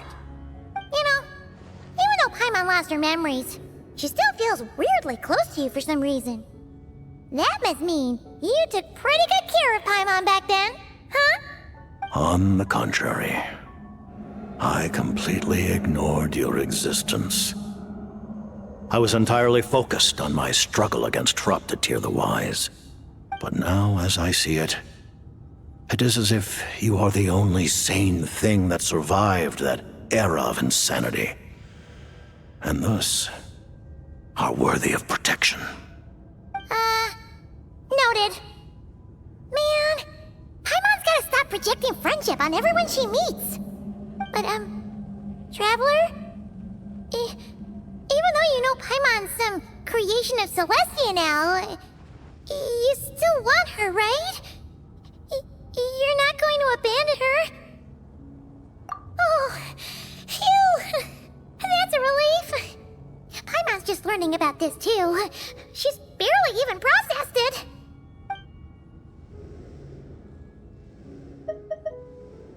Thank you for telling me so much. I'm a bit surprised, honestly. I didn't expect you to be quite so transparent with me. Given the circumstances, the Fatui need not hide anything from our allies. Allies? To advance Project Mistleton, we must first resolve our issue with the Ruler of Death. And, if I presume correctly, you have no intention of letting her actions go unpunished either, do you? That's right. Ever since she said she intends to reclaim Paimon when we next meet, I figured reconciliation was out of the question. Against an opponent of this caliber, deliberating over our allegiances would waste time we do not have. We must join forces unreservedly with whomever we can, if we are to stand anything like a fighting chance. You're going to challenge the Ruler of Death? Just for Paimon? But Paimon's only... Thank you. Oh, thank you. Oh, gee. Now Paimon doesn't even know what to say. Anyway, Paimon's super touched. The Tsaritsa will return in triumph in short order, and the Fatui shall hold internal discussions regarding the enemy. The time for us to meet again will come very soon. Got it. Thanks for your help with Paimon. I'll be sure to look after her for you. There was just one other thing. Well, it's just a request, really. Paimon really wants to see what this Mistleton thingy you're gonna use against the Heavenly Principles looks like. Of course, Paimon knows it's top secret and stuff, but she just had to ask. It's okay if the answer's no. Certainly you may. Whoa, for real? Actually, maybe it's best not to. What if Ronova suddenly pops up again? She might take this chance to... While the technology is not yet fully developed, it has nevertheless reached the stage where Celestia's creations are unable to damage it. In that regard, you may rest assured. Oh. Wow. No wonder Paimon felt so out of sorts recently, even though it was super far away. Alright then! Paimon's ready to take a sneaky peek at this top secret super weapon!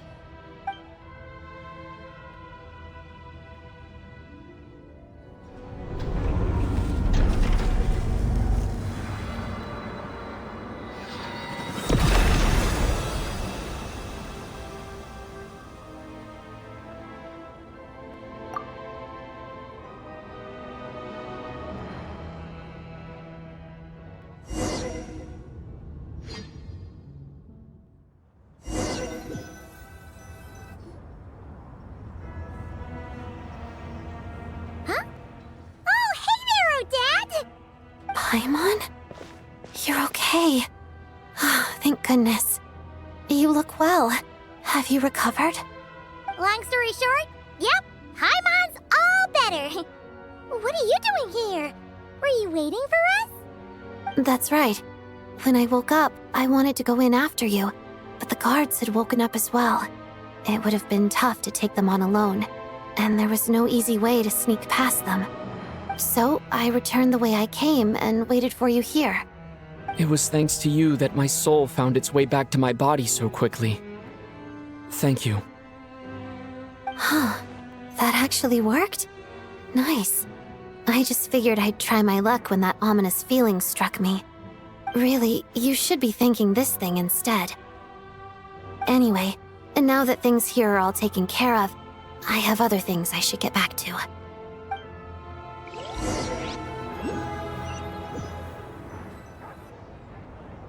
Ah, Director Chuganov, you're back.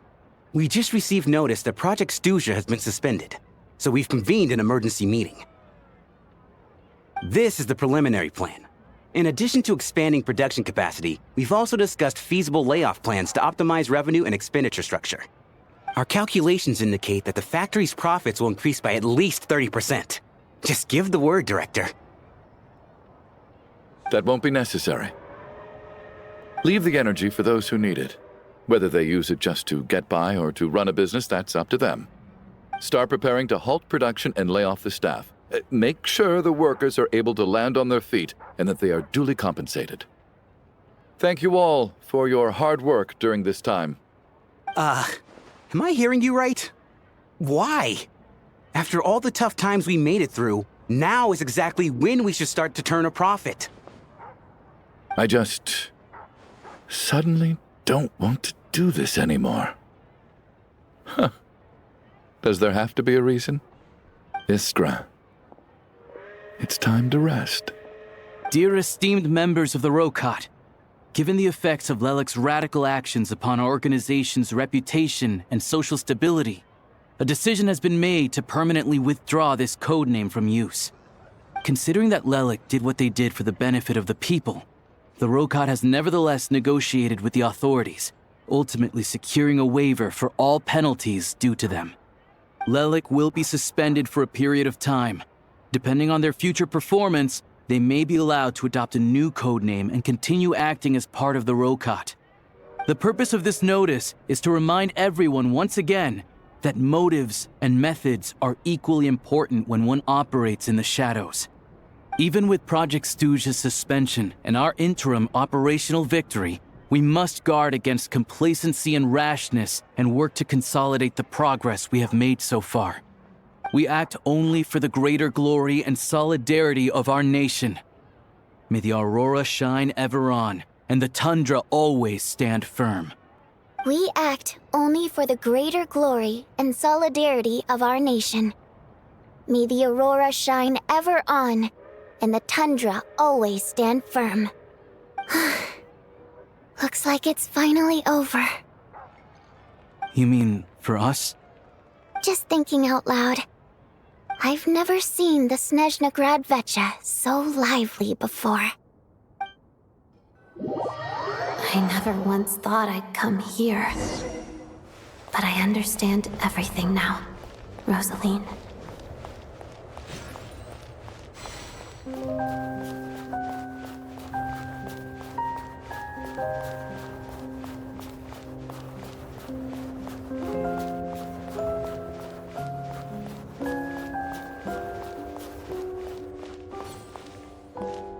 I've seen Spirit Seeker performed many times, including by your mother.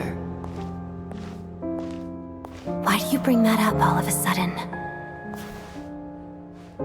Even though the choreography is always identical, every dancer finds a way to make it her own.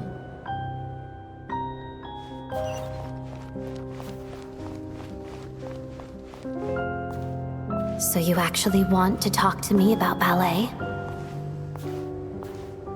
I just think it would be a pity if the dance was lost to history. She didn't teach it to you, did she? That was an unusually subtle taunt for you.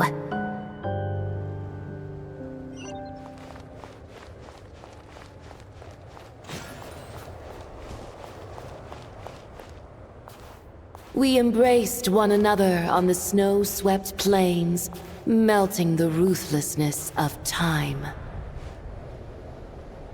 But when our bodies, in pieces, are cast to the winds, what of our love will remain behind?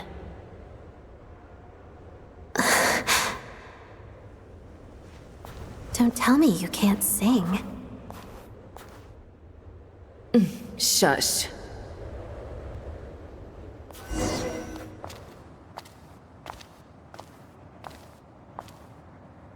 I understand her hatred. The Fatui robbed her of the life she should have had. I never opposed her dancing. Yet still I became an enemy of her ballet. I'll just keep my distance. Many despise me. I'm used to it. You're certainly not one to shy away from confrontation. But children, they need a different approach. I'm hardly the most maternal figure. Yet she is a child. In my experience, while a father commands authority, he must still yield to love. You should tell her what you think about her dancing.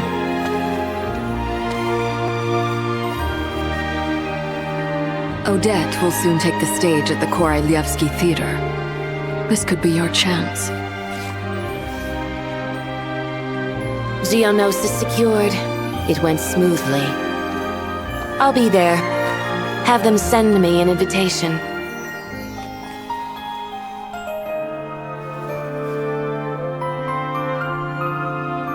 Sadly, things didn't work out. Her final words are inside that block of ice. This? Aren't these for monitoring her subordinates? Not yours.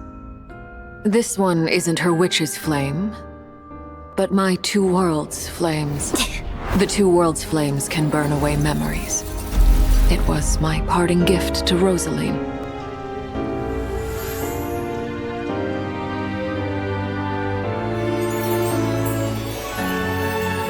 If all goes to plan, she and I will both live to see the Tsaritsa succeed. I believe she'll find peace. But if anything happens to me, she needn't follow in my footsteps. The cryo-energy will fade away in time. Then the two worlds' flames will burn away all memories of the Fatui. She'll be free to dance. She deserves this. I will handle the aftermath. The choice is yours, child.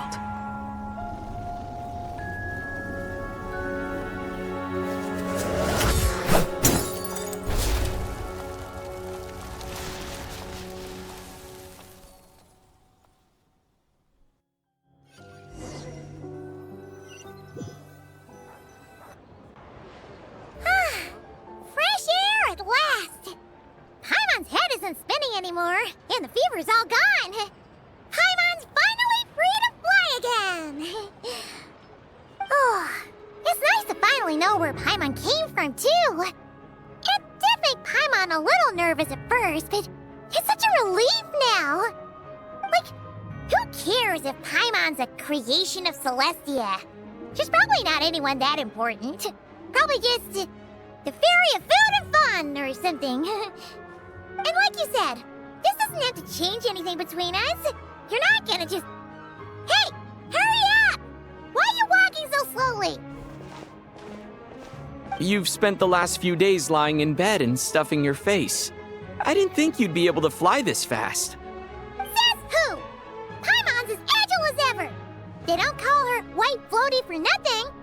Paimon originally wanted to check out the bookstores in Snezhnaya, but she's more in the mood for flying around right now, so let's save that for later. Wait, they've got light novels from the Eye Publishing House here too. Huh? And this is Paimon's favorite mystery story from Fontaine! Wow! It got a sequel! The local Snezhnaya books look pretty interesting too, but also kinda heavy. Not the easiest things to look around. I thought you were in the mood for flying around. Paimon can read while she flies. Hey! Look at these two dolls! Which do you like better?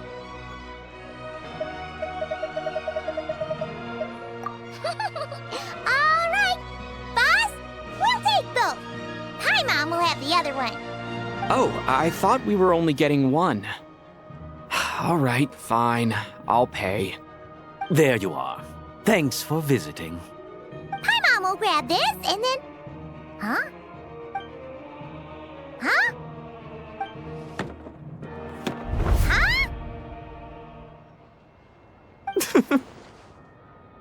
How many layers does this thing have? And what are you laughing at? Huh. You knew all along, didn't you? A whole bunch of people are gathered over by the plaza. Hey, look! That looks like Tartaglia! Hey, Tartaglia! I know that voice. Of course. If it isn't Paimon and my old comrade. You're looking well, Paimon. All better? Yeah! The Jester knew I was wrong and fixed Paimon right up! Thanks for sending someone to keep Paimon safe, too. Oh, yeah. About that. That was kind of embarrassing. Who could have known that our director would go looking for you in person? So sorry for the misunderstanding. Oh, right. Let me introduce you. This is my little sister, Tonya.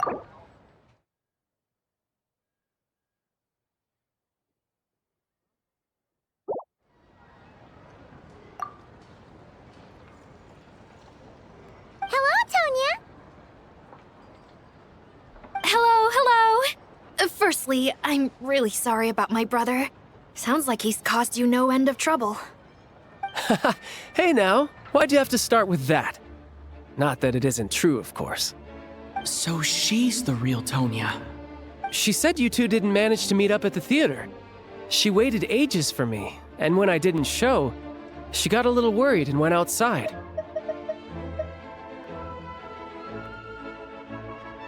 I know, right?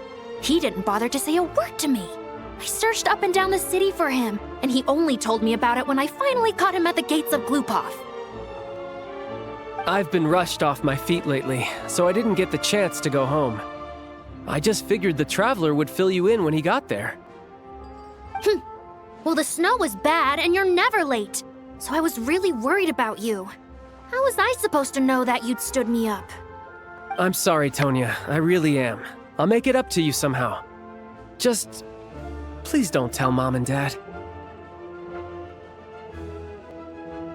Although the mix-up led to a series of misunderstandings, it's probably for the best that the real Tonya didn't get caught up in that mess. Besides, it's obvious that Tartaglia isn't usually one to break a promise. He only gave his ticket to me because he had to look into Lelik.